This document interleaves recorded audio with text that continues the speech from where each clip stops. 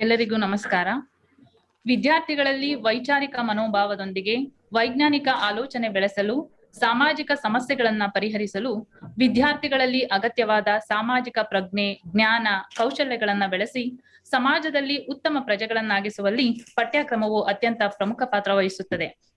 ಇಂದು ಮೈಸೂರು ವಿಶ್ವವಿದ್ಯಾನಿಲಯ ಸಮಾಜಶಾಸ್ತ್ರ ಅಧ್ಯಯನ ವಿಭಾಗ, ಮಾನಸ ಗಂಗೋತ್ರಿ ಮೈಸೂರು ಮತ್ತು ಮೈಸೂರು ವಿಶ್ವವಿದ್ಯಾನಿಲಯ ಸಮಾಜಶಾಸ್ತ್ರ ಅಧ್ಯಾಪಕರ ಸಂಘ ಮತ್ತು ಮಹಾರಾಣಿ ಮಹಿಳಾ ಕಲಾ ಕಾಲೇಜು ಮೈಸೂರು ಇವರ ಸಂಯುಕ್ತಾಶ್ರಯದಲ್ಲಿ ರಾಷ್ಟ್ರೀಯ ಶಿಕ್ಷಣ ನೀತಿ 2020 ಸಮಾಜಶಾಸ್ತ್ರ ಸ್ನಾತಕ ಪದವಿ ಮಾದರಿಯ ಪಠ್ಯಕ್ರಮದ ಕುರಿತು ಒಂದು ದಿನದ ರಾಜ್ಯ ಮಟ್ಟದ ಕಾರ್ಯಾಗಾರವನ್ನ ಈ ದಿನ ಹಮ್ಮಿಕೊಳ್ಳಲಾಗಿದ್ದು, ಈ ಕಾರ್ಯಕ್ರಮಕ್ಕೆ ಆಗಮಿಸಿರುವ ಎಲ್ಲರಿಗೂ ಹೃತ್ಪೂರ್ವಕವಾದ ಸ್ವಾಗತವನ್ನ ಕೋರುತ್ತೇನೆ. ಇದೀಗ ಕಾರ್ಯಕ್ರಮವನ್ನ ಪ್ರಾರ್ಥನೆಯೊಂದಿಗೆ ಪ್ರಾರಂಭಿಸೋಣ.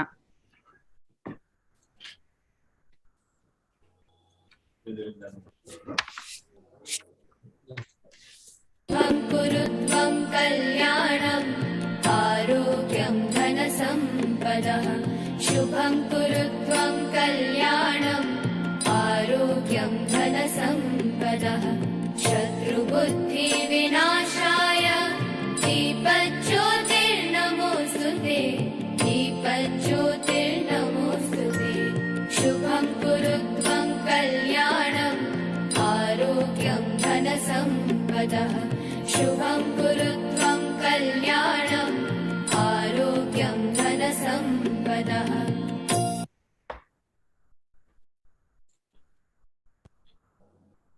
ಈ ಕಾರ್ಯಾಗಾರಕ್ಕೆ ಆಗಮಿಸಿರುವ ಸರ್ವರನ್ನ ಸ್ವಾಗತಿಸಲಿದ್ದಾರೆ ಪ್ರೊಫೆಸರ್ ಯಶೋಧ ಮೇಡಂ ರವರು, ಮುಖ್ಯಸ್ಥರು ಸಮಾಜಶಾಸ್ತ್ರ ಅಧ್ಯಯನ ವಿಭಾಗ, ಮಾನಸ ಗಂಗೋತ್ರಿ ಮೈಸೂರು. ಎಲ್ಲರಿಗೂ ನಮಸ್ಕಾರ. ಮೈಸೂರು ವಿಶ್ವವಿದ್ಯಾನಿಲಯದ ಸಮಾಜಶಾಸ್ತ್ರ ಅಧ್ಯಯನ ವಿಭಾಗವು ಮೈಸೂರು ವಿಶ್ವವಿದ್ಯಾನಿಲಯ ಸಮಾಜಶಾಸ್ತ್ರ ಅಧ್ಯಾಪಕರ ಸಂಘ ಮತ್ತು ಮಹಾರಾಣಿ ಮಹಿಳಾ ಕಲಾ ಕಾಲೇಜು ಮೈಸೂರು ಇವರ ಸಹಯೋಗದೊಂದಿಗೆ ನೂತನ ರಾಷ್ಟ್ರೀಯ ಶಿಕ್ಷಣ ನೀತಿ 2020 ಅಡಿಯಲ್ಲಿ ಸಿದ್ಧಪಡಿಸಿರುವ ಸಮಾಜಶಾಸ್ತ್ರ ಸ್ನಾತಕ ಪದವಿಯ ಹೊಸ ಪಠ್ಯಕ್ರಮ ಕುರಿತಂತೆ ಒಂದು ದಿನದ ರಾಜ್ಯ ಮಟ್ಟದ ಆನ್ಲೈನ್ ಕಾರ್ಯಾಗಾರವನ್ನು ಹಮ್ಮಿಕೊಂಡಿದೆ. ರಾಷ್ಟ್ರೀಯ ಶಿಕ್ಷಣ ನೀತಿ 2020 ಅಡಿಯಲ್ಲಿ ಸಿದ್ಧಪಡಿಸಿರುವ ಸಮಾಜಶಾಸ್ತ್ರ ಸ್ನಾತಕ ಪದವಿಯ ಪಠ್ಯಕ್ರಮಗಳ ಪತ್ರಿಕೆಗಳಲ್ಲಿರುವ ವಿಷಯಗಳು, ಬೋಧನಾ ಕ್ರಮ, ವಿದ್ಯಾರ್ಥಿಗಳು ಕೈಗೊಳ್ಳಬೇಕಾಗಿರುವ ವಿಷಯವಾರು ಚಟುವಟಿಕೆಗಳ ಬಗ್ಗೆ ಪದವಿ ಕಾಲೇಜುಗಳ ಅಧ್ಯಾಪಕರುಗಳಿಗೆ ತಿಳಿಸುವ ಸಂಬಂಧ ವಿಷಯ ತಜ್ಞರನ್ನು ಆಹ್ವಾನಿಸಿ ಈ ಪಠ್ಯಕ್ರಮಗಳ ಬಗ್ಗೆ ಮಾಹಿತಿ ನೀಡಲು ಇಂದು ಈ ಕಾರ್ಯಾಗಾರವನ್ನು ಆಯೋಜಿಸಲಾಗಿದೆ. ಈ ಕಾರ್ಯಾಗಾರವನ್ನು ಉದ್ಘಾಟನೆ ಮಾಡಿ ಉದ್ಘಾಟನಾ ಭಾಷಣ ಮಾಡಬೇಕೆಂದು ಮೈಸೂರು ವಿಶ್ವವಿದ್ಯಾನಿಲಯದ ಮಾನ್ಯ ಕುಲಪತಿಗಳಾದ ಪ್ರೊಫೆಸರ್ ಹೇಮಂತ್ ಕುಮಾರ್ ಅವರನ್ನು ಕೇಳಿಕೊಂಡಾಗ ಅವರು ತುಂಬ ಹೃದಯದಿಂದ ಒಪ್ಪಿಕೊಂಡರು. ವಿಶ್ವವಿದ್ಯಾನಿಲಯದ ಎಲ್ಲಾ ವಿಭಾಗಗಳಲ್ಲಿ ಆಯೋಜಿಸುವ ಸಮ್ಮೇಳನ, ವಿಚಾರ ಸಂಕಿರಣ, ಕಾರ್ಯಾಗಾರ ಮುಂತಾದ ಶೈಕ್ಷಣಿಕ ಚಟುವಟಿಕೆಗಳಿಗೆ ಎಲ್ಲಾ ರೀತಿಯ ಸಹಾಯವನ್ನು ನೀಡಿ ಪ್ರೋತ್ಸಾಹಿಸುತ್ತಿರುವ ಮಾನ್ಯ ಕುಲಪತಿಗಳು ಇಂದಿನ ಕಾರ್ಯಾಗಾರ ಉದ್ಘಾಟಿಸಲು ಇಲ್ಲಿ ಆಗಮಿಸಿದ್ದಾರೆ. ಇವರಿಗೆ ಸಮಾಜಶಾಸ್ತ್ರ ಅಧ್ಯಯನ ವಿಭಾಗ, ಮೈಸೂರು ವಿಶ್ವವಿದ್ಯಾನಿಲಯ ಮೈಸೂರು, ಮೈಸೂರು ವಿಶ್ವವಿದ್ಯಾನಿಲಯದ ಸಮಾಜಶಾಸ್ತ್ರ ಅಧ್ಯಾಪಕರ ಸಂಘ ಮತ್ತು ಮಹಾರಾಣಿ ಮಹಿಳಾ ಕಲಾ ಕಾಲೇಜು ಮೈಸೂರು ಇವರ ಪರವಾಗಿ ತುಂಬು ಹೃದಯದ ಸ್ವಾಗತವನ್ನ ಕೋರುತ್ತೇನೆ.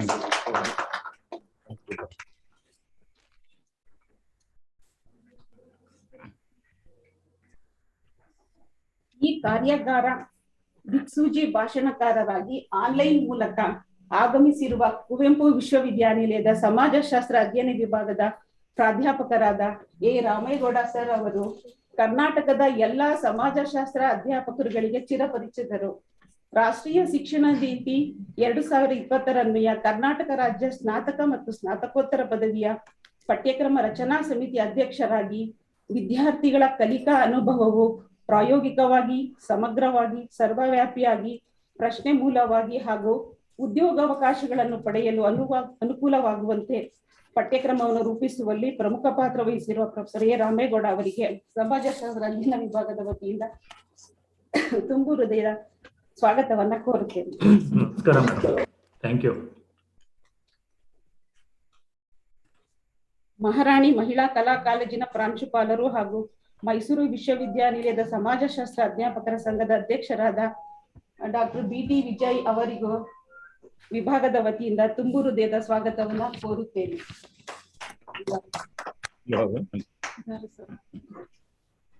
ಈ ಕಾರ್ಯಾಗಾರವನ್ನು ಆನ್ಲೈನ್ ಮೂಲಕ ಆಯೋಜಿಸಲು ಎಲ್ಲಾ ರೀತಿಯ ಸಹಾಯವನ್ನು ಮಾಡಿದ ಮೈಸೂರು ವಿಶ್ವವಿದ್ಯಾನಿಲಯದ ಅಧ್ಯಾಪಕರ ಸಂಘದ ಕಾರ್ಯದರ್ಶಿಗಳಾದ ಡಾಕ್ಟರ್ ರೇಖಾ ಜಾಧವ್ ಅವರಿಗೂ ಸಮಾಜಶಾಸ್ತ್ರ ಅಧ್ಯಯನ ವಿಭಾಗದ ವತಿಯಿಂದ ತುಂಬು ಹೃದಯದ ಸ್ವಾಗತವನ್ನ ಕೋರುತ್ತೇನೆ.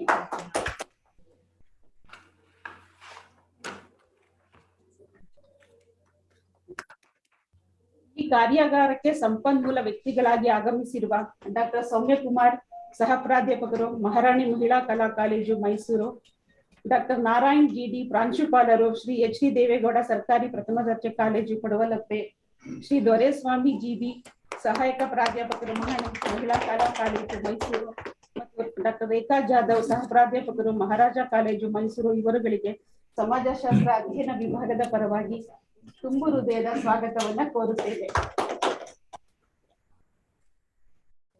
ಈ ಕಾರ್ಯಾಗಾರಕ್ಕೆ ಆನ್ಲೈನ್ ಮೂಲಕ ಭಾಗವಹಿಸುತ್ತಿರುವ ನನ್ನ ಎಲ್ಲಾ ಗುರು ಹಿರಿಯರಿಗೂ, ಪದವಿ ಕಾಲೇಜುಗಳ ಎಲ್ಲಾ ಅಧ್ಯಾಪಕರುಗಳಿಗೂ, ಸಂಶೋಧನಾ ವಿದ್ಯಾರ್ಥಿಗಳಿಗೂ ಸಮಾಜಶಾಸ್ತ್ರ ಅಧ್ಯಯನ ವಿಭಾಗದ ವತಿಯಿಂದ ತುಂಬು ಹೃದಯದ ಸ್ವಾಗತವನ್ನ ಕೋರುತ್ತೇನೆ.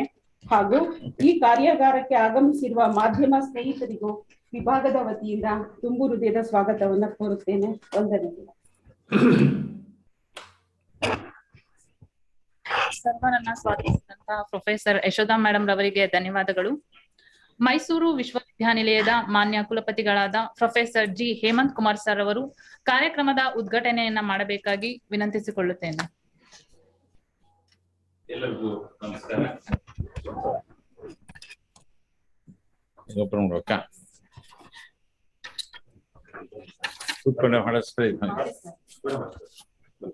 ಸ್ವಲ್ಪ ಕ್ಯಾಮ್ರಾ ಮೇಲ್ ಮಾಡು, ಕ್ಯಾಮ್ರಾ ಮೇಲ್ ಮಾಡೋಕ.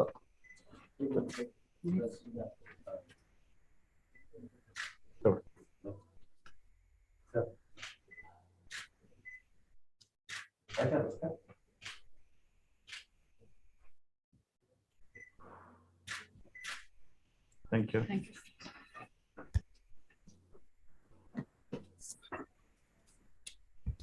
ಉದ್ಘಾಟನೆಯನ್ನು ಮಾಡಿದಂತಹ ಮಾನ್ಯ ಕುಲಪತಿಗಳಾದ professor G Hemanth Kumar sir ಅವರಿಗೆ ಧನ್ಯವಾದಗಳು. ಈ ಕಾರ್ಯಾಗಾರವನ್ನ ಉದ್ದೇಶಿಸಿ ಉದ್ಘಾಟನಾ ನುಡಿಗಳನ್ನ ಆಡಬೇಕಾಗಿ ಮಾನ್ಯ ಕುಲಪತಿಗಳಾದ professor G Hemanth Kumar sir ಅವರನ್ನ ಕೇಳಿಕೊಳ್ತೇನೆ. ಎಲ್ಲರಿಗೂ ನಮಸ್ಕಾರ. Department of studies in sociology Manasa Gangotri ಮತ್ತು Mysuru university sociology teachers association and Maharani's arts college of women, ಈ ಮೂರು ಸಂಸ್ಥೆಗಳು ಸೇರಿ ಇವತ್ತು ಏನು ನೀವು ಕಾರ್ಯಕ್ರಮವನ್ನು model curriculum on sociology under graduate program ಒಂದು ದಿನದ ಒಂದು ಕಾರ್ಯಾಗಾರವನ್ನು ಏನು ಏರ್ಪಡಿಸಿದ್ದೀರಿ, ಅವರೆಲ್ಲರಿಗೂ ನಾನು ಮೊದಲನೇದಾಗಿ ಅಭಿನಂದನೆ ತಿಳಿಸ್ತೇನೆ. ಜೊತೆಗೆ ಇವತ್ತಿನ ಈ ಕಾರ್ಯಕ್ರಮವನ್ನು ಬಹಳ ಸಂತೋಷದಿಂದ ಉದ್ಘಾಟನೆಯನ್ನು ಸಹ ಮಾಡಿದ್ದೇನೆ. ಈ ಸಮಾರಂಭದಲ್ಲಿ ಈ ಒಂದು ಕಾರ್ಯಕ್ರಮದಲ್ಲಿ ಇರುವಂತಹ ಡಾಕ್ಟರ್ ಯಶೋಧಾ ರವರೇ ಹಾಗೂ ಡಾಕ್ಟರ್ MA ರಾಮೇಗೌಡರವರೇ ಹಾಗೂ BT ವಿಜಯ್ ರವರೇ ಹಾಗೂ ಇವತ್ತಿನ ಕಾರ್ಯಕ್ರಮದಲ್ಲಿ ರಿಸೋರ್ಸ್ ಪರ್ಸನ್ ಆಗಿ ಆಗಮಿಸಿರುವಂತಹ ಡಾಕ್ಟರ್ ಸೌಮ್ಯಕುಮಾರ್ ಅವರೇ, ಡಾಕ್ಟರ್ ನಾರಾಯಣ್ GD ಅವರೇ, ಮಿಸ್ಟರ್ ದೊರೆಸ್ವಾಮಿ ಅವರೇ ಹಾಗೂ ಡಾಕ್ಟರ್ ರೇಖಾ K ಜಾಧವ್ ರವರೇ, ಮತ್ತು ಇಲ್ಲಿ ಆನ್ಲೈನ್ನಲ್ಲಿ ಇರುವಂತಹ ಎಲ್ಲ ಒಂದು ಅಭ್ಯರ್ಥಿಗಳೇನಿದ್ದೀರಿ, ಪಾರ್ಟಿಸಿಪೆಂಟ್ಸ್ ಏನಿದ್ದೀರಿ ಎಲ್ಲರಿಗೂ ಮತ್ತೆ ನಮ್ಮ ಮಾಧ್ಯಮ ಮಿತ್ರರಿಗೆ ನಾನು ಮೊದಲನೇದಾಗಿ ಅಭಿನಂದನೆಯನ್ನು ಹೇಳ್ತೇನೆ. ಮೊದಲನೇದಾಗಿ ನಮ್ಮ ಸಮಾಜಶಾಸ್ತ್ರ ವಿಭಾಗದ ಬಗ್ಗೆ ಹೇಳಬೇಕಾದ್ರೆ, it is one of the oldest department. 70 ವರ್ಷದ ಒಂದು ಇತಿಹಾಸವನ್ನ ಹೊಂದಿದೆ. ಸೊ ಇಲ್ಲಿ ತನಕ ಇದು ಪ್ರಾರಂಭ ಆಗಿದ್ದು C ಪಾರ್ವತಮ್ಮ ಅವರ ಒಂದು ಅಧ್ಯಕ್ಷತೆಯಲ್ಲಿ ಪ್ರಾರಂಭ ಆಯಿತು. ಅನೇಕರು ಇದರಲ್ಲಿ ಸೋಶಿಯಾಲಜಿನಲ್ಲಿ ಡಿಗ್ರಿಯನ್ನು ಪಡೆದು ತಮ್ಮ ಒಂದು ಜೀವನವನ್ನು ರೂಪಿಸ್ಕೊಂಡಿರೋದನ್ನ ನಾವು ನೋಡಿದ್ದೀವಿ. ಉನ್ನತ ಮಟ್ಟಕ್ಕೆ ಹೋಗಿರೋದನ್ನು ಸಹ ನೋಡಿದ್ದೀವಿ. ಸುಮಾರು ಇಲ್ಲಿ ತನಕ 23 ಸಂಶೋಧನಾ ಒಂದು ಪ್ರಾಜೆಕ್ಟ್ಸ್ಗಳನ್ನ ಈ ಡಿಪಾರ್ಟ್ಮೆಂಟ್ ಮಾಡಿದೆ. Because it is one of the oldest department.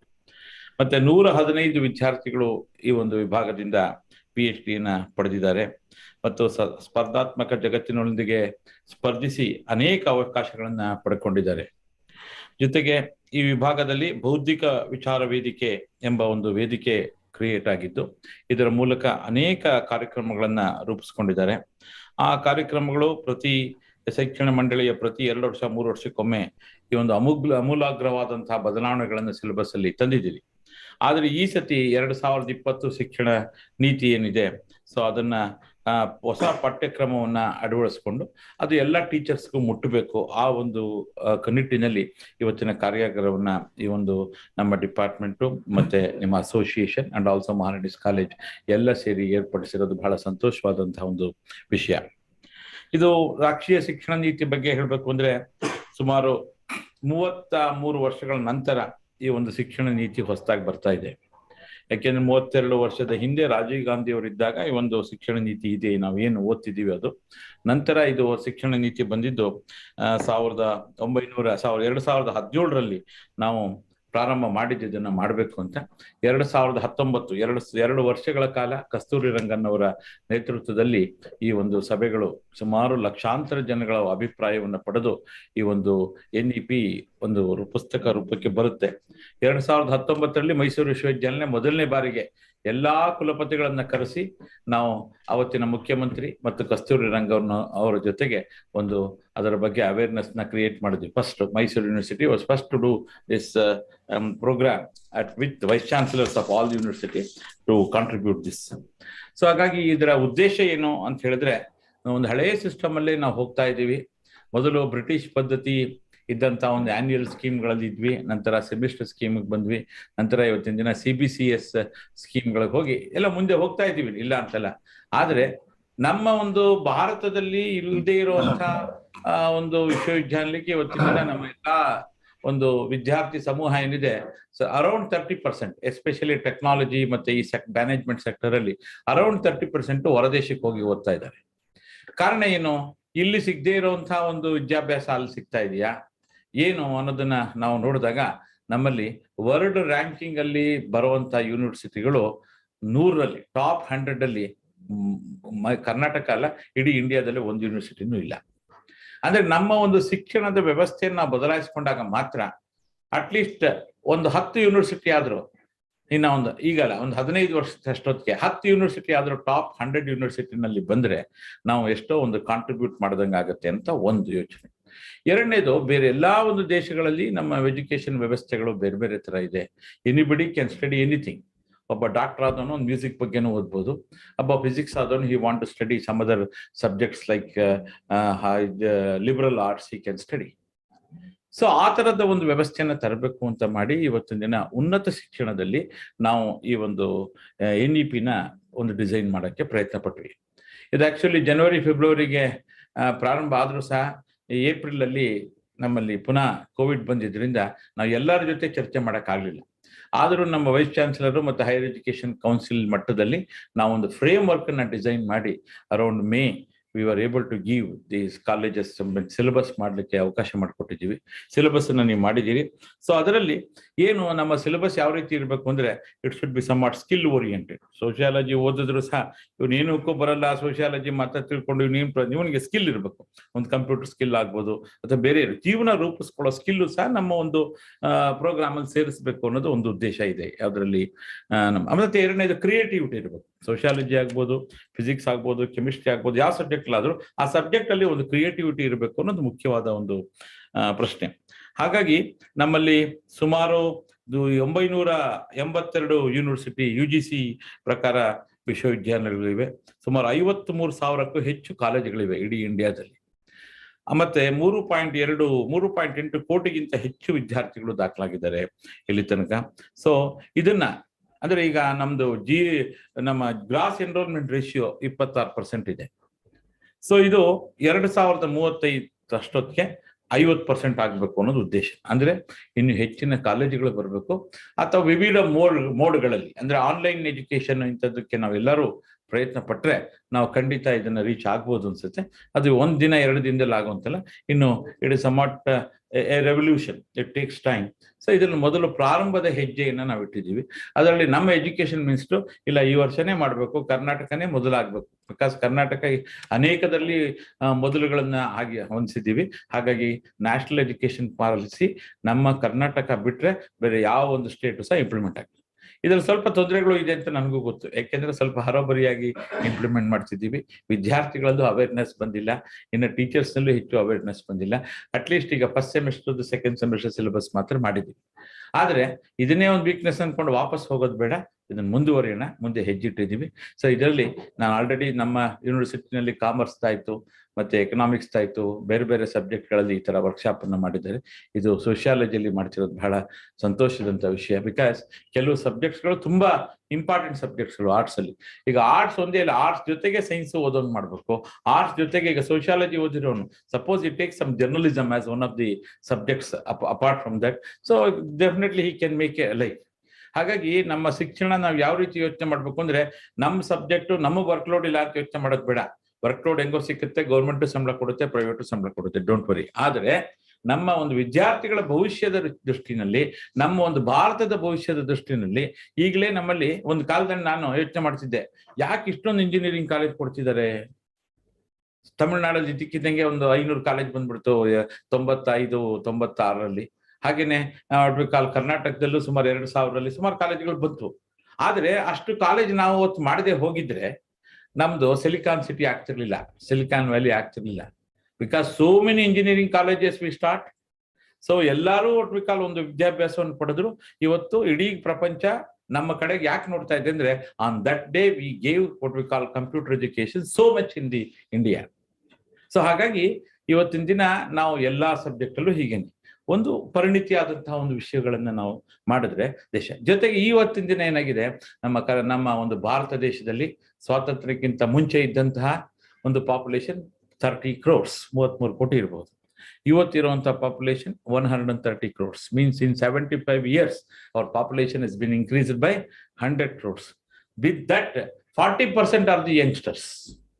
40% youngsters ಅಂತ ಹೇಳ್ತಾರೆ. Because age from what we call 13 to what we call 35 ತನಕ ಯಂಗ್ಸ್ಟರ್ ಅಂತ ಡಿವೈಡ್ ಮಾಡ್ತಾರೆ.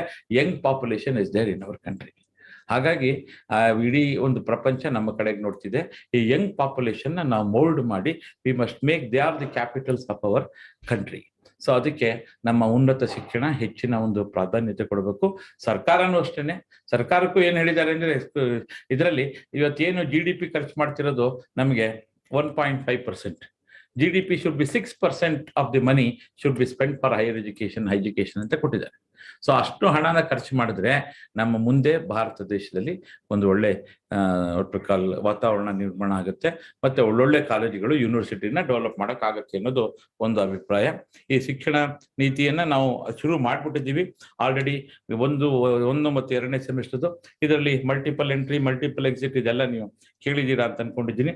ಈಗ ನಿಮ್ಮ ಸಬ್ಜೆಕ್ಟ್ ಅಲ್ಲಿ ಯಾವ ರೀತಿ ವಿದ್ಯಾರ್ಥಿನ ಬೆಳೆಸ್ಬೋದು, ಸೋಷಿಯಾಲಜಿನಲ್ಲಿ ಯಾವ ರೀತಿ ನಾವು ಬ್ಯಾಕ್ಗ್ರೌಂಡ್ ಅನ್ನು ಕೊಡ್ಬೋದು. 3 ವರ್ಷದ ಡಿಗ್ರಿನ we are extending to 4 years.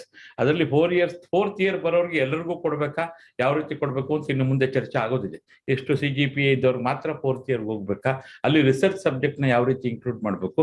ಇನ್ನು ಮುಂದೆ ತುಂಬಾ ಕೆಲಸ ಇದೆ. ಯಾಕೆ ನಾವು only just we have taken what we call first semester and second semester. ಇನ್ನು ಮುಂದೆ ಬೋರ್ಡ್ ಆಫ್ ಸ್ಟಡೀಸ್ ಮತ್ತೆ ಎಲ್ಲ ಟೀಚರ್ಸ್ ಚರ್ಚೆ ಮಾಡಿ ನಿಮ್ಮ ವಿದ್ಯಾರ್ಥಿಗಳಿಗೆ ಒಳ್ಳೇದಾಗೋ ತರ ಮತ್ತೆ ದೇಶದ ಒಂದು ಭವಿಷ್ಯವನ್ನ ನಾವು ಎತ್ತರಕ್ಕೆ ತರೋದು ನಿಟ್ಟಿನಲ್ಲಿ ನಾವೆಲ್ಲ ಕೆಲಸ ಮಾಡೋಣ ಅಂತ ಹೇಳ್ತಾ, ಇವತ್ತಿನ ಒಂದು ಕಾರ್ಯಕ್ರಮದಲ್ಲಿ ಅನೇಕ ರಿಸೋರ್ಸ್ ಪರ್ಸನ್ಸ್ ಇದ್ದೀರಿ. ಮತ್ತೆ ಕಂಪ್ಯೂಟರ್ ನಮ್ಮ ಸೋಷಿಯಾಲಜಿ ಡಿಪಾರ್ಟ್ಮೆಂಟ್ ಚೇರ್ಮನ್ ಇದ್ದಾರೆ. I am very unfortunate to tell, sociology department ಅಲ್ಲಿ ಪಾಪ ಒಬ್ಬರೇ ಟೀಚರ್ ಇದ್ದಾರೆ. ಸೊ ನಮ್ಮ ಸರ್ಕಾರ ಅನುಮತಿ ಕೊಟ್ಟಿಲ್ಲ.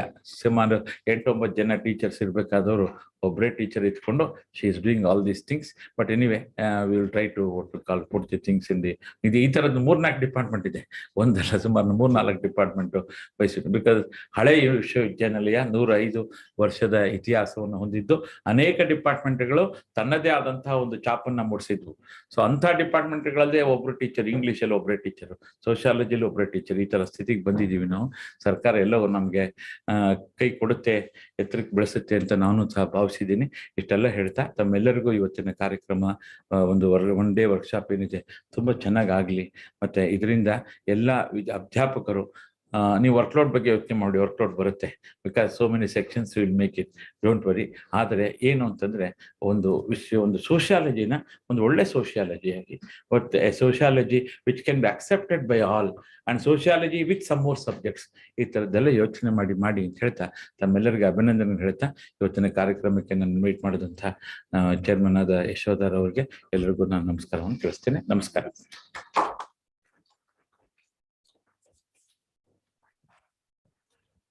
ಈ ಕಾರ್ಯಾಗಾರವನ್ನ ಉದ್ದೇಶಿಸಿ ಉದ್ಘಾಟನಾ ನುಡಿಗಳನ್ನ ಆಡಿದಂತಹ ಗೌರವಾನ್ವಿತ ಕುಲಪತಿಗಳಾದ professor G Hemanth Kumar sir ಅವರಿಗೆ ಸಮಾಜಶಾಸ್ತ್ರ ಅಧ್ಯಯನ ವಿಭಾಗದ ವತಿಯಿಂದ ಧನ್ಯವಾದಗಳನ್ನ ಸಲ್ಲಿಸ್ತೇನೆ. ಗೌರವ ಸಮರ್ಪಣೆಯನ್ನ ಸ್ವೀಕರಿಸಬೇಕಾಗಿ ಮೈಸೂರು ವಿಶ್ವವಿದ್ಯಾನಿಲಯದ ಮಾನ್ಯ ಕುಲಪತಿಗಳಾದ professor G Hemanth Kumar sir ಅವರಲ್ಲಿ ಕೇಳ್ಕೊಳ್ತೇನೆ. ಗೌರವ ಸಮರ್ಪಣೆಯನ್ನ ಸಮಾಜಶಾಸ್ತ್ರ ಅಧ್ಯಯನ ವಿಭಾಗದ ಅಧ್ಯಕ್ಷರಾದ ಪ್ರೊಫೆಸರ್ ಯಶೋಧಾ ಮೇಡಮ್ ರವರು, doctor Rekha K Jadhav madam ರವರು, ಇಲ್ಲಿ ಸೇರಿರುವ ಇನ್ನಿತರರು ಮಾನ್ಯ ಕುಲಪತಿಗಳನ್ನ ಗೌರವ ಸಮರ್ಪಣೆಯನ್ನ ಸಲ್ಲಿಸಬೇಕಾಗಿ ಕೇಳ್ಕೊಳ್ತೇನೆ.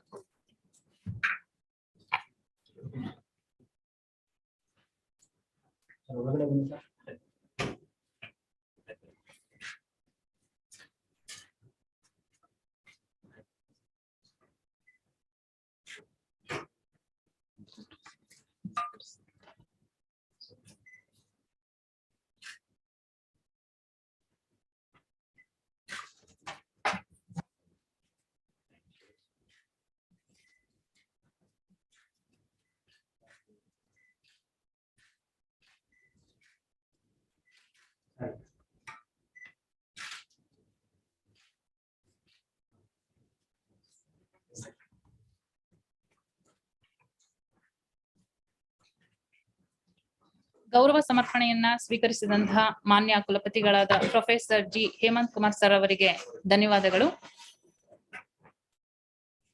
ಡಾಕ್ಟರ್ ಎ ರಾಮೇಗೌಡ ಸರ್ ಅವರು ಪಠ್ಯ ಪರಿಷ್ಕರಣಾ ಸಮಿತಿಯ ಅಧ್ಯಕ್ಷರು, ಪ್ರಾಧ್ಯಾಪಕರು, ಸಮಾಜಶಾಸ್ತ್ರ ಅಧ್ಯಯನ ವಿಭಾಗ, ಕುವೆಂಪು ವಿಶ್ವವಿದ್ಯಾನಿಲಯ, ಶಂಕರಘಟ್ಟ, ಶಿವಮೊಗ್ಗ. ಇವರು ದಿಕ್ಸೂಚಿ ಭಾಷಣವನ್ನ ಮಾಡಲಿದ್ದು ಇವರ ಪರಿಚಯವನ್ನ ಮಾಡಲಿದ್ದಾರೆ ಸಮಾಜಶಾಸ್ತ್ರ ಅಧ್ಯಯನ ವಿಭಾಗದ ಪ್ರಾಧ್ಯಾಪಕರಾದ ಡಾಕ್ಟರ್ ಗಿರೀಶ್ ಸರ್ ಅವರು.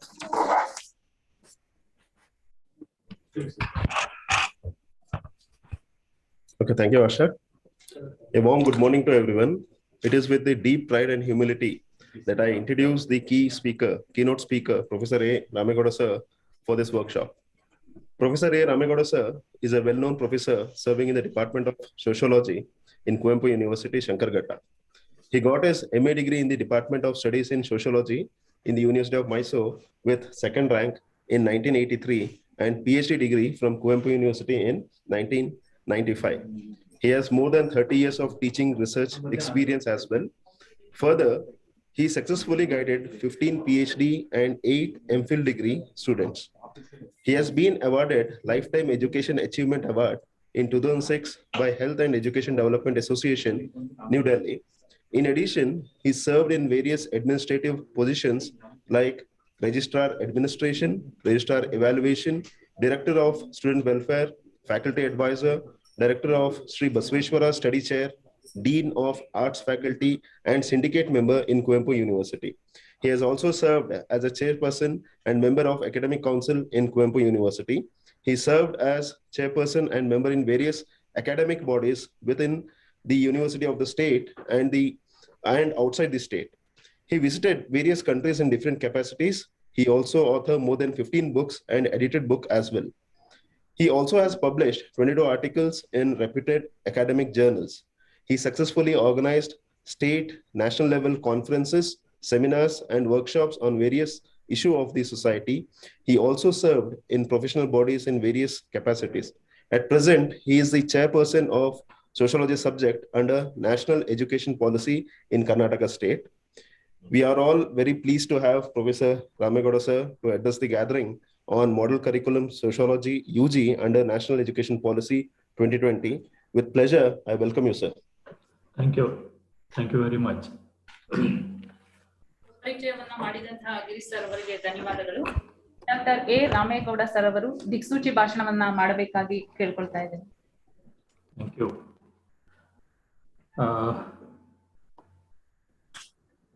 ಮೈಸೂರು ವಿಶ್ವವಿದ್ಯಾನಿಲಯ, ಮೈಸೂರು ಸಮಾಜಶಾಸ್ತ್ರ ಅಧ್ಯಯನ ಮತ್ತು ಸಂಶೋಧನಾ ವಿಭಾಗ, ಮೈಸೂರು ವಿಶ್ವವಿದ್ಯಾನಿಲಯ, ಮೈಸೂರು ವಿಶ್ವವಿದ್ಯಾನಿಲಯ ಸಮಾಜಶಾಸ್ತ್ರ ಸಂಘ ಮತ್ತು Maharani's arts college for women Mysuru ಇವರ ಆಶ್ರಯದಲ್ಲಿ ಈ ಒಂದು ದಿನದ ಮಾಡೆಲ್ ಕರಿಕ್ಯುಲಮ್ ಕಾರ್ಯಾಗಾರವನ್ನು ಆಯೋಜಿಸಿರುವಂಥ ಎಲ್ಲ ನನ್ನ ಸಹೋದ್ಯೋಗಿ ಬಂಧುಗಳೇ, ಈಗಾಗಲೇ ನಮ್ಮನ್ನು ಕುರಿತು ಈ ಒಂದು ಕಾರ್ಯಾಗಾರವನ್ನು ಉದ್ಘಾಟನಾ ಭಾಷಣವನ್ನು ಮಾಡಿದಂಥ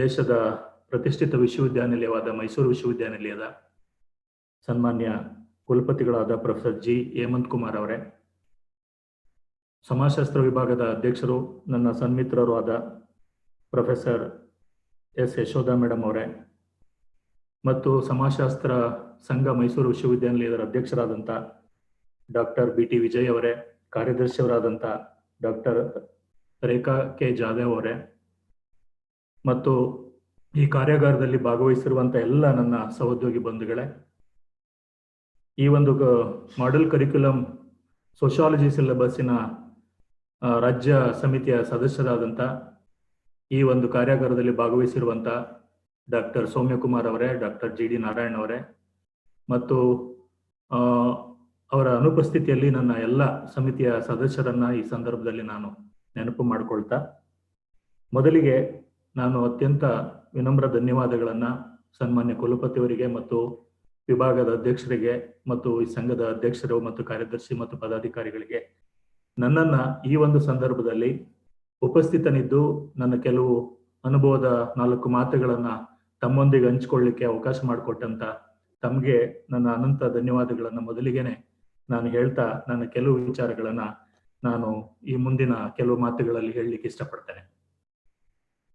ಇದು ಒಂದು ದಿಕ್ಸೂಚಿ ಆಶಯ ಭಾಷಣ ಅಂತ ತಾವು ಹೇಳಿದಿರಿ.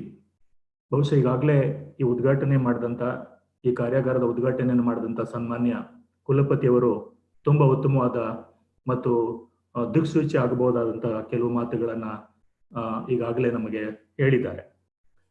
ಈ ಒಂದು ಸಂದರ್ಭದಲ್ಲಿ ಶಿಕ್ಷಣದ ಅವಶ್ಯಕತೆ, ಶಿಕ್ಷಣದ ಮಹತ್ವ ಇದನ್ನು ನಾನು ತಮಗೆ ಹೇಳುವಂತ ಅವಶ್ಯಕತೆ ಇಲ್ಲ. ತಾವೆಲ್ಲರೂ ಕೂಡ ನನಗಿಂತ ಹೆಚ್ಚಾಗಿ ತಿಳ್ಕೊಂಡಿರುವಂತವರು ಆಗಿರೋದ್ರಿಂದ ನಾನು ಅದರ ವಿವರಗಳಿಗೆ ನಾನು ಹೋಗೋದಿಲ್ಲ.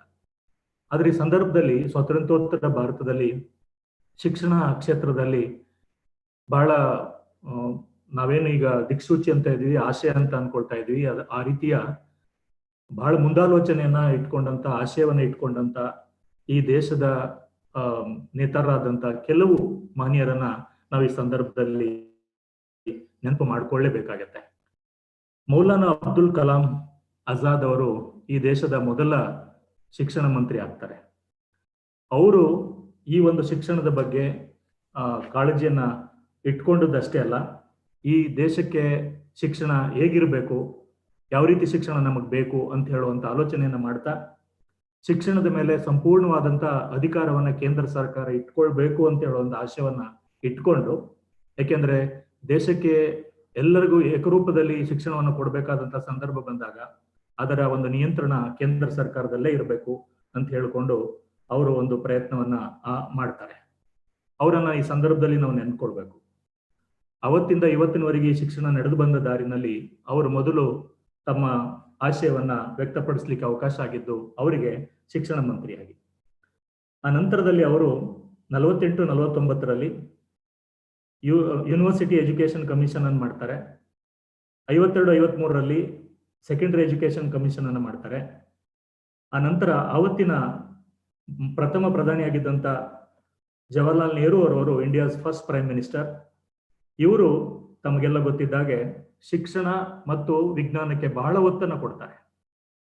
ಶಿಕ್ಷಣ ಮತ್ತು ವಿಜ್ಞಾನಕ್ಕೆ ಒತ್ತನ್ನು ಕೊಡೋದಷ್ಟೇ ಅಲ್ಲದೆ ಪ್ರಪಂಚದ ಪ್ರತಿಷ್ಠಿತ ಶಿಕ್ಷಣ ಸಂಸ್ಥೆಗಳು ಭಾರತದಲ್ಲಿ ಬರಬೇಕು ಅಂತ ಅನ್ಕೊಂಡು ಅವತ್ತಿಗೆ ಅವರು ಇಂಡಿಯನ್ ಇನ್ಸ್ಟಿಟ್ಯೂಟ್ ಆಫ್ ಟೆಕ್ನಾಲಜಿ ಅಂತ ಪ್ರತಿಷ್ಠಿತ ಸಂಸ್ಥೆಗಳನ್ನ ಇವತ್ತಿಗೂ ಕೂಡ ಪ್ರಪಂಚದ ಒಂದು ಶ್ರೇಣಿಯಲ್ಲಿ ಬಂದಾಗ ನಾವು ಮೊದಲಿಗೆ ಯೋಚನೆ ಮಾಡೋದು ಯಾವುದು ಅಂದ್ರೆ ನಮ್ಮ ದೇಶದಲ್ಲಿ ಯಾವುದಾದ್ರೂ ಪ್ರಪಂಚದ ವಿದ್ಯಾಸಂಸ್ಥೆಗಳೊಂದಿಗೆ ನಾವು ಒಂದು ಪೈಪೋಟಿಯನ್ನು ಮಾಡ್ಬೇಕಾದ್ರೆ, ಸ್ಪರ್ಧೆಯನ್ನು ಮಾಡ್ಬೇಕಾದ್ರೆ ನಮ್ಗಿರುವಂತದ್ದು ಮೊದಲು ನಮ್ಮ ತಲೆಗೆ ಬರುವಂತದ್ದು ಯಾವುದು ಅಂದ್ರೆ ಆ ಕ್ಷೇತ್ರವನ್ನ ಅವಲಂಬಿಸುವಂತದ್ದು ನಮ್ಗೆ IITs ಅಂತ ಒಂದು ಪ್ರತಿಷ್ಠಿತ ಸಂಸ್ಥೆಗಳ ಸಂಸ್ಥಾಪನೆಗೆ ಅವರು ಅವಕಾಶವನ್ನು ಮಾಡಿಕೊಡ್ತಾರೆ.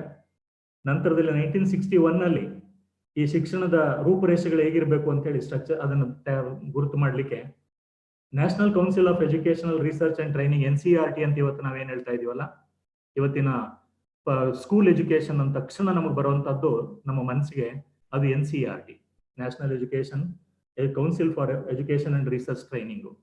ಇಂಥ ಒಂದು ಸಂಸ್ಥೆಯನ್ನ ಅವರು ತರ್ತಾರೆ. ನಂತರ 1968 ಅಲ್ಲಿ 64 to 66 ಅಲ್ಲಿ ಒಂದು ಚರ್ಚೆ ಆಗಿ ನಂತರದಲ್ಲಿ ಇಂದಿರಾ ಗಾಂಧಿ ಅವರು ಬಹಳ ಪ್ರಮುಖವಾಗಿ ನಮಗೆ ಆ ಒಂದು ನಂತರದಲ್ಲಿ ಅದನ್ನು ಜವಾಹರ್ಲಾಲ್ ನೆಹರು ನಂತರ ಅದನ್ನು ಮುಂದುವರಿಸಿಕೊಂಡು ಬಂದಂತ ಕೀರ್ತಿ, ಶಿಕ್ಷಣ ಕ್ಷೇತ್ರಕ್ಕೆ ತಮ್ಮದೇ ಆದಂತ ಅಗಾಧವಾದಂತ ಕೊಡುಗೆಯನ್ನ ಕೊಡೋದಷ್ಟೇ ಅಲ್ಲದೆ ಒಂದು ರ್ಯಾಡಿಕಲ್ ರಿಸ್ಟ್ರಕ್ಚರಿಂಗ್ ಮಾಡಬೇಕು ಶಿಕ್ಷಣದಲ್ಲಿ ಅಂತ ಹೇಳಿ,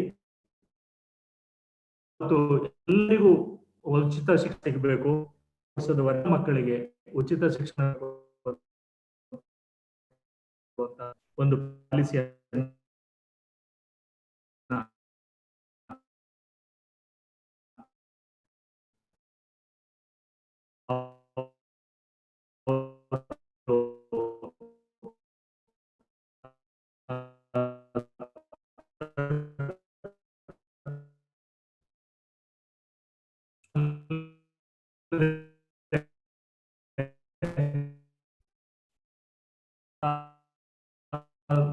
ಒಂದು ಶಿಕ್ಷಣ ಮತ್ತು ಪರಿಶಿಷ್ಟ ಜಾತಿ ಮತ್ತು ಪರಿಶಿಷ್ಟ ಪಂಗಡದ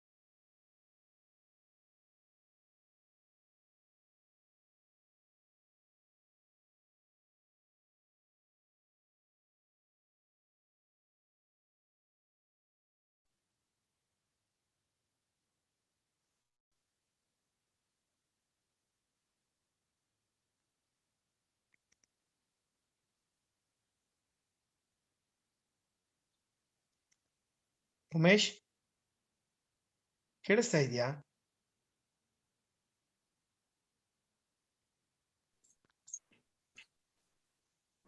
ವಾಯ್ಸ್ ರೆಕಾರ್ಡ್ ಬರ್ತಾ ಇಲ್ಲ.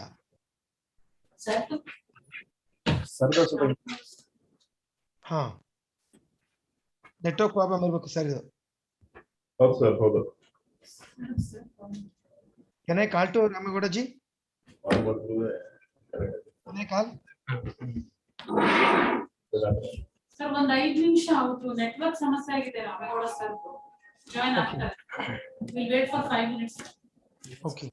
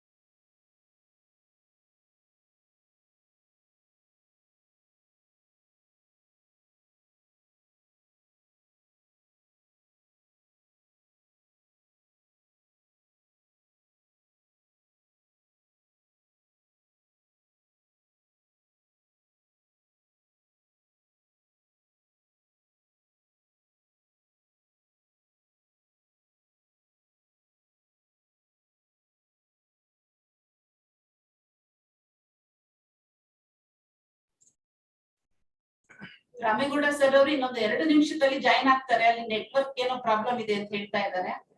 ದಯವಿಟ್ಟು ಎಲ್ಲರೂ ಸಹಕರಿಸಬೇಕಾಗಿ ಕೇಳ್ಕೊಳ್ತೀನಿ.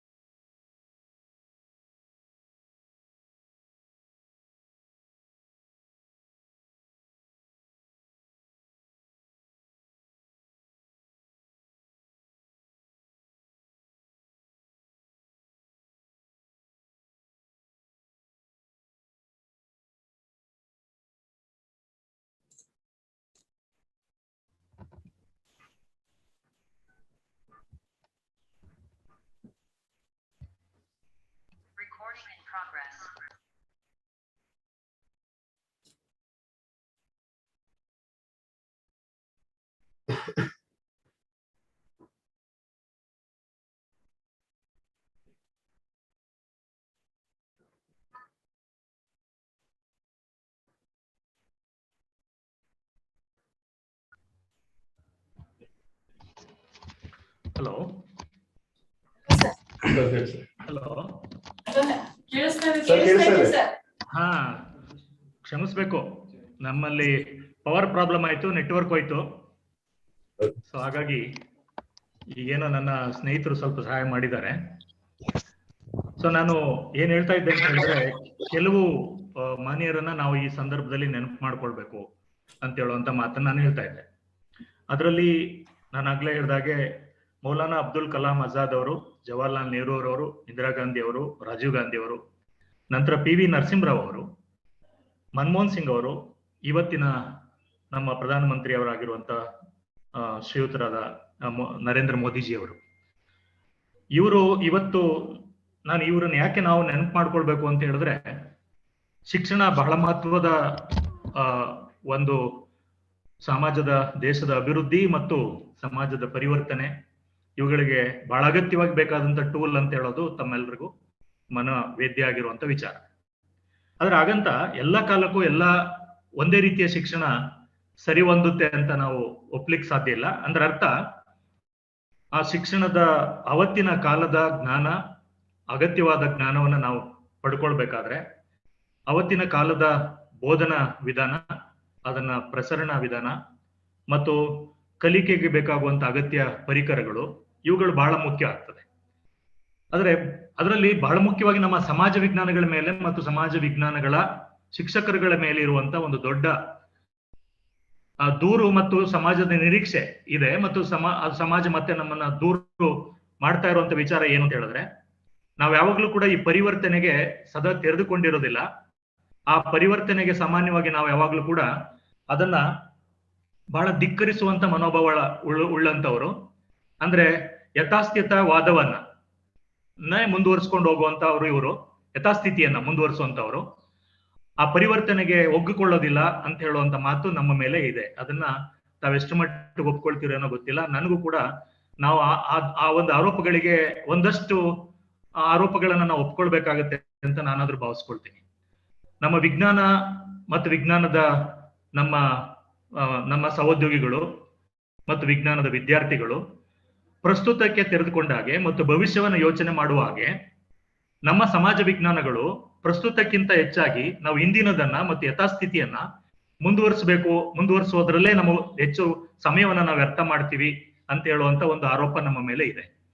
ಅದಕ್ಕೆ ಬಹುಶಃ ನಾವು ಒಂದಷ್ಟು ಕಾರಣ ಆಗ್ತೀವಿ ಅಂತ ನಾನು ಕೂಡ ಭಾವಿಸ್ಕೊಂಡಿದ್ದೇನೆ.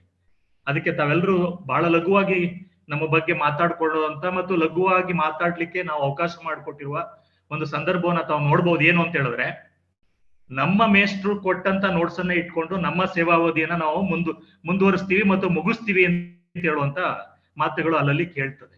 ಅಂದ್ರೆ ನಮ್ಮ ಮೇಷ್ಟ್ರುಗಳು ನಮಗೇನ್ ನೋಟ್ಸ್ ಕೊಟ್ರು, ನಮಗೇನ್ ಪಠ್ಯಕ್ರಮವನ್ನ ಕೊಟ್ಟಿದ್ರು, ಅದೇ ಪಠ್ಯಕ್ರಮವನ್ನ ಮುಂದಿನ 30 ವರ್ಷಗಳ ಕಾಲ ನಾವು ಅದನ್ನೇ ಮುಂದುವರಿಸ್ಬೇಕು, ಅದನ್ನೇ ಮುಂದುವರಿಸ್ತಾ ಇದ್ದಾರೆ ಅಂತ ಹೇಳುವಂತ ಆರೋಪ ನಮ್ಮ ಮೇಲೆ ಯಾವಾಗ್ಲೂ ಸದಾ ಇರೋದನ್ನ ನಾವು ನೋಡ್ತೀವಿ. ಅಂದ್ರೆ ನಮ್ಮ ಮೇಷ್ಟ್ರು ಕೊಟ್ಟ ನೋಟ್ಸ್ ಅನ್ನೇ ಬಹಳ ಜೋಪಾನ ಮಾಡಿ ಜಾಗರೂಕ ಮಾಡುವಂತ ನಾವು ಇವತ್ತಿನ ಸಂದರ್ಭವನ್ನ ನಾವು ಯೋಚನೆ ಮಾಡೋದಿಲ್ಲ. ಇವತ್ತಿನ ನಾವು ಯೋಚನೆ ಮಾಡದೇ ಇದ್ರೆ ನಾಳೆ ನಾವು ನಿರ್ಧಾರ ಮಾಡ್ಲಿಕ್ಕೆ ಸಾಧ್ಯ ಇಲ್ಲ.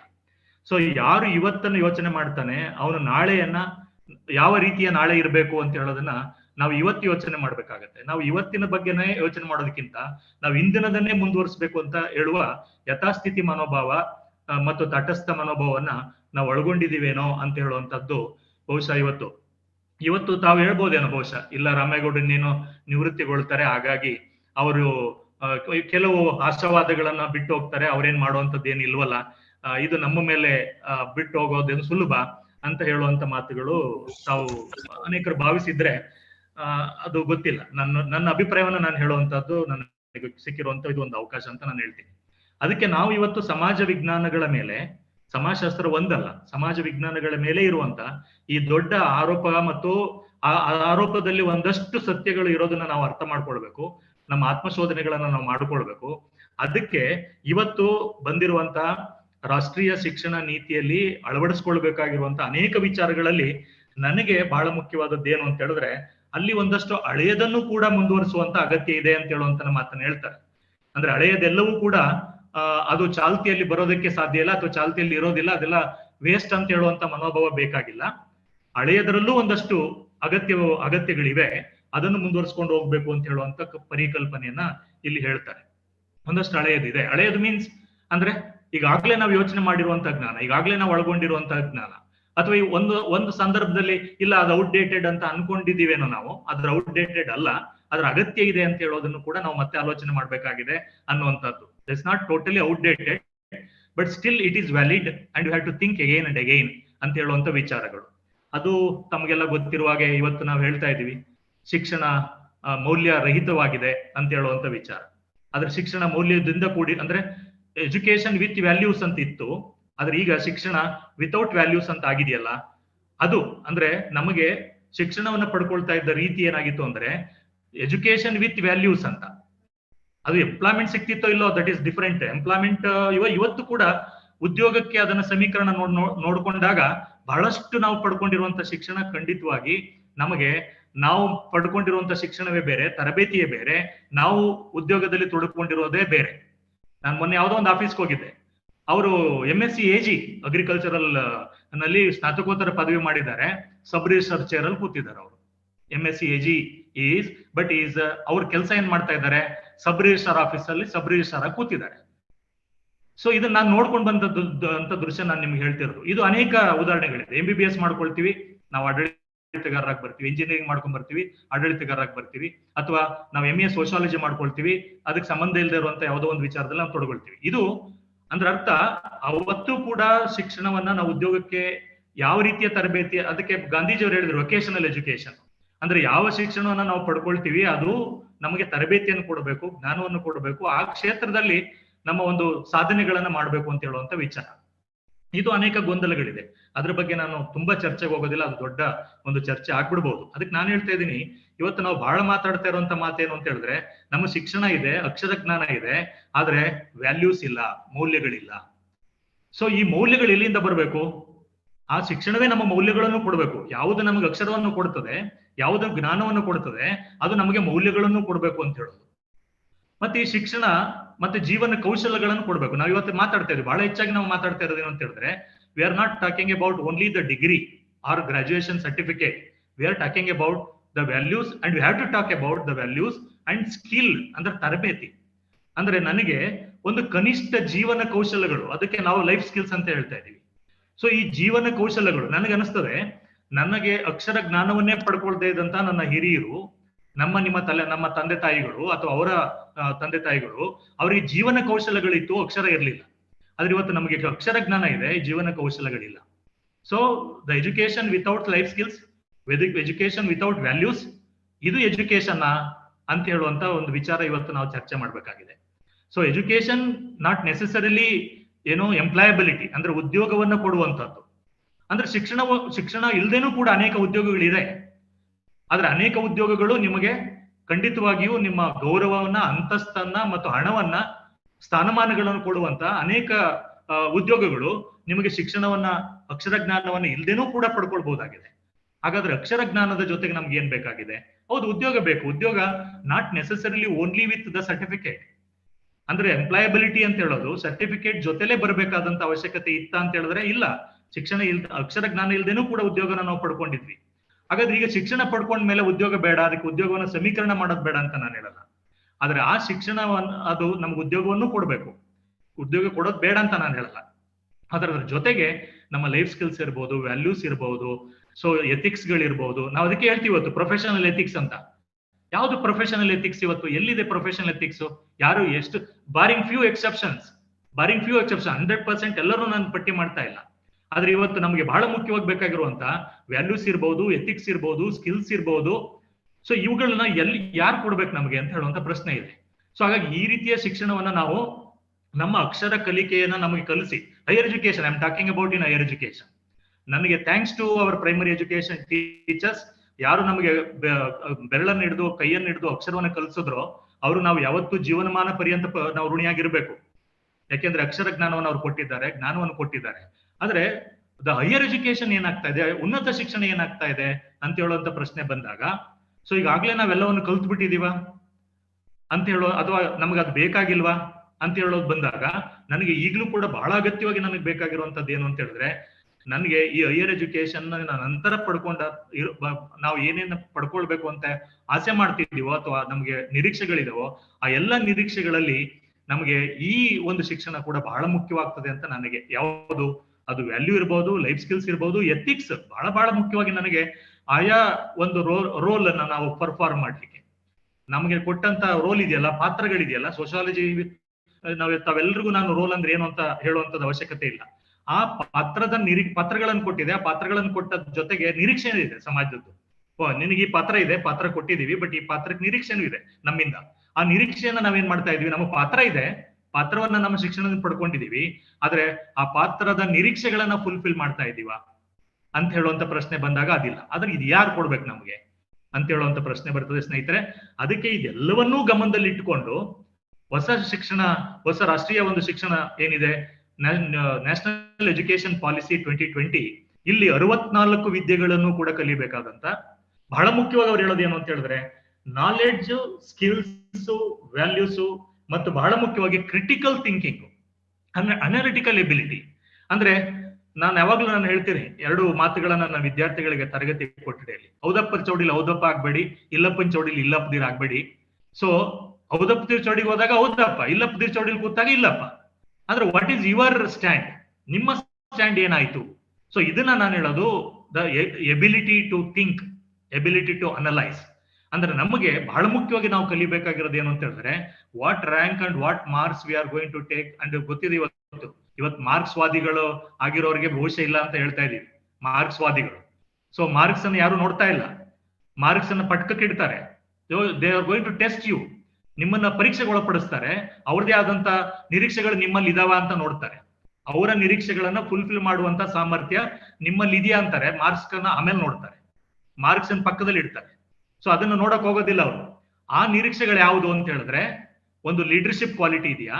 Leadership means in the true sense leadership ಅಂತ ಹೇಳಿದ್ರೆ, so leader I am not talking about ಏನೋ ಇವತ್ತಿನ ನಾಯಕತ್ವದ ಏನು ಪಬ್ಲಿಕ್ ಮನಸ್ಸಲ್ಲಿ ಏನಿದೆ ಆ ನಾಯಕತ್ವ ನಾನು ಮಾತಾಡ್ತಾ ಇಲ್ಲ. In a true sense of leadership. So ಆ ಕ್ವಾಲಿಟಿ ಇದೆ ನಿಮ್ಮಲ್ಲಿ ಪ್ರೊಫೆಷನಲ್ ಎಥಿಕ್ಸ್ ಇದೆಯಾ, ನಿಮ್ಮಲ್ಲಿ ಒಂದು ವ್ಯಾಲ್ಯೂಸ್ ಇದೆಯಾ, ನಿಮ್ಮಲ್ಲಿ ಒಂದು ಎಲ್ಲರನ್ನು ಒಗ್ಗೂಡಿಸ್ಕೊಂಡು ಹೋಗುವಂತ ಒಂದು ಪಬ್ಲಿಕ್ ರಿಲೇಶನ್ಶಿಪ್ ಒಂದು ಗುಣ ಇದೆಯಾ ನಿಮ್ಮಲ್ಲಿ. So that is very important. ಅಂದ್ರೆ ನೀವು ಒಂದು ಕೆಲಸ ಮಾಡುವ ಸ್ಥಳದಲ್ಲಿ ಒಂದು ದಿನದ ಬಹು ಮುಖ್ಯ ಭಾಗವನ್ನ ನಾವು ಕೆಲಸ ಮಾಡುವ ಸ್ಥಳದಲ್ಲಿ ಕಲಿತೇವೆ. ನಮ್ಮ ಜೀವನದ ಬಹು ಮುಖ್ಯ ಭಾಗವನ್ನ ನಾವು ಕೆಲಸದ ಸ್ಥಳದಲ್ಲಿ ನಾವು ಕಲಿತೇವೆ. ಸೊ ಒಂದು ಯೂತ್ಫುಲ್ನೆಸ್ ಅಂತ ನಾವೇನ್ ಕರಿತೀವಿ ಅಲ್ಲಿಂದ ಪ್ರಾರಂಭ ಮಾಡಿ ಒಂದು ಏಜ್ ಆಗಿ ರಿಟೈರ್ ಸೂಪರಾನೇಟ್ ಆಗೋವರೆಗೆ ಬದುಕಿದ್ರೆ ಅಲ್ಲಿವರೆಗೂ ಕೂಡ ನಾವು ದಿನದ ಬಹುಮುಖ್ಯ ಭಾಗವನ್ನು ಎಲ್ಲಿ ಕಳಿತೇವೆ? ನಮ್ಮ ಕೆಲಸ ಮಾಡುವ ಸ್ಥಳದಲ್ಲಿ ನಾವು ಕಳಿತೇವೆ. ದಿನದ ಬಹುಮುಖ್ಯ ಭಾಗವನ್ನು ಎಲ್ಲಿ ಕಳಿತೇವೆ ನಾವು? The fruitful time of A particular day. ಅಂದ್ರೆ ಬೆಳಿಗ್ಗೆ ಇವತ್ತು ನಾವು ಇಲ್ಲಿ 9 ಗಂಟೆಗೆ ಬರ್ಬೇಕು ಅಂದ್ರೆ ಮನಸ್ಸಲ್ಲಿ ಮೆಂಟಲಿ ನಾವಾಗ್ಲೇ 8 ಗಂಟೆಗೆ ಮನೆ ಖಾಲಿ ಮಾಡಿರ್ತೀವಿ ಮೆಂಟಲಿ. ಅಲ್ಲಿಂದ ರಾತ್ರಿ ಎಷ್ಟೊತ್ತಿಗೂ ಮನೆಗೆ ಹೋಗಿ ತಲುಪ್ತೀವಿ. ಮನೆಗೆ ಹೋಗಿ ಮಲಗಕ್ಕೋಸ್ಕರ ಒಂದು ಶೆಲ್ಟರ್ ಅಷ್ಟೇನೆ. ಸೊ ದಿನದ ಬಹುಮುಖ್ಯವಾಗಿ ಎಲ್ಲಿ ಕಳಿತೀವಿ?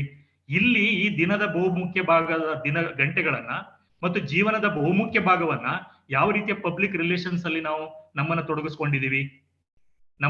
ಆ public relation is very important today. Values is very important today and it is ಇದು ರಿಕ್ವೈರ್ಮೆಂಟ್. ಇದು ಬಹಳ ಅಗತ್ಯ ಈ ಅಂಶಗಳು. ಇವುಗಳನ್ನ ಇವತ್ತು ನಾನು ನಮ್ಮ ಸ್ನೇಹಿತರು ಸಿಕ್ಕಿದಾಗ ಅನೇಕ ಬಾರಿ ನಾನು ಮಾತಾಡ್ತೇನೆ. ಇವತ್ತು ನಮ್ಮ ಮಕ್ಕಳಿಗೆ ಅಕ್ಷರ ಜ್ಞಾನ ಇದೆ, ಹೈಯರ್ ಎಜುಕೇಶನ್ ಬರೋದ್ಗಾಗ್ಲೇ ಅವ್ರಿಗೆ ಏನೋ ಬೆಟರ್ ಇಂಗ್ಲಿಷ್, ನನಗಿಂತ ಬಹು ಹೆಚ್ಚಿನ ಉತ್ತಮ ಇಂಗ್ಲಿಷ್ ಅನ್ನು ಕಲ್ತಿರ್ತಾರೆ, ಅವರು ಉತ್ತಮ ಕನ್ನಡವನ್ನು ಕಲ್ತಿರ್ತಾರೆ, ಉತ್ತಮ ಅವ್ರದೇ ಆದಂತ ಭಾಷೆನಲ್ಲಿ ಅವ್ರು ಕಾನ್ವರ್ಸ್ ಮಾಡ್ಕೊಳ್ಳೋದನ್ನ ಕಲಿಯೋದನ್ನ ಹೇಗೆ ಜ್ಞಾನ ಎಲ್ಲಿದೆ ಅಂತ ಹುಡುಕೊಳ್ಳೋದನ್ನ ಅವ್ರು ಕಲ್ತ್ಕೊಂಡಿರ್ತಾರೆ. ಅದರ ಅವಶ್ಯಕತೆ ನಮ್ಮ ಅವಶ್ಯಕತೆ ಅಲ್ಲಿ ಬಹಳ ಇದೆ ಅಂತ ನನಗೆ ಅನ್ಸಲ್ಲ. ಆದ್ರೆ ಹೇಗಾದ್ರೂ ಮಾಡಿ ಅವರಿಗೆ ನಾವು ಮಾಡ್ಬೇಕಾಗಿರುವಂತ ವಿಚಾರ ಏನಾಗಿದೆ ಅಂತ ಹೇಳಿದ್ರೆ, ನಿಮ್ಮ ಜೊತೆಗೇನೆ ನನ್ನ ಜೊತೆಗೇನೆ ಈ ಸಮಾಜ ಆಗಿ ಹೋಗೋದಿಲ್ಲ. ನಾನು ಹೋದ್ಮೇಲೂ ನೀವು ಹೋದ್ಮೇಲೂ ಈ ಸಮಾಜ ಉಳಿದಿರ್ತದೆ. ಸಮಾಜ ಉಳಿಬೇಕು. ಆ ಉಳಿಲಿಕ್ಕಾಗುವಂತ ಅಂಶಗಳಿಗೆ ಏನ್ ಬೇಕಾಗಿದೆ? ಸನ್ಮಾನ್ಯ ಕುಲಪತಿ ಅವರು ಹೇಳ್ತಾ ಇದ್ರು, ಸಮಾಜಶಾಸ್ತ್ರ ಸಮಾಜ ವಿಜ್ಞಾನಗಳು ಹೇಗೆ ಬಹಳ ಮುಖ್ಯವಾಗ್ತವೆ ಅಂತ ಹೇಳೋದು. ಈ ಅಂಶಗಳನ್ನ ನಮ್ಮ ಮಕ್ಕಳಿಗೆ ಹೇಗೆ ಅವರಿಗೆ ತರುವಂತಹದ್ದು, ಅದನ್ನ ನೀವು ಒಂದು ಆ ರೀತಿಯ ಒಂದು ಚಟುವಟಿಕೆಗಳಿಂದ ಅದನ್ನ ತರ್ತಿರೋ, ಅಥವಾ ಆ ರೀತಿಯ ಒಂದು ಸಂಬಂಧಗಳನ್ನ ನಾವು ಅನೇಕರ ನಾವು ಮಾತಾಡ್ಕೊಳ್ತೀವಿ. ನಮ್ಮ ಗ್ರೇಟ್ ಟೀಚರ್ಸ್, ನಮಗೆಲ್ಲ ಕಲಿಸಿದವರು ಬಹಳ ದೊಡ್ಡ ಟೀಚರ್ಸ್, ಹೌದು ಅವರೆಲ್ಲ ಗ್ರೇಟ್ ಟೀಚರ್ಸ್. ಬಟ್ ನಾವು ಹಾಗಾದ್ರೆ ನಮ್ಮ ಬಗ್ಗೆನೇ ನಾವ್ ಏನ್ಕೊಳ್ತಾ ಇದ್ದೀವಿ, ಹೌದು ನಾನು ಒಬ್ಬ ಗ್ರೇಟ್ ಟೀಚರ್ ಆಗಿದ್ದೀನಾ ಅಂತ ಹೇಳುವಂತ ಪ್ರಶ್ನೆ ಬಂದಾಗ ಏನ್ ಪ್ರಾಬ್ಲಮ್ ಆಯ್ತು ನನ್ನಲ್ಲಿ? ಹಾಗಾದ್ರೆ ಯಾವುದು ನನ್ನಲ್ಲಿ ಆಗ್ಲಿಲ್ಲ? ಅವರನ್ನೇ ನಾನು ಯಾಕೆ ಮತ್ತೆ ನಾನು ನೆನಪು ಮಾಡ್ಕೊಳ್ಳುವಂತ ಪರಿಸ್ಥಿತಿ ಇನ್ನೂ ನಮ್ ಕಡೆ ಬರ್ತಾ ಇದೆ ಅಂತ ಹೇಳೋದು. ಅವರು ಹೇಳ್ತಾರೆ, ಇಲ್ಲ ನಮ್ಮ ಬಹಳ ದೊಡ್ಡ ಒಳ್ಳೆ ವಿದ್ಯಾರ್ಥಿಗಳಿದ್ರು ಅಂತ ಅವ್ರು ಹೇಳ್ತಾರೆ. ಆದ್ರೆ ಇವತ್ತು ನಮ್ಮ ವಿದ್ಯಾರ್ಥಿಗಳ ಬಗ್ಗೆ ನಾವೇನ್ ಹೇಳ್ತಾ ಇದೀವಿ? ನಮ್ಮ ವಿದ್ಯಾರ್ಥಿಗಳನ್ನ, ನನ್ನ ತಪ್ಪುಗಳನ್ನ ನಾನು ಪುನರಾವಲೋಕನ ಮಾಡ್ಕೊಳ್ದೇನೆ, ಅವನನ್ನ ಉತ್ತಮ ವಿದ್ಯಾರ್ಥಿಯಾಗಿ ಪರಿವರ್ತಿಸ್ಕೊಳ್ಳಿಕ್ಕಾಗುವಂತ ಗುಣ ನನ್ನಲ್ಲಿ ಇಲ್ದೇನೆ ನಾನು ಅವನನ್ನ ಏನ್ ಹೇಳ್ತಾ ಇದ್ದೀನಿ ಅಂತ ಹೇಳಿದ್ರೆ, ಈಸ್ ಎ ಯೂಸ್ಲೆಸ್ ಫೆಲೋ, ಅವನ ಉಪಯೋಗನೇ ಇಲ್ಲ, ಅವನ ಪ್ರಯೋಜನ ಇಲ್ಲ, ಅವನು ಏನೋ ಕಾಟಾಚಾರಕ್ಕೆ ಬಂದಿದ್ದಾನೆ ಅಂತ. ಹೌದು, ಬರುವಾಗ ಹಾಗೇನೆ ಬಂದಿರಬಹುದು. ಬಟ್ ಇಲ್ಲಿ ಬಂದ ಮೇಲೆ ಅವನಿಗೆ ಯಾವ ರೀತಿಯಾದಂತ ಮೋಟಿವೇಶನ್ ಮಾಡ್ತೀವಿ, ನಾವು ಇನ್ಸ್ಪೈರ್ ಮಾಡ್ತೀವಿ. ಅದಕ್ಕೆ ನೀವು ಒಂದು ಮಾತು ತಮಗೆಲ್ಲ ಗೊತ್ತಿರಬಹುದು, a great teacher, the teacher is the one who inspire the student, not teaching the syllabus. ಅಂದ್ರೆ ಪಠ್ಯಕ್ರಮವನ್ನ ಮಾಡೋನು ಗ್ರೇಟ್ ಟೀಚರ್ ಅಲ್ಲ. ಆ ಪಠ್ಯಕ್ರಮದ ಜೊತೆಗೆ ಎಷ್ಟು inspire the student for is or her better future. ಅವರ ಉತ್ತಮ ಭವಿಷ್ಯಕ್ಕಾಗುವಂತ ಒಂದು ಇನ್ಸ್ಪಿರೇಷನ್ ಅನ್ನ ನಾವು ಕೊಡಕ್ಕಾಗ್ಲಿಲ್ಲ ಅಂತ ಹೇಳಿದ್ರೆ, that is my failure as a teacher ಅಂತ. ಅದಕ್ಕೆ ಸ್ನೇಹಿತರೆ, ನಾನು ಹೇಳೋದಂತ ಈ ಸಂದರ್ಭದಲ್ಲಿ ಏನು ಹೆಚ್ಚು ಸಮಯವನ್ನು ನಾನು ತೆಗೆದುಕೊಳ್ಳೋದಿಲ್ಲ. ಸೊ ಈ ಸಂದರ್ಭದಲ್ಲಿ ನಾನು ಏನು ಅಂತ ಹೇಳಿದ್ರೆ, ಸಮಾಜಶಾಸ್ತ್ರದ ಪಠ್ಯಕ್ರಮವನ್ನ ನಾವು ಆಲೋಚನೆ ಮಾಡುವಾಗ ಆಲೋಚನೆ ಮಾಡಾಗೋಗಿದೆ ಅಂತ ಇಲ್ಲ.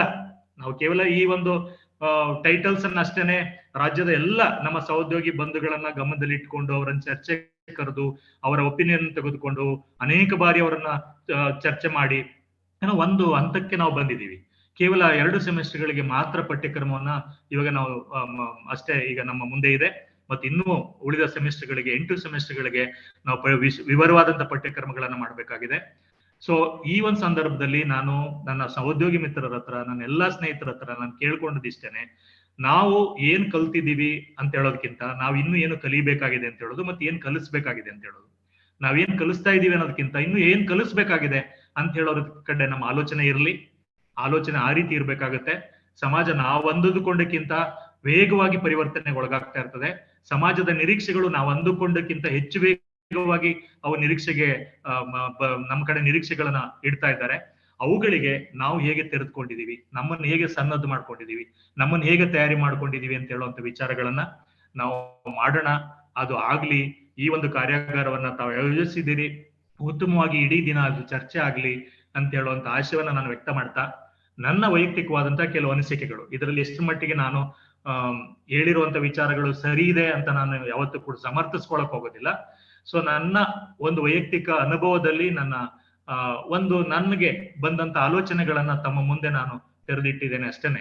ಹಾಗಾಗಿ ಈ ಅವಕಾಶಕ್ಕಾಗಿ ಮತ್ತೊಮ್ಮೆ ನಾನು ಪರ್ಟಿಕ್ಯುಲರ್ಲಿ ಚೇರ್ಪರ್ಸನ್ ಅವರಾದಂತ ಡಾಕ್ಟರ್ ಯಶೋಧ ಮೇಡಮ್ ಅವರು ಮತ್ತು ಈ ಸಂಘದ ಎಲ್ಲ ನನ್ನ ಸ್ನೇಹಿತರು, ಕಾರ್ಯದರ್ಶಿಗಳು, ಅಧ್ಯಕ್ಷರು, ಪದಾಧಿಕಾರಿಗಳು ಮತ್ತು ಇಲ್ಲಿ ಇರುವಂತ ಎಲ್ಲ ನನ್ನ 140 ಪಾರ್ಟಿಸಿಪೇಟ್ ಮಾಡಿದ್ದಾರೆ. ಅಟ್ಲೀಸ್ಟ್ ಆನ್ಲೈನ್ ಅಲ್ಲಿ ಇದ್ದಾರೆ, ಕೇಳಿಸ್ತಾ ಇದೆ ಅಂತ ಕೇಳ್ಕೊಳ್ತಾ ಇದ್ದಾರೆ ಅಂತ ಅನ್ಕೊಂಡಿದೀನಿ.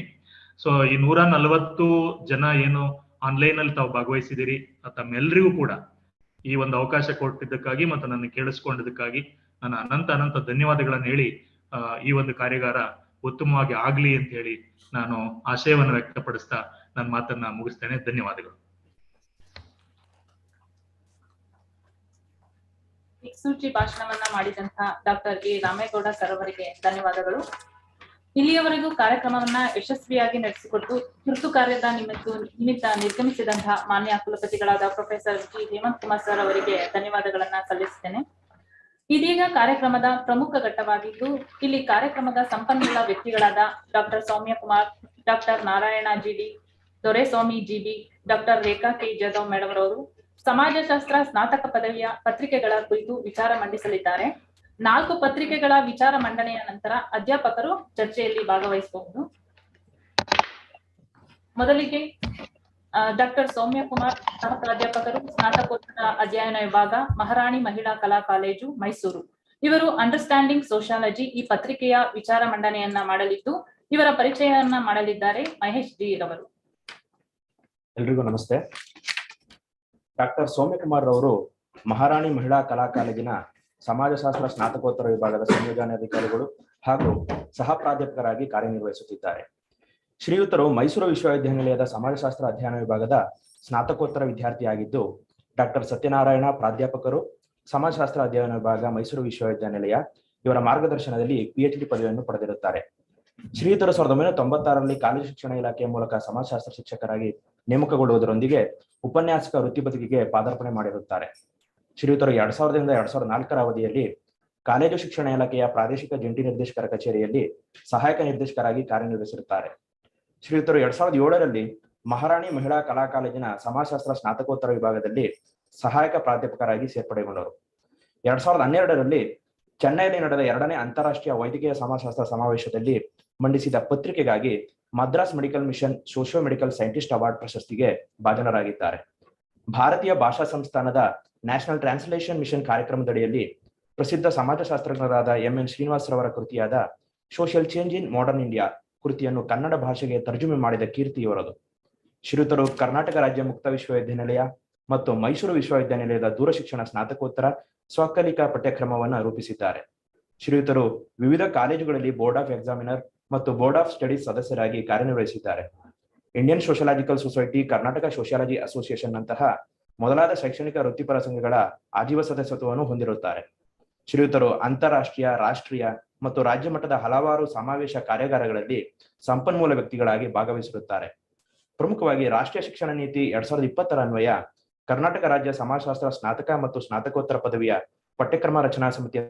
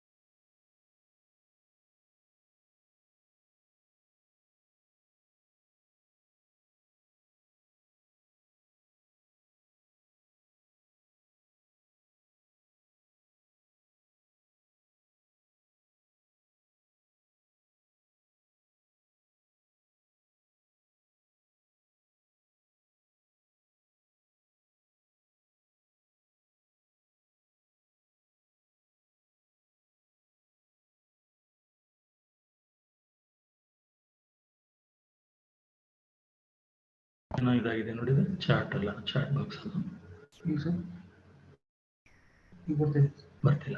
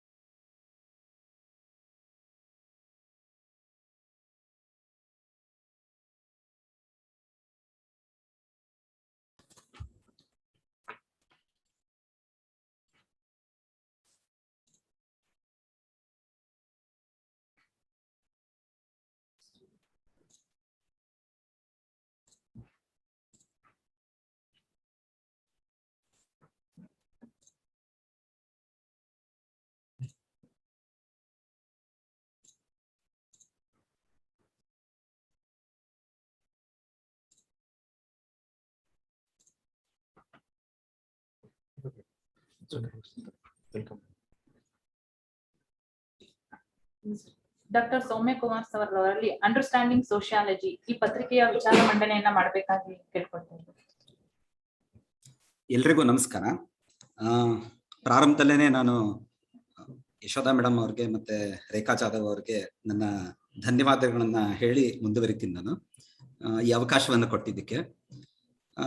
ಅಂಡರ್ಸ್ಟ್ಯಾಂಡಿಂಗ್ ಸೋಶಿಯಾಲಜಿ ಈ ಪೇಪರ್ ಬಗ್ಗೆ ಕೆಲವು ಅನಿಸಿಕೆಗಳನ್ನ ನಾನು ಹಂಚ್ಕೊಳ್ಳೋದಕ್ಕೆ ಇಷ್ಟಪಡ್ತೀನಿ. ಅದರ ಜೊತೆಗೇನೆ ಈ ನ್ಯೂ ಎಜುಕೇಶನ್ ಪಾಲಿಸಿಯ ನ್ಯಾಷನಲ್ ಎಜುಕೇಶನ್ ಪಾಲಿಸಿ 2020 ಒಂದು ಮುಖ್ಯವಾದಂತಹ ಅಂಶ ಏನು ಅಂತ ಹೇಳಿದ್ರೆ, ಸಾಧ್ಯವಾದಷ್ಟು ಕೂಡ ಆಕ್ಟಿವಿಟಿ ಬೇಸ್ಡ್ ಲರ್ನಿಂಗ್ ಇರಬೇಕು ಅನ್ನುವಂತಹದ್ದು ಮತ್ತೆ ಎಕ್ಸ್ಪೀರಿಯನ್ಷಿಯಲ್ ಬೇಸ್ಡ್ ಲರ್ನಿಂಗ್ ಇರಬೇಕು ಅನ್ನುವಂತಹದ್ದು ಒಂದು ಪ್ರಮುಖವಾಗಿ ಒತ್ತಿ ಹೇಳಿದ್ದನ್ನ ನಾವು ಕಾಣ್ತೀವಿ ನಾವು. ಸೊ ಹಾಗಾಗಿ ಈ ಪೇಪರ್ ನಲ್ಲಿ ಇರಬಹುದು, ಅಂಡರ್ಸ್ಟ್ಯಾಂಡಿಂಗ್ ಸೋಶಿಯಾಲಜಿ ಪೇಪರ್ ನಲ್ಲಿ ಇರಬಹುದು ಅಥವಾ ಇತರ ಯಾವುದೇ ಪೇಪರ್ಗಳಲ್ಲಿ ಇರಬಹುದು, ಅನೇಕ ಆಕ್ಟಿವಿಟೀಸ್ ಗಳನ್ನ ನಾವು ಸಜೆಸ್ಟ್ ಮಾಡಿದೀವಿ ಸಿಲೆಬಸ್ ಕಮಿಟಿನವರು. ಆಕ್ಟಿವಿಟೀಸ್ ಯಾಕೆ ಸಜೆಸ್ಟ್ ಮಾಡಿದೀವಿ, ಇದು ಆಬ್ವಿಯಸ್ ಪ್ರಶ್ನೆ ಬಂದೇ ಬರುತ್ತೆ. ಟೀಚರ್ಸ್ ಗೊತ್ತಾಗಲ್ವಾ ಅಂತ. ಖಂಡಿತ ಗೊತ್ತಾಗತ್ತೆ, ಗೊತ್ತಾಗಲ್ಲ ಅಂತಲ್ಲ. ಆದ್ರೆ ಯಾವ ದಾರಿಯಲ್ಲಿ ನಾವು ಮುಂದುವರಿಬಹುದು, ಹಾಗೆ ಯಾವ ರೀತಿ ನಾವು ಮಕ್ಕಳನ್ನ ಕಲಿಕೆಯಲ್ಲಿ ತೊಡಗಿಸ್ಕೊಳ್ಬಹುದು ಅನ್ನೋದನ್ನ ತೋರಿಸ್ಕೊಡೋದಕ್ಕೋಸ್ಕರ ಅದರ ಬಗ್ಗೆ ಅದಕ್ಕೊಂಚೂರು ಏನು ಸಣ್ಣದಾದಂತಹ ಒಂದು ಟಾರ್ಚ್ ಬೆಳಕು ಬಿಡಬೇಕು ಅನ್ನುವಂತಹ ಒಂದು ಉದ್ದೇಶದಿಂದ ಮಾತ್ರ ಕೆಲವು ಚಟುವಟಿಕೆಗಳನ್ನ ಪ್ರತಿಯೊಂದು ಯೂನಿಟ್ಗೂ ಕೂಡ ನಾವು ಲಿಸ್ಟ್ ಔಟ್ ಮಾಡಿರೋದನ್ನ ನೀವು ಸಿಲೆಬಸ್ ನೋಡಿದ್ರೆ ಕಾಣಬಹುದು ನೀವು. ಸೊ ಈ ಪೇಪರ್ನ ಪ್ರಾರಂಭಿಸೋದಕ್ಕಿಂತ ಮುಂಚೆ, ಆಕ್ಟಿವಿಟೀಸ್ಗೂ ಹೋಗೋದಕ್ಕಿಂತ ಮುಂಚೆ ಒಂದೆರಡು ಪಾಯಿಂಟ್ ಹೇಳ್ಬೇಕು. ಏನದು ಅಂತ ಹೇಳಿದ್ರೆ, ನಮ್ಗಿದ್ದಂತಹ ಮ್ಯಾಂಡೇಟ್ ಏನು ಅಂತ ಹೇಳಿದ್ರೆ, ಈಗಾಗಲೇ ಮಕ್ಕಳು PUC ನಲ್ಲಿ ಏನ್ ಕಲ್ತಿದ್ದಾರೆ ಅದನ್ನ ಆಧಾರವಾಗಿ ಇಟ್ಕೊಂಡು ಅದರ ಮುಂದುವರಿಕೆಯಾಗಿ ಸಮಾಜಶಾಸ್ತ್ರದ ಶಿಕ್ಷಣವನ್ನ ನೀಡಬೇಕು ಅನ್ನುವಂಥದ್ದು. ಸೊ ಸಹಜವಾಗೇನೆ ನಮ್ಗೆ ಒಂದು ಗೊಂದಲ ಇತ್ತು. ಏನದು ಅಂತ ಹೇಳಿದ್ರೆ, ಸಮಾಜಶಾಸ್ತ್ರವನ್ನ PUC ನಲ್ಲಿ ಎಲ್ಲಾ ಮಕ್ಕಳು ಓದಿರೋದಿಲ್ಲ. ಅನೇಕ ಜನ ಓದ್ದೇ ಇರೋರು ಕೂಡ ಡಿಗ್ರಿನಲ್ಲಿ ಪದವಿ ಹಂತದಲ್ಲಿ ಸೋಶಿಯಾಲಜಿಯನ್ನ ಆಫ್ ಮಾಡ್ಕೊಳ್ತಾರೆ. ಸೊ ಹಾಗಾಗಿ ಒಂದು ಬ್ಯಾಲೆನ್ಸ್ ಅನ್ನ ನಾವು ಮೇಂಟೈನ್ ಮಾಡ್ಬೇಕಾಗಿತ್ತು. But at the same time ಮುಂದಿನ ಹೆಜ್ಜೆಯನ್ನ ಇಡ್ಲೇಬೇಕಾಗಿತ್ತು. ಹಾಗಾಗಿ ಈ ದೃಷ್ಟಿಕೋನದಿಂದ ಈಗ ಹಳೆಯ ಸಿಲೆಬಸ್ನ, ಎಸ್ಪೆಷಲಿ ಮೈಸೂರು ಯೂನಿವರ್ಸಿಟಿಯ ಹಳೆಯ ಸಿಲೆಬಸ್ನ ಯಾರು ನೋಡಿದೀರಾ ನೀವು, ಆ ಸಿಲೆಬಸ್ನ ನೋಡಿದ್ರೆ ಮತ್ತೆ ಈ ಸಿಲೆಬಸ್ನ ನೋಡಿದ್ರೆ ಕೆಲವು ಕಂಟಿನ್ಯೂಟೀಸ್ ಮತ್ತೆ ಕೆಲವು ಚೇಂಜಸ್ ಇರೋದನ್ನ ನಾವು ಸ್ಪಷ್ಟವಾಗಿ ಗುರುತಿಸಬಹುದು. ಎಸ್ಪೆಷಲಿ ಮೈಸೂರು ಯೂನಿವರ್ಸಿಟಿದು ನನಗೆ ತುಂಬಾ ಚಿರಪರಿಚಿತವಾಗಿರೋದ್ರಿಂದ ನಾನು ಅದರ ಬಗ್ಗೆ ಹೇಳ್ತಾ ಇದ್ದೀನಿ. ನಾನು ಇನ್ನೊಂದು ಕಾಮನ್ ಆಗಿ ನಮಗ್ ಬಂದಂತಹ ಪ್ರಶ್ನೆ ಏನು ಅಂತ ಹೇಳಿದ್ರೆ, ಇಂಟ್ರೊಡಕ್ಷನ್ ಟು ಸೋಶಿಯಾಲಜಿ ಅಂತ ಯಾಕೆ ಇಟ್ಟಿಲ್ಲ ಅಂತ. ಅದು ತುಂಬಾ ಆಬ್ವಿಯಸ್ ಚಾಯ್ಸ್ ಅಲ್ವಾ ಅಂತ ಅನೇಕ ಜನ ಟೀಚರ್ಸ್ ನಮ್ಮನ್ನ ಕೇಳಿದ್ದಾರೆ. ಯಾಕೆ ಸಮಾಜಶಾಸ್ತ್ರ ಪ್ರವೇಶಿಕೆ ಅಥವಾ ಪೀಠಿಕೆ ಅಥವಾ ಸಮಾಜಶಾಸ್ತ್ರಕ್ಕೆ ಆಹ್ವಾನ ಈ ತರದ ಒಂದು ಪದಗಳನ್ನ ನಾವು ಬಳಸಿಲ್ಲ ಅಂತ ಹೇಳಿದ್ರೆ, ನಾನೀಗಾಗ್ಲೇ ಹೇಳಿದಾಗೆ ಸೋಶಿಯಾಲಜಿಯನ್ನ ಬಗ್ಗೆ ಒಂದು ಸ್ವಲ್ಪ ಆದ್ರೂ ಕೂಡ ಮಕ್ಕಳಿಗೆ ಜ್ಞಾನ ಇದೆ, ಅದನ್ನ ಮುಂದುವರಿಸ್ಕೊಂಡು ಹೋಗ್ತಿದ್ದಾರೆ ಅನ್ನೋ ದೃಷ್ಟಿಕೋನದಿಂದ. ಹಾಗಾದ್ರೆ ಏನ್ ಮಾಡ್ಬೇಕು ಸೋಶಿಯಾಲಜಿ ಓದ್ದೆ ಬಂದಿರೋ ಮಕ್ಕಳಿಗೆ? ಅದನ್ನ ಫಸ್ಟ್ ಸ್ಪಷ್ಟಪಡಿಸ್ಬಿಡ್ತೀನಿ ನಾನು. ಏನದಂತ ಹೇಳಿದ್ರೆ, ದಯವಿಟ್ಟು ನಿಮ್ಮ ಮಕ್ಕಳಿಗೆ PU ಲೆವೆಲ್ನ ಪುಸ್ತಕವನ್ನ, ಯಾವ್ದಾದ್ರು ಟೆಕ್ಸ್ಟ್ ಬುಕ್ ನ, ಎಸ್ಪೆಷಲಿ PU ಟೆಕ್ಸ್ಟ್ ಬುಕ್ ತುಂಬಾನೇ ಚೆನ್ನಾಗಿ ಬಂದಿದೆ, ಅದನ್ನ ಒಂದ್ಸಲ ಕಣ್ಹಾಯಿಸೋದಕ್ಕೆ ದಯವಿಟ್ಟು ಹೇಳಿ. ಯಾಕೆ ಅಂತ ಹೇಳಿದ್ರೆ NEP ಯ ಒಂದು ಮುಖ್ಯ ಉದ್ದೇಶ ಏನು ಅಂತ ಹೇಳಿದ್ರೆ, ಮಕ್ಕಳು ತಮ್ಮ ಸ್ವಂತ ಮಟ್ಟದಲ್ಲಿ ಅಧ್ಯಯನವನ್ನ ಮಾಡಬೇಕು ಅನ್ನುವಂಥದ್ದು, ಪುಸ್ತಕವನ್ನ ಓದುವುದನ್ನ ಬೆಳೆಸ್ಕೊಳ್ಬೇಕು ಅನ್ನುವಂತಹ ಒಂದು ಸಂಸ್ಕೃತಿ ಬೆಳಿಬೇಕು ಅನ್ನುವಂಥದ್ದು. ಸೊ ದಯವಿಟ್ಟು ಓದಕ್ಕೆ ಹೇಳಿ. ಇನ್ಫ್ಯಾಕ್ಟ್ ಅದನ್ನ ನೀವು ಅಸೈನ್ಮೆಂಟ್ ಆಗಿ ಕೂಡ ಕೊಡಬಹುದು. ನೀವು ಅಸೈನ್ಮೆಂಟ್ ಅಂತ ಹೇಳಿದ ತಕ್ಷಣ ಈ ಒಂದು ಪರ್ಟಿಕ್ಯುಲರ್ ಟಾಪಿಕ್ ಕೊಟ್ಟು ಆ ಪರ್ಟಿಕ್ಯುಲರ್ ಟಾಪಿಕ್ ಬಗ್ಗೆ ಪುಸ್ತಕದಲ್ಲಿರೋದು ಬರ್ಕೊಂಡ್ ಬನ್ನಿ ಅನ್ನೋದೇ ಏನಾಗ್ಬೇಕಾಗಿಲ್ಲ. ಅವರ ಗ್ರಹಿಕೆನಲ್ಲಿ ಏನಿದೆ, ಫಾರ್ ಎಕ್ಸಾಂಪಲ್ ನಾವು ಸೋಷಿಯಲ್ ಪ್ರಾಸೆಸಸ್ ನಾರ್ಮಲಿ ನಾವೆಲ್ಲಾನು ಕೂಡ ನಾವು ಟೀಚ್ ಮಾಡ್ತಾ ಇದ್ವಿ ಮುಂಚೆ, ಈಗ ಅದು ಬಿಟ್ಟೋಗಿದೆ. ಅದು ಈಗ ಹೊಸ ಸಿಲೆಬಸ್ ನಲ್ಲಿ. ಸೊ ಸೋಷಿಯಲ್ ಪ್ರಾಸೆಸ್ ಬಗ್ಗೆ ಆ ಮಕ್ಕಳು ತಾವೇನ್ ಅರ್ಥ ಮಾಡ್ಕೊಂಡಿದ್ದಾರೆ, ಅದೇನೆ ನಮ್ಮ PUC ಬುಕ್ ನಲ್ಲಿ ಅದರ ಡೆಫಿನೇಷನ್ ಏನಿದೆ ಇದ್ರ ಕಡೆಗೆ ಅವರು ಒಂದು ಸರಳವಾದಂತಹ ಒಂದು ಗಮನವನ್ನ ಹರಿಸಿ ತಮ್ಮ ಅಸೈನ್ಮೆಂಟ್ ಅನ್ನ ಸಬ್ಮಿಟ್ ಮಾಡಬಹುದು. ಈ ತರದ ಅನೇಕ ಅವಕಾಶಗಳನ್ನ ಈ ಇದರಲ್ಲಿ ನಾವು ನೋಡ್ಕೊಂಡು ಬರ್ತೀವಿ ನಾವು ಈ ಒಂದು ಪರ್ಟಿಕ್ಯುಲರ್ ಸಿಲೆಬಸ್ ನಲ್ಲಿ. ಸೊ ಫಸ್ಟ್ ನಾನು ಹಾಗಾಗಿ ಈ ಆಕ್ಟಿವಿಟಿ ಬೇಸ್ಡ್ ವ್ಯವಸ್ಥೆ ಹೇಗಿದೆ ಅನ್ನೋದನ್ನ ಒಂದು ಚೂರು ಎಕ್ಸ್ಪ್ಲೈನ್ ಮಾಡ್ಬಿಟ್ಟು ತದನಂತರ ನಾನು ಅಂಡರ್ಸ್ಟ್ಯಾಂಡಿಂಗ್ ಸೋಶಿಯಾಲಜಿಗೆ ಹೋಗ್ತೀನಿ. ಮೇಡಮ್ ಒಂದು 5-10 ಮಿನಿಟ್ಸ್ ನಾನು ಎಕ್ಸ್ಟ್ರಾ ತೆಗೆದುಕೊಂಡ್ರೆ ತೊಂದರೆ ಇಲ್ಲ ಅಲ್ಲ ಯಶೋಧ ಮೇಡಮ್? ಓಕೆ, ಹಾಗಾದ್ರೆ ನಾನು ನನ್ನ PPT ಸ್ಟಾರ್ಟ್ ಮಾಡ್ತೀನಿ. ಒಂದು ನಿಮಿಷ ಸ್ಕ್ರೀನ್ ಶೇರ್ ಮಾಡ್ತೀನಿ ನಾನು.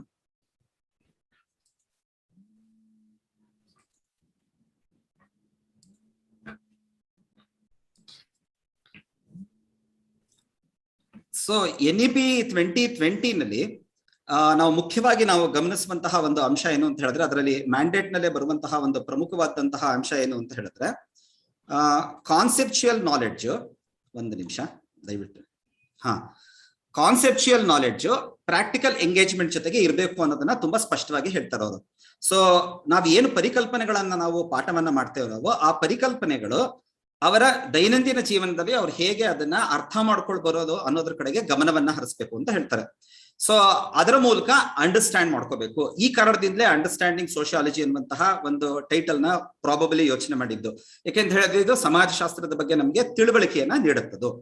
ಸೊ ಯಾವ ರೀತಿಯ ಒಂದು ಪ್ರಾಕ್ಟಿಕಲ್ ಎಂಗೇಜ್ಮೆಂಟ್ ಇರ್ಬೇಕದು, ಅದು ರಿಯಲ್ ವರ್ಲ್ಡ್ ಗೆ ಅಪ್ಲೈ ಆಗುವಂತಹದ್ದು ಇರ್ಬೋದು. ಸೊ ನಮ್ಮಲ್ಲಿ ಲ್ಯಾಬೊರೇಟರಿ ವರ್ಕ್ ಇಲ್ಲ, ಹಾಗಾಗಿ ಫೀಲ್ಡ್ ವರ್ಕ್ ಇರಬಹುದು ಅಥವಾ ರಿಸರ್ಚ್ ಪ್ರಾಜೆಕ್ಟ್ಸ್ ಇರ್ಬೋದು ಅಂತ ಹೇಳ್ತಾರೆ ಅವರು. ಎರಡನೇ ಇಂಪಾರ್ಟೆಂಟ್ ಪಾಯಿಂಟ್ ಅದ್ರಲ್ಲಿ ಹೇಳುವಂತದ್ದು ಯಾವುದು ಅಂತ ಹೇಳಿದ್ರೆ, ಸ್ಕಿಲ್ಸ್ ನ ನಾವು ಸ್ಪಷ್ಟವಾಗಿ ಇಂಟಿಗ್ರೇಟ್ ಮಾಡಿರ್ಬೇಕು. ಅಲ್ಲಿ ತುಂಬಾ ಸುಸ್ಪಷ್ಟವಾಗಿ ಹೇಳ್ತಾ ಇದ್ದಾರೆ, ಎಕ್ಸ್ಪ್ಲಿಸಿಟ್ಲಿ ಇಂಟಿಗ್ರೇಟೆಡ್ ಅಂತ ಹೇಳ್ತಾರೆ, ಮತ್ತೆ ಹೈಲಿ ವಿಸಿಬಲ್, ನಮ್ ಕಣ್ಣಿಗೆ ಕಾಣ್ಬೇಕದು. ಸೊ ಈ ಆಮೇಲಿಂದ ಅದನ್ನ ಕೂಡ ನಾವು ಅಸೆಸ್ ಮಾಡಬೇಕು, ಎಕ್ಸ್ಪ್ಲಿಸಿಟ್ ಅಸೆಸ್ಮೆಂಟ್ ಇರಬೇಕು ಅನ್ನುವಂತಹ ಮಾತನ್ನ ಹೇಳ್ತಾರೆ ಅವರು. ಆ ಕಾರಣದಿಂದಾಗಿ ನಾವು ಈ ಆಕ್ಟಿವಿಟಿ ಬೇಸ್ಡ್ ಒಂದು ಸಿಲೆಬಸ್ ನ ತಯಾರಿಸಬೇಕು ಅಂತ ಯೋಚನೆ ಮಾಡ್ಕೊಂಡಂಥದ್ದು.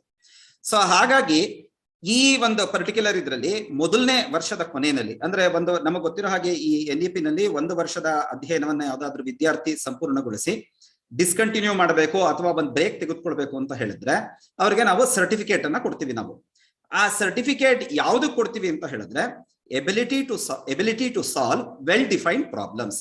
ಸೊ ಪ್ರಥಮ ವರ್ಷದ ಕೊನೆಯಲ್ಲಿ ಸ್ಪಷ್ಟವಾಗಿರುವಂತಹ ಸಮಸ್ಯೆಗಳಿಗೆ ಪರಿಹಾರವನ್ನ ಕಂಡುಕೊಳ್ಳುವಂತಹ ಒಂದು ಸಾಮರ್ಥ್ಯ ಮಕ್ಕಳಿಗೆ ದೊರಕಬೇಕು ಅನ್ನುವಂಥದ್ದು. ಇದು ಫಸ್ಟ್ ಇಯರ್ ನ ಎಂಡ್ ನಲ್ಲಿ ಕಲ್ತ್ಕೊಳ್ಬೇಕಾಗಿರುವಂತಹ ಒಂದು ಸ್ಕಿಲ್. ಅದೇ ಸೆಕೆಂಡ್ ಇಯರ್ ನಲ್ಲಿ ಬ್ರಾಡ್ಲಿ ಡಿಫೈನ್ಡ್ ಪ್ರಾಬ್ಲಮ್ಸ್ ಅಂತ ಹೇಳ್ತಾರೆ ಅಲ್ಲಿ. ಸೊ ಇಲ್ಲಿ ಎರಡನೇ ವರ್ಷದಲ್ಲಿ ಏನಾಗುತ್ತೆ ಅಂತ ಹೇಳಿದ್ರೆ, ವಿವರಣಾತ್ಮಕವಾದಂತಹ ಸಮಸ್ಯೆಗಳಿಗೆ ಅವರು ಪರಿಹಾರವನ್ನ ಕಂಡುಕೊಳ್ಳೋದಕ್ಕೆ ಅಥವಾ ಅದಕ್ಕೆ ತಮ್ಮ ಚಿಂತನೆಯನ್ನ ಮಂಡಿಸುವಂತಹ ಸಾಮರ್ಥ್ಯವನ್ನ ಹೊಂದಿರಬಹುದು ಅಥವಾ ಹೊಂದಬೇಕು. ಮೂರನೇ ವರ್ಷದ ಕೊನೆಯಲ್ಲಿ ಏನಿರ್ಬೇಕು ಅಂತ ಹೇಳಿದ್ರೆ, ಕಾಂಪ್ಲೆಕ್ಸ್ ಪ್ರಾಬ್ಲಮ್ಸ್ ಅನ್ನ ಅವ್ರಿಗೆ ಸಾಲ್ವ್ ಮಾಡುವಂತಹ ಕೆಪಾಸಿಟಿ ಇರಬೇಕು. ಅಂಡ್ ಅಲ್ಲಿ ಬಳಸುವಂತಹ ಪದ ನೋಡಿ ಇಲ್ ಸ್ಟ್ರಕ್ಚರ್ಡ್ ಅಂತ ಹೇಳ್ತಾರೆ. ಅಂದ್ರೆ ಅದಕ್ಕೆ ಸ್ಪಷ್ಟವಾದಂತಹ ರಚನೆ ಇರೋದಿಲ್ಲ.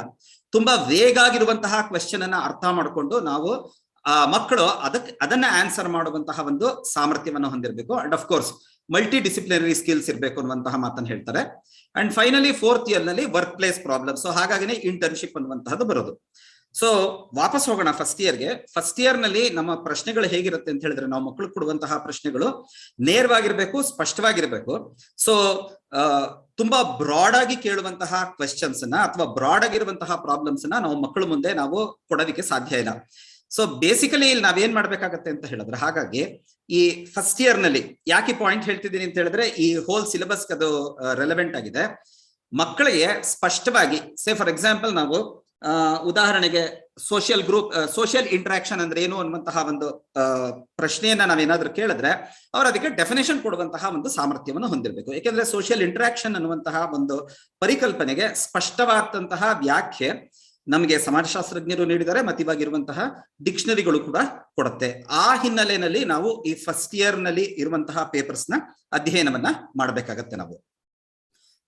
ಅಂಡ್ 2.5 NEP ನಲ್ಲಿ ಏನ್ ಹೇಳುತ್ತೆ ಅಂತ ಹೇಳಿದ್ರೆ, learning must be situated in the Indian context ಅಂತ ಹೇಳುತ್ತೆ. ಸೊ ನಮ್ಮ ಸಂದರ್ಭದಲ್ಲಿ ನಾವು ಅರ್ಥ ಮಾಡ್ಕೊಳ್ಬೇಕು, ಭಾರತೀಯರ ಸಂದರ್ಭದಲ್ಲಿ. ಯಾಕೆ ಮತ್ತೆ ಒನ್ಸಿಗೆ ಇದು ಯಾಕೆ ತುಂಬಾ ಇಂಪಾರ್ಟೆಂಟ್ ಅಂತ ಹೇಳಿದ್ರೆ, ನಾವು ಡಿಪೆಂಡ್ ಆಗುವಂತಹ ಟೆಕ್ಸ್ಟ್ ಬುಕ್ಸ್ ಎಲ್ಲವೂ ಕೂಡ ಫಾರಿನರ್ಸ್ ಬರ್ದಿರುವಂತದ್ದು. ಫಸ್ಟ್ ಆಫ್ ಆಲ್ ಸೋಶಿಯಾಲಜಿನೇ ಯುರೋಪ್ ನಲ್ಲಿ ಹುಟ್ಟಿದ್ದು, ಅಮೆರಿಕಾದಲ್ಲಿ ಬೆಳೆದಿದ್ದು. ಆದ್ರೆ ಇದನ್ನ ನಾವು ಭಾರತೀಯರ ಒಂದು ಸನ್ನಿವೇಶದಲ್ಲಿ ಹೇಗೆ ಅರ್ಥ ಮಾಡ್ಕೊಳ್ಬೇಕು ಅನ್ನುವಂಥದ್ದನ್ನ, ಸೊ ಸಾಮಾಜಿಕ ಅಂತಕ್ರಿಯೆ ಹೇಗಿರುತ್ತೆ, ಅಥವಾ ನಾವು ಫಾರ್ ಎಕ್ಸಾಂಪಲ್ ಸಂಸ್ಕೃತಿ ಅನ್ನುವಂತಹದ್ದನ್ನ ತೆಗೆದುಕೊಂಡ್ರೆ ನಾವು ಆ ಸಂಸ್ಕೃತಿಯನ್ನ ಟೈಲರ್ ಅವರ ಡೆಫಿನೇಷನ್ ಜೊತೆಗೆ ಭಾರತೀಯ ಸಂದರ್ಭದಲ್ಲಿ ಹೇಗೆ ಅರ್ಥ ಮಾಡ್ಕೊಳ್ಬೇಕು ಅನ್ನೋದನ್ನ ಕೂಡ ನಾವು ಗಮನವನ್ನು ಹರಿಸಬೇಕಾಗತ್ತೆ. ಉದಾಹರಣೆಗೆ ನೀವು ಇದನ್ನ ತೆಗೆದುಕೊಳ್ಳಿ, ನೀವು ಎಕ್ಸಸೈಸಸ್ ಆಕ್ಟಿವಿಟೀಸ್ ಕೊಟ್ಟಿರೋದ್ರಲ್ಲಿ ಗಮನಿಸಿದ್ರೆ, ಸಾಮಾನ್ಯವಾಗಿ ನಾವು ಮೆಲ್ಟಿಂಗ್ ಪಾಟ್ ಅನ್ನುವಂತಹ ಕಾನ್ಸೆಪ್ಟ್ ಅನ್ನ ನಾವು ರಿಪೀಟೆಡ್ ಆಗಿ ನಾವು ರೆಫರ್ ಮಾಡ್ತೀವಿ ನಾವು. ಬಟ್ ಮೆಲ್ಟಿಂಗ್ ಪಾಟ್ ಅನ್ನುವಂತಹ ಕಾನ್ಸೆಪ್ಟ್ ಬಂದಿದ್ದು ಅಮೆರಿಕಾದ ಸನ್ನಿವೇಶದಲ್ಲಿ. ನಮ್ಮ ದೇಶದ ಕಾಂಟೆಕ್ಸ್ಟ್ ನಲ್ಲಿ ಬಂದಂತಹದ್ದು ಯೂನಿಟಿ ಇನ್ ಡೈವರ್ಸಿಟಿ ಅನ್ನುವಂತಹದ್ದು. ಸೊ ಹಾಗಾಗಿ ಮಕ್ಕಳಿಗೆ, ಏಕೆಂದ್ರೆ ನಮ್ಮ ದೇಶದಲ್ಲಿ ಯಾವುದು ಮೆಲ್ಟ್ ಆಗದೇ ಇಲ್ಲ, ಎಲ್ಲವೂ ಕೂಡ ನಾವು ನಮ್ಮ ಒಂದು ಸಂಕೀರ್ಣವಾದಂತಹ ಸ್ಥಿತಿನಲ್ಲೇ ನಾವು ಉಳಿಸ್ಕೊಂಡಿರ್ತೀವಿ ನಾವು. ಮೈಸೂರಿನ ಕನ್ನಡಕ್ಕೂ, ಮಂಡ್ಯದ ಕನ್ನಡಕ್ಕೂ, ಚಾಮರಾಜನಗರದ ಕನ್ನಡಕ್ಕೂ, ಅಥವಾ ಉತ್ತರ ಕನ್ನಡದ ಕನ್ನಡಕ್ಕೂ, ಉತ್ತರ ಕರ್ನಾಟಕದ ಕನ್ನಡಕ್ಕೂ ಅನೇಕ ವೈವಿಧ್ಯತೆಗಳಿರೋದು ನೋಡ್ತೀವಿ. ಪ್ರತಿ 50 ಮೈಲಿಗೆ ಕನ್ನಡ ಚೇಂಜ್ ಆಗತ್ತೆ ಅಂತ ಹೇಳ್ತಾರೆ. ಹಾಗಿರ್ಬೇಕಾದ್ರೆ ಈ ಸಂದರ್ಭದಲ್ಲಿ ನಾವು ಈ ಸಂಸ್ಕೃತಿನ ಹೇಗೆ ಅರ್ಥ ಮಾಡ್ಕೊಳ್ಬೇಕು ಅಥವಾ ಮತ್ತದನ್ನ ಹೇಗೆ ಅಪ್ರಿಶಿಯೇಟ್ ಮಾಡಬೇಕು ಅನ್ನೋದು ತುಂಬಾ ಇಂಪಾರ್ಟೆಂಟ್ ಆಗುತ್ತೆ. ಇನ್ ಮಿಕ್ಕಿದೆಲ್ಲ ತುಂಬಾ ಈಗಾಗಲೇ ವೈಸ್ ಚಾನ್ಸಲರ್ ಅವರು ಮತ್ತೆ ಡಾಕ್ಟರ್ ರಾಮೇಗೌಡ ಅವರು ಕವರ್ ಮಾಡಿದ್ದಾರೆ. ಬೇರೆ ಬೇರೆ values, especially cultural, linguistic, socio economic, intellectual back ground ಬಂದಂತಹ ಮಕ್ಕಳಿಗೆ ಈ ವ್ಯಾಲ್ಯೂಸ್ ನ ಹೇಗೆ ಕಲ್ಸ್ಕೊಡುವಂತಹದ್ದು, ಮತ್ತೆ ಅವರ ವ್ಯಾಲ್ಯೂಸ್ ನ ಹೇಗೆ ಅಪ್ರಿಶಿಯೇಟ್ ಮಾಡಬೇಕು ಅನ್ನುವಂಥದ್ರ ಕಡೆ ಗಮನ ಹರಿಸಬೇಕು. ಅಂಡ್ ಫೈನಲಿ ಇಲ್ಲಿ ಗಮನಿಸಿ, ಮಕ್ಕಳು cooperative and peer supported activities ನಲ್ಲಿ ಪಾರ್ಟ್ ಆಗ್ಬೇಕು. ಸೊ ಇಲ್ಲಿ ಮೋಸ್ಟ್ ಆಫ್ ದ ಆಕ್ಟಿವಿಟೀಸ್ ಇರ್ಲಿ ಅಥವಾ ಕಲಿಕೆ ಇರ್ಲಿ, ಇದು ವೈಯಕ್ತಿಕವಾಗಿ ನಡೆಯುವಂತಹ ಕಲಿಕೆ ಅಲ್ಲ. ಮಕ್ಕಳು ಜೊತೆಯಾಗಿ ಕೆಲಸ ಮಾಡಬೇಕು, ಮತ್ತೆ ಅನೇಕ ಆಕ್ಟಿವಿಟೀಸ್ ಗ್ರೂಪ್ ನಲ್ಲಿ ಮಾಡುವಂತಹದ್ದಾಗಿರುತ್ತೆ. ಸೊ ಆ ಹಿನ್ನೆಲೆಯಲ್ಲಿ ನಾವು ಗಮನವನ್ನ ಇಟ್ಕೊಳ್ಬೇಕಾಗತ್ತೆ ನಾವು. And this is the most important part. ಏನದು ಅಂತ ಹೇಳಿದ್ರೆ, faculty will have the freedom to identify and use the pedagogical approach that is best suited to a particular course and student. So ಇಲ್ಲಿ ಗಮನಿಸಿ, that is best suited to a particular course ಅಷ್ಟೇ ಹೇಳಿಲ್ಲ, ಏಕವಚನದಲ್ಲಿ student ಅಂತ ಹೇಳ್ತಾರೆ. So ಎಲ್ಲ ಮಕ್ಕಳಿಗೂ common ಆಗಿ ಹೇಳ್ಕೊಡ್ಬೇಕು ಅಂತ ಏನಿಲ್ಲ. ನಮ್ಮ ಕಾಲೇಜಿನ ಸಂದರ್ಭದಲ್ಲಿ ನಾವು ನಮ್ಮ ಅನುಕೂಲಕ್ಕೆ ತಕ್ಕಂತಹ ಒಂದು ಪೆಡಗಾಜಿಕಲ್ ಅಪ್ರೋಚ್, ಪಠನಾ ಕ್ರಮವನ್ನ ನಾವು ಖಂಡಿತವಾಗ್ಲೂ ಕೂಡ ನಾವು ಬಳಸ್ಕೊಳ್ಬಹುದು. ನಾವು ಸಾಮಾನ್ಯವಾಗಿ ನಾವೇನ್ ಹೇಳ್ತೀವಿ ಅಂತ ಹೇಳಿದ್ರೆ, ಟೀಚರ್ಸ್ ಕ್ಲಾಸ್ ರೂಮ್ ನಲ್ಲಿ ಪಾಠ ಮಾಡ್ತಾರೆ. ಟೀಚರ್ಸ್ ಕ್ಲಾಸ್ ರೂಮ್ ನಲ್ಲಿ ಮಕ್ಕಳ ಜೊತೆಗೆ ನಿರಂತರವಾಗಿ ಇಂಟರಾಕ್ಟ್ ಮಾಡ್ತಾರೆ. ಆದ್ರೆ ಅವರ ಉತ್ತರ ಪತ್ರಿಕೆಗಳನ್ನ ಮೌಲ್ಯಮಾಪನ ಮಾಡುವಂತಹವರು ಥರ್ಡ್ ಪಾರ್ಟಿ. ಆ ಸ್ಟೂಡೆಂಟ್ ಬಗ್ಗೆ ಗೊತ್ತಿಲ್ಲದೆ ಇರುವಂತಹವರು ಅದನ್ನ ಮೌಲ್ಯಮಾಪನ ಮಾಡ್ತಾರೆ ಅನ್ನೋದು ಇರುವ ಒಂದು ದೊಡ್ಡ ಕಂಪ್ಲೇಂಟ್. ಯಾಕೆ ಅಂತ ಹೇಳಿದ್ರೆ, ಆ ಕಾಲೇಜಿನ ವಿಶಿಷ್ಟ ಸಂದರ್ಭಕ್ಕೆ ತಕ್ಕಂತಹ ಒಂದು ವಿಶಿಷ್ಟ ಸಂದರ್ಭಕ್ಕೆ ತಕ್ಕಂತಹ ಸಮಸ್ಯೆಗಳನ್ನಿರಬಹುದು ಅಥವಾ ಸಾಮರ್ಥ್ಯಗಳನ್ನ ಇರಬಹುದು, ಉತ್ತರ ಪತ್ರಿಕೆಗಳನ್ನ ನಾವು ಇವ್ಯಾಲ್ಯೂಯೇಟ್ ಮಾಡಿದಾಗ ಗಮನಕ್ಕೆ ತೆಗೆದುಕೊಳ್ಳಕ್ ಆಗೋದಿಲ್ಲ ಅಂಡ್ ಗೊತ್ತಾಗೋದು ಇಲ್ಲ ನಮ್ಗೆ. ಈ ಕಾರಣದಿಂದಾನೇ ಬಹುಶಃ 70-30 ಇದ್ದಂತಹದ್ದು, 70 ಮಾರ್ಕ್ಸ್ ಫೈನಲ್ ಇದು ಏನು ಅಸೆಸ್ಮೆಂಟ್, ಮತ್ತೆ 30 ಮಾರ್ಕ್ಸ್ ಫಾರ್ಮೇಟಿವ್ ಅಸೆಸ್ಮೆಂಟ್ ಅಂತ ಹೇಳಿದ್ರು, ಏನ್ ನಾವು ಕಂಟಿನ್ಯೂಸ್ ಅಸೆಸ್ಮೆಂಟ್ ಅಂತ ಹೇಳ್ತೀವಿ, ಅದನ್ನ 60-40 ಮಾಡಿದ್ದು. ಸೊ 40 ಮಾರ್ಕ್ಸ್ ಟೀಚರ್ಸ್ ಕೈನಲ್ಲಿ ಇರುವಂತಹದ್ದು. ಸೊ 40 ಮಾರ್ಕ್ಸ್ ಟೀಚರ್ಸ್ ಕೈನಲ್ಲಿ ಇದೆ ಅಂತ ಹೇಳಿದ್ರೆ ನೀವು ಯೋಚನೆ ಮಾಡಿ, ನಮ್ಮ ಮೇಲಿನಂತಹ ಜವಾಬ್ದಾರಿ ತುಂಬಾನೇ ಜಾಸ್ತಿ ಆಗುತ್ತದು. ಬಟ್ ಈ ಪೆಡಗಾಜಿ ಏನಾಗಿರ್ಬೇಕು ಅಂತ ಹೇಳಿದ್ರೆ, ಯಾವ ಪೆಡಗಾಜಿಯನ್ನ ಬೇಕಾದ್ರೂ ಅಪ್ರೋಚ್ ಮಾಡಬಹುದು, ನಾವು ಬಳಸ್ಕೊಳ್ಬಹುದು ನಾವು, ಆದ್ರೆ ಅದು ಪ್ರಾಬ್ಲಮ್ ಅಥವಾ ಪ್ರಾಜೆಕ್ಟ್ ಬೇಸ್ಡ್ ಲರ್ನಿಂಗ್ ಕಡೆಗೆ ಇರಬೇಕು ಅನ್ನುವಂತಹದ್ದನ್ನ ಹೇಳ್ತಾರೆ ಅವರು. ಸೊ ಇದಿಷ್ಟು NEP ಸ್ಪಷ್ಟವಾಗಿ ನಮ್ಮ ಮುಂದೆ ಇಡುವಂತಹ ಒಂದು ಮ್ಯಾಂಡೇಟ್. ಸೊ ಇನ್ನ ಪ್ರೋಗ್ರಾಮ್ ಆಬ್ಜೆಕ್ಟಿವ್ಸ್ ಕಡೆಗೆ ನಾ ಗಮನ ಹೋಗೋದಿಲ್ಲ, ಇದಾಗ್ಲೇ ನೀವು ಪ್ರಾಬಬಲಿ ಗಮನಿಸಿರ್ತೀರಾ ನೀವು. ಬಟ್ ಔಟ್ಕಮ್ ನಲ್ಲಿ ನಾನು ನಿಮ್ಮ ಗಮನವನ್ನ ಸೆಳೆಯೋದಕ್ಕೆ ಇಷ್ಟಪಡ್ತೀನಿ ನಾನು. ಸೊ ಇದು ಪ್ರೋಗ್ರಾಮ್ ಔಟ್ಕಮ್ ಅಂತ ಹೇಳಿದ್ರೆ ಇದು BA ಪ್ರೋಗ್ರಾಮ್ ನ ಒಂದು ಫಲಿತಾಂಶ. ಸೊ ಗಮನಿಸಿ, ಇಲ್ಲಿ ಕೆಲವು ಪದಗಳನ್ನ ಪ್ರತಿ ಸೆಂಟೆನ್ಸ್ ನಲ್ಲೂ ಕೆಲವು ಪದಗಳನ್ನ ಇಟಾಲಿಕ್ಸ್ ನಲ್ಲಿ ಹಾಕಿದೆ. So think critically. ಸೊ ಈ ಪಾಯಿಂಟ್ ಈಗಾಗ್ಲೇನೆ ಅವರು ಗುರುತಿಸಿದ್ರು. ಯಾವುದಕ್ಕೆ? ಸೋಷಿಯಲಾಜಿಕಲ್ ಇಮ್ಯಾಜಿನೇಷನ್ ಅನ್ನ ಅವರು ಬಳಸ್ಕೊಳ್ಬೇಕಾದ್ರೆ ಹೇಗೆ ವಿಮರ್ಶಾತ್ಮಕವಾಗಿ ಅವರು ಚಿಂತಿಸಬಹುದು, ಅದ್ರ ಕಡೆಗೆ ಅದನ್ನ ಬೆಳೆಸ್ಕೊಂಡಿರ್ಬೇಕು. Question common wisdom, raise important questions and examine arguments. So ಪ್ರಶ್ನೆ ಕೇಳುವಂತಹ ಒಂದು ಸಂಸ್ಕೃತಿ ಬೆಳಿಬೇಕು. Collect and analyse data. Normally ನಾವು ಮಾಹಿತಿಯನ್ನ ಕಲೆಕ್ಟ್ ಮಾಡ್ತೀವಿ, ಬಟ್ ಅದರ ವಿಶ್ಲೇಷಣೆ ಗಮನ ಹರಿಸೋದಿಲ್ಲ. ಅಷ್ಟೇ ಅಲ್ಲ, make conclusions and present arguments, ಅದನ್ನ ಬೇರೆಯವರ ಮುಂದೆ ಪ್ರಸ್ತುತಪಡಿಸುವಂತಹ ಒಂದು ಸಾಮರ್ಥ್ಯ ಅವ್ರಿಗಿರ್ಬೇಕು. ಮತ್ತೆ ಥಿಂಕ್ ಥಿಯರಿಟಿಕಲಿ, ಸೈದ್ಧಾಂತಿಕ ಚೌಕಟ್ಟಿನಲ್ಲಿ ಅವರು ಚಿಂತನೆ ಮಾಡುವಂತಹ ಒಂದು ಸಾಮರ್ಥ್ಯವನ್ನು ಹೊಂದಿರಬೇಕು. ಈ ಕಾರಣದಿಂದಾನೇ ಅಂಡರ್ಸ್ಟ್ಯಾಂಡಿಂಗ್ ಸೋಶಿಯಾಲಜಿ ಪೇಪರ್ ನಲ್ಲೇನೆ, ಅಂದ್ರೆ ಮೊಟ್ಟ ಮೊದಲನೇ ಪೇಪರ್ ನಲ್ಲೇನೆ ಸಮಾಜಶಾಸ್ತ್ರದ ಪ್ರಮುಖವಾದಂತಹ 4 ಸೈದ್ಧಾಂತಿಕ ಚಿಂತನೆಗಳಿಗೆ ಅವ್ರನ್ನ ಪ್ರವೇಶ ಮಾಡೋದಕ್ಕೆ ಅವಕಾಶ ಮಾಡಿಕೊಡ್ತಿರುವಂತಹದ್ದು. ಮತ್ತೆ participate, ಸ್ಕಿಲ್ಫುಲಿ participate in research groups and market research firms. So participation. So ಈ ಕ್ರಿಟಿಕಲ್ ಥಿಂಕಿಂಗು, ಮತ್ತೆ ಕ್ವೆಶ್ಚನಿಂಗು, ಅನಲೈಸಿಂಗು, ಮತ್ತೆ ಪ್ರೆಸೆಂಟಿಂಗು, ಮತ್ತೆ ಥಿಯರಿಟಿಕಲ್ ಥಿಂಕಿಂಗು, ಪಾರ್ಟಿಸಿಪೇಷನ್, ಇವುಗಳು ಈ ಪ್ರೋಗ್ರಾಮ್ ನ outcomes. Obviously final year BA ಬಂದಾಗ, ಅಂದ್ರೆ 6ನೇ ಸೆಮಿಸ್ಟರ್ಲೋ 8ನೇ ಸೆಮಿಸ್ಟರ್ನಲ್ಲೋ ಇದನ್ನ ನಾವು ಕಲಿಯೋದಕ್ಕೆ ಸಾಧ್ಯ ಇಲ್ಲ. ಇದು ಮೊದಲನೇ ಸೆಮಿಸ್ಟರ್ ನಿಂದಾನೇ ಮಕ್ಕಳುಗಳಿಗೆ ಅದರಲ್ಲಿ ಇನ್ವಾಲ್ವ್ ಮಾಡ್ಕೊಂಡು ಹೋಗ್ಬೇಕಾಗತ್ತೆ ನಾವು.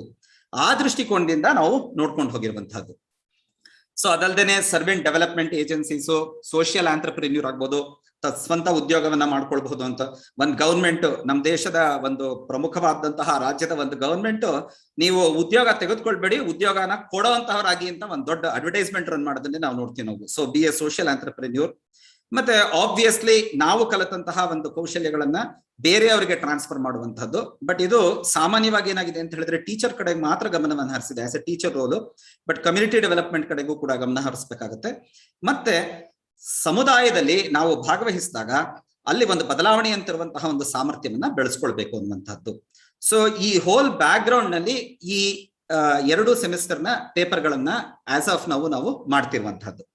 ಸೊ ಯಾತಕ್ಕೆ ಈ ಆಕ್ಟಿವಿಟೀಸ್ ಅನ್ನುವಂತಹದ್ದನ್ನು ಬಂದಾಗ ಏನನ್ನ ಮಕ್ಕಳು ಕಲಿಬೇಕು, ಮತ್ತೆ ನಾವು ಅವರಿಗೆ ಏನನ್ನ ಕಲಿಸ್ಬೇಕು, ಇದು ನಮ್ಮ ಮುಂದೆ ಬರುವಂತಹದ್ದು.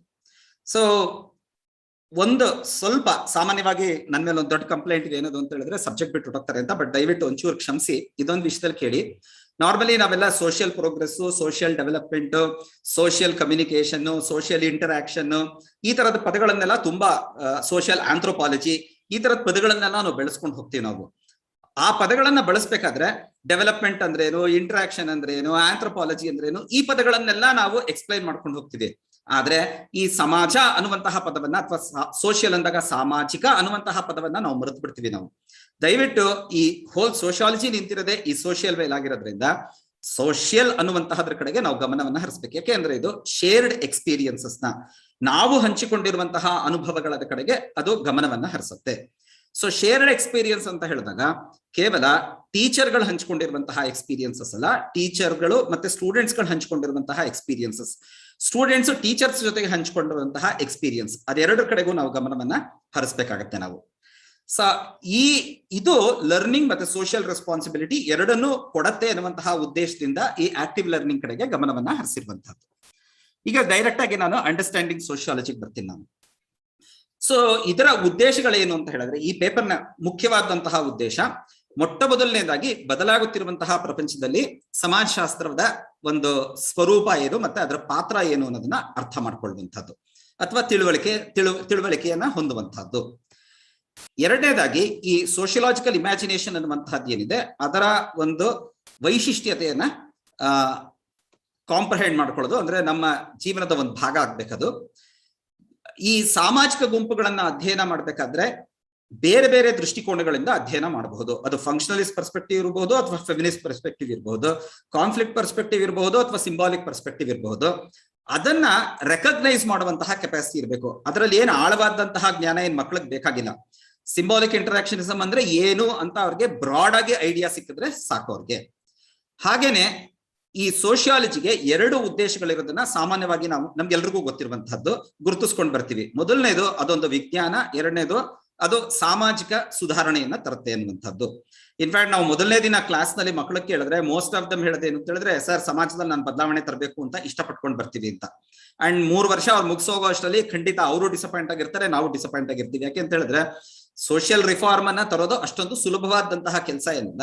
ಅದೊಂದು ಸೈನ್ಸ್ ಅಂತ ಅರ್ಥ ಮಾಡ್ಕೊಳ್ಳೋದು ಕೂಡ ಅಷ್ಟೊಂದು ಸುಲಭವಾದ ಕೆಲಸ ಅಲ್ಲ. ಬಟ್ ಇದೆರಡರ ಒಂದು ಉದ್ದೇಶಗಳನ್ನ ನಾವು ಸ್ಪಷ್ಟವಾಗಿ ನಾವು ವರ್ಗೀಕರಿಸಿ, ಪ್ಲಸ್ ಅದನ್ನ ಹೇಗೆ ನಾವು ಅರ್ಥ ಮಾಡ್ಕೊಳ್ಬೇಕು, ಮತ್ತೆ ಎರಡು ಹೇಗೆ ಸಮ್ಮಿಳಿತಗೊಳ್ಳುತ್ತೆ ಅನ್ನೋದನ್ನ ನಾವು ಅರ್ಥ ಮಾಡ್ಕೊಳ್ಬೇಕು. And finally express one's understanding of current issues in oral and written forms. So ನಾವ್ ಏನೇ ಮಾಡಿದ್ರು ಕೂಡ, ಏನೇನ್ ಹೇಳ್ಕೊಡ್ತೀವೋ ನಾವು ಅದೆಲ್ಲಕ್ಕೂ ಕೂಡ ಮಕ್ಕಳು ಫೈನಲಿ ಏನಾಗಿರ್ಬೇಕು, ಮೌಖಿಕವಾಗಿ ಅಥವಾ ಬರವಣಿಗೆಯ ರೂಪದಲ್ಲಿ ತಾವೇನ್ ಅರ್ಥ ಮಾಡ್ಕೊಂಡಿದ್ದಾರೆ ಅದನ್ನ ಪ್ರಸ್ತುತಪಡಿಸುವಂತಹ ಸಾಮರ್ಥ್ಯವನ್ನ ಹೊಂದಿರ್ಬೇಕು ಅವರು.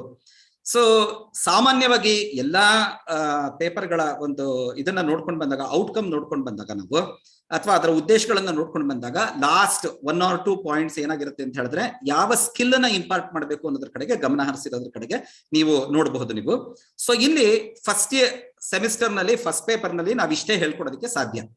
ಬಟ್ ಇದೇನ್ ಸಣ್ಣದ್ದಲ್ಲ. ಯಾಕೆ ಅಂತ ಹೇಳಿದ್ರೆ ನಾವು ಚಿಕ್ಕ ವಯಸ್ಸಿಂದ ಮಕ್ಕಳಿಗೆ ಕೈ ಕಟ್ ಬಾಯಿ ಮುಚ್ಚು ಅಂತ ಹೇಳ್ಕೊಟ್ಟು ಬಂದಿರೋದ್ರಿಂದ ಮಕ್ಕಳು ಪ್ರಶ್ನೆ ಕೇಳ್ತಾರೆ, 4 ಜನದ ಮುಂದೆ ನಿಂತ್ಕೊಂಡು ಮಾತನಾಡ್ತಾರೆ, ತಮ್ಗನಿಸಿದ್ದನ್ನ ಧೈರ್ಯವಾಗಿ ಬರೆದು ಇನ್ನೊಬ್ರು ಮುಂದೆ ಅದನ್ನ ಪ್ರಸ್ತುತಪಡಿಸ್ತಾರೆ ಅಂತ ಹೇಳಿದ್ರೆ that it self is A great achievement ಅನ್ನೋದನ್ನ ನಾವು ಗುರುತಿಸ್ಬೇಕಾಗತ್ತೆ ನಾವು. ಸೊ ಈ ಪಾರ್ಟ್ ಸ್ಕಿಪ್ ಮಾಡ್ತೀನಿ ನಾನು. ಈ ಹಿನ್ನೆಲೆಯಲ್ಲಿ ಈ ತರದ ಕೆಲವು ಆಕ್ಟಿವಿಟೀಸ್ ಗಳನ್ನ ನಾವು ಗುರುತಿಸ್ಕೊಂಡಿದ್ದೀವಿ ನಾವು. So most of the activities ಏನಾಗಿದೆ ಅಂದ್ರೆ, ಇಲ್ಲ ಗ್ರೂಪ್ ಡಿಸ್ಕಷನ್ ಇರಬಹುದು, ರಿಟರ್ನ್ ಅಸೈನ್ಮೆಂಟ್ಸ್ ಇರಬಹುದು, ಅಥವಾ ಇಂಡಿವಿಜುವಲ್ ಓರಲ್ ಪ್ರೆಸೆಂಟೇಷನ್ಸ್ ಇರಬಹುದು. ಗ್ರೂಪ್ ಡಿಸ್ಕಷನ್ ಅಲ್ಲೂ ಕೂಡ ಪ್ರೆಸೆಂಟೇಷನ್ ಬರುತ್ತೆ. ಆದ್ರೆ ಇಲ್ಲಿ ಸ್ಟೂಡೆಂಟ್ಸ್ ಏನ್ ಮಾಡ್ತಾರೆ, ತಾವೇ ವೈಯಕ್ತಿಕವಾಗಿ ಚಿಂತನೆ ಮಾಡಿ ಬರೆದು ಅದನ್ನ ಪ್ರೆಸೆಂಟ್ ಮಾಡ್ತಾರೆ. ಅಬ್ಸರ್ವೇಷನ್ ಇರಬಹುದು ಅಥವಾ ರಿಪೋರ್ಟಿಂಗ್ ಇರಬಹುದು, ಡ್ರಾಮಾ ಮತ್ತೆ ರೋಲ್ ಪ್ಲೇ ಇರಬಹುದು, ಕೆಲವು ಸೆಲ್ಫ್ ರಿಫ್ಲೆಕ್ಷನ್ ಎಕ್ಸರ್ಸೈಸಸ್ ಬರುತ್ತೆ, ಮತ್ತೆ ಕಮ್ಯುನಿಟಿ ಓರಿಯೆಂಟೆಡ್ ಎಕ್ಸರ್ಸೈಸಸ್ ಬರುತ್ತೆ. ತುಂಬಾ ಅಂದ್ರೆ ತುಂಬಾ ಬ್ರೀಫ್ ಆಗಿ ವಿತಿನ್ ಒಂದು 2-3 ಮಿನಿಟ್ಸ್ ನಲ್ಲಿ ನಾನು ಈಚ್ ಆಕ್ಟಿವಿಟಿ ಮತ್ತೆ ನಾವು ಕೊಟ್ಟಿರೋದ್ರ ಕಡೆಗೆ ಗಮನವನ್ನ ಹರಿಸ್ತೀನಿ. ಸೊ ಗ್ರೂಪ್ ಡಿಸ್ಕಷನ್ ನ ಕೆಲವು ಬೆನಿಫಿಟ್ಸ್ ಏನಿದೆ ಅದ್ರ ಕಡೆಗೆ ಕೊಟ್ಟಿದ್ದೀನಿ, ಅದನ್ನೇನು ಗಮನ ಹರಿಸಬೇಕಾಗಿಲ್ಲ. ಸ್ಟ್ರೈಟ್ ಅವೇ ನೀವು ಗಮನಿಸಿ, ನೀವು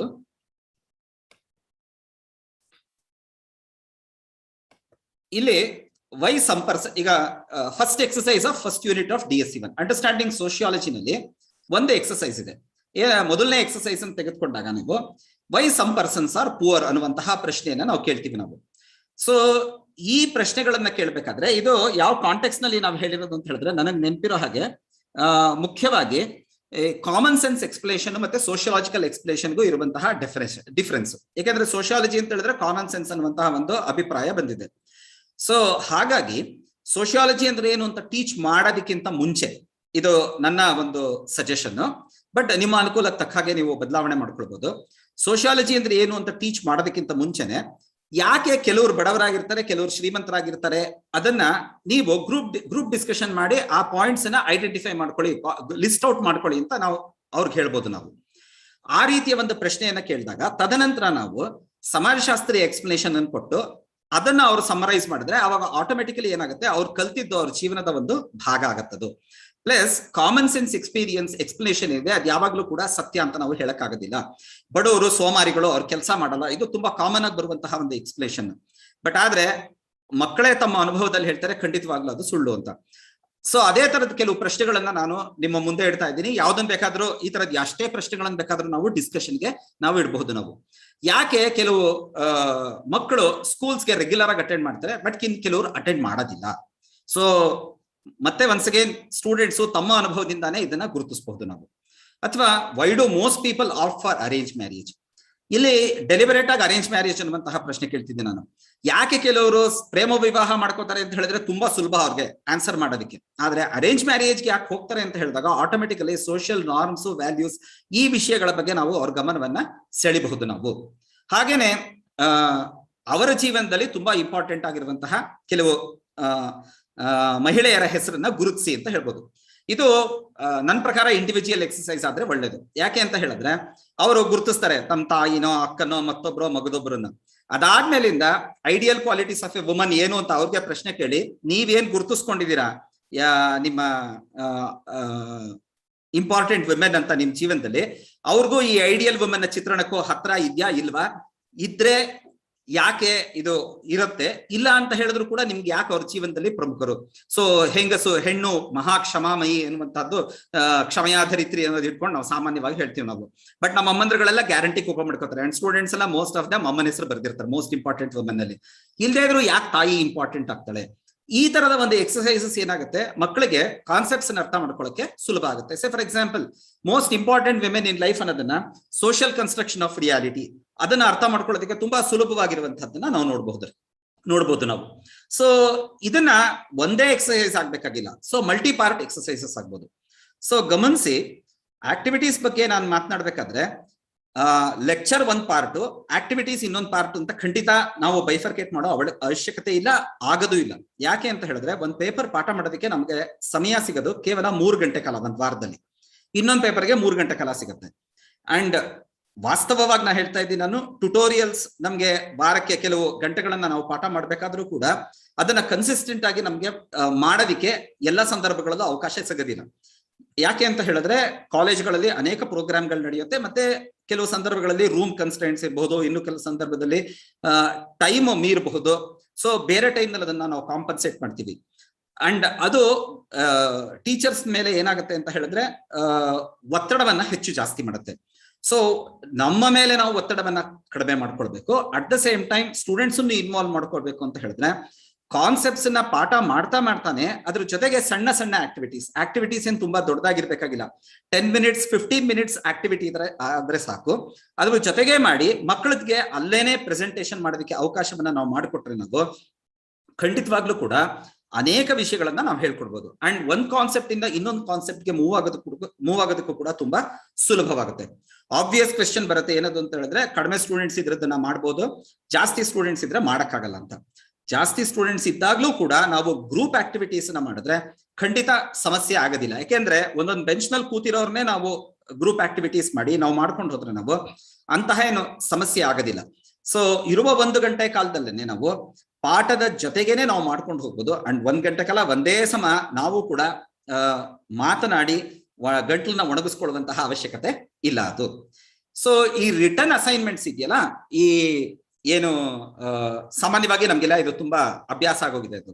ಸೊ ಈ ರಿಟರ್ನ್ ಅಸೈನ್ಮೆಂಟ್ಸ್ ಬಂದಾಗ್ಲೂ ಅಷ್ಟೇನೆ, ಏನ್ ಮಕ್ಕಳು ಗ್ರೂಪ್ ಡಿಸ್ಕಷನ್ ಮಾಡಿರ್ತಾರೆ ಅಥವಾ ಯಾವ್ದೋ ಒಂದು ಇಂಡಿವಿಜುವಲ್ ಎಕ್ಸರ್ಸೈಸ್ ಮಾಡಿರ್ತಾರೆ, ಅವ್ರು ವಾಪಸ್ ತೆಗೆದುಕೊಂಡು ಬಂದು ಏನ್ ಪ್ರೆಸೆಂಟ್ ಮಾಡ್ತಾರೆ ಅದನ್ನೇ ನಾವು ರಿಟರ್ನ್ ಅಸೈನ್ಮೆಂಟ್ ಆಗಿ ನಾವು ಕನ್ಸಿಡರ್ ಮಾಡಬಹುದು. ಎಕ್ಸ್ಟ್ರಾ ಇನ್ನೊಂದು ರಿಟರ್ನ್ ಅಸೈನ್ಮೆಂಟ್ ಕೊಡುವಂತಹ ಏನು ಅವಶ್ಯಕತೆ ಇರೋದಿಲ್ಲ ಅದು.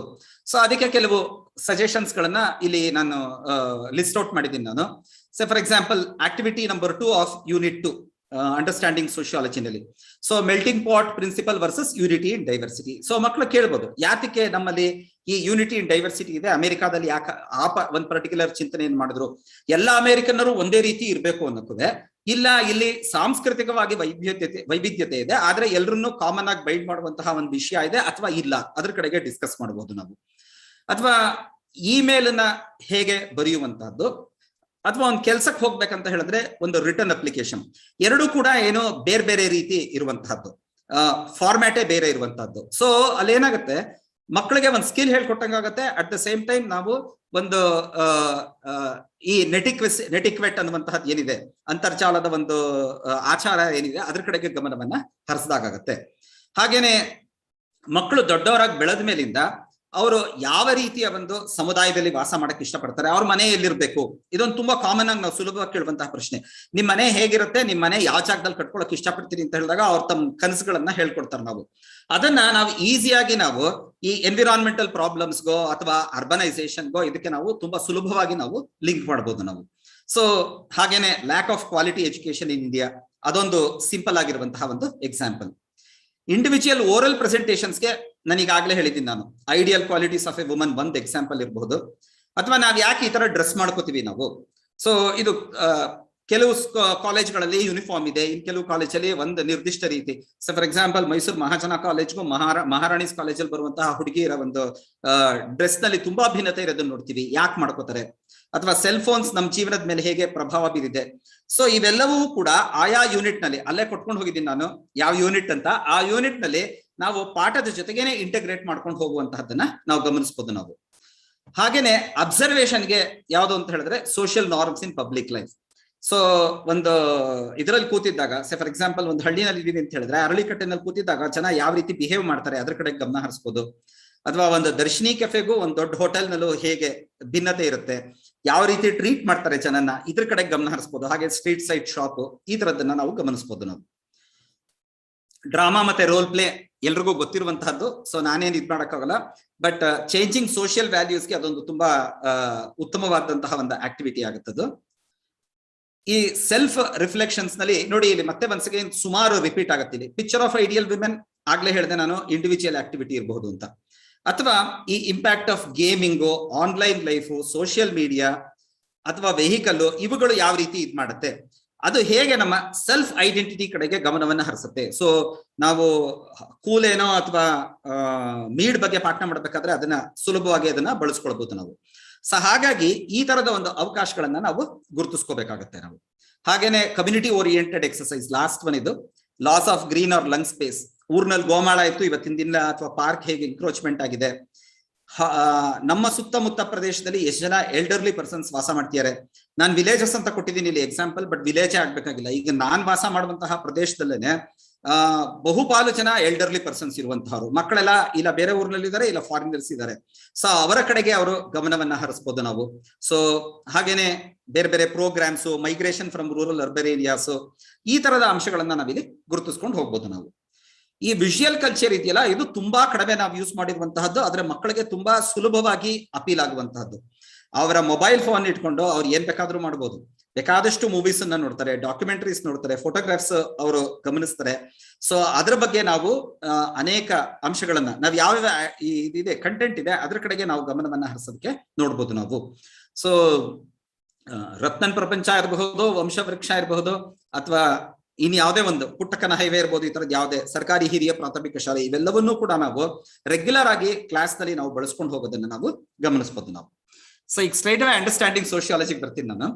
ಸೊ ಇಲ್ಲಿ ಮೊದಲನೇದು sociology as study of social groups and social interaction, ಇದು ಟೈಟ್ಲ್ ಕೊಟ್ಟಿರುವಂತಹದ್ದು. ಅಂಡ್ ಸಹಜವಾಗಿ ಇದ್ರ ಬಗ್ಗೆ ಸಾಕಷ್ಟು ಪ್ರಶ್ನೆಗಳನ್ನ ಈಗಾಗಲೇ ನಮಗ್ ಬಂದಿದೆ. ಸೊ ಇಲ್ಲಿ ಸೋಷಿಯಲ್ ಗ್ರೂಪ್ ಅಂದ್ರೆ ಏನು, ಅದರ ಡೆಫಿನೇಷನ್ ಏನು, ಅದರ ಲಕ್ಷಣಗಳೇನು, ಮತ್ತೆ ಸಾಮಾಜಿಕ ಅಂತಕ್ರಿಯೆ ಡೆಫಿನೇಷನ್ ಏನು, ಇವೆಲ್ಲ ಡೀಟೇಲ್ ಆಗಿ ಹೇಳ್ಬೇಕಾ ಅನ್ನುವಂತಹ ಒಂದು ಗೊಂದಲ ಸಾಕಷ್ಟು ಜನರಲ್ಲಿ ಇರೋದನ್ನ ನಾವು ಗಮನಿಸ್ತೀವಿ ನಾವು. ಬಟ್ ಗಮನಿಸಿ, sociology study of social groups and social interaction ಅಷ್ಟಕ್ಕೆ ನಿಂತಿಲ್ಲ. ಅದಾದ್ಮೇಲಿಂದ ಡ್ಯಾಶ್ ಹಾಕಿ ಡೆಫಿನೇಷನ್, ಸ್ಕೋಪ್ ಮತ್ತೆ ನೀಡ್ ಅಂತ ಹಾಕಿದೀವಿ ನಾವು. ಸೊ ಸಮಾಜಶಾಸ್ತ್ರದ ಡೆಫಿನೇಷನ್ ಹೇಳ್ಬೇಕಾದ್ರೆ ಅನೇಕ ಡೆಫಿನೇಷನ್ಗಳಿದೆ, ಅದ್ರ ಬಗ್ಗೆ ಎಲ್ಲ ತಲೆ ಕೆಡಿಸ್ಕೊಳ್ಬೇಕಾಗಿಲ್ಲ. ದಯವಿಟ್ಟು ಸಮಾಜಶಾಸ್ತ್ರ ಸಾಮಾಜಿಕ ಗುಂಪುಗಳು ಮತ್ತು ಸಾಮಾಜಿಕ ಅಂತಕ್ರಿಯೆಯನ್ನ ಅಧ್ಯಯನ ಮಾಡುವಂತಹ ಶಾಸ್ತ್ರ, ಇಷ್ಟು ಹೇಳಿದ್ರೆ ಸಾಕು. ಬೇರೆ ಡೆಫಿನೇಷನ್ ಬರಲ್ವಾ? ಬರುತ್ತೆ. For example sociology is a study of social institutions ಅಂತ ಡೆಫಿನೇಷನ್ ಇದೆ. ಅದು ನೆಕ್ಸ್ಟ್ ಸೋಷಿಯಲ್ ಇನ್ಸ್ಟಿಟ್ಯೂಷನ್ಸ್ ಬಂದಾಗ ಸಹಜವಾಗಿ ಅವರು ಅದ್ರ ಕಡೆಗೆ ಗಮನವನ್ನ ಹರಿಸ್ತಾರೆ. ಸೊ ಹಾಗಾಗಿ ಇಲ್ಲಿ ಅದಷ್ಟ್ರ ಕಡೆಗೆ ನಾವು ಗಮನವನ್ನ ಹರಿಸಿದ್ರೆ ಸಾಕು. ಸೊ ಮಾನವರ ಗುಂಪುಗಳಲ್ಲಿ ಹೇಗೆ ಇದು ನಡೆಯುತ್ತೆ ಅನ್ನುವಂಥದ್ದನ್ನ ಮ್ಯಾಕ್ಸ್ ವೆಬರ್ನ ಒಂದು ಡೆಫಿನೇಷನ್ ತೆಗೆದುಕೊಂಡ್ರೆ ಐ ಥಿಂಕ್ ಅದು ಮೋರ್ ದ್ಯಾನ್ ಸಫಿಶಿಯಂಟ್. ಈ ಒಂದು ಪರ್ಟಿಕ್ಯುಲರ್ ಇದಕ್ಕೆ, ಅಥವಾ ಯಾವುದೇ ಡಿಕ್ಷನರಿ ಡೆಫಿನೇಷನ್ ನ, ಸೋಷಿಯಾಲಜಿ ಡಿಕ್ಷನರಿಯ ಡೆಫಿನೇಷನ್ ತೆಗೆದುಕೊಂಡ್ರೆ ಇದಕ್ಕೆ ಸಫಿಶಿಯಂಟ್ ಆಗಿರುತ್ತದೆ. ಸೊ ನೀಡ್ ಇದೆಯಲ್ಲ, ಈ ನೀಡನ್ನ ಈ ಫೋಸೈ ಆಫ್ ಸೋಷಿಯಾಲಜಿ ಇದೆಯಲ್ಲ, ಸಮಾಜಶಾಸ್ತ್ರದ ಕೇಂದ್ರ ವಸ್ತುಗಳೇನಿದೆ, ಅಧ್ಯಯನದ ಕೇಂದ್ರ ವಸ್ತುಗಳು, ಸೋಷಿಯಲ್ ಇನ್ಸ್ಟಿಟ್ಯೂಷನ್ಸ್, ಇನ್ಇಕ್ವಾಲಿಟಿ ಮತ್ತೆ ಸೋಷಿಯಲ್ ಚೇಂಜ್, ಅದ್ರ ಕಡೆಗೆ ಗಮನವನ್ನ ಅದ್ರ ಕಡೆಗೆ ಲಿಂಕ್ ಮಾಡಿದಾಗ ಸಹಜವಾಗಿ ನಾವು ಸಮಾಜಶಾಸ್ತ್ರದ ಬ್ರೀಫ್ ಆಗಿ ಸಮಾಜಶಾಸ್ತ್ರದ ಒಂದು ಚರಿತ್ರೆನೂ ಹೇಳದಂಗಾಗುತ್ತೆ, ಮತ್ತೆ ಅದು ಹೇಗೆ ಪ್ರಸ್ತುತವಾಗಿದೆ ಅನ್ನೋದನ್ನು ಕೂಡ ನಾವು ಗಮನಿಸಬಹುದು ನಾವು. ಹಾಗೇನೆ ಇದೇ ಚಾಪ್ಟರ್ 1 ನಲ್ಲಿ sociology as science versus sociology as social reform ಅನ್ನುವಂತಹ ಒಂದು ಐಟಮ್ ಅನ್ನ ಕೊಟ್ಟಿದ್ದೀವಿ ನಾವು. ಸೊ ಇಲ್ಲಿ ಉದ್ದೇಶ ಏನು ಅಂತ ಹೇಳಿದ್ರೆ, ಸಮಾಜಶಾಸ್ತ್ರದಲ್ಲಿ ಎರಡು ಪ್ರಮುಖವಾದಂತಹ ಗುಂಪುಗಳಿವೆ. ಒಂದು ಸಮಾಜಶಾಸ್ತ್ರ ಶುದ್ಧ ವಿಜ್ಞಾನ, ಅದನ್ನ ಅದೇ ರೀತಿ ನಾವು ನೋಡ್ಬೇಕು ಅಂತ ಹೇಳುವಂತಹ ಒಂದು ಗುಂಪು. ಮತ್ತೊಂದು ಗುಂಪು ಇಲ್ಲ, ಸಮಾಜಶಾಸ್ತ್ರದ ಮುಖ್ಯ ಉದ್ದೇಶ ಏನು ಅಂತ ಹೇಳಿದ್ರೆ ಸಾಮಾಜಿಕ ಸುಧಾರಣೆಯನ್ನು ತರುವುದು ಅನ್ನುವಂಥದ್ದು. ಸೊ ಸೋಶಿಯಾಲಜಿ ಆಸ್ ಸೈನ್ಸ್ ಅನ್ನುವಂತಹ ಗುಂಪು ಸಹಜವಾಗಿಯೇ ತುಂಬಾ ದೊಡ್ಡದಾಗಿದೆ. ಸ್ಟಾರ್ಟಿಂಗ್ ಫ್ರಮ್ ಅಗಸ್ಟ್ ಕಾಮ್ಟು ಮತ್ತೆ ಡರ್ಖೀಮ್ ಅನ್ನ ತೆಗೆದುಕೊಂಡ್ರೆ, ಪಾರ್ಸನ್ಸು, ಮರ್ಟನು, ಮತ್ತೆ ಇವತ್ತಿನ ಕಾಲದ ರಾಂಡಾಲ್ ಕಾಲಿನ್ಸ್ ಯಾರನ್ನು ತೆಗೆದುಕೊಂಡ್ರು ಕೂಡ ಈ ಸೋಶಿಯಾಲಜಿ ಆಸ್ ಸೈನ್ಸ್ ಅನ್ನುವಂತಹ ಒಂದು ವಾದಕ್ಕೆ ಬರ್ತಾರೆ. ಬಟ್ ಸೋಶಿಯಾಲಜಿಯ ಸೋಷಿಯಲ್ ರಿಫಾರ್ಮ್ ಈ ಒಂದು ಪರ್ಟಿಕ್ಯುಲರ್ ವಾದವನ್ನು ಮಂಡಿಸಿದಂತಾನು ರೈಟ್ ಮಿಲ್ಸ್. ಸೊ ಹಾಗಾಗಿ ಈ ಎರಡರ ನಡುವೆ ಇರುವಂತಹ ಒಂದು ಈ ವಾದ ಅಥವಾ ವಾಗ್ವಾದ ಏನಿದೆ ಅದ್ರ ಕಡೆಗೆ ಇಲ್ಲಿ ಗಮನವನ್ನ ಹರಿಸಬೇಕಾಗಿರೋದು ತುಂಬಾ ಇಂಪಾರ್ಟೆಂಟ್. ಸೊ ವಿಜ್ಞಾನ ಯಾಕಾಗಿದೆ, ವಿಜ್ಞಾನದ ಲಕ್ಷಣಗಳೇನು ಹೇಳುವಂತಹ ಅವಶ್ಯಕತೆ ಇಲ್ಲ. ಯಾಕಂದ್ರೆ ಸಮಾಜಶಾಸ್ತ್ರ ವಿಜ್ಞಾನ, ಇಷ್ಟು ವರ್ಷ ಆಗಿ ನಾವು ಇನ್ನು ಸಮಾಜಶಾಸ್ತ್ರ ವಿಜ್ಞಾನ ಅಂತ ಪ್ರೂವ್ ಮಾಡುವಂತಹ ಅವಶ್ಯಕತೆ ಇಲ್ಲ. ಹೇಗೆ ಫಿಸಿಕ್ಸ್ ಒಂದು ಸೈನ್ಸು, ಸೋಶಿಯಾಲಜಿನೂ ಹಾಗೆ ಸೈನ್ಸೇ. ಬಟ್ ಆ ಸೈನ್ಸ್ಗೂ ಈ ಸೈನ್ಸ್ಗೂ ಡಿಫರೆನ್ಸ್ ಇದೆ. ಅದನ್ನ ಬೇಕಾದ್ರೆ ಆಕ್ಟಿವಿಟಿನಲ್ಲಿ ನಾವು ಕ್ಲಾರಿಫೈ ಮಾಡೋಣ, ಅದ್ರ ಬಗ್ಗೆ ಪಾಠ ಮಾಡುವಂತಹ ಅವಶ್ಯಕತೆ ಇಲ್ಲ. ಬಟ್ ಸೋಷಿಯಲ್ ರಿಫಾರ್ಮ್ನ ಯಾವ ಮಟ್ಟದ ತನಕ ನಾವು ತೆಗೆದುಕೊಂಡು ಹೋಗೋದು, ತಗೊಂಡೋಗಕ್ಕಾಗಲ್ಲ ಅನ್ನೋದ್ರ ಕಡೆಗೆ ನಾವು ಗಮನವನ್ನ ಹರಿಸ್ಬೇಕಾಗತ್ತೆ ನಾವು. ಸೊ ಇಲ್ಲಾಗದೆ ಬಂತಿದ್ದು, ನಾ ಕವರ್ ಮಾಡಿದೆ ಇದನ್ನ. ಸೊ ಸೋಷಿಯಲ್ ಪ್ರಾಬ್ಲಮ್ಸ್ ಕಡೆಗೆ ಗಮನ ಹರಿಸಬೇಕು, ಸಾಮಾಜಿಕ ಸಮಸ್ಯೆಗಳ ಕಡೆಗೆ ಗಮನ ಹರಿಸದೇ ಇದ್ರೆ ಸೋಶಿಯಾಲಜಿನೇ ಅಲ್ಲ ಅಂತ ಆರ್ಗ್ಯೂ ಮಾಡಿದಂತಾನು ರೈಟ್ ಮೀನ್ಸ್. ಇದೆರಡನ್ನ ಬ್ಯಾಲೆನ್ಸ್ ಮಾಡುವಂತಹದ್ರ ಕಡೆಗೆ ನಾವು ಗಮನವನ್ನ ಹರಿಸಬೇಕಾಗುತ್ತೆ. ಆಕ್ಚುಲಿ ಅದು ಮುಂದಕ್ಕೆ ಬರುತ್ತದು, ಚಾಪ್ಟರ್ 2 ನಲ್ಲಿ ಬರುತ್ತದು, ಯೂನಿಟ್ 1 ನ ಚಾಪ್ಟರ್ 2 ನಲ್ಲಿ, ಯಾವುದೋ ಫೋಸಕ್ಸ್ ಆಫ್ ಸೋಶಿಯಾಲಜಿನಲ್ಲಿ. ಸೊ ಇಲ್ಲಿ ಮತ್ತೆ ಒನ್ಸ್ ಅಗೇನ್ ಈ ಸೋಷಿಯಲ್ ಇನ್ಸ್ಟಿಟ್ಯೂಷನ್ಸ್ ಅಂದ್ರೆ ಏನು, ಇನ್ಇಕ್ವಾಲಿಟಿ ಅಂದ್ರೆ ಏನು, ಯಾತಕ್ಕೆ ಇಂಪಾರ್ಟೆಂಟ್, ಮತ್ತೆ ಚೇಂಜ್, ಈ ಮೂರರ ಬಗ್ಗೆ ಬ್ರೀಫ್ ಆಗಿ ನಾವು ಗಮನವನ್ನ ಹರಿಸಿದ್ರೆ ಸಾಕು. ಸೊ ಯೂನಿಟ್ 1ಗೆ ನನಗೆ ಗೊತ್ತಿರೋ ಹಾಗೆ 17 ಗಂಟೆ ಕಾಲ ನಾವು ಅಸೈನ್ ಮಾಡಿದ್ವಿ ನಾವು. ಸೊ 17 ಗಂಟೆ ಕಾಲದಲ್ಲಿ ನಾವು ಅದಕ್ಕೆ ಒಂದು ಪರಿಚಯವನ್ನ ಮಾಡ್ಕೊಳ್ಬಹುದು. ಫಸ್ಟ್ ಸೆಮಿಸ್ಟರ್ ಸ್ಟೂಡೆಂಟ್ಸ್ಗೆ ನಾವು ಇನ್ನೇನು ಜಾಸ್ತಿ ಹೇಳಕ್ಕಾಗೋದಿಲ್ಲ. ಸೊ ಜಸ್ಟ್ ಅದರ ಪರಿಚಯ, ಸಂಸ್ಥೆಗಳು ಅಂದ್ರೆ ಏನು, ಯಾಕದು ಸಾಮಾಜಿಕ ಅನಿಸ್ಕೊಂಡಿದೆ, ಅಸಮಾನತೆ ಹೇಗಿರುತ್ತೆ, ಅದು ಯಾಕೆ ಸಾಮಾಜಿಕ, ಅದರ ಸಾಮಾಜಿಕ ಏನು ಸ್ವರೂಪ ಏನು, ಹೇಗೆ ಜನರೇಷನ್ ಇಂದ ಜನರೇಷನ್ಗೆ ಕ್ಯಾರಿ ಆಗ್ಬಹುದು ಅಥವಾ ಬದಲಾಗಬಹುದು, ಮತ್ತೆ ಬದಲಾವಣೆ ಏನು ಅನ್ನುವಂಥದ್ದು. ಇನ್ನು ಯೂನಿಟ್ 1 ನ ಚಾಪ್ಟರ್ 3, 4, 5 ಏನಿದೆ ಅದೆಲ್ಲಾನು ಒಟ್ಟಿಗೆ ಡೀಲ್ ಮಾಡ್ತೀನಿ ನಾನು.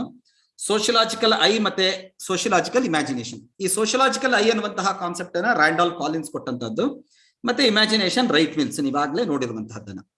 ಸೊ ಇದೆರಡರ ಬಗ್ಗೆ ತುಂಬಾ ಸ್ಪಷ್ಟವಾದ ಚಿತ್ರಣ ಎಲ್ಲಿ ಸಿಗುತ್ತೆ ಅಂತ ಹೇಳಿದ್ರೆ ಆ ಪೇಪರ್ನ ಎಂಡ್ ಅಲ್ಲಿ ಕೊಟ್ಟಿರುವಂತಹ ಲಿಂಕ್ ಗಳಲ್ಲಿ, ಇಂಟರ್ನೆಟ್ ಲಿಂಕ್ ನಲ್ಲಿ. ಇನ್ಫ್ಯಾಕ್ಟ್ ಈ ಪೇಪರ್ ಅಲ್ಲ, ಯಾವುದೇ ಪೇಪರ್ ನಲ್ಲಾದ್ರೂ ತೆಗೆದುಕೊಳ್ಳಿ ನೀವು, ಅಲ್ಲಿ ಕೊಟ್ಟಿರುವಂತಹ ಲಿಂಕ್ ನಲ್ಲಿ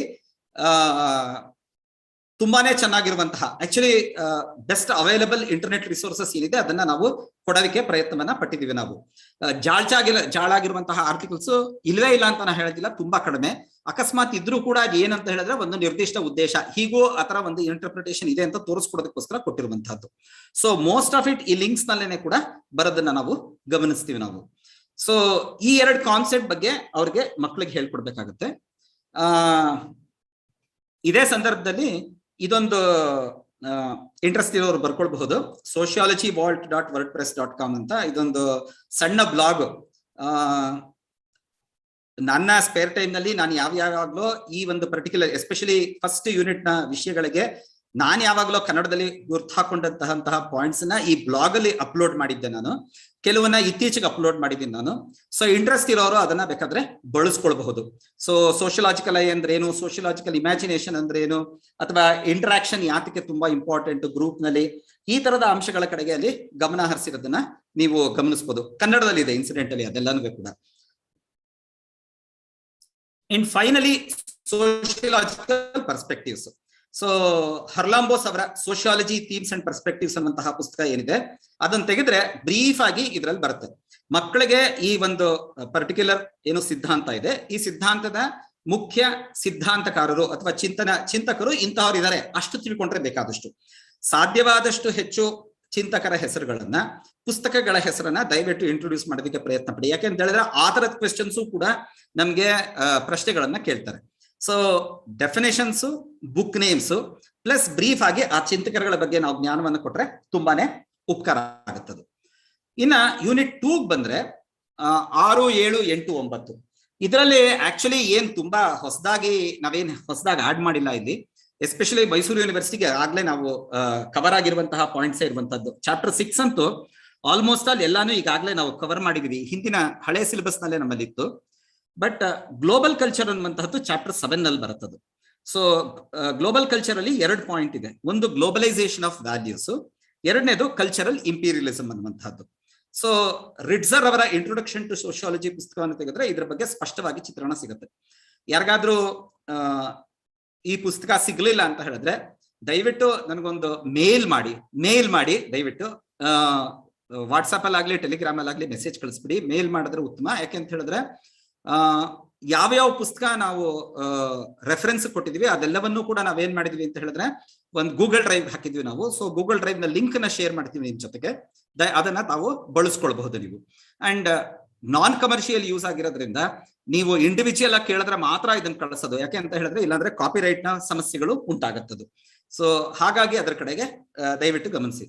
ಆಮೇಲೆ ಎಮರ್ಜಿಂಗ್ ಇಶ್ಯೂಸ್ ಇನ್ ಕಲ್ಚರ್ ಅನ್ನುವಂತಹದ್ದು ಇದೆಯಲ್ಲ, chapter 8, consumer culture, children as consumers, cyber culture ಮತ್ತೆ ನೆಟಿಕ್ವೆಟ್, ಆಮೇಲೆ ಡಿಜಿಟಲ್ ಡಿವೈಡ್, ಇದೆಲ್ಲವನ್ನು ಕೂಡ ನಾವು ರಿಟ್ಜರ್ ನ ಬುಕ್ ನಲ್ಲಿ ನಾವು ನೋಡಬಹುದು. ಡಿಜಿಟಲ್ ಡಿವೈಡ್ ಬಗ್ಗೆ ಮಾತ್ರ ಒಂದು ಎಕ್ಸ್ಟ್ರಾ ಆಡ್ ಮಾಡೋದಕ್ಕೆ ಇಷ್ಟಪಡ್ತೀನಿ. ಯಾವ್ದು ಅಂತ ಹೇಳಿದ್ರೆ ಲಾಸ್ಟ್ 2 years ನಲ್ಲಿ ನಮ್ಗೆಲ್ರಿಗೂ ಅನುಭವ ಆಗಿದೆ. ನಿರಂತರವಾಗಿ ನಾವು ಏನ್ ಮಾಡಿದ್ವಿ, ಸಮಸ್ಯೆಯನ್ನ ಎದುರಿಸಿದ್ವಿ. ನಮ್ಮ ಮಕ್ಕಳುಗಳಿಗೆ ನೆಟ್ವರ್ಕ್ ಸಿಗ್ತಿರ್ಲಿಲ್ಲ ಅನ್ನುವಂಥದ್ದು. ಪ್ಲಸ್ ಈ ಅಸರ್ ರಿಪೋರ್ಟ್ಸ್ ಏನಿದೆ, education status of education report ಏನಿದೆ, ಅದರಲ್ಲೂ ಕೂಡ ಇದ್ರ ಬಗ್ಗೆ ಸಾಕಷ್ಟು ಗಮನವನ್ನು ಹರಿಸಿದ್ದಾರೆ. ಸೊ ಅದನ್ನು ಕೂಡ ನಾವು ಇಲ್ಲಿ ಬಳಸ್ಕೋಬಹುದು ನಾವು. ಇನ್ನ ಸೋಷಿಯಲೈಸೇಷನ್ ಅಲ್ಲಿ ಇರೋದು 2 ಥಿಯರೀಸ್ ಆಫ್ ನೀಡ್ ಅಂಡ್ ಕುದೆ. ಇದಂತೂ ಸಾಮಾನ್ಯವಾಗಿ ಎಲ್ಲಾ ಕಡೆನೂ ಲಭ್ಯವಾಗುತ್ತಿದ್ದು ಎಲ್ಲಾ ಪುಸ್ತಕಗಳಲ್ಲೂ. ಬೆಸ್ಟ್ ಪುಸ್ತಕ ಯಾವುದು ಅಂತ ಹೇಳಿದ್ರೆ KN ಸೋಮಯ್ಯ ಅವರ ಪುಸ್ತಕ. ಇನ್ನ ಯೂನಿಟ್ 3ಗೆ ಬಂದಾಗ, ಸಾಮಾಜಿಕ ಬದಲಾವಣೆಗೆ ಬಂದಾಗ ಅಲ್ಲಿ 2 ಚಾಪ್ಟರ್ಸ್ ಇದೆ. ಸೊ ಒನ್ಸ್ ಇಲ್ಲಿ ಸೋಷಿಯಲ್ ಚೇಂಜ್ ಅಂದ್ರೆ ಏನು, ಮತ್ತೆ ಸೋಷಿಯಲ್ ಅಂದ್ರೆ ಏನು, ಚೇಂಜ್ ಅಂದ್ರೆ ಏನು, ಮತ್ತೆ ಒನ್ಸ್ ಅಗೇನ್. ಸೊ ಇಲ್ಲಿ ಮುಖ್ಯವಾಗಿ ಗಮನಿಸಬೇಕಾಗಿರೋದು ಯಾವುದು ಅಂತ ಹೇಳಿದ್ರೆ, ನಮ್ಮ ಮೌಲ್ಯಗಳಲ್ಲಿ ಮತ್ತು ನಿಯಮಗಳಲ್ಲಿ ಯಾವ ರೀತಿ ಬದಲಾವಣೆಗಳು ಉಂಟಾಗಿದೆ, ಯಾವ್ದ್ರಿಂದ, ಇಂಡಸ್ಟ್ರಿಯಲೈಸೇಷನ್ ಇಂದ, ರ್ಯಾಷನಲೈಸೇಷನ್ ಇಂದ, ಗ್ಲೋಬಲೈಸೇಷನ್ ಇಂದ, ಮೆಕ್ಡೊನಾಲ್ಡೈಸೇಷನ್ ಇಂದ, ಎಟ್ಸೆಟ್ರಾ ಎಟ್ಸೆಟ್ರಾ, ಅದ್ರ ಕಡೆಗೆ ಗಮನವನ್ನ ಹರಿಸಬೇಕಾಗಿದೆ ಅಷ್ಟೇ. ಸೊ ಮತ್ತೆ ಒನ್ಸ್ ಅಗೇನ್, ಇನ್ಫ್ಯಾಕ್ಟ್ ಅಲ್ಲೇನೆ ಮ್ಯಾಕ್ಡೊನಾಲ್ಡೈಸೇಷನ್ ಬಂದಾಗ ಸ್ಪಷ್ಟವಾಗಿ ಹೇಳಿದೀವಿ ನಾವು, ಜಾರ್ಜ್ ರಿಟ್ಜರ್ ಅವರ ಪುಸ್ತಕವನ್ನ ತೆಗೆದುಕೊಂಡ್ರೆ ಬೇಕಾದಷ್ಟದು. ಹಾಗೇನೆ ಈ ಅರ್ಬನೈಸೇಷನ್ ಮತ್ತೆ ಇನ್ಫಾರ್ಮೇಶನ್ ಎಕ್ಸ್ಪ್ಲೋಷನ್ ಬಗ್ಗೆನೂ ಕೂಡ ನಾವು ಗಮನವನ್ನ ಹರಿಸಬಹುದು ನಾವು. ಅಂಡ್ ಫೈನಲಿ ನಾವು ನೋಡುವಂತಹದ್ದು ಯಾವುದು ಅಂತ ಹೇಳಿದ್ರೆ ಕಾನ್ಸಿಕ್ವೆನ್ಸಸ್ ಆಫ್ ಚೇಂಜ್.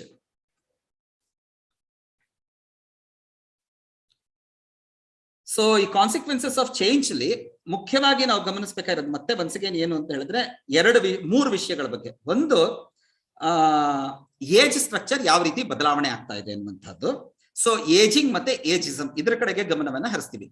ಸೊ ವಯಸ್ಸಾಗೋದು ಸಹಜವಾಗಿರುವಂತಹ ಪ್ರಕ್ರಿಯೆ, ಆದ್ರೆ ವಯಸ್ಸಾದವರನ್ನ ನಾವು ಯಾವ ರೀತಿ ನೋಡ್ತೀವಿ, ಎಸ್ಪೆಷಲಿ ನೇತ್ಯಾತ್ಮಕವಾಗಿ ನೋಡುವಂತಹ ದೃಷ್ಟಿಕೋನ ಇದೆಯಲ್ಲ, ಅದನ್ನ ಏಜಿಸಮ್ ಅಂತ ಕರಿತೀವಿ ನಾವು. ಸೊ ಇನ್ನ ನನ್ನ ಏಜ್ನವರೇ ಮೋಸ್ಟ್ ಆಫ್ ಯು ಇದ್ದೀರಾ ನೀವು, ಅಥವಾ ನನ್ನ ವಯಸ್ಸಿನ ಆಸ್ಪಾಸ್ನಲ್ಲಿ ಇದ್ದೀರಾ.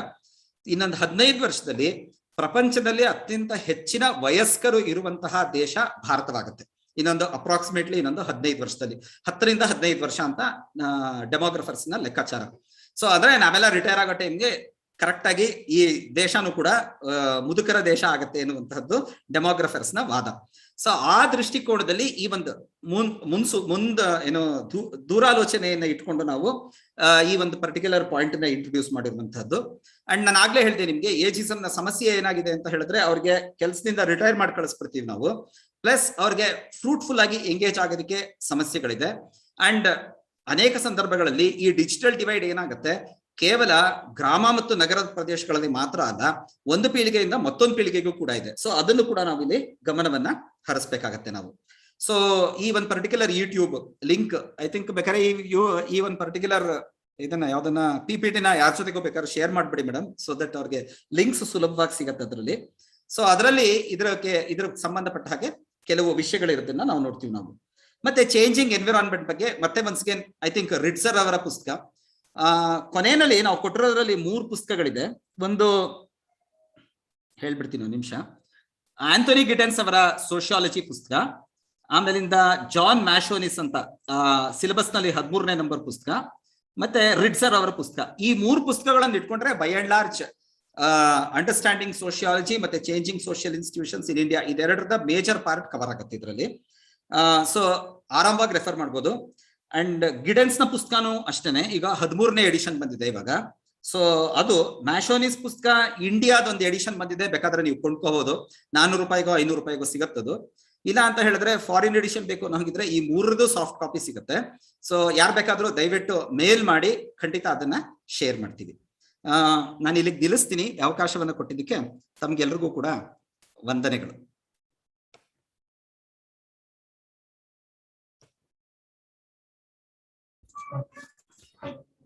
ಅಂಡರ್ಸ್ಟ್ಯಾಂಡಿಂಗ್ ಸೋಶಿಯಾಲಜಿ ಈ ಪತ್ರಿಕೆಯ ವಿಚಾರ ಮಂಡನೆಯನ್ನ ಮಾಡಿದಂತಹ ಡಾಕ್ಟರ್ ಸೌಮ್ಯ ಕುಮಾರ್ ಸರ್ ಅವರಿಗೆ ಧನ್ಯವಾದಗಳು. ಡಾಕ್ಟರ್ ನಾರಾಯಣ ಜಿಡಿ ಸರ್ ಅವರು changing social institution in India ಎಂಬ ಪತ್ರಿಕೆಯ ಬಗ್ಗೆ ವಿಚಾರವನ್ನ ಮಂಡಿಸಲಿದ್ದು ಇವರ ಪರಿಚಯವನ್ನ ಮಾಡಲಿದ್ದಾರೆ doctor Prashant sir. Thank you Asha. 2021-22ನೇ ಸಾಲಿನ ಸಮಾಜಶಾಸ್ತ್ರ ಅಧ್ಯಯನ ವಿಭಾಗ ವಿಶೇಷ ಕಾರ್ಯಾಗಾರ ಈ ಸುಸಂದರ್ಭದಲ್ಲಿ ಶ್ರೀಯುತರಾದ ಡಾಕ್ಟರ್ ಜಿಡಿ ನಾರಾಯಣ್ ಸರ್ ಅವರ ವ್ಯಕ್ತಿ ಪರಿಚಯ ಮಾಡಿಕೊಡುವ ಅವಕಾಶ ನನ್ನದಾಗಿದೆ. ಡಾಕ್ಟರ್ ಜಿಡಿ ನಾರಾಯಣ್ ಸರ್ ಅವರು BA ಪದವಿಯನ್ನ SDSC ಚಿಕ್ಕಮಗಳೂರಿನಲ್ಲಿ, ಸಮಾಜಶಾಸ್ತ್ರ ಪದವಿಯನ್ನ ಪ್ರಥಮ ರ್ಯಾಂಕ್ ಹಾಗೂ ಚಿನ್ನದ ಪದಕವನ್ನು ಕುವೆಂಪು ವಿಶ್ವವಿದ್ಯಾಲಯದಲ್ಲಿ ಪಡೆದಿದ್ದಾರೆ. ಇವರು ಮಲೆನಾಡು ಪ್ರದೇಶದ ಮಹಿಳೆಯರು ಬದಲಾಗುತ್ತಿರುವ ಸ್ಥಾನಗಳ ಸಮಾಜಶಾಸ್ತ್ರೀಯ ಅಧ್ಯಯನ ಎಂಬ ವಿಷಯದ ಕುರಿತಾಗಿ ಕುವೆಂಪು ವಿಶ್ವವಿದ್ಯಾಲಯದಿಂದ ಡಾಕ್ಟರೇಟ್ ಪದವಿಯನ್ನು ಸಹ ಪಡೆದಿದ್ದಾರೆ. ಶ್ರೀಯುತರು ತಮ್ಮ ವೃತ್ತಿ ಜೀವನವನ್ನ 1992ರಲ್ಲಿ ಸಹಾಯಕ ಪ್ರಾಧ್ಯಾಪಕರಾಗಿ ಬೇಲೂರು ಸರ್ಕಾರಿ ಪ್ರಥಮ ದರ್ಜೆ ಕಾಲೇಜಿನಲ್ಲಿ ಪ್ರಾರಂಭಿಸಿದರು. ಪ್ರಸ್ತುತ ಹಾಸನ ಜಿಲ್ಲೆಯ ಹೊಳೆನರಸೀಪುರ ತಾಲೂಕಿನಲ್ಲಿ ಪಡವಲಿಪ್ಪೆ ಗ್ರಾಮದಲ್ಲಿ ಇರುವ ಶ್ರೀ HD ದೇವೇಗೌಡ ಸರ್ಕಾರಿ ಪ್ರಥಮ ದರ್ಜೆ ಕಾಲೇಜಿನಲ್ಲಿ ಪ್ರಾಂಶುಪಾಲರಾಗಿ ಹಾಗೂ ಹೊಳೆನರಸೀಪುರ ತಾಲೂಕು ಹರದನಹಳ್ಳಿ ಪ್ರಾರಂಭವಾಗಿರುವ ಮಾದರಿ ವಸತಿಯುಕ್ತ ಸರ್ಕಾರಿ ಪ್ರಥಮ ದರ್ಜೆ ಕಾಲೇಜಿನಲ್ಲಿ ಸ್ಥಾಪಕ ಪ್ರಾಂಶುಪಾಲರಾಗಿ ಕಾರ್ಯ ಸಲ್ಲಿಸುತ್ತಿದ್ದಾರೆ.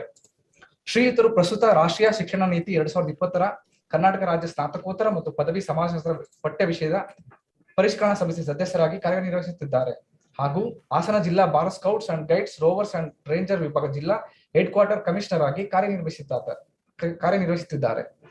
ಅದಲ್ಲದೆ ರಾಜ್ಯ, ರಾಷ್ಟ್ರ ಮತ್ತು ಅಂತಾರಾಷ್ಟ್ರೀಯ ಮಟ್ಟದ ಸಮಾಜಶಾಸ್ತ್ರ ಸಮ್ಮೇಳನಗಳಲ್ಲಿ ಪಾಲ್ಗೊಂಡು ಸುಮಾರು 100ಕ್ಕೂ ಹೆಚ್ಚು ಮಹಿಳಾ ಮತ್ತು ಸಮಾಜ ಸಂಬಂಧಿತ ಸಂಶೋಧನಾ ಪ್ರಬಂಧಗಳ ಮಂಡನೆಯನ್ನು ಮಾಡುವುದರೊಂದಿಗೆ ಹಲವಾರು ವಿದ್ಯಾರ್ಥಿಗಳಿಗೆ ಸಂಶೋಧನಾ ಪ್ರಬಂಧಗಳನ್ನು ಮಂಡನೆ ಮಾಡುವಲ್ಲಿ ಮಾರ್ಗದರ್ಶನ ನೀಡಿದ್ದಾರೆ.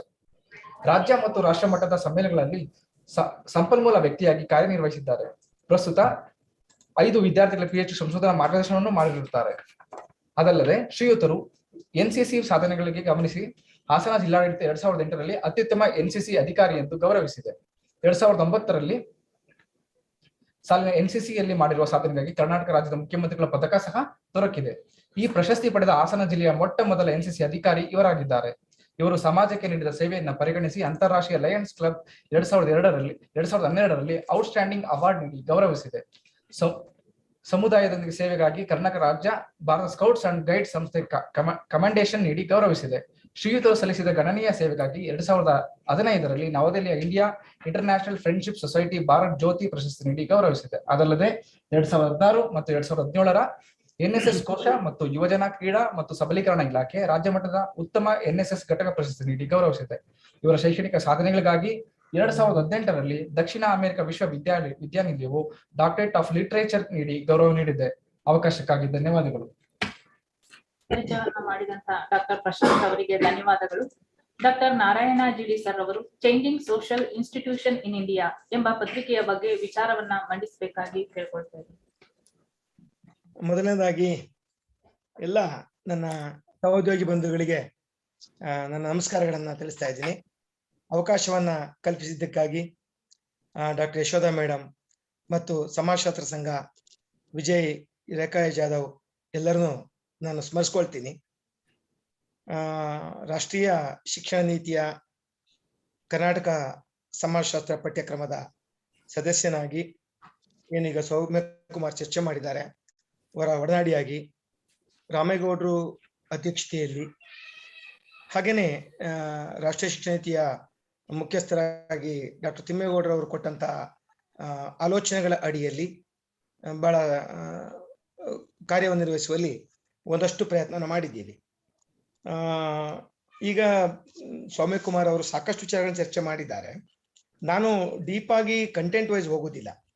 ನನಗೊಂದಷ್ಟು 2-3 ಏನು ನಮ್ಮ ಒಡನಾಡಿಗಳಾಗಿ ಉಪನ್ಯಾಸಕರಿಗೆ ಎದ್ದಿರುವ ಪ್ರಶ್ನೆಗಳಿವೆ ಅಲ್ಲ, ಅವುಗಳ ಬಗ್ಗೆ ಒಂದಷ್ಟು ಚರ್ಚೆಯನ್ನ ಮಾಡೋ ಪ್ರಯತ್ನ ಮಾಡ್ತೀನಿ.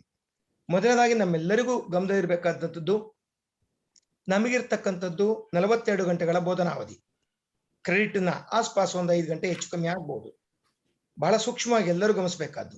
ಈಗಾಗಲೇ ಅದರಲ್ಲಿ ಹೆಚ್ಚು ಕಮ್ಮಿ ಒಂದು 15-18 ಗಂಟೆ ಮುಗಿದೋಗ್ಬಿಟ್ಟಿದೆ, 18-20 ಗಂಟೆ ಮುಗಿದೋಗಿದೆ. ಇನ್ಯಾವ ಗಂಟೆಯಲ್ಲಿ ಕರೋನಾ ಮತ್ತೆ ಬೇರೆ ರೂಪದಲ್ಲಿ ಬರುತ್ತೆ ಅನ್ನೋ ಭಯದಲ್ಲಿ ಒಂದು, ಇನ್ನೂ ಪೇರ್ ಆಗದೆ ಸಬ್ಜೆಕ್ಟ್ ಗೊಂದಲದಲ್ಲಿರುವಂತಹ ಆತಂಕದಲ್ಲಿ 2, ಸೋಷಿಯಾಲಜಿ ಕೆಲವು ಕಾಲೇಜುಗಳಲ್ಲಿ ಪ್ರಾರಂಭವಾಗದೇ ಇರುವಂತಹ ಸ್ಥಿತಿಯಲ್ಲಿ 3. ಈ ಸೈಕಾಲಜಿ ಒಳಗೆ ನಮ್ಮ ಮೇಸ್ಟ್ರುಗಳು ಸಾಕ್ತಾ ಇದ್ದಾರೆ ಅಂತೇಳಿ ನಾನು ಭಾವಿಸ್ತೀನಿ. ರೈಟ್? ಈ 3 ಭಯದ ವಾತಾವರಣ ಇದೆ. ಈ ನಿಟ್ಟಿನಲ್ಲಿ 42 ಗಂಟೆಗಳಲ್ಲಿ ಆಗಲೇ ಒಂದು 18 ಗಂಟೆ 20 ಗಂಟೆ ಹೋಗ್ಬಿಟ್ಟಿದೆ. ಇನ್ನು ಉಳಿದಿರೋ 22 ಗಂಟೆಗಳಲ್ಲಿ ನಾವು ಪಠ್ಯ ಮುಗಿಸ್ಬೇಕು. ಈಗೇನು ನಾವು ಹೊಸ ಹೊಸ ಕನಸುಗಳನ್ನ ನಮಗೆ ಬಿಡ್ಲಿಕ್ಕೆ ಕೊಟ್ಟಿದ್ದೀವಿ, ಅವುಗಳನ್ನ ನಾವು ಫುಲ್ಫಿಲ್ ಮಾಡ್ಬೇಕಾಗ್ತದೆ. ಅವೆಲ್ಲಕ್ಕಿಂತ ಮುಖ್ಯವಾಗಿ ಸೂಕ್ಷ್ಮವಾಗಿ ನಾನು ಬೆಳಗ್ಗೆ ಸೌಮ್ಯಕುಮಾರ್ ಮತ್ತು ಡಾಕ್ಟರ್ ರಾಮೇಗೌಡರ ಕಡೆ ಮಾತಾಡ್ತಾ ಇದ್ದೆ. ನಮಗಿರ್ತಕ್ಕಂಥದ್ದು 100 ಅಂಕಗಳ ಚರ್ಚೆ. ಅದರಲ್ಲಿ 60 ಅಂಕಗಳು ಪರೀಕ್ಷೆ ವಿದ್ಯಾರ್ಥಿ ನೇರವಾಗಿ ಬಂದು ಬರೆಯುವಂಥದ್ದು ಪರೀಕ್ಷಾ ಕೊಠಡಿಯಲ್ಲಿ. ಇನ್ನು 20 ಅಂಕಗಳು ಟೆಸ್ಟ್ನ ಅಥವಾ ಅಸೈನ್ಮೆಂಟ್ ರೂಪ ಟೆಸ್ಟ್ನ ಮಾಡುವಂಥದ್ದು. ಇನ್ನು 20 ಅಂಕಗಳು ಕ್ರಿಯಾ ಚಟುವಟಿಕೆಗಳಲ್ಲಿ ಅಥವಾ ಆಕ್ಟಿವಿಟಿ ಬೇಸ್ ಮಾಡುವಂಥದ್ದು. ಬಹಳ ಕ್ಲೀನಾಗಿ ಸೂಕ್ಷ್ಮ ಗಮನಿಸಬೇಕಾಗ್ತದೆ. ಈಗ ಪರೀಕ್ಷೆ ಟೆಸ್ಟ್ನ ಅಸೈನ್ಮೆಂಟ್ಸ್ನ ನಾವು ಏನು ಬೋಧನಾವಧಿಯ ಜೊತೆಯಲ್ಲಿ ಮಿಕ್ಸ್ ಮಾಡಿಕೊಂಡ್ರೆ 80 ಮಾರ್ಕ್ಸ್ಗೆ ಮೇಸ್ಟ್ಗಳು ನಾವು ಮಕ್ಕಳ ಒಡನಾಡಿಯಾಗಿ ಇರಬೇಕಾಗಿದೆ. ಇನ್ನು 20 ಮಾರ್ಕ್ಸ್ಗೆ ಕ್ರಿಯಾ ಚಟುವಟಿಕೆಗಳಿಗೆ ಹೋಗ್ಬೇಕಾಗ್ತದೆ. ಅಂದ್ರೆ 1 ಗಂಟೆಯಲ್ಲಿ ಪಾಠ ಮಾಡ್ತಿದ್ದೀವಿ ಅಂದ್ರೆ 848 ಅಂದ್ರೆ 80% ನಾವು ಮಕ್ಕಳ ಸಬ್ಜೆಕ್ಟು ಇದರೊಡನೆ ಸಾಗೋದ್ರಿಂದ ಹೆಚ್ಚು ಕಮ್ಮಿ 48 ನಿಮಿಷಗಳು ನಾವು ವಿಷಯದ ಚರ್ಚೆ ಮಾಡ್ಬೇಕಾಗ್ತದೆ. Any papers, anything, any content 48 ನಿಮಿಷಗಳು ಬಹಳ ಸೂಕ್ಷ್ಮ ವಿಷಯ. ಇಲ್ಲಾಂದ್ರೆ ಬಹಳ ಪ್ರಾಬ್ಲಮ್ ಆಗ್ತದೆ. ಯಾಕಂದ್ರೆ ಸಬ್ಜೆಕ್ಟ್ ಮುಗಿಯಲ್ಲ, ಈ ಕಡೆ ನಾವು ಹೇಳುವಂತ ಮುಂದಿನ ಯಾವ್ದೋ ಆಕ್ಟಿವಿಟೀಸ್ಗಳು ಸಾಲಲ್ಲ. ಕ್ಲಿಯರ್ ಭಾಗ ಮಾಡ್ಕೋಬೇಕು. 48 ನಿಮಿಷಗಳ ಪಟ್ಟಿಗೆ ನಾವು ನಿಲ್ಸ್ಬೇಕಾಗ್ತದೆ ಮೊದಲನೇದು. ಇನ್ನು 12 ಮಾರ್ಕ್ಸ್ಗೆ ಮಾತ್ರ, ಅಂದ್ರೆ 12 ನಿಮಿಷಕ್ಕೆ, 60 ನಿಮಿಷದಲ್ಲಿ 12 ನಿಮಿಷ ಇಲ್ಲ ಸರ್ ಹೋಗಿ ಬರೋದು 5 ನಿಮಿಷ ಹೋಗ್ಬಿಡುತ್ತೆ ಅಂದ್ರೆ ನೀವು ಮತ್ತೆ ರಿಡ್ಯೂಸ್ ಮಾಡ್ಕೊಳ್ಳಿ. 40 ನಿಮಿಷ ಅಥವಾ 10 ನಿಮಿಷಕ್ಕೆ 10 ನಿಮಿಷ ಅಥವಾ 12 ನಿಮಿಷಗಳ ಕ್ರಿಯಾ ಚಟುವಟಿಕೆಗಳಿಗೆ ನೀವು ಅದನ್ನ ಗಮನಿಸಬೇಕಾಗ್ತದೆ. ಇದು ಬಹಳ ಸೂಕ್ಷ್ಮ ವಿಷಯ. ಅದನ್ನ ಹೇಗೆ ಮಾಡ್ಕೊಳ್ಬೇಕು ಅನ್ನೋದು ನಿಮ್ಮ ಎಲ್ಲರ ವಿವೇಚನೆಗೆ ಬಿಟ್ಟಿರ್ತಕ್ಕಂಥದ್ದು ಅನ್ನೋದನ್ನ ನೀವು ಗಮನಿಸ್ಕೊಳ್ತಾ ಹೋಗಿ. ಈ ನಿಟ್ಟಿನಲ್ಲಿ ಇನ್ನೊಂದು ಭಯ ಇದೆ. ಈಗ ಬಂದಿರುವ ವಿದ್ಯಾರ್ಥಿಗಳು BA ಬಂದಿರುವಂತವ್ರು ಮತ್ತೆ BComಗೂ ನಾವು ಕೆಲಸ ಕೊಟ್ಟಿದ್ದೀವಿ, ಸೈನ್ಸ್ನೂ ಕೆಲಸ ಕೊಟ್ಟಿದ್ದೀವಿ. ಅವರಿಗೆ ನಿಜ ಹೇಳ್ಬೇಕಂದ್ರೆ ABCD ಸೋಷಿಯಾಲಜಿಯ ABCD ಗೊತ್ತಿಲ್ಲ. ಕಾರಣ ಇಷ್ಟೇ, ನಾವು ಸೌಮ್ಯಕುಮಾರ್ ಎಲ್ಲ ಅವತ್ತು ಬ್ಯಾಂಗ್ಳೂರ್ನಲ್ಲಿ ಕೂತ್ಕೊಂಡು ಚರ್ಚೆ ಮಾಡುವಾಗ ಕನಿಷ್ಠ ಕಲ್ತಿರ್ತಾರೆ, ಹಾಗಾಗಿ ಮುಂದಕ್ಕೆ ಹೋಗಿ ಅನ್ನುವ ಚರ್ಚೆನ ಹೇಳ್ತಾ ಹೋದ್ರು ಎಲ್ರು. ಮುಂದೆ ಕೇಳಕ್ ಹೋದ್ರೆ ಇಲ್ಲಿ ವಿದ್ಯಾರ್ಥಿಗಳು ಕಲ್ತೇ ಬಂದಿಲ್ಲ. ಎಲ್ಲ 2 ವರ್ಷಗಳ ಕರೋನಾ ರಿಲ್ಯಾಕ್ಸೇಷನ್ಸ್ ಅಲ್ಲಿ ಬಂದ್ಬಿಟ್ಟಿದ್ದಾರೆ. ಕರೋನಾ ರಿಲ್ಯಾಕ್ಸೇಷನ್ ಬಂದಿರೋರಿಗೆ ಯಾವುದೂ ಅರ್ಥ ಆಗಲ್ಲ. ಇನ್ನೂ ನಾವು ಸಮಯನ ಇದನ್ನೇ ಮಾಡಿಲ್ಲ. ಇನ್ನೇನು 15 ದಿನಕ್ಕೆ ಎಕ್ಸಾಮ್ ಕಟ್ಟಿ ಅಂತ ಬರ್ತದೆ. ಏನ್ ಮಾಡ್ಬೇಕು ಅನ್ನುವ ಒತ್ತಡ ಕೇವಲ ಉಪನ್ಯಾಸಕರಲ್ಲ, ಪ್ರಿನ್ಸಿಪಾಲ್ ಆಗಿ ನನಗೂ ಇದೆ. ಈಗ ಹೇಗೆ ಮಾಡ್ಬೇಕು, ಟೈಮ್ ಸ್ಟ್ರೆಚ್ ಮಾಡ್ಬೇಕಾ, ವಿದ್ಯಾರ್ಥಿಗಳನ್ನ ಹಿಡಿದಿಟ್ಕೋಬೇಕಾ, ಅಥವಾ ಪಾಠನೆ ಮಾಡಿಸ್ಬೇಕಾ, ಆಕ್ಟಿವಿಟಿ ಮಾಡಿಸ್ಬೇಕಾ, ಇದು ಬಹಳ ಮುಖ್ಯವಾಗಿ ಎದ್ದಿರುವಂತ ಪ್ರಶ್ನೆ. ಈ ನಿಟ್ಟಿನಲ್ಲಿ ಪ್ರತಿಯೊಬ್ಬರಿಗೂ ಶಿಕ್ಷಕರಿಗೆ, ಉಪನ್ಯಾಸಕರಿಗೆ ತಮ್ಮ ವಿವೇಚನೆ ಇದೆ ಅನ್ನುವಂಥದ್ದು ಒಂದು ಭಾವಿಸ್ತೀನಿ ನಾನು ಇದೆ. ಎರಡನೇದು, ಎಲ್ಲರೂ ಕಡ್ಡಾಯವಾಗಿ ಅಂತರ್ಜಾಲದ ಮೊರೆ ಹೋಗ್ಲೇಬೇಕಾಗಿದೆ.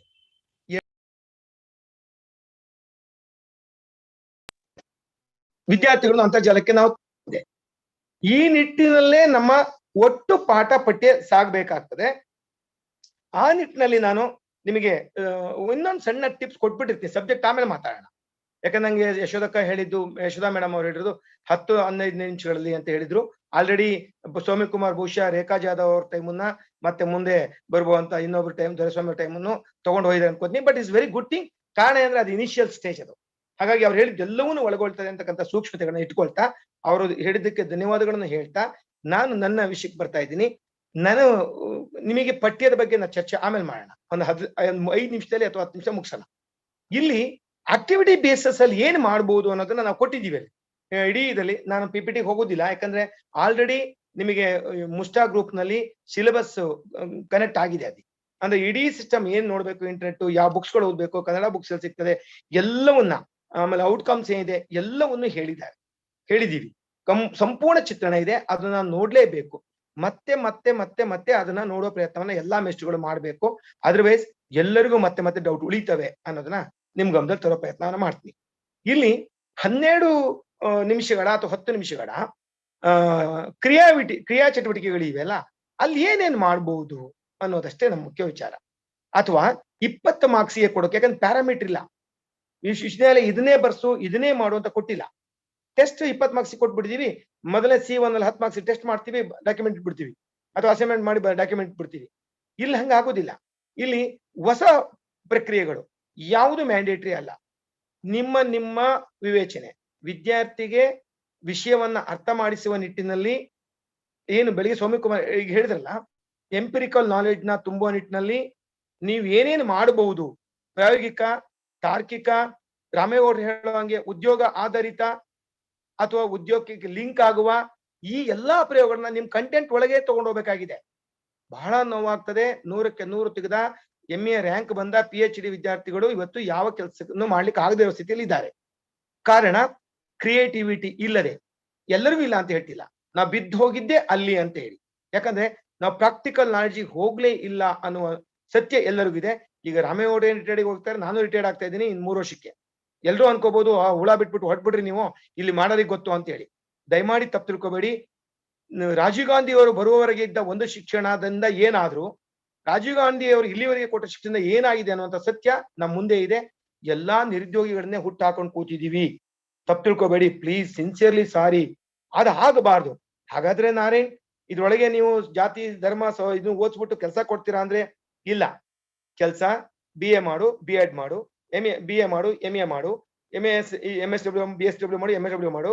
ಬರೀ ಏನು ಟೀಚಿಂಗ್ ಆಧಾರಿತ ಉದ್ಯೋಗಕ್ಕೆ, ಕಂಪನಿ ಆಧಾರಿತ ಉದ್ಯೋಗಕ್ಕೆ ತುಂಬಿಡಿದೀವಿ ನಾವು. ಅಂದ್ರೆ ತಿಂಗಳ ಸಂಬಳಕ್ಕೆ ಅದು ನಿಂತೋಯ್ತು. ಸತ್ಯ ಹೇಳ್ತಾ ಇದೀವಿ, ಖಾರ ಆಗ್ತದೆ. 1000 ಜನರಿಗೆ ಇರೋದೇ 12 ಜನ ಅಥವಾ 15 ಜನಿಗೆ ಸರ್ಕಾರಿ ನೌಕರಿ 1000ಕ್ಕೆ. ಇನ್ನ ಕಂಪನಿ ತಿಂಗಳ ಬೇಸದ ಸಂಬಳ, ನಮ್ ತಿಂಗಳ ಸಂಬಳ ತಗೊಂತೀವಲ್ಲ ಹಂಗೆ, ಅದಿರೋದು ಹಬ್ಬ ಅಂದ್ರೆ 30 ಜನಿಗೆ. 40 ಜನ ಹೋದ್ರೆ 960 ಜನರಿಗೆ ಯಾವ ಕೆಲಸವನ್ನ ಕೊಡ್ತೀರಿ ನೀವು? ಈ ಸತ್ಯದ ಜೊತೆಲಿ ಆಟ ಆಡೋಣ ಪ್ಲೀಸ್.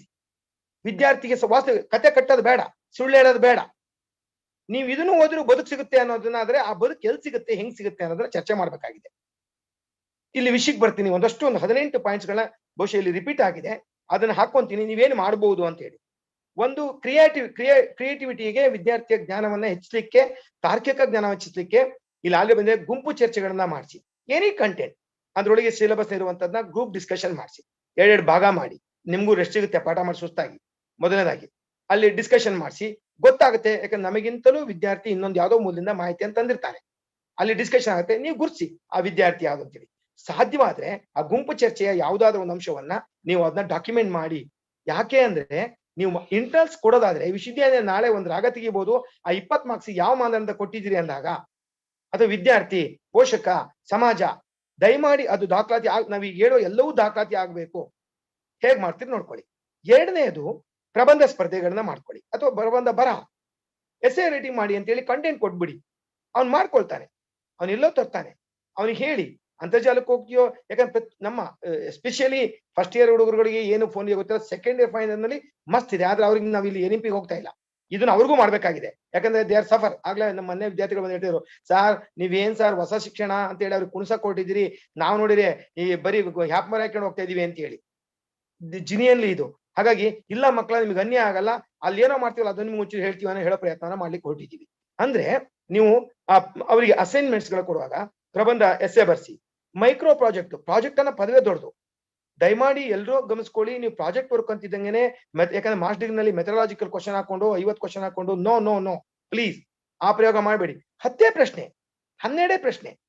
ಕುಟುಂಬದ ಬಗ್ಗೆ ಹೋಗ್ತೀರಾ, ಧರ್ಮದ ಬಗ್ಗೆ ಹೋಗ್ತೀರಾ, ಶಿಕ್ಷಣದ ಬಗ್ಗೆ ಹೋಗ್ತೀರಾ, ಅವ್ರ ಮನೆ ಯಾವ್ದಾದ್ರು ಸರಿ, 10 ಪ್ರಶ್ನೆ. ಅವನನ್ನ ಕನಿಷ್ಠ ಫೀಲ್ಡಿಗೆ ಕಳಿಸಿ. ಅಲ್ಲಿ ಬದುಕನ್ನ ಸಮಾಜದ ಜನ ಪಾಠ ಕಲಿಸ್ತಾರೆ. ನಾವು ಕಲಿಸದಿರುವ ಅನುಭವ ಜ್ಞಾನವನ್ನ ಸಮಾಜ ಕಲಿಸುತ್ತೆ. ಅವನು ಹೋಗುವ ತೀರು, ಹೋಗುವ ರೀತಿ, ಅವೆಲ್ಲವೂ ಬಹಳ ಮುಖ್ಯ ಆಗ್ತದೆ. ಅವನು ಮಾತಾಡುವ ರೀತಿ, ಜನಗಳ ಮುಂದೆ ನಿಲ್ಲುವ ಭಂಗಿ, body language, gesture, poster, everything ಸಮಾಜ ಕಲ್ಸ್ಕೊಡುತ್ತೆ.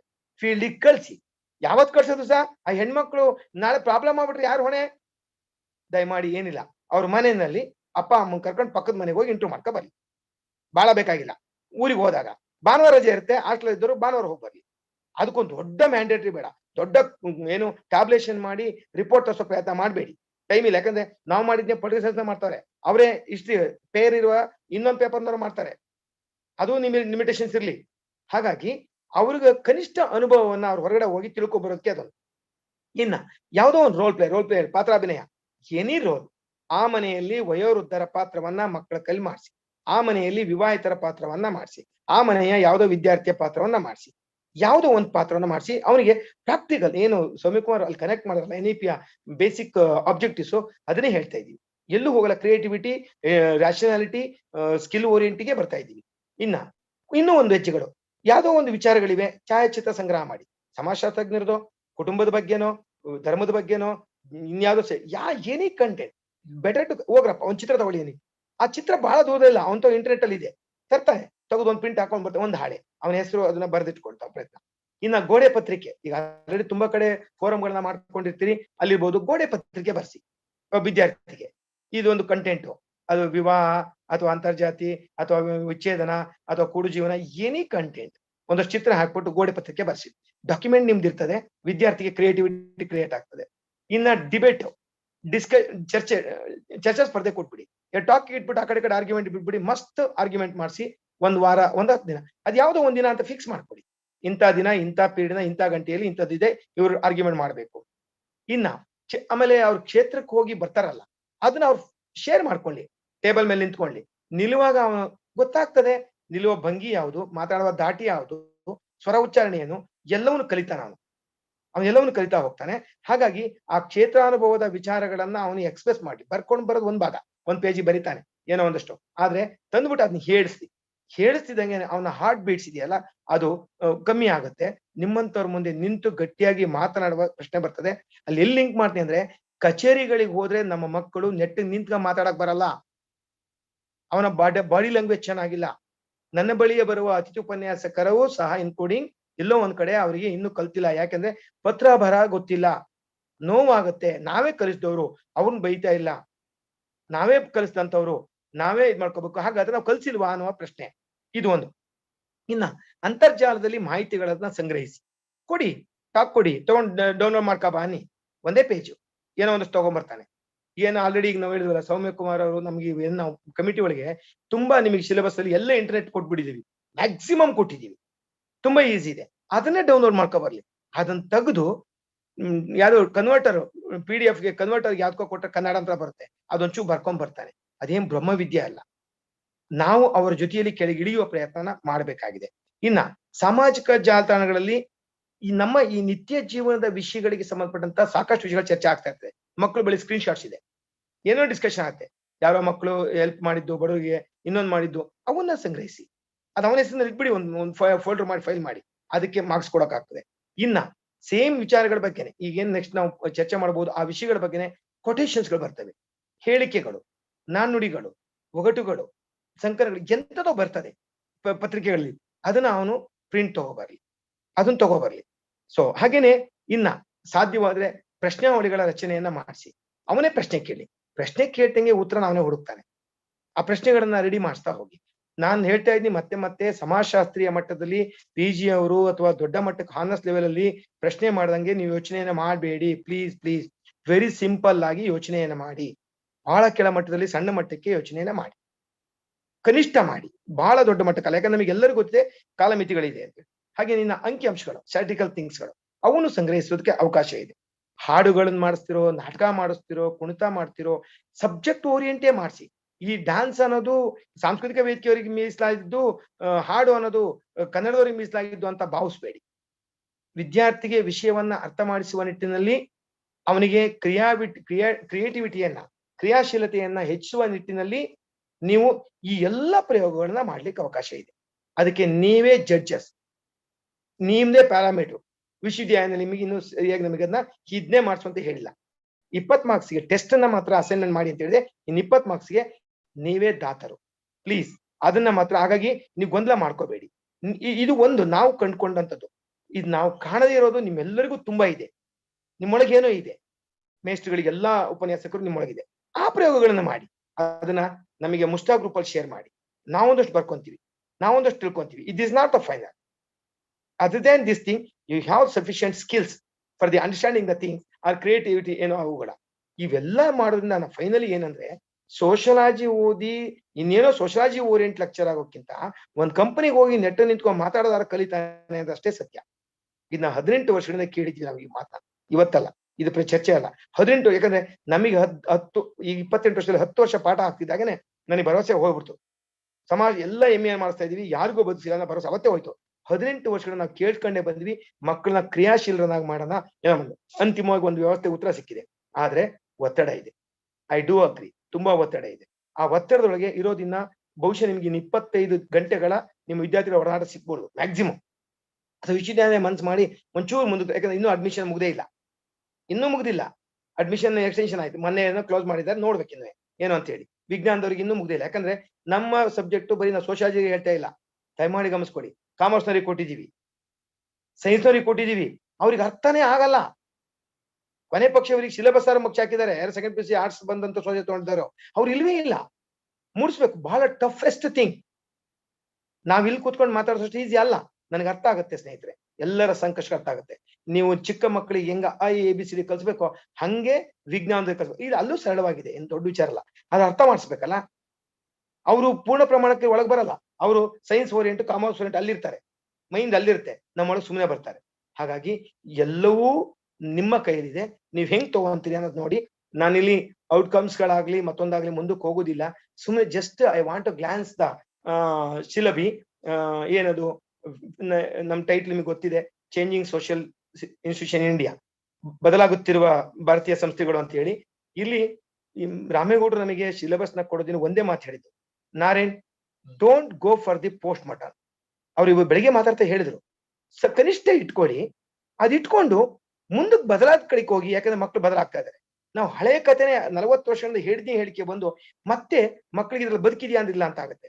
ಪ್ರಾಕ್ಟಿಕಲ್ ಅನ್ನ ಹೇಳಿ ಇದನ್ನ ಏನು ಬದಲಾವಣೆಯನ್ನೇ ಗುರುತಿಸಿ ಅನ್ನೋ ಪ್ರಶ್ನೆ ಹೇಳಿದ್ರು. ಬಹುಶಃ ಈ ಪತ್ರಿಕೆ ಆ ನಿಟ್ಟಿನಲ್ಲೇ ಸಾಗಿದೆ. ಎಲ್ಲಾ ಅಂಶಗಳು ಬದಲಾವಣೆಯನ್ನೇ ಹೋಗ್ಬೇಕು. ಬದಲಾವಣೆಗೆ ಸರ್ ಸಿಲೆಬಸ್ ಇಲ್ಲ, ಅಥವಾ ಸರ್ ಏನು ಬುಕ್ ಇಲ್ಲ, ಇಲ್ಲ ಬರುತ್ತೆ, ಶಾರ್ಟ್ಲಿ ಬರ್ತವೆ, ಬರಿತಾ ಇದ್ದಾರೆ. ಈಗಾಗಲೇ ಬರಲಿಕ್ಕೆ ಶೂ ಆಗಿದ್ದಾವೆ, ಬರ್ತವೆ. ಸಾಕು, ನಿಮ್ಮಲ್ಲಿ ಈ ಹಿಂದೆ ಇದ್ದಾವೆ. ಅದ್ರೊಳಗೇನೆ ಒಂದು ಹೊಸ ನೋಟವನ್ನ ನೋಡೋ ಪ್ರಯತ್ನ ಮಾಡೋಣ.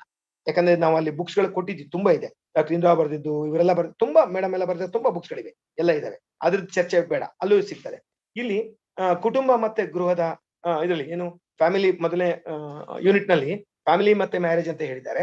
ಅದ್ರೊಳಗೆ ಚಾಪ್ಟರ್ ನಂಬರ್ 1 ನಲ್ಲಿ family, definition of family and household, ಮತ್ತೆ changing structure of family, changes in size and composition ಇವೆಲ್ಲ ಕೊಟ್ಟಿದ್ದಾರೆ.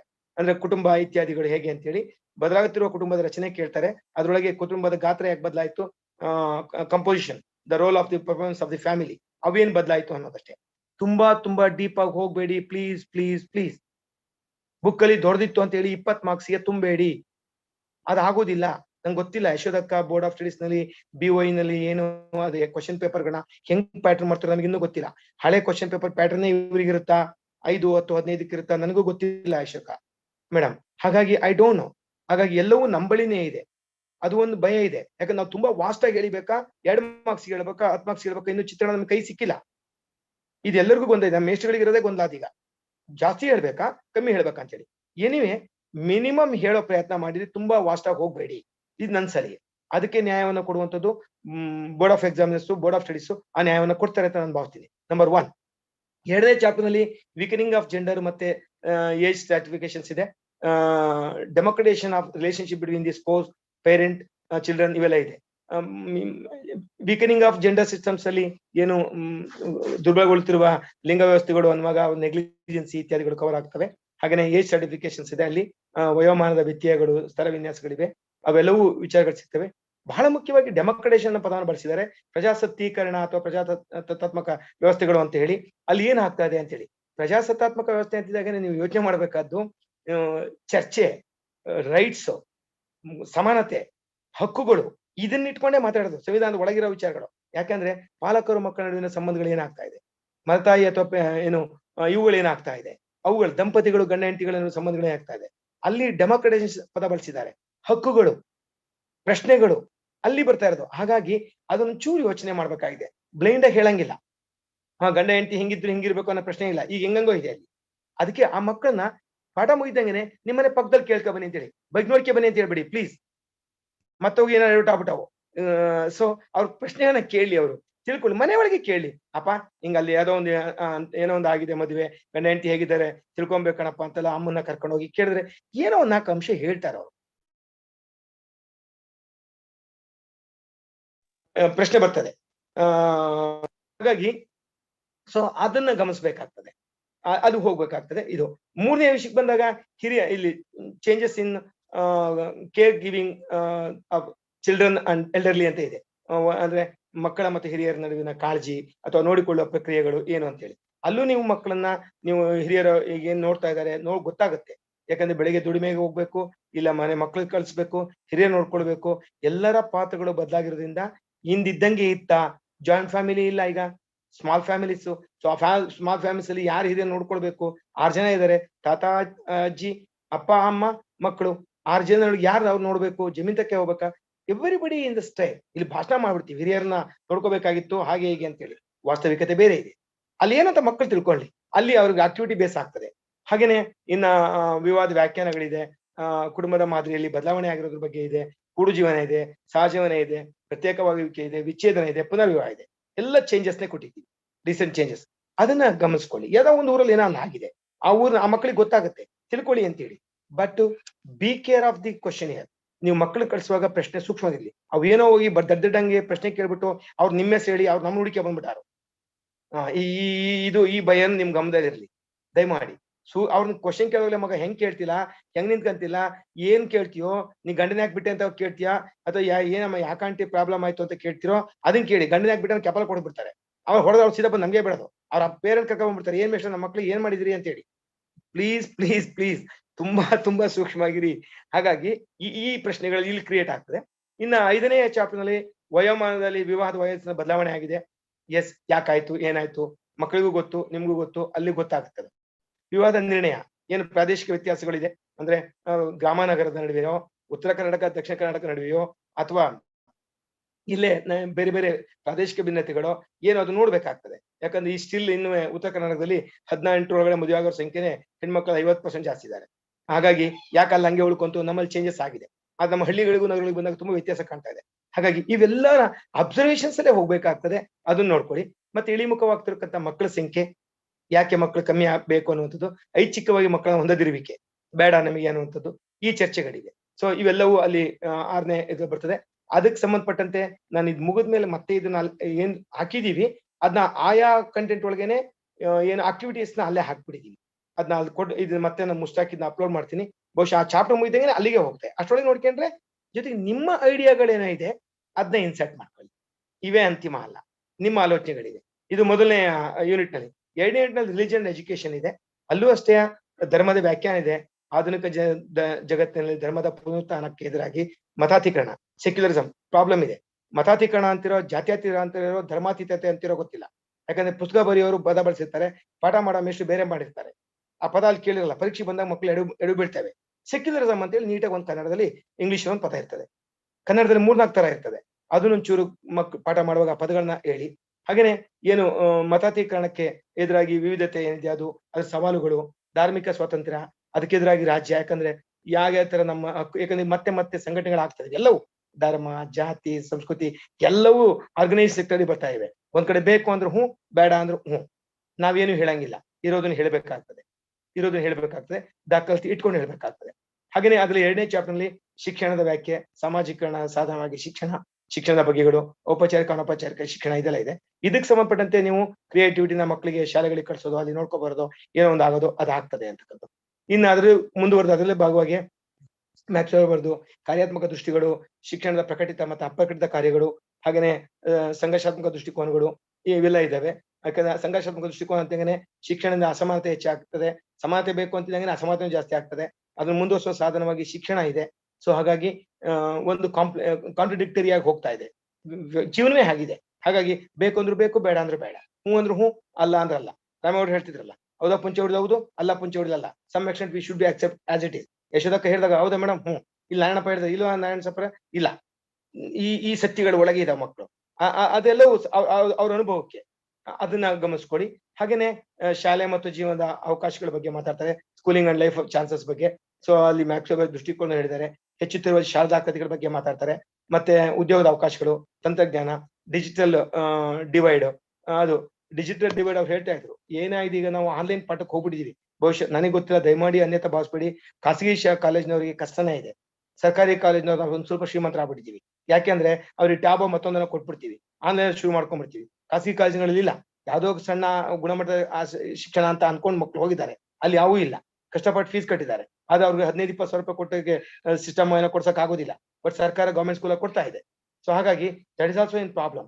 ಡಿಜಿಟಲ್ ಡಿವೈಡ್ ನಲ್ಲಿ ಏನೇನು ನಾವು ಯಾವ ತರ ಕೊಡಬಹುದು ಮಾಹಿತಿಗಳನ್ನ ಡಿಜಿಟಲ್ ಸಿಸ್ಟಮ್ ಅಲ್ಲಿ ಅನ್ನೋ ಚರ್ಚೆಗಳಿವೆ, ಅದನ್ನ ನೋಡ್ಕೊಳ್ಳಿ.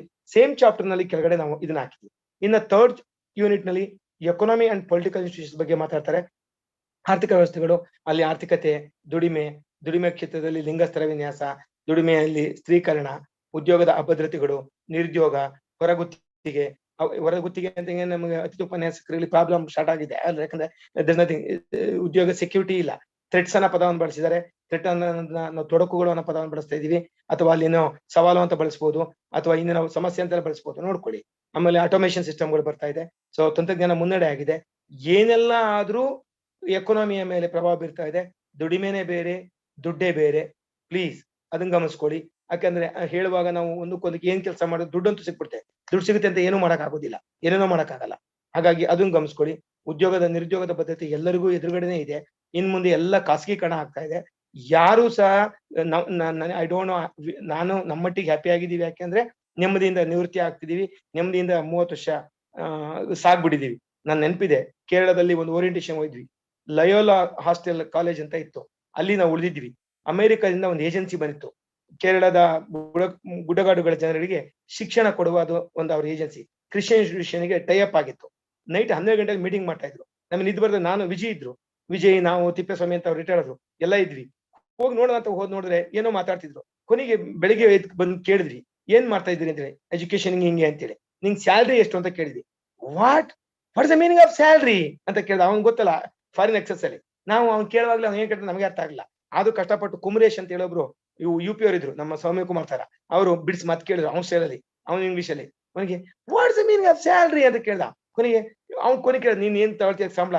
ನೋ ವೇರ್ ಕಾಂಟ್ರಾಕ್ಟ್ ಅಂದ. ಎಷ್ಟು? Only 1 year. ನಾನು ಅದು ಪರ್ಫಾರ್ಮೆನ್ಸ್ ಕೊಟ್ರೆ ನೆಕ್ಸ್ಟ್, ಇಲ್ಲ ಹೋಗ್ತೀನಿ ಅಂದ. ವಾಟ್ ಅಬೌಟ್ ಇನ್ ಇಂಡಿಯಾ ಅಂದ. ನಾವ್ ಹೇಳಿದ್ವಿ 30 ವರ್ಷ ಒಂದ್ಸತಿ ಎಂಟ್ರಿ ಆದ್ರೆ ಸೇಫರ್ ಸೈಡ್, ಪ್ರಾಬ್ಲಮ್ ಇಲ್ಲ, ಚಂದಾಗಿರ್ತೀವಿ. ಅವನು ರಾಗ ಹಿಡ್ದಿದ್ದು ಕಿರ್ಚಿದ್ದಕ್ಕೆ ಹಾಟ್ಲೆಲ್ಲ ಮತ್ತೆ ಹೊರಗಡೆ ಬಂದ್ಬಿಟ್ರು. ಅಂದ್ರೆ ಇದು 30 ವರ್ಷ ನೀವು ನೆಮ್ಮದಿಯಿಂದ ಚಿಂತಿಲ್ಲಂಗೆ ಅಂತ. ನಾವು ಮತ್ತೇನು ಹೇಳ್ಕೊಳಕ್ ಹೋಗ್ಲಿಲ್ಲ. ಯಾಕೆ ಹೇಳ್ತೀವಿ ಸ್ನೇಹಿತರೆ ಅಂದ್ರೆ, ನಾವು ಪಟ್ಟ ಸುಖ ದಿನಗಳು ನಮಗೆ ಇನ್ ಮುಂದೆ ನಿಮಗಿಲ್ಲ. ಹಾಗಾಗಿ ನಿಮ್ಮ ದುಡಿಮೆ, ನಿಮ್ಮ ಬ್ರೆಡ್ ಅಂಡ್ ಬಟರ್ನ ನೀವೇ ಹುಡ್ಸ್ಕೊಳ್ಬೇಕು, ಅದು ಸಬ್ಜೆಕ್ಟ್ ಮೂಲಕ. ಹಾಗಾಗಿ ನಿಮ್ಮೊಳಗೆ ಆಲೋಚನೆಗಳಿವೆ, ಅದನ್ನ ಹೇಳ್ತಿರೋದು. ಎಕಾನಮಿ ಅನ್ನೋ ವಿಷಯಕ್ಕೆ ಬಂದಾಗ ಸ್ವಲ್ಪ ದೀಪ ಹೋದ್ವಿ. ಇನ್ನು ರಾಜಕೀಯ ಸಂಸ್ಥೆಗಳ ಬಗ್ಗೆ ಇದೆ, ಆಳ್ವಿಕೆಗಳ ಬಗ್ಗೆ ಇದೆ, ಪ್ರಜಾಪ್ರಭುತ್ವದ ವ್ಯವಸ್ಥೆಗಳಿದೆ, ಸವಾಲುಗಳಿದೆ, ಮೂಲಭೂತವಾದ ಇದೆ, ಪ್ರಾದೇಶಿಕವಾದಗಳಿವೆ, ಎಲ್ಲವೂ ಚರ್ಚೆಗೆ ಇವೆ. ಸೊ ಇಷ್ಟು ವಿಚಾರಗಳಿಗೆ ನಾವು ಅಲ್ಲಲ್ಲೇ ಏನ್ ಮಾಡ್ಬೋದು ಅಂತ ಹೇಳಿದ್ದೀವಿ. ಸಾಧ್ಯವಾದಷ್ಟು ಎಲ್ಲ ಇಂಟರ್ನೆಟ್ ಲಿಂಕ್ ಕೊಟ್ಟಿದ್ದೀವಿ, ದಯಮಾಡಿ ಅದನ್ನ ಗಮನಿಸ್ಕೊಳ್ಳಿ. ನನಗೆ ಅರ್ಥ ಆಗ್ತದೆ ಸರ್, ಏನ್ ಸರ್ ಇದು ನಮಗೆ ಆಕ್ಚುಲಿ ಯಶೋಧ ಮೇಡಮ್ ಅವರು, ರೇಖಾ ಮೇಡಮ್, ವಿಜಯ್ ಎಲ್ಲ ಸೇರ್ಕೊಂಡು ಒನ್ ಡೇ ಇದನ್ನ ಇಟ್ಕೊಳಕ್ ಮಾಡಿದ್ರು. ಒನ್ ಡೇ ಇಟ್ಕೊಂಡಿದ್ರೆ ಒನ್ ಟು ಒನ್ ಡಿಸ್ಕಷನ್ ಹೋಗ್ಬಿಡ್ಬೋದಾಯ್ತು. ಸಾಧ್ಯವಾದಷ್ಟು ನಿಮಗೂ ಅದು ಮೆಟೀರಿಯಲ್ಸ್ಗಳು ಕನ್ನಡದಲ್ಲೋ ಇಂಗ್ಲಿಷ್ ಎಲ್ಲೆಲ್ಲಿ ಸಿಗ್ತಾವ, ಸರಳ ಇಂಗ್ಲಿಷ್ ಇರುವಂತ ಪುಸ್ತಕಗಳು ಯಾವ್ದು ಸಿಗ್ತಿತ್ತು. ಆದ್ರೆ ಅದಕ್ಕೆ ಅವಕಾಶ ಆಗಿಲ್ಲ, ಒತ್ತಡಗಳು ಬಂತು. ಪಾಪ ಫಿಕ್ಸ್ ಮಾಡ್ಕೊಂಡಿದ್ರು, ಆದ್ರೆ ಅದಾಗ್ಲಿಲ್ಲ. ಆದ್ರೂ ಬಿಟ್ಟದಲ್ಲೇ ಏನೋ ಒಂದ್ ಕಡೆ ಹಿಡಿದಿಟ್ಟಿದ್ದಾರೆ. ಈ ನಿಟ್ಟಲ್ಲಿ ನಮಗ್ ಕೊಟ್ಟ ಸಮಯಾವಕಾಶದಲ್ಲಿ ಒಂದು ಗ್ಲಾನ್ಸ್ ಮಾಡಿದೀವಿ. ನಾವು ಪಾಠ ಮಾಡೋ ಮೇಸ್ಟ್ ಅಲ್ಲ. No, you are the teachers, you are the philosophers, you are the artist, you are the director, you are the everything, you are the king makers. ನೀವೇ ಅಲ್ಲ, ಅದು ಜಸ್ಟ್ ಒಂದ್ ಸಣ್ಣ ಅಸಿಸ್ಟೆನ್ಸ್ ಕೊಟ್ಟಿದೀವಿ ಅಷ್ಟೇ. ನಾವು ಇನ್ನೇನಿಲ್ಲ, ಫೆಸಿಲಿಟೇಷನ್ಸ್ ಅಷ್ಟೇ ಕೊಡ್ತಾ ಇದೀವಿ. ಸಂಘಟನೆ ಆಗ್ಬೋದು, ಮೇಡಮ್ ಆಗ್ಬೋದು, ನಾವು ಆಗ್ಬೋದು, ಎಲ್ಲವನ್ನೂ ಕೊಡಕ್ ಸಾಧ್ಯನೇ ಇಲ್ಲ. ಆದ್ರೆ ನೀವು ಹುಡುಕೊಳ್ಬೇಕು, ನೀವೇ ಹುಡುಕೊಳ್ಬೇಕು. ಹುಡುಕೋದಕ್ಕೂ ಹಿಂಟ್ಸ್ ಕೊಟ್ಟಿದ್ದೀವಿ, ಅಲ್ಲಿ ಇದೆ. ಕನ್ನಡದಲ್ಲಿ ಬುಕ್ ಸಿಕ್ಕಿಲ್ಲ, ಚರ್ಚೆ ಇರೋದೇ ಇಲ್ಲಿ ಕನ್ನಡದಲ್ಲಿ. ನಾನು ಅದನ್ನೇ ಹೇಳಿದೆ ಆರಂಭದಲ್ಲಿ, ಮಕ್ಕಳಿಗೆ ಎಷ್ಟು ಕನ್ನಡ ಇಂಗ್ಲಿಷ್ ಇಂದ ಕನ್ನಡ ಕಷ್ಟ ಆಗ್ಬೋದೋ ಅಷ್ಟು ನಮಗೂ ಕಷ್ಟ ಆಗ್ತದೆ. ಆದ್ರೆ ಅದನ್ನ ಎಲ್ಲೋ ಒಂದ್ ಕಡೆ ಡೌನ್ಲೋಡ್ ಮಾಡ್ಕೊಂಡು PDF ಕನ್ವರ್ಟರ್ಗೆ ಹಾಕೊಂಡ್ರೆ ಹರಿದ ಕನ್ನಡ ಅಂತೀವಿ, ಅದನ್ನ ಕಟ್ ತುಂಡು ಕನ್ನಡ ಅಂತ ಹೇಳಿ ಹಂಗ್ ಬರುತ್ತೆ. ಬಟ್ ನೀವು ಒಂದ್ಸತಿ ಓದಿ ಅರ್ಥ ಆಗ್ಬಿಡುತ್ತೆ. ಅದೇನ್ ದೊಡ್ಡ ವಿಷಯ ಅಲ್ಲ. ಅದ್ ಹೆಂಗ PDF ಗೂಗಲ್ ಡ್ರೈವ್ ಹೋಗ್ಬಿಟ್ಟು ಅದಕ್ಕೆ PDF ಹಾಕ್ಬಿಟ್ಟು ಅದು ಕನ್ವರ್ಟರ್ ಕೊಟ್ಟರೆ ಒಂದಷ್ಟು ಬಂದೇ ಬರುತ್ತೆ, ಅದು ಅರ್ಥ ಆಗುತ್ತೆ. ಮಿನಿಮಮ್ ನಿಮ್ಮ ಮಟ್ಟಕ್ಕೆ ಖಂಡಿತ ಅರ್ಥ ಆಗುತ್ತೆ. ಅದನ್ನ ಮಕ್ಕಳ ಮಟ್ಟಕ್ಕೆ ಹೆಂಗಿಳಿಸ್ತೀರಿ ಇಳಿಸಿ. ಬಹುಶಃ ಇದೊಂದು ಸೆಮ್ಮು ಅಥವಾ ಮುಂದಿನ ಸೆಮ್ಮಲ್ಲಿ ಪ್ರಾಮುಖ್ಯತೆ. ನೆಕ್ಸ್ಟ್ ಇಯರ್ ಪ್ರಾಬ್ಲಮ್ ಆಗಲ್ಲ. ಯಾಕಂದ್ರೆ ಅಷ್ಟೊತ್ತಿಗೆ ಎಲ್ಲ ಈಗ ಹೋಗ್ಬಿಟ್ಟಿದೆ ಎಲ್ಲರ ಬಳಿ, ಬರಹಗಾರರ ಬಳಿಗೆ ಬುಕ್ಸ್ಗಳು ಬರ್ತವೆ, ಕನ್ನಡದಲ್ಲೂ ಬರುತ್ತೆ, ಇಂಗ್ಲಿಷಲ್ಲೂ ಬರುತ್ತೆ, ಹಿಂದಿಯಲ್ಲೂ ಬರುತ್ತೆ. ಹಾಗಾಗಿ ನಮಗೆ ನಿಮ್ಮ ಒತ್ತಡಗಳು ಅರ್ಥ ಆಗ್ತದೆ, ಆದ್ರೆ ಅನಿವಾರ್ಯತೆಗಳಿದೆ, ಅಗತ್ಯ ಇದೆ. ಆದ್ರೆ ದಯಮಾಡಿ ವ್ಯಾಲ್ಯೂಯೇಷನ್ಗೆ ಎಲ್ಲಾ ಬನ್ನಿ, ಅಲ್ಲೇನಾದ್ರು ಒಂದಷ್ಟು ಕೂತ್ಕೊಂಡು ಡಿಸ್ಕಷನ್ ಮಾಡೋಣ.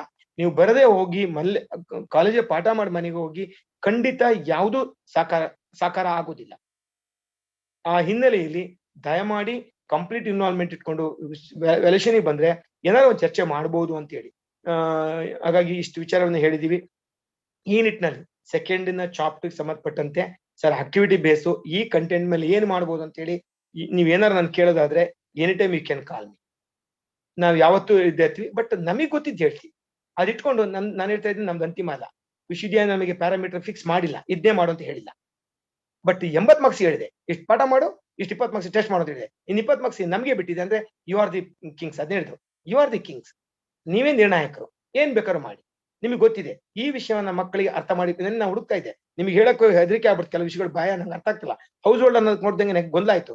ಇಂಟರ್ನೆಟ್ಗೆ ಹೊಟ್ಟೋದೆ, ಅಲ್ಲಿ ಹೊಟ್ಟೋಗ್ದಂಗೆ ಅಲ್ಲಿ ಬೇರೆ ಬೇರೆ sharing of the house system ಅಂತೇಳಿ ಎಕಾನಮಿಯನ್ನ ಶೇರ್ ಮಾಡ್ಕೊಂಡು ಬಾಂಬೆಗಳಲ್ಲಿ ಬದುಕ್ತಾರಲ್ಲ, ಅದು ಜೀವನ. ಅದು ಭಯ ಆಯ್ತು ನಂಗೆ. ಅದು ಆವಾಗ ಯೋಚನೆ ಮಾಡ್ತಿದ್ದೆ, ಮತ್ತಗದು ಅಲ್ಲಿ ಹಾಕೊಂಡೆ. ಅಂದ್ರೆ ಎಲ್ಲರಿಗೂ ಒಂದೇ ಒತ್ತಡದಲ್ಲಿ ಇದ್ದೀವಿ. ಹೇಳೋದು ಈಸಿ, ಮಾಡೋದು ಕಷ್ಟ. ಆದ್ರೆ ಮಾಡೋದು ಈಸಿ ಆಗ್ಬೇಕಾಗ್ತದೆ, ಬಟ್ ತುಂಬಾ ಕಷ್ಟ ಇಲ್ಲ, ತುಂಬಾ ಕಷ್ಟ ಇಲ್ಲ. ನಮಿಗಳಿಗೆ ಒಂದಷ್ಟು ತಾಳ್ಮೆ ತಗೊಂಡು 1 ವಾರ, 5 ದಿನ, ಒಂದಷ್ಟು ದಿನ, ದಿನಕ್ಕೆ 2 ಗಂಟೆ ಕೂತ್ಕೊಂಡು ಏನಾದ್ರು ಹುಡುಕಿದ್ರೆ ಖಂಡಿತ ಅರ್ಥ. ನಮಗೆ ಅರ್ಥ ಆಗ್ಬಿಟ್ರೆ ಖಂಡಿತ ಮಕ್ಕಳಿಗೆ ಅರ್ಥ ಆಗ್ತದೆ. ನಮಗೆ ಅರ್ಥ ಆಗೋದ್ರ ಸಮಸ್ಯೆ. ನೀವು ಅರ್ಥ ಮಾಡಿಕೊಳ್ಳೋದಕ್ಕೆ ಎಲ್ಲರೂ ಸಮರ್ಥರಿದ್ದೀರಿ, ಎಲ್ಲರಿಗೂ ಸಾಧ್ಯ ಇದೆ. ಭಯ ಇದೆ, ಹಳೆಯಿಂದ ಹೊಸದೆಡೆಗೆ ಶಿಫ್ಟ್ ಆಗ್ಬೇಕಾಗಿದೆ. ಖಂಡಿತ ಏನೂ ತುಂಬಾ ಬದಲಾವಣೆ ಹೋಗಿಲ್ಲ. ನಾವು ಇರೋದನ್ನೇ ಸ್ವಲ್ಪ ಮಾಡಿಫಿಕೇಶನ್ ಮಾಡಿದ್ದೀವಿ. ಹಾಗಾಗಿ ತೊಡಕಿಲ್ಲ. ಹಾಗೂ ಏನಾರಾದ್ರೆ ದಯಮಾಡಿ ಯು ಕ್ಯಾನ್ ಶೇರ್ ದ ಇದು. ಯಾಕಂದ್ರೆ ಕಂಟೆಂಟ್ ಅವರು ಸೌಮ್ಯ ಕುಮಾರ್ ಎಲಾಬ್ರೇಟರ್ ಹೇಳಿದಂಗೆ ನಾನು ಹೇಳಕ್ ಹೋಗಿಲ್ಲ, ಟೈಮ್ ಇದೆ. ನೆಕ್ಸ್ಟ್ ಮೇಡಮ್ ಅವ್ರಿಗೆ, ರೇಖಾಜದ ಅವರಿಗೆ ಮತ್ತೆ ಇವ್ರಿಗೆ ಬಿಟ್ಕೊಡ್ಬೇಕಾಗಿದೆ. ಆ ನಿಟ್ಟಿನಲ್ಲಿ you can call me, you can share. ನಾವೇನ್ ಸುಮ್ಮನೆ ಒಂದು 17 ಪಾಯಿಂಟ್ಸ್ ಹಾಕಿದೆ, ಅದನ್ನ ಕನ್ನಡದಲ್ಲಿ ಮತ್ತೆ ಹಾಕ್ಬಿಟ್ಟು ನಾನು ತಕ್ಷಣ ಹಾಕ್ತೀನಿ. ಅದನ್ನ ಇಟ್ಕೊಂಡು ನೀವು chapter wise content wise fit ಮಾಡ್ತಾ ಹೋಗಿ ಯಾವ್ದಕ್ಕೆ ಏನ್ ಮಾಡ್ಬೋದು. ನೀವೇ ಸ್ವಲ್ಪ ಸ್ಪೀಡ್ ಆಗಿ ಹೇಳಿದೀನಿ, ಸ್ವಲ್ಪ ಆತೃ ಬಡಕ. ಎಲ್ಲಕ್ಕಿಂತ ಮುಖ್ಯವಾಗಿ ಆತರ ವ್ಯವಸ್ಥೆಗೋಸ್ಕರನೂ ಇದೆ. I am sorry. Yashoda madam, Rekha Jadhav, Vijay and team ಹಾಗೂ ಮೈ ಡಿಯರ್ ಎಲ್ಲ ಕೊಲೀಗ್ಸು ನೋಡ್ಲಿಕ್ಕೆ ಒಂದು ಅವಕಾಶ ಆಗಿದೆ. ಎಲ್ಲರೂ ಸಿಕ್ಕಿದಿರಿ, ಯಂಗ್ಸ್ಟರ್ಸ್ ಬಂದಿದ್ದೀರಿ. ನಾನು ದಯಮಾಡಿ ತಪ್ಪು ತಿಳ್ಕೊಬೇಡಿ. ನನ್ನ ಮಕ್ಕಳಿಗೆ ಒಂದು ಮಾತು ಹೇಳ್ತಿದ್ದೆ, where there is the food, where there is the bread and food, bread and butter is in the field, nobody can growth with in the wall. ಯಾರು 4 ಗೋಡೆ ಒಳಗೆ ಬೆಳೆಯಲ್ಲ. ಹಾಗಾದ್ರೆ ನಾವು ನೀವು ಪಾಠ ಮಾಡ್ಕೊಂಡು ಏನ್ ಬೆಳಿತೀವಿ ಇಲ್ಲಿ? ರಾಮೇಗೌಡರು ಅದನ್ನ ಹೇಳೋರು, ನಾನು ಫೀಲ್ಡಿಗೆ ಹೋಗಿ ನಮ್ PhD ಮಾಡುವಾಗ್ಲು 400ನ ನೀವು ತಂದಿಟ್ರೇನೆ ನಾನು ಸೈನ್ ಹಾಕೋದು ಅಂದ್ರು. 400 ಕೊಡಿ, ನೀವು ಸಾಕ್ಷಿ ಮಾಡಿ, ಫೋಟೋ ಕೊಡಿ, ಫೋನ್ ನಂಬರ್ ಕೊಡಿ. ಎಷ್ಟು ಅಂದ್ರೆ ಫೀಲ್ಡಿಗೆ ಹೋದಾಗ್ಲೇ ಸತ್ಯ ಇರೋದಲ್ಲಿ, ಅಲ್ಲೇ ಸತ್ಯ ಸಿಗೋದು. ಕೊನೆಗೆ 2 ಮಾತು ಹೇಳಿ ನಾನು ಮಾತು ಮುಗಿಸ್ತೀನಿ. ಒಬ್ಬ ಹುಡುಗ ಕೆಟ್ಟದಾಗಿ ಫೀಲ್ಡಿಗೆ ಹೋದ್ರೆ ಹಿರಿಯ ನೋಡ್ತಾನೆ, ಯಾಕ್ಲಾ ಮೂಲಂಗಿ ಪ್ಯಾಂಟ್ ಹಾಕಿ ಬಂದ್ಯಾ, ಮುಕ್ಕಲ್ ಪ್ಯಾಂಟು ಹಳೆದೇ ಅಲ್ಲ ಅಂದ್ರೆ, ಇಲ್ಲ ತಾತೋ ಸ್ಟೈಲು ಅಂತಾನೆ. ಲವ್ ಯಾವ ಸ್ಟೈಲ ಇದು ಅಂತ ಕೇಳ್ದಂಗೆ ಅವನಿಗೆ ಇದಲ್ಲ ಅಂತ ಗೊತ್ತಾಗುತ್ತೆ. ಹರ್ದಿದ್ ಹಾಕೊಂಡು ಹೋಗ್ತಾನೆ. ಕಿತ್ತೋದ್ ನನ್ ಮಕ್ಳು ಅಂತ ಹಳ್ಳಿಲಿ ಹೇಳ್ತಾರಲ್ಲ, ಅದು ಈಗ ಹಂಗಿದೆ. ಕಿತ್ಕೊಂಡು ಹೋಗೋದು ಇವ್ರೇ. ಆದ್ರೆ ಯಾಕ್ಲಾ ಹರ್ಕ ಬಂದಿಯಾ ಅಂತ ಕೇಳಿದ್ರೆ, ಇಲ್ಲ ತಾತ, ಇಲ್ಲ ಮಾಡ್ರೆ ಸ್ಟೈಲು ಅಂದ್ರೆ, ಲವ್ ನನ್ ಮಗನೇ ಹಳೆ ಪ್ಯಾಂಟ್ ಹರ್ದಿದ್ ಹಾಕಿ ಬಂದಿಯಾ ಅಂತ ಅವನಿಗೆ ಗೊತ್ತಾಗುತ್ತೆ. ತಲೆ ಕೂದ್ನ ಎಳ್ನೀರ್ ಕಿತ್ತಂಗ್ ಕಿತ್ಕೊಂಡು ಹೋಗಿರ್ತಾನೆ. ಲವ್ ಯಾಕ್ಲಾ ಅರ್ಧ ಕಟಿಂಗ್ ಮಾಡ್ಸ್ಕೊ ಬಂದಿಯಾ, ಪೂರ ದುಡ್ಡಿಲ್ವಲ್ಲ ಅಂದ್ರೆ, ಇದೆಲ್ಲ ಸ್ಟೈಲು ಅಂತಾನೆ. ಯಾವ ಸ್ಟೈಲ್ ಅಲ್ಲ, ಹೋಗ್ಲಾ ರೆಟ್ಟ ಕಟಿಂಗ್ ಮಾಡ್ಕೊ ಬರ್ಲಾ. ಆಮೇಲೆ ಸೊಂಟ ಹಿಂಗ್ ಕೈ ಕಂಡು ಹಿಂಗ ನಿಂತಿರ್ತಾನೆ, ಹಿಂಗೆ ನಿಂತಿರ್ತಾನೆ. ಹಿಂಗೆ ಕೊನೆಗೆ ಯಾಕೋ ಮೂಳೆ ಮುರಿದೋಯ್ದ್ಯಾ, ಸೊಂಟ ನೆಟ್ಟಗಿಲ್ವಾ, ಈ ವಯಸ್ಸಿಗೆ ಹಿಂಗಾದ್ರೆ ಹೆಂಗ್ಲಾ, ನೆಟ್ಟಗ್ ನಿಂತ್ಕೊಳ್ಳ ಅಂದ್ರೆ ಆವಾಗ ಹಾ ಹಿಂಗ್ ನಿಂತ್ಕೊಂತಾನೆ. ನೆಟ್ಟಗ್ ನಿಲ್ಲುವ ಮಾತಾಡುವಾಗ ಯಾಕ್ಲಾ ತೊದ್ಕ ಪದ್ಕ ಅಂತೀಯಾ, BA ಓದಿದ್ಯಾ, ನೆಟ್ಟಗ್ ಮಾತಾಡಕ್ ಬರಕ್ಲ್ವಾ ಅಂದ್ರೆ, ಇಲ್ಲ ಸ್ಟೈಲು, ನೆಟ್ಟಗ್ ಮಾತಾಡಕ್ ಕಲಿಯಲ್ಲ ಅಂತ ಅನ್ನುವಾಗ ನಾವು ಕಲಿಸದೇ ಇರುವ ಪಾಠವನ್ನ ಮಕ್ಕಳು ಫೀಲ್ಡ್ ಅಲ್ಲಿ ಕಲಿತಾರೆ. ಅದೊಂದೇ ಸತ್ಯ. ಫೀಲ್ಡಿಗೆ ದಬ್ಬಿ ಮತ್ತ ಹಂಗಂತ ಜೋಪಾನ ಹೇಳಿದೀನಿ. ಕಳಿಸುವ ಪ್ರಶ್ನೆಗಳು, ಕೇಳುವ ಪ್ರಶ್ನೆಗಳು ಮಕ್ಕಳು ನಿಮ್ಮೊಂದು ರಿಹರ್ಸಲ್ ಮಾಡಿ ಕೇಳ್ಕೊಂಡೆ ಹೋಗ್ಲಿ ಪ್ಲೀಸ್. ನಾಳೆ ಇನ್ನೇನು ಅನಾಹುತಗಳಾಗ್ಬಿಟ್ಟಾವು. ಕ್ಲಾಸ್ ಒಳಗೆ ಏನ್ ಬೇಕಾದ್ರೂ ಚರ್ಚೆ ನಿಮ್ಮೊಳಗೆ ಇರ್ತದೆ. ಸೊ ಎನಿವೇ ಸ್ನೇಹಿತರೆ, ಅವಕಾಶಕ್ಕಾಗಿ ಧನ್ಯವಾದಗಳು. Thank you so much. Changing social institution in India ಈ ಪತ್ರಿಕೆಯ ವಿಚಾರ ಮಂಡನೆಯನ್ನ ಮಾಡಿದಂತಹ ಡಾಕ್ಟರ್ ನಾರಾಯಣ GD ಸರ್ ಅವರಿಗೆ ಧನ್ಯವಾದಗಳು. ದೊರೆಸ್ವಾಮಿ ಜಿಬಿ ಸಹಾಯಕ ಪ್ರಾಧ್ಯಾಪಕರು Indian society continuity and change ಎಂಬ ಪತ್ರಿಕೆಯ ಬಗ್ಗೆ ವಿಚಾರವನ್ನ ಮಂಡಿಸಲಿದ್ದು ಇವರ ಪರಿಚಯವನ್ನ ಮಾಡಲಿದ್ದಾರೆ ಸಂಶೋಧನಾ ವಿದ್ಯಾರ್ಥಿನಿಯಾದ ಸಂಗೀತಾರವರು. 2021ನೇ ಸಾಲಿನ ಸಮಾಜಶಾಸ್ತ್ರ ಅಧ್ಯಯನ ವಿಭಾಗದ ವಿಶೇಷ ಕಾರ್ಯಾಗಾರ. ಈ ಸುಸಂದರ್ಭದಲ್ಲಿ ಶ್ರೀಯುತ ದೊರೆಸ್ವಾಮಿ ಜೆಬಿ ಸರ್ ಅವರ ಪರಿಚಯ ಮಾಡಿಕೊಡುವ ಅವಕಾಶ ನನ್ನದಾಗಿದ್ದು ಅದಕ್ಕಾಗಿ ವಂದಿಸುತ್ತಾ, ಶ್ರೀಯುತರು ಮೈಸೂರು ವಿಶ್ವವಿದ್ಯಾನಿಲಯದ ಸಮಾಜಶಾಸ್ತ್ರ ಅಧ್ಯಯನ ವಿಭಾಗದಲ್ಲಿ ಸ್ನಾತಕೋತ್ತರ ಪದವಿಯನ್ನು ಪಡೆದಿರುತ್ತಾರೆ. ನಂತರ ಇವರು 2009ರಲ್ಲಿ ಸರ್ಕಾರಿ ಪ್ರಥಮ ದರ್ಜೆ ಕಾಲೇಜು ಭಟ್ಕಳ, ಉತ್ತರ ಕನ್ನಡ ಜಿಲ್ಲೆ ಇಲ್ಲಿ ಸಹಾಯಕ ಪ್ರಾಧ್ಯಾಪಕರಾಗಿ ನೇಮಕಗೊಳ್ಳುವ ಮೂಲಕ ತಮ್ಮ ಶಿಕ್ಷಣ ವೃತ್ತಿಯ ಸೇವೆಗೆ ಪಾದಾರ್ಪಣೆಯನ್ನ ಮಾಡಿರುತ್ತಾರೆ. ಕೇವಲ ಉಪನ್ಯಾಸಕ್ಕೆ ಮಾತ್ರ ಸೇವೆಯನ್ನು ಸೀಮಿತಗೊಳಿಸಿಕೊಳ್ಳದ ದೊರೆಸ್ವಾಮಿಯವರು ಹಲವಾರು ಲೇಖನಗಳನ್ನು ಬರೆದಿದ್ದು ಅದು ರಾಷ್ಟ್ರೀಯ ಮತ್ತು ಅಂತಾರಾಷ್ಟ್ರೀಯ ಮಟ್ಟದ ಪತ್ರಿಕೆಗಳಲ್ಲಿ ಪ್ರಕಟಗೊಂಡಿದೆ. ಇದು ಮಾತ್ರವಲ್ಲದೆ AABS ಪಬ್ಲಿಷಿಂಗ್ ಹೌಸ್ ಇವರ 2 ಸಂಪಾದಿತ ಪುಸ್ತಕಗಳನ್ನು ಅಧಿಕೃತಗೊಳಿಸಿದೆ. ಇದುವೇ ಇವರ ಬರವಣಿಗೆಯ ಉತ್ಕೃಷ್ಟತೆಗೆ ಸಾಕ್ಷಿಯಾಗಿದೆ. ಪ್ರಸ್ತುತ ಶ್ರೀಯುತರು ಮಹಾರಾಣಿ ಮಹಿಳಾ ಕಲಾ ಕಾಲೇಜು ಮೈಸೂರು ಇಲ್ಲಿ ಸಹಾಯಕ ಪ್ರಾಧ್ಯಾಪಕರಾಗಿ ಕಾರ್ಯನಿರ್ವಹಿಸುತ್ತಿದ್ದಾರೆ. ಜೊತೆಗೆ ಮೈಸೂರು ವಿಶ್ವವಿದ್ಯಾನಿಲಯದ ಸಮಾಜಶಾಸ್ತ್ರ ಅಧ್ಯಯನ ವಿಭಾಗದಲ್ಲಿ ಸಂಶೋಧನಾ ವಿದ್ಯಾರ್ಥಿಯೂ ಆಗಿದ್ದಾರೆ. ಮಾತ್ರವಲ್ಲದೆ ಮೈಸೂರು ವಿಶ್ವವಿದ್ಯಾನಿಲಯದ ದೂರ ಶಿಕ್ಷಣ ಸಮಾಜಶಾಸ್ತ್ರ ವಿಭಾಗದಲ್ಲಿ ಸ್ವಕಲಿಕಾ ಪಠ್ಯಕ್ರಮ ಸಿದ್ಧಪಡಿಸುವ ಕಾರ್ಯದಲ್ಲಿ ತಮ್ಮನ್ನು ತಾವು ಸಕ್ರಿಯವಾಗಿ ತೊಡಗಿಸಿಕೊಂಡಿದ್ದಾರೆ. ಶ್ರೀಯುತರಿಗೆ ಮತ್ತೊಮ್ಮೆ ಈ ಕಾರ್ಯಾಗಾರಕ್ಕೆ ಸ್ವಾಗತಿಸುವ ಮೂಲಕ ನನ್ನ ಮಾತುಗಳನ್ನ ಮುಗಿಸುತ್ತಿದ್ದೇನೆ. ವ್ಯಕ್ತಿ ಪರಿಚಯವನ್ನ ಮಾಡಿದಂತಹ ಸಂಗೀತರವರಿಗೆ ಧನ್ಯವಾದಗಳು. ದೊರೆಸ್ವಾಮಿ ಜಿಬಿ ಸಹಾಯಕ ಪ್ರಾಧ್ಯಾಪಕರು Indian society continuity and change ಎಂಬ ಪತ್ರಿಕೆಯ ಬಗ್ಗೆ ವಿಚಾರವನ್ನ ಮಂಡಿಸಬೇಕಾಗಿ ಕೇಳ್ಕೊಳ್ತಾ ಇದ್ದೇನೆ. Thank you madam.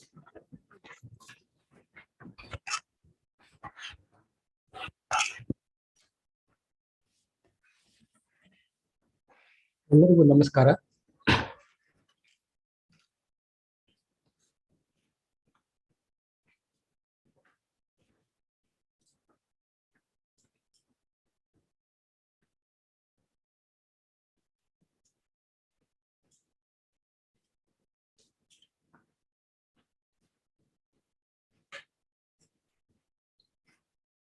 ನೆಕ್ಸ್ಟ್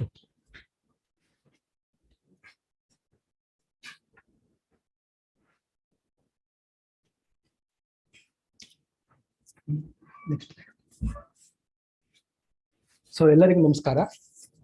ಈಗ ನನಗೆ ಅಸೈನ್ ಮಾಡಿರೋ paper Indian society continuity and change. So ನಿಮ್ಗೆಲ್ಲ ಆಲ್ರೆಡಿ ತಿಳಿದಿರೋ ರೀತಿಯಲ್ಲಿ ಇದು ಓಪನ್ ಎಲೆಕ್ಟಿವ್ ಪತ್ರಿಕೆ. ಸೊ ಇಲ್ಲಿವರೆಗೂ ಕೂಡ ನಿಮ್ಗೆ ಪ್ರಾಕ್ಟಿಕಲ್ ಆಗಿ ನಿಮ್ಗೆ ಸಾಕಷ್ಟು ಸಮಸ್ಯೆಗಳು ಎದುರಾಗಿದೆ ಈ ಓಪನ್ ಎಲೆಕ್ಟಿವ್ ಸಂಬಂಧಪಟ್ಟಂಗೆ. ಯಾಕೆಂದ್ರೆ ಸರ್ಕಾರದ ಆದೇಶಗಳಲ್ಲೇ ಅದ್ರ ಜೊತೆಗೆ ಮುಖ್ಯವಾಗಿ ನಮ್ಮ ಮೈಸೂರು ವಿಶ್ವವಿದ್ಯಾನಿಲಯದ ಆದೇಶದಲ್ಲೂ ಕೂಡ ಒಂದಷ್ಟು ಗೊಂದಲ ಇತ್ತು. ಸೊ ಮೊದಲಿಗೆ ಈ ಪೇಪರ್ ಅನ್ನ ಯಾರು ಆಯ್ಕೆ ಮಾಡ್ಕೋಬೇಕು ಓಪನ್ ಎಲೆಕ್ಟಿವ್ ಅನ್ನತಕ್ಕಂಥದ್ದು ಬಂದಾಗ ಅಕ್ರಾಸ್ ಫ್ಯಾಕಲ್ಟಿ ಅಂತ ಬಂದು ಎಲ್ಲರೂ ಕೂಡ ಅದರ್ ದೆನ್ ಸೋಷಾಲಜಿಯನ್ನ ಬಿಟ್ಟು ಉಳಿದವರೆಲ್ಲರೂ ಕೂಡ ಓದ್ಬಹುದು ಅನ್ನೋ ನಿಟ್ಟಿನಲ್ಲಿ ಆಯ್ಕೆ ಮಾಡ್ಕೊಳ್ಳೋ ಪ್ರಕ್ರಿಯೆನೂ ಕೂಡ ಆಗಿತ್ತು. ಆಮೇಲೆ ಇತ್ತೀಚೆಗೆ ಕೊನೆಯ ವಾರದಲ್ಲಿ ಲಾಸ್ಟ್ ಎಂಡ್ ವಾರದಲ್ಲಿ ಮತ್ತೆ ಯೂನಿವರ್ಸಿಟಿ ಪರಿಷ್ಕೃತವಾದಂತ ಒಂದು ಆದೇಶವನ್ನ ತಂದು ಅದನ್ನ ಬೇರೆ faculty, science faculty, commerce faculty ಮತ್ತೆ ಆರ್ಟ್ಸ್ ಫ್ಯಾಕಲ್ಟಿಗೆ ಯಾವ್ಯಾವ್ದು ಓಪನ್ ಎಲೆಕ್ಟಿವ್ ಬರುತ್ತೆ ಅಂತ ಬಂದಾಗ ನಮ್ದು ಸೋಷಾಲಜಿ ಸಬ್ಜೆಕ್ಟ್ ನಮ್ಗೀಗ ಕಾಮರ್ಸ್ ಫ್ಯಾಕಲ್ಟಿ ಮತ್ತೆ ಸೈನ್ಸ್ ಫ್ಯಾಕಲ್ಟಿನಲ್ಲಿ ಇನ್ಕ್ಲೂಡ್ ಆಗಿರ್ತಕ್ಕಂಥದ್ದು. ಹಾಗಾಗಿ ಆರ್ಟ್ಸ್ ಸಬ್ಜೆಕ್ಟ್ಗಳನ್ನ ಓದ್ತಕ್ಕಂಥ ವಿದ್ಯಾರ್ಥಿಗಳನ್ನ ಹೊರತುಪಡಿಸಿ ಸೈನ್ಸ್ ಫ್ಯಾಕಲ್ಟಿ ಮತ್ತೆ ಕಾಮರ್ಸ್ ಫ್ಯಾಕಲ್ಟಿನಲ್ಲಿ ಈ ಸಬ್ಜೆಕ್ಟ್ ಅನ್ನ ತಗೋತಾರೆ. ಸೊ ಹಾಗಾಗಿ ಸೋಷಾಲಜಿ ಪರಿಚಯ ಇಲ್ಲದೆ ಇರ್ತಕ್ಕಂಥವ್ರಿಗೆ ಇಲ್ಲದೆ ಇರೋರು ಅಂತಲೇ ಅಂದ್ಕೊಳ್ತಕ್ಕಂಥ, ಯಾಕಂದ್ರೆ ಸೈನ್ಸ್ ಹೋಗಿರೋದ್ರಿಂದ ಅವರು ಅಥವಾ ಕಾಮರ್ಸ್ ಸಬ್ಜೆಕ್ಟ್ ಓದ್ತಾ ಇರೋದ್ರಿಂದ ಸೊ ಸೋಷಾಲಜಿ ಪರಿಚಯ ಇಲ್ಲದೆ ಇರ್ತಕ್ಕಂಥವ್ರಿಗೆ ನಾವು ಸೋಷಾಲಜಿಯನ್ನ ಪರಿಚಯ ಮಾಡ್ತಕ್ಕಂಥ ಒಂದು ನಿಟ್ಟಿನಲ್ಲಿ ನಾವು ಈ ಪೇಪರ್ ಅನ್ನ ಟೀಚ್ ಮಾಡ್ಬೇಕಾಗತ್ತೆ. ಸೊ ಇದರಲ್ಲಿ ಅದೇ ಇಂಡಿಯನ್ ಸೊಸೈಟಿ ಕಂಟಿನ್ಯೂಟಿ ಚೇಂಜ್ ಬಂದಾಗ ಭಾರತೀಯ ಸಮಾಜ ನಿರಂತರತೆ ಮತ್ತು ಪರಿವರ್ತನೆ ಅನ್ನೋದು ಆಗುತ್ತೆ.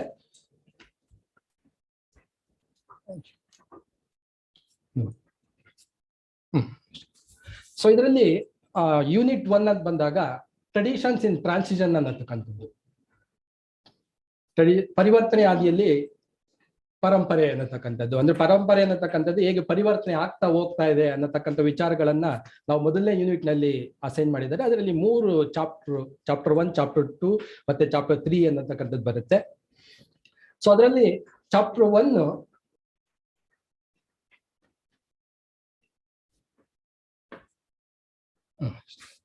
ಸೊ ಚಾಪ್ಟರ್ 1 ಬಂದಾಗ the nature and direction of change in Indian society ಅಂತ ಬರುತ್ತೆ. ಸೊ ಮೊದಲನೇದಾಗಿ ನಾವು ಇಲ್ಲಿ ಮಕ್ಕಳುಗಳಿಗೆ ಮೊದಲಿಗೆ ನಾವು ಚೇಂಜ್ ಅಂತ ಅಂದ್ರೆ ಏನು ಅಂತ ಹೇಳ್ಬೇಕಾಗತ್ತೆ, ವಾಟ್ ಈಸ್ ಚೇಂಜ್ ಅಂತ ಹೇಳ್ಬೇಕಾಗತ್ತೆ. ಸೊ ಅದನ್ನ ನಾವು ಬದಲಾವಣೆ ಅನ್ನತಕ್ಕಂಥದ್ದನ್ನ ಹೇಳಿ ನಾವು ಮುಂದೆ ಅವ್ರಿಗೆ ಯಾವ್ಯಾವ ವಿಚಾರಗಳಲ್ಲಿ ಬದಲಾವಣೆಗಳಾಗ್ತಾ ಇದೆ. ಸೊ ಯಾಕಂದ್ರೆ ನಾವು ಹಿಂದೆ ಯಾವುದು ಕೂಡ ಯಾಕಂದ್ರೆ ನಾವು ಸಮಾಜಶಾಸ್ತ್ರ ಪಾಠ ಮಾಡುವಾಗ ಪಾಠ ಮಾಡ್ತಾ ಇದೀವಿ, ಸಮಾಜವು ನಿತ್ಯ ಪರಿವರ್ತನಾಶೀಲವಾದದ್ದು ಅಂತ ಪಾಠ ಮಾಡ್ತೀವಿ. ಸೊ ನಿತ್ಯ ಪರಿವರ್ತನಾಶೀಲವಾದದ್ದು ಅಂತಂದಾಗ ಪ್ರತಿಯೊಂದು ಕೂಡ ಬದಲಾವಣೆ ಆಗ್ತದೆ ಅಂತ ಅಷ್ಟೇ. ಬದಲಾವಣೆಗೆ ಅತೀತವಾದಂಥದ್ದು ಯಾವುದೂ ಇಲ್ಲ ಸಮಾಜದಲ್ಲಿ, ಅದರಲ್ಲೂ ಸೋಷಿಯಲ್ ವರ್ಲ್ಡ್ ಅಂತ ಬಂದಾಗ. ಸೊ ಸಾಮಾಜಿಕ ಪ್ರಪಂಚ ಅಥವಾ ಸಾಮಾಜಿಕ ಜಗತ್ತು ಅಂತ ನಾವೇನ್ ಕರಿತೀವಿ, ಅದರಲ್ಲಿ ಬದಲಾವಣೆ ಆಗದೆ ಇರ್ತಕ್ಕಂಥದ್ದು ಯಾವುದೂ ಇಲ್ಲ.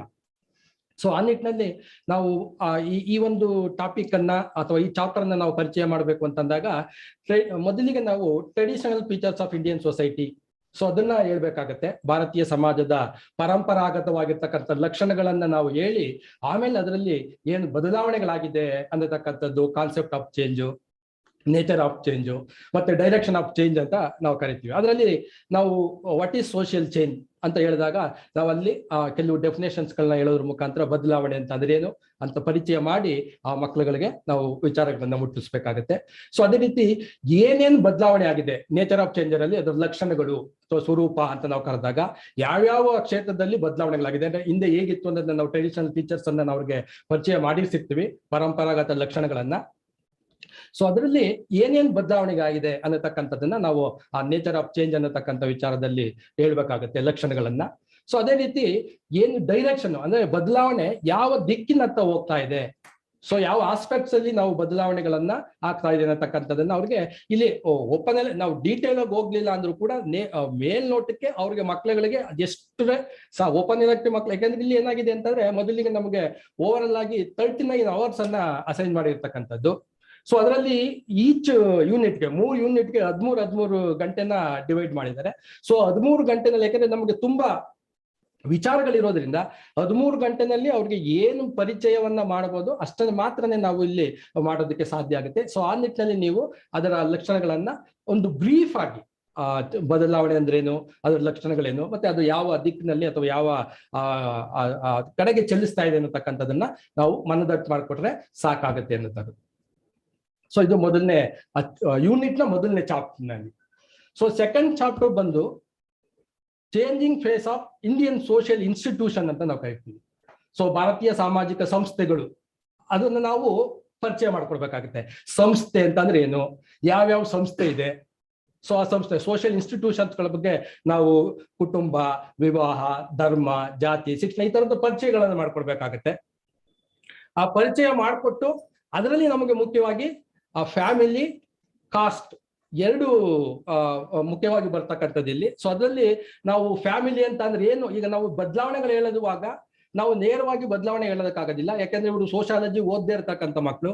ಹಾಗಾಗಿ ಅವ್ರಿಗೆ ಕುಟುಂಬ ಅಂತ ಅಂದ್ರೆ ಏನು ಅನ್ನೋ ಕಲ್ಪನೆಯನ್ನ ನಾವು ಹೇಳ್ಬೇಕಾಗತ್ತೆ. ಕುಟುಂಬ ಅಂತ ಅಂದ್ರೆ ಏನು ಅಂತ ಹೇಳಿ ಅದರಲ್ಲಿ ಆಗಿರ್ತಕ್ಕಂಥ ಬದಲಾವಣೆಗಳು ಬಹು ಮುಖ್ಯವಾಗಿ ರಚನಾತ್ಮಕ ಬದಲಾವಣೆಗಳು ಮತ್ತೆ ಕಾರ್ಯಾತ್ಮಕ ಬದಲಾವಣೆಗಳು. ಸೊ ಎರಡೂ ದೃಷ್ಟಿಕೋನದಲ್ಲಿ ನಾವು ಬದಲಾವಣೆಗಳನ್ನ ಅವ್ರಿಗೆ ತಿಳಿಸಿದ್ರೆ ಅದು ಏನಫ್ ಆಗುತ್ತೆ ಅನ್ನತಕ್ಕಂಥದ್ದು. ಅದೇ ರೀತಿ ಜಾತಿಗೆ ಬಂದಾಗ ಜಾತಿ ವ್ಯವಸ್ಥೆ ಭಾರತೀಯ ಸಮಾಜದಲ್ಲಿ ಇರ್ತಕ್ಕಂಥ ಒಂದು ನಿಟ್ಟಿನಲ್ಲಿ ಆ ಜಾತಿ ಅನ್ನೋದನ್ನ ಪದವಾದ ಪರಿಕಲ್ಪನೆಯನ್ನು ಮಾಡಿ ಅವ್ರಿಗೆ ಅದರಲ್ಲೂ ಕೂಡ ರಚನಾತ್ಮಕವಾಗಿರ್ತಕ್ಕಂಥದ್ದು ಮತ್ತೆ ಕಾರ್ಯಾತ್ಮಕವಾಗಿರ್ತಕ್ಕಂಥ ಬದಲಾವಣೆಗಳು ಏನಾಗ್ತಾ ಇದೆ ಅದರಿಂದ ಅವ್ರಿಗೆ ಅಲ್ಲಿ ತಿಳಿಸಿದ್ರೆ ಸಾಕಾಗತ್ತೆ, ಅದು ಕಾಸ್ಟ್ಗೆ ಸಂಬಂಧಪಟ್ಟಂಗೆ. ಅದೇ ರೀತಿ ನಮ್ಮ ಇಂಡಿಯನ್ ಎಕಾನಮಿ ಸಿಸ್ಟಮ್ ಅಂತ ಏನ್ ಕರಿತೀವಿ ನಾವು, ಭಾರತದ ಆರ್ಥಿಕ ವ್ಯವಸ್ಥೆ ಅಂತ. ಸೊ ಭಾರತದ ಆರ್ಥಿಕ ವ್ಯವಸ್ಥೆ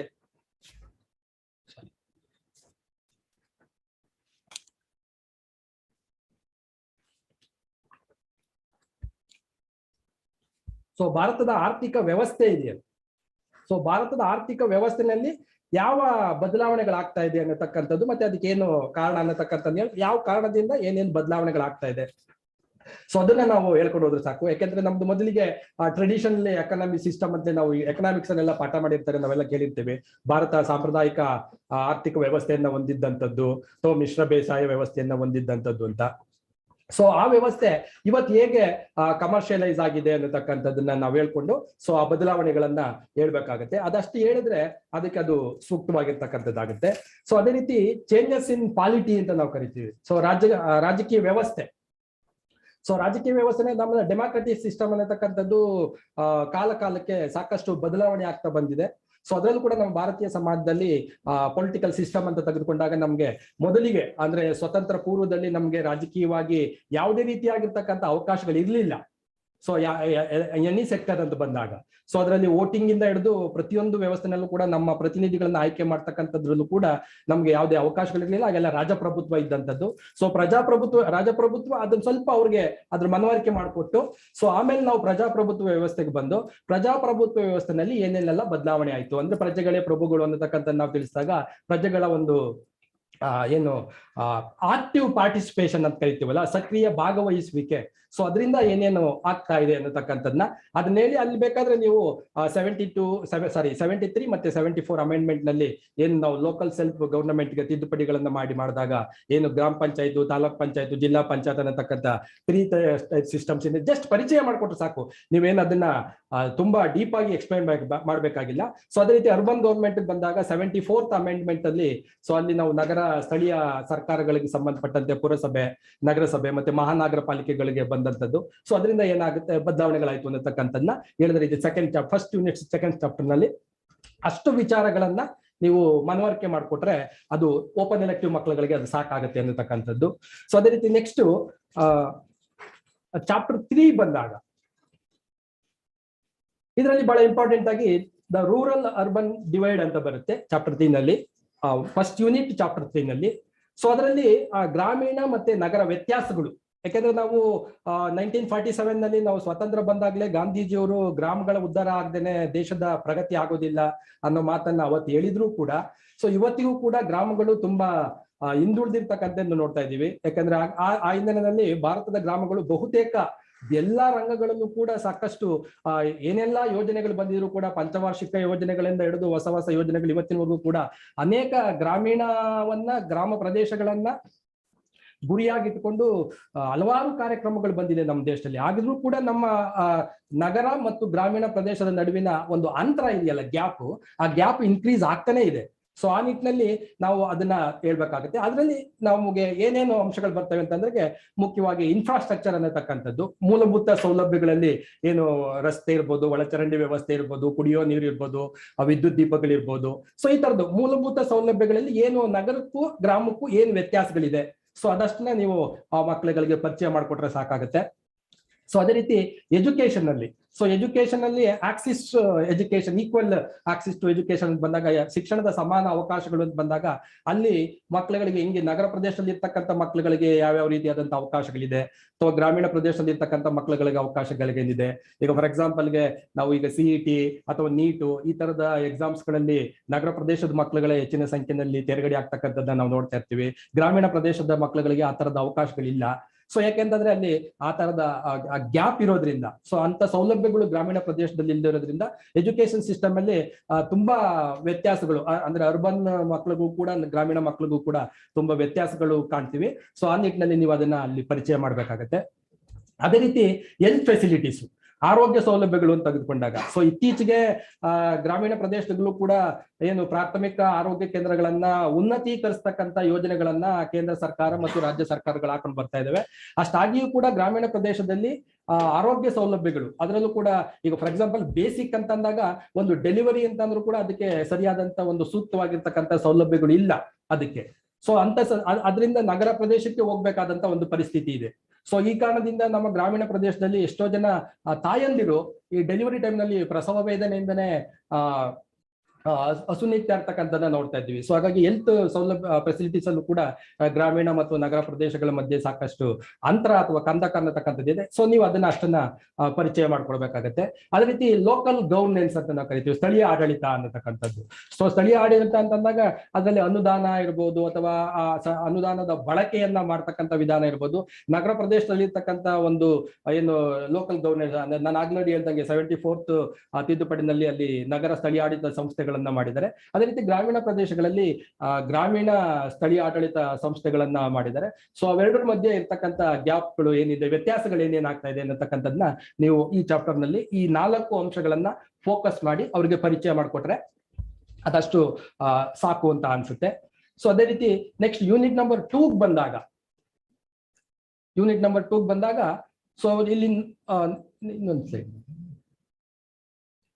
ಸೊ ಒಟ್ಟು 4 ಚಾಪ್ಟರ್ನ ಯೂನಿಟ್ ನಂಬರ್ 2 ನಲ್ಲಿ ಅಸೈನ್ ಮಾಡಿರ್ತಕ್ಕಂಥದ್ದು ನೋಡ್ತೀವಿ. ಅದರಲ್ಲಿ ಚಾಪ್ಟರ್ 4, ಚಾಪ್ಟರ್ 5, 6, 7 ಅಂತ 4 ಚಾಪ್ಟರ್ಸ್ ಗಳಿದಾವೆ. ಸೊ ಅದರಲ್ಲಿ ಮೊದಲನೇ ಚಾಪ್ಟರ್ ನಲ್ಲಿ ಮೊದಲನೇ ಚಾಪ್ಟರ್ ನಲ್ಲಿ ಮೂವ್ಮೆಂಟ್ ಫಾರ್ ಇಲ್ಲಿ ನೀವೇನ್ ಹೇಳ್ಬೇಕು ಅಂತಾಗುತ್ತೆ ಅಂದ್ರೆ ಮೇನ್ ಆಗಿ ಸೋಷಿಯಲ್ ಜಸ್ಟಿಸ್ ಅನ್ನತಕ್ಕಂಥದ್ದನ್ನ ನಾವು ಅಲ್ಲಿ ಹೇಳಿ ಅವ್ರಿಗೆ ಸೋಷಿಯಲ್ ಜಸ್ಟಿಸ್ ಇಂದ ಆ ಮೂವ್ಮೆಂಟ್ ಇಂದ ಸಮಾಜದಲ್ಲಿ ಬದಲಾವಣೆಗಳು ಏನಾಗ್ತಾ ಇದೆ, ಸೊ ಹೇಗ್ ಬದಲಾವಣೆ ಆಯ್ತು, ಸೊ ಸೋಷಿಯಲ್ ಜಸ್ಟಿಸ್ ಮೂವ್ಮೆಂಟ್ ಎಲ್ಲಿಂದ ಆರಂಭವಾಯ್ತು ಅದು ಬ್ಯಾಕ್ ಗ್ರೌಂಡ್ ಅನ್ನ ಹೇಳ್ಬೇಕಾಗತ್ತೆ. ಸೊ ಆ ಬ್ಯಾಕ್ ಗ್ರೌಂಡ್ ಅನ್ನ ಹೇಳ್ಕೊಂಡು ಬಂದು ಸೊ ಅಲ್ಲಿಂದ ಪ್ರಾರಂಭ ಮಾಡಿ ಆಮೇಲೆ ಅವ್ರಿಗೆ ಆ ಮೀನಿಂಗ್ ಆಫ್ ಸೋಷಿಯಲ್ ಜಸ್ಟಿಸ್ ಅನ್ನ ಹೇಳಿ ಸೊ ಅದು ಸೋಷಿಯಲ್ ಚೇಂಜ್ಗೆ ಹೆಂಗ್ ಕಾರಣ ಆಯ್ತು. ಯಾಕಂದ್ರೆ ನಾವು ನಮ್ಮ ಟೈಟ್ಲ್ ಇದಿರೋದೇ ಸೋಷಿಯಲ್ ಚೇಂಜ್ ಅಂತ ಅನ್ನತಕ್ಕಂಥದ್ದು, ನಮ್ಮ ಭಾರತೀಯ ಸಮಾಜದಲ್ಲಿ ಒಂದು ಪರಿವರ್ತನೆ ಹೆಂಗಾಯ್ತು ಅನ್ನೋದಿರೋದು. ಸೊ ಹಾಗಾಗಿ ಅವ್ರಿಗೆ ಆ ಸೋಷಿಯಲ್ ಜಸ್ಟಿಸ್ ಇಂದ ಆ ಮೂವ್ಮೆಂಟ್ ಇಂದ ಹೆಂಗೆ ಬದಲಾವಣೆಗಳಾಗಿದೆ ಅನ್ನತಕ್ಕಂಥದ್ದನ್ನ ನೀವು ಅಲ್ಲಿ ಮನವರಿಕೆ ಕೊಡಬೇಕಾಗುತ್ತೆ. ಸೊ ಹಾಗಾಗಿ ನಾವು ಬಿಫೋರ್ ಕಾನ್ಸ್ಟಿಟ್ಯೂಷನ್ ಮತ್ತೆ ಆಫ್ಟರ್ ಕಾನ್ಸ್ಟಿಟ್ಯೂಷನ್ ಸೊ ಆ ಬ್ಯಾಕ್ ಗ್ರೌಂಡ್ ಅನ್ನ ಹೇಳ್ಬೇಕಾಗತ್ತೆ. ಸಾಮಾಜಿಕ ನ್ಯಾಯಕ್ಕಾಗಿ ನಡೆದಿರ್ತಕ್ಕಂಥ ಹೋರಾಟಗಳು ಆ ಚಳುವಳಿಗಳನ್ನ ಜಸ್ಟ್ ಒಂದು ಪರಿಚಯವನ್ನ ಮಾಡಿಕೊಟ್ರೆ ಸಾಕಾಗತ್ತೆ. ಅದರಲ್ಲಿ ಮೇಜರ್ ಆಗಿ ಬಂದು ಅದಷ್ಟನ್ನ ಮುಗಿಸಿ ನೀವು ಇಂಪಾರ್ಟೆಂಟ್ ಫೋಕಸ್ ನ ಎಲ್ಲಿ ಮಾಡ್ಬೇಕು ಅಂತಂದ್ರೆ role of the constitution of India ಅನ್ನತಕ್ಕಂಥದ್ದು. ಸೊ ನಾವು ಕಾನ್ಸ್ಟಿಟ್ಯೂಷನ್ ನಲ್ಲಿ ಹೆಂಗೆ ಈ ದೇಶದ 90% ಜನರಿಗೆ ಅವಕಾಶಗಳನ್ನ ಒದಗಿಸ್ಕೊಳ್ಳೋ ಈಕ್ವಲ್ ಆಪರ್ಚುನಿಟೀಸ್ ಅನ್ನತಕ್ಕಂಥದ್ದನ್ನ ಮಾಡಿದ್ರಲ್ಲ, ಅದರಲ್ಲೂ ಕೂಡ ಫಂಡಮೆಂಟಲ್ ರೈಟ್ಸ್ ಅನ್ನತಕ್ಕಂಥದ್ದು ಮಾಡಿದಾಗ ಆರ್ಟಿಕಲ್ 14 ಇಂದ ಆರ್ಟಿಕಲ್ 32 ವರೆಗೆ ಏನೇನು ಅವಕಾಶಗಳನ್ನ ಮಾಡಿಕೊಟ್ಟಿದ್ದಾರೆ. ಸೊ ಇದರಿಂದ ಹೆಂಗೆ ಆ ವರ್ಗಗಳು ಬದಲಾಗೋದಕ್ಕೆ ಅಥವಾ ಅವರ ಸ್ಥಾನಮಾನಗಳಲ್ಲಿ ಬದಲಾವಣೆ ಆಗೋದಕ್ಕೆ ಕಾರಣ ಆಯ್ತು ಅನ್ನತಕ್ಕಂಥದ್ದನ್ನ ನಾವು ಹೇಳ್ಬೇಕಾಗತ್ತೆ. ಸೊ ಅದು ಬಹಳ ಮುಖ್ಯ. ಅದು ಆರ್ಟಿಕಲ್ 14 ಇಂದ ಅದರಲ್ಲೂ ಕೂಡ ಪರಿವಿಡಿ ಮುನ್ನುಡಿ ಸಂವಿಧಾನದ ಮುನ್ನುಡಿ ಇದೆಯಲ್ಲ, ಸೊ ಅದನ್ನು ಕೂಡ ನೀವು ಪರಿಚಯ ಮಾಡ್ಕೊಳ್ಲೇಬೇಕಾಗತ್ತೆ ಅಲ್ಲಿ. ಸೊ ಸಂವಿಧಾನದ ಮುನ್ನುಡಿನಲ್ಲೇ ಅಲ್ಲಿ ಸೋಷಿಯಲ್ ಜಸ್ಟಿಸ್ ಅನ್ನತಕ್ಕಂಥದ್ದು ಎಲ್ಲಾ ವರ್ಗಗಳಿಗೂ ಕೂಡ ಸಮಾನವಾಗಿರ್ತಕ್ಕಂಥ ಅವಕಾಶಗಳನ್ನ ಕೊಡ್ತಕ್ಕಂಥದ್ದನ್ನ ಮಾಡಿದ್ದಾರೆ. ಸೊ ಹಾಗಾಗಿ ಸಂವಿಧಾನದ ಮುನ್ನುಡಿಯ ಪರಿಚಯವನ್ನು ಮಾಡಿಕೊಟ್ಟು ಆಮೇಲೆ ಆ ರೋಲ್ ಸಂವಿಧಾನದ ಪಾತ್ರ ಏನು ಅನ್ನತಕ್ಕಂಥದ್ದನ್ನ ಹೇಳ್ಬೇಕಾಗತ್ತೆ. ಅದೇ ರೀತಿ ರೋಲ್ ಆಫ್ ಲೆಜಿಸ್ಲೇಷನ್ ಅನ್ನತಕ್ಕಂಥ ಕೆಲವು ಕಾಲಕ್ಕೆ ನಮ್ಮ ದೇಶದಲ್ಲಿ ಶಾಸನಗಳನ್ನ ಓಡಿಸಿ ಆ ಮುಖಾಂತರ ಸುಧಾರಣೆ ಮಾಡ್ತಕ್ಕಂಥದ್ದು, ಸಮಾಜದ ಒಂದು ಸಮಾನವಾದಂತ ನ್ಯಾಯವನ್ನ ಕೊಡ್ತಕ್ಕಂಥದ್ದು. ಯಾಕಂದ್ರೆ ಇಲ್ಲಿ ಸೋಷಿಯಲ್ ಜಸ್ಟಿಸ್ ಅಂತಂದಾಗ ಬಹಳ ಮುಖ್ಯವಾಗಿ ನಾವು ಆ 4 ಪ್ರಿನ್ಸಿಪಲ್ಸ್ ಇದೆ. ಒಂದೇನು ಅಂತಂದ್ರೆ ಅಲ್ಲಿ ಈಕ್ವಲ್ ಆಕ್ಸಿಸ್ ಅನ್ನತಕ್ಕಂಥದ್ದು, ಈಕ್ವಿಟಿ, ಪಾರ್ಟಿಸಿಪೇಷನ್ ಮತ್ತೆ ಹ್ಯೂಮನ್ ರೈಟ್ಸ್ ಅಂತ ಕರಿತೀವಿ. ಈ 4 ಅಂಶಗಳ ಆಧಾರದ ಮೇಲೆ ಸೋಷಿಯಲ್ ಜಸ್ಟಿಸ್ ಮೂವ್ಮೆಂಟ್ಗಳು ನಮ್ಮಲ್ಲಿ ನಡೆದಿದ್ದಾವೆ. ಸೊ ಈ 4 ತುಂಬಾ important. These are the principles of social justice ಅಂತ ಕರಿತೀವಿ ನಾವು ಅದನ್ನ. ಸೊ ಅದು ಯಾವುದು equal Axis, equity, participation and human rights ಅಂತ. ಸೊ ಆ 4 ಪ್ರಿನ್ಸಿಪಲ್ಸ್ ನ ಆಧಾರದ ಮೇಲೆ ನಾವು ಆ ಸೋಷಿಯಲ್ ಜಸ್ಟಿಸ್ ಅನ್ನ ಡಿಫೈನ್ ಮಾಡಿಕೊಂಡು ಸೊ ಕಾನ್ಸ್ಟಿಟ್ಯೂಷನ್ ಮತ್ತೆ ಲೆಜಿಸ್ಲೇಷನ್ ನ ಹೇಳ್ಬೇಕಾಗತ್ತೆ. ಸೊ ಅದಷ್ಟು ಅಲ್ಲಿ ಬನ್ನಿ ವಾಪಸ್. ಸೊ ಅದರಲ್ಲಿ ಚಾಪ್ಟರ್ 5 ಬಂದು backward class and Dalit movements ಅಂತ ಬರುತ್ತೆ. ಸೊ ಅದರಲ್ಲಿ ಬ್ಯಾಕ್ವರ್ಡ್ ಕ್ಲಾಸ್ ಮೂವ್ಮೆಂಟ್ಸ್ ಅಂತ ಬಂದಾಗ ನಮಗೆ ಮೊದಲಿಗೆ ಇಲ್ಲಿ ಸಾಕಷ್ಟು ಹಿಂದುಳಿದ ವರ್ಗಗಳ ಚಳುವಳಿಗಳಂತಕ್ಕಂಥದ್ದು ಸಾಕಷ್ಟು ಆಗಿದೆ. ನಮಗೆ ಅಲ್ಲಿಂದ ಏನು ಬಹುತೇಕ ನಮ್ಮ ಸ್ವತಂತ್ರ ಬಂದ ನಂತರದಲ್ಲಿ ಎಷ್ಟು ಸಮಿತಿಗಳಾಗಿದ್ದಾವೆ, ಬ್ಯಾಕ್ವರ್ಡ್ ಕ್ಲಾಸ್ ಕಮಿಟೀಸ್ಗಳಾಗಿದ್ದಾವೆ. ಅದರಲ್ಲಿ ಚಿನ್ನಪರೆಡ್ಡಿ ಇದೆ, ವೆಂಕಟಸ್ವಾಮಿ ಆಯೋಗ ಇದೆ. ಸೊ ಈ ತರದ ಆಯೋಗಗಳನ್ನ LG ಆವನೂರು ಆಯೋಗ ಇದೆ. ಈ ಆಯೋಗಗಳನ್ನ ಆ ಆಯೋಗಗಳಿಗೆ ಏನು ಕಾನ್ಸ್ಟಿಟ್ಯೂಷನ್ ಅಲ್ಲಿ ಏನು ಅಸೈನ್ ಮಾಡಿದ್ರು, ಸೊ ಆಯೋಗಗಳದ್ದು ಒಂದು ಪರಿಕಲ್ಪನೆ ಆ ಪರಿಚಯವನ್ನ ಅವ್ರಿಗೆ ಮಾಡಿಕೊಟ್ಟು ಅದರಿಂದ ಏನ್ ಬದಲಾವಣೆ ಆಯ್ತು, ವಾಟ್ ಇಸ್ ಸೋಷಿಯಲ್ ಚೇಂಜ್ ಅಂತ, ಯಾರಿಗೆ ಆ ಹಿಂದುಳಿದ ವರ್ಗಗಳಲ್ಲಿ ಬದಲಾವಣೆಗೆ ಅವ್ರು ಏನ್ ಶಿಫಾರಸ್ ಮಾಡಿದ್ರು ಅನ್ನತಕ್ಕಂಥದ್ದನ್ನ ಪರಿಚಯವನ್ನ ಮಾಡ್ಕೊಟ್ರೆ ಆ ಬ್ಯಾಕ್ವರ್ಡ್ ಕ್ಲಾಸ್ ಸಾಕಷ್ಟು 5 ಕಮಿಟೀಸ್ಗಳು ಬರ್ತದೆ. ಅದನ್ನ ಪರಿಚಯ ಮಾಡ್ಕೊಟ್ರೆ ನಿಮ್ಗೆ ಅದು ಬ್ಯಾಕ್ವರ್ಡ್ ಕ್ಲಾಸ್ ಮೂವ್ಮೆಂಟ್ ಅಲ್ಲಿ ಸಾಕಾಗತ್ತೆ. ಅದು ಅದಕ್ಕೆ ಆ ಮೂವ್ಮೆಂಟ್ ಇಂದ ಏನ್ ಬದಲಾವಣೆ ಆಯ್ತು ಅನ್ನತಕ್ಕಂಥ ಹೇಳ್ಬೇಕು. ಅದೇ ರೀತಿ ದಲಿತ್ ಮೂವ್ಮೆಂಟ್ ಅಂತ ಬಂದಾಗ, ಸೊ ಅಲ್ಲಿ ದಲಿತ್ ಮೂವ್ಮೆಂಟ್ ಅಂತ ಬಂದಾಗ ಅವ್ರಿಗೆ ಇಂಟ್ರಡಕ್ಷನ್ ಅಲ್ಲಿ ಮೇಜರ್ ಆಗಿ ನೀವು ಸ್ವಲ್ಪ ಮಟ್ಟಿಗೆ ಅವ್ರಿಗೆ ಜ್ಯೋತಿ ಬಾಪುಲೆ ಅವರು ಅಲ್ಲಿಂದ ಪ್ರಾರಂಭ ಆಗುತ್ತೆ. ಅವ್ರದಿಂದ ನೀವು ಅಲ್ಲಿಂದ ಪ್ರಾರಂಭ ಮಾಡಿ ಮೇಜರ್ ಆಗಿ ಅಂಬೇಡ್ಕರ್ ಅವರು ಆ ದಲಿತ್ ಮೂವ್ಮೆಂಟ್ ಅನ್ನ ಹೆಂಗೆ ಅಖಿಲ ಭಾರತ ಮಟ್ಟದಲ್ಲಿ, ಯಾಕಂದ್ರೆ ಜ್ಯೋತಿ ಬಾಪುಲೆ ಅವರು ಕೇವಲ ಮಹಾರಾಷ್ಟ್ರಕ್ಕೆ ಪ್ರಾಂತ್ಯಕ್ಕೆ ಮಾತ್ರನೇ ಸೀಮಿತವಾದ ರೀತಿಯಲ್ಲಿ ಅವರೊಂದು ದಲಿತ್ ಮೂವ್ಮೆಂಟ್ ಅನ್ನ ಆಯೋಜನೆ ಮಾಡ್ತಾರೆ. ಸೊ ಅದ್ರಲ್ಲಿ ಸಕ್ಸಸ್ ಕೂಡ ಆಗಿರ್ತಾರೆ. ಬಟ್ ಅದನ್ನ ಅಖಿಲ ಭಾರತ ಮಟ್ಟಕ್ಕೆ ತಗೊಂಡು ಬಂದದ್ದು ದಲಿತ್ ಮೂವ್ಮೆಂಟ್ ನ ಅಂತಂದಾಗ ಅಲ್ಲಿ ಅಂಬೇಡ್ಕರ್ ಆಗ್ತಾರೆ. ಸೊ ಹಾಗಾಗಿ ರೋಲ್ ಆಫ್ ಅಂಬೇಡ್ಕರ್ ಅನ್ನತಕ್ಕಂಥದ್ದನ್ನ ಹೇಳಿ ಸ್ವಲ್ಪ ಮಟ್ಟಿಗೆ ಈಗ ನಾವು ಕರ್ನಾಟಕದಲ್ಲಿ ಇರೋದ್ರಿಂದ, ನಾವು ಕರ್ನಾಟಕದ ಆಗಿರೋದ್ರಿಂದ ನಾವು ಕರ್ನಾಟಕದಲ್ಲಿ ದಲಿತ್ ಮೂವ್ಮೆಂಟ್ ಅನ್ನ ಸ್ವಲ್ಪ ಪರಿಚಯ ಮಾಡ್ಬೇಕಾಗತ್ತೆ. ಅದರಲ್ಲಿ DSS ಅಂತ ಬರುತ್ತೆ, ದಲಿತ ಸಂಘರ್ಷ ಸಮಿತಿ ಅಂತ. ಸೊ ಅದು ಯಾವಾಗ ಸ್ಥಾಪನೆ ಆಯ್ತು, ಅದರಲ್ಲಿ ಆ ದಲಿತ ಸಂಘರ್ಷ ಸಮಿತಿಯ ಸ್ಥಾಪನೆಯಲ್ಲಿ B ಕೃಷ್ಣಪ್ಪನವರ ರೋಲ್ ಏನು, ಸೊ ಇದಿಷ್ಟನ್ನ ನಾವು ಅಲ್ಲಿ ಪರಿಚಯ ಮಾಡ್ಕೊಡ್ಬೇಕಾಗತ್ತೆ. ಅದಷ್ಟನ್ನ ಪರಿಚಯ ಮಾಡ್ಕೊಟ್ರೆ ಆ ದಲಿತ್ ಮೂವ್ಮೆಂಟ್ಗೆ ಅದಷ್ಟು ಸೂಕ್ತ ಆಗುತ್ತೆ. ಸೊ ಬ್ಯಾಕ್ವರ್ಡ್ ಕ್ಲಾಸ್ ಮೂವ್ಮೆಂಟ್ಗೆ ಜಸ್ಟಿಸ್ ಮಿಲ್ಲರ್ ಕಮಿಟಿಯಿಂದ ಹಿಡಿದು ಲಾಸ್ಟ್ ಚಿನ್ನಪ್ಪ ರೆಡ್ಡಿ ಕಮಿಟಿ ಏನಿದೆ, ಸೊ ಅದನ್ನ ಹೇಳಿ ಈಗ ಶಾಶ್ವತ ಹಿಂದುಳಿದ ವರ್ಗ ಆಯೋಗ ಅಂತ ಮಾಡಿದರೆ, ಅದು ಪ್ರತಿ 5 ವರ್ಷಕ್ಕೊಂದ್ಸರಿ ಅಧ್ಯಕ್ಷರು ಮಾಡ್ತಾರೆ. ಅವ್ರಿಗೆ ಸಂಬಂಧಪಟ್ಟಂಗೆ ಅದಷ್ಟನ್ನ ಅವ್ರಿಗೆ ಪರಿಚಯ ಮಾಡ್ಕೊಟ್ರೆ ಅದು ಬ್ಯಾಕ್ವರ್ಡ್ ಕ್ಲಾಸ್ ಮೂವ್ಮೆಂಟ್ಸ್ ಮತ್ತೆ ದಲಿತ್ ಮೂವ್ಮೆಂಟ್ಸ್ಗೆ ಅದು ಸೂಕ್ತವಾಗುತ್ತೆ. ಅದಷ್ಟನ್ನು ಪರಿಚಯ ಮಾಡ್ಕೊಟ್ರೆ ಸಾಕಾಗುತ್ತೆ. ಅದೇ ರೀತಿ ಚಾಪ್ಟರ್ 6 ಅಂತ ಬಂದಾಗ ಅದರಲ್ಲಿ ಸೆಕೆಂಡ್ ಯೂನಿಟ್ ನಲ್ಲಿ ಚಾಪ್ಟರ್ 6 ಅಂತ ಬರುತ್ತೆ. ಅದರಲ್ಲಿ ನ್ಯೂ ಸೋಷಿಯಲ್ ಮೂವ್ಮೆಂಟ್ಸ್ ಅಂತ ಕರಿತೀವಿ, ಅಂದ್ರೆ ಹೊಸ ಸಾಮಾಜಿಕ ಚಳುವಳಿಗಳು. ಸೊ ಈ ಚಳುವಳಿಗಳು ಹೆಂಗೆ ಸಮಾಜದಲ್ಲಿ ಪರಿವರ್ತನೆಯನ್ನ ತಂದಿದ್ದೇವೆ ಅನ್ನತಕ್ಕಂಥದ್ದು ಅದರಲ್ಲಿ ಇರ್ಬೇಕು ಅನ್ಸುತ್ತೆ. ಸೊ ಅದರಲ್ಲಿ ಮೊದಲಿಗೆ ಕಾನ್ಸೆಪ್ಟ್ ಆಫ್ ಸೋಷಿಯಲ್ ಮೂವ್ಮೆಂಟ್ ಅನ್ನ ನಾವು ಹೇಳ್ಬೇಕಾಗತ್ತೆ. ಸಾಮಾಜಿಕ ಚಳುವಳಿ ಅಂತ ಅಂದ್ರೆ ಏನು ಅಂತ ಹೇಳ್ಬೇಕು. ಸೊ ಆ ಸಾಮಾಜಿಕ ಚಳುವಳಿಯಿಂದ ಸಮಾಜದಲ್ಲಿ ಬದಲಾವಣೆ ಹೇಗಾಯ್ತು, ಯಾಕಂದ್ರೆ ನಾವು ಬದಲಾವಣೆ ಹೇಳ್ಬೇಕು ಅಂತಂದಾಗ ಅದನ್ನ ನಾವು ಲಿಂಕ್ ಮಾಡ್ಲೇ ಹೇಳ್ಬೇಕಾಗತ್ತೆ. ಸಾಮಾಜಿಕ ಚಳುವಳಿಯಿಂದ ಸಮಾಜದಲ್ಲಿ ಬದಲಾವಣೆಗಳೇನು ಅಂತ. ಸೊ ಅದರಲ್ಲಿ LGBTQ ಮೂವ್ಮೆಂಟ್ಸ್ ಅಂತ ಬರುತ್ತೆ. So it's a new movement ಅದು. ಸೊ ಅದು ಇಂಡಿಯಾದ, ಯಾಕಂದ್ರೆ ನಾವೆಲ್ಲ ಇಂಡಿಯನ್ ಕಾಂಟೆಕ್ಸ್ಟ್ ಅಲ್ಲಿ ಹೇಳ್ಬೇಕು. ವೆಸ್ಟರ್ನ್ ಕಾಂಟೆಕ್ಸ್ಟ್ ಅಲ್ಲಿ ಬಂದಾಗ ನಮಗೆ ಸಾಕಷ್ಟು ಹಿಂದಿನಿಂದಲೂ ಕೂಡ ಆಗಿದ್ದಾವೆ ಅದು ಮೂವ್ಮೆಂಟ್.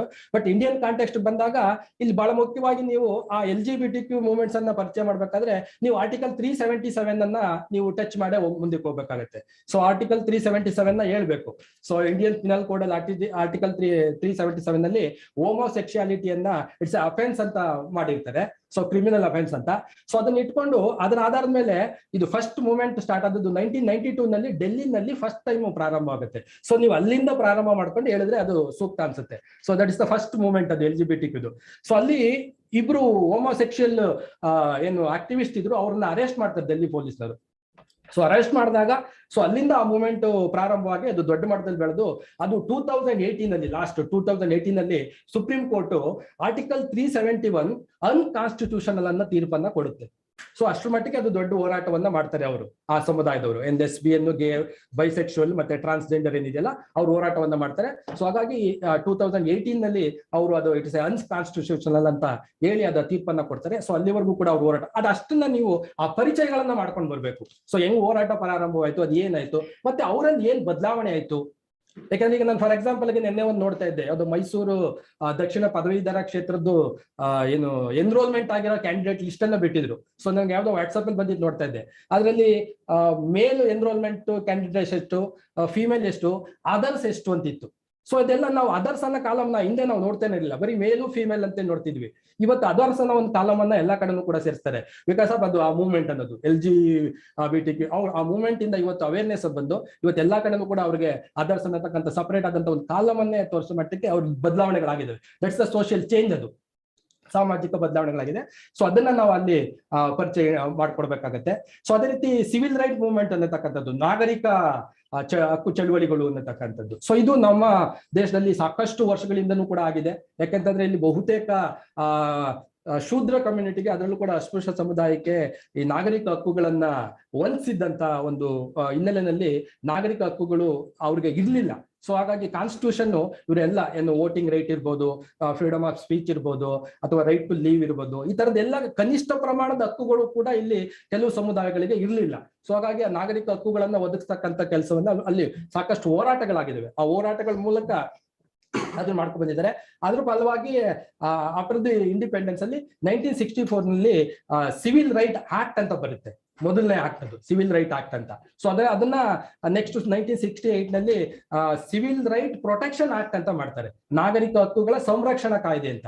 ಸೊ ಇವು ಈ ಕಾಯ್ದೆಗಳೇನಿದೆ ಅದನ್ನ ಒಂದ್ ಸ್ವಲ್ಪ ಪರಿಚಯ ಮಾಡಿ, ಸೊ ಆ ಚಳುವಳಿಗಳೇನಾಯ್ತು, ಸೊ ಅದರಿಂದ ಈ ಶೋಷಿತ ಸಮುದಾಯಗಳಲ್ಲಿ ಏನೇನು ಬದಲಾವಣೆಗಳಾಯ್ತು ಸಮಾಜದಲ್ಲಿ, ಅವ್ರ ಹೆಂಗೆ ಸಮಾಜದ ಮುಖ್ಯವಾಹಿನಿಗೆ ಬರೋದಕ್ಕೆ ಅವಕಾಶಗಳಾಯ್ತು ಅನ್ನತಕ್ಕಂಥದನ್ನ ಪರಿಚಯವನ್ನ ನೀವು ಮಾಡ್ಕೊಡ್ಬೇಕಾಗತ್ತೆ.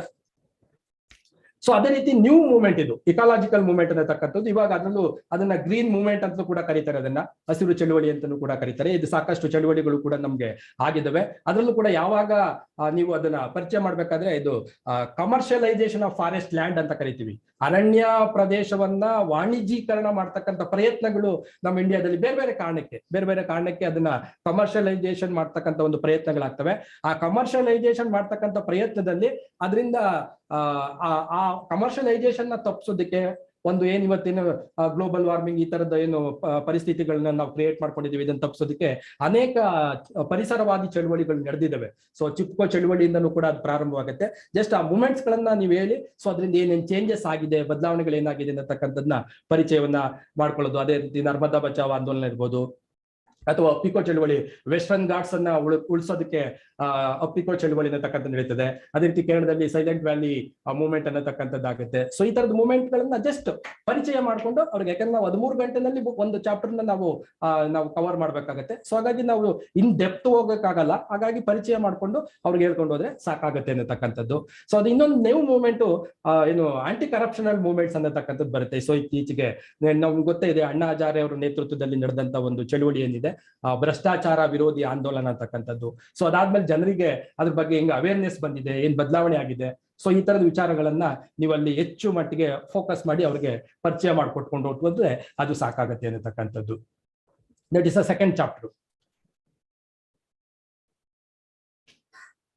ಸೆಕೆಂಡ್ ಚಾಪ್ಟರ್ ನಲ್ಲೇ ಇನ್ನೊಂದು ಸೆಕೆಂಡ್ ಯೂನಿಟ್ ನಲ್ಲಿ ಚಾಪ್ಟರ್ 7 ಅನ್ನತಕ್ಕಂಥದ್ದು ಆಪರ್ಚುನಿಟೀಸ್ ಫಾರ್ ಸೋಷಿಯಲ್ ಮೊಬಿಲಿಟಿ ಅನ್ನತಕ್ಕಂಥದ್ದು ಇದೆ. ಸೊ ಹಾಗಾಗಿ ನೀವು ಅಲ್ಲಿ ಕಾನ್ಸೆಪ್ಟ್ ಆಫ್ ಸೋಷಿಯಲ್ ಮೊಬಿಲಿಟಿ ಅನ್ನತಕ್ಕಂಥದ್ದು ಹೇಳ್ಬೇಕು. ಅಂದ್ರೆ ಸಾಮಾಜಿಕ ಚಲನೆ ಅಂತಂದ್ರೆ ಏನು ಅನ್ನತಕ್ಕಂಥದ್ದನ್ನ ಅವ್ರಿಗೆ ಹೇಳ್ಬೇಕಾಗತ್ತೆ. ಸೊ ಸಾಮಾಜಿಕ ಚಲನೆಯಿಂದ ಹೇಳಿ ಅಲ್ಲಿ ನಮ್ಗೆ ಇನ್ನೊಂದು ಸ್ಲೈಡ್ಸ್ ಇದೆ ಅಂತ ಹೇಳಿ 3 ಇದು ಬರುತ್ತದು. ಒಂದು ಶೆಡ್ಯೂಲ್ಡ್ ಕಾಸ್ಟ್, ಶೆಡ್ಯೂಲ್ಡ್ ಟ್ರೈಬು ಮತ್ತೆ ವುಮೆನ್ ಅನ್ನತಕ್ಕಂಥದ್ದು. ಸೊ ಇವ್ರನ್ನ ನಾವೇನಾಗ್ತೀವಿ ಅಂತಂದ್ರೆ, ಯಾಕಂದ್ರೆ ಇದೆಲ್ಲ ವಿಕ್ಟಿಮ್ಸ್ ಅಂದ್ರೆ ಬಲಿಪಶುಗಳಾಗಿರ್ತಕ್ಕಂಥ ಗುಂಪುಗಳು ಅಂತ ನಾವು ಕರಿತೀವಿ ಅದನ್ನ. ಸೊ ಹಾಗಾಗಿ ಅಥವಾ ಅದನ್ನ ಏನು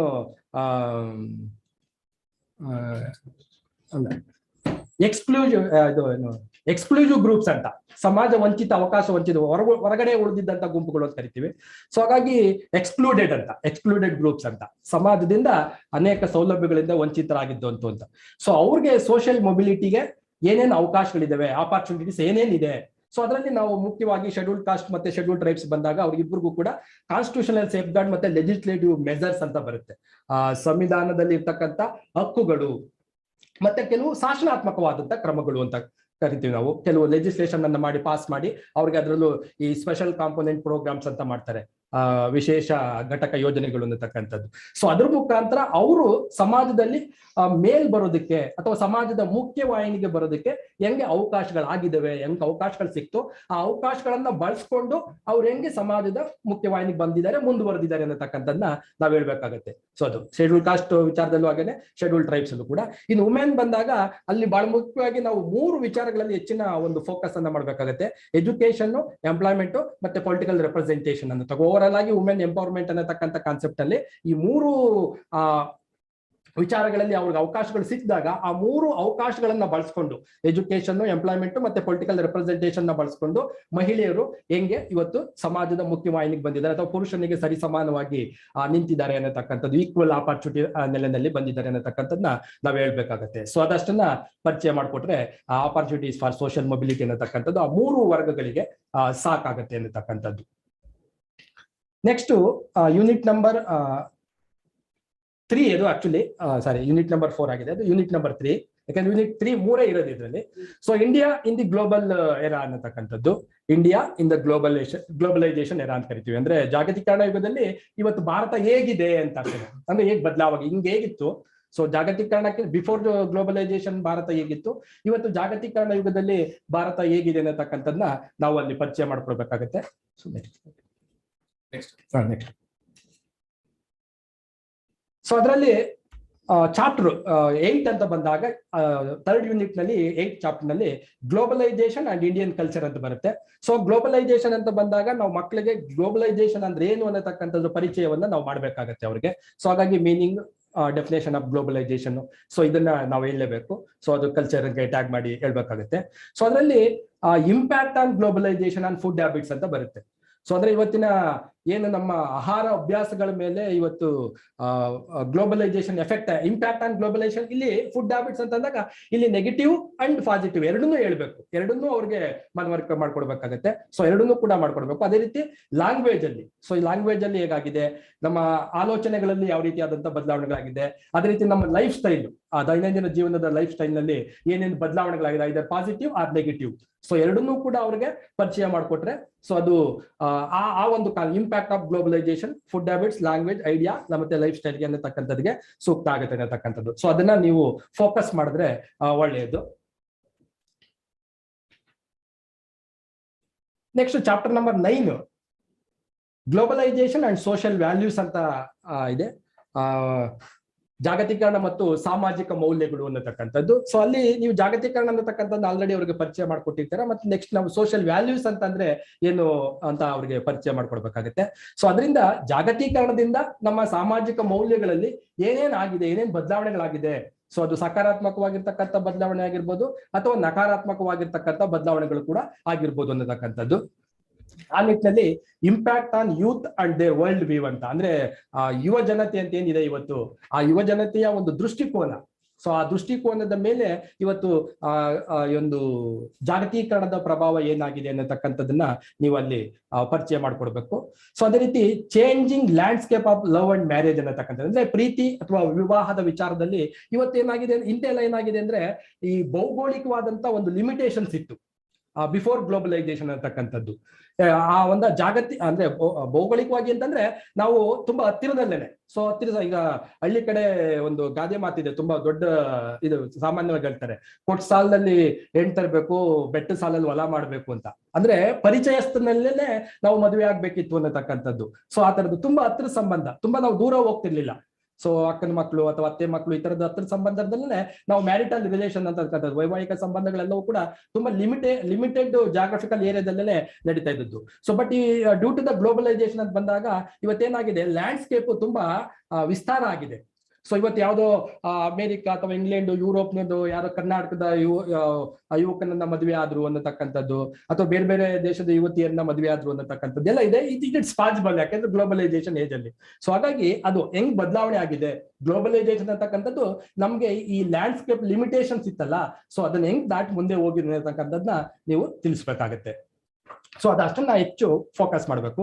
ಅದೇ ರೀತಿ ಫ್ಯಾಮಿಲಿಯಲ್ ರಿಲೇಶನ್ಶಿಪ್ ಅಂತ ಕರಿತೀವಿ, ಅಂದ್ರೆ ಕೌಟುಂಬಿಕ ಸಂಬಂಧಗಳಲ್ಲಿ, ಅದರಲ್ಲಿ ಕೌಟುಂಬಿಕ ಸಂಬಂಧಗಳು ಅಂತ ಅಂದಾಗ ಏನು couple relations, husband and wife ಇರ್ಬೋದು, ಅಥವಾ ತಂದೆ ಮಕ್ಕಳು ಸಂಬಂಧ ಇರ್ಬೋದು, ಅಥವಾ ಎಲ್ಡರ್ಸ್ ರಿಲೇಷನ್ಸ್ ಇರ್ಬೋದು. ಸೊ ಈ ತರದ್ರಲ್ಲಿ ಹೆಂಗೆ ಅದು ಇಂಪ್ಯಾಕ್ಟ್ ಆಗಿದೆ, ಯಾಕಂದ್ರೆ ಇವತ್ತೆಲ್ಲ ಒಂಥರ ಸಂಬಂಧಗಳು ಇವತ್ತು ಆರ್ಟಿಫಿಷಿಯಲ್ ಗಳಾಗ್ತಾ ಇದೆ, ಕೃತಕವಾಗ್ತಾ ಇದೆ ಗ್ಲೋಬಲೈಸೇಷನ್ ನ ಒಂದು ಪರಿಭಾಷೆಯಿಂದ. ಸೊ ಇದು ನೀವೆಲ್ಲ ವಾಟ್ಸ್ಆಪ್ ಅಲ್ಲೆಲ್ಲ ನೋಡ್ತಾ ಇರ್ತೀರಿ.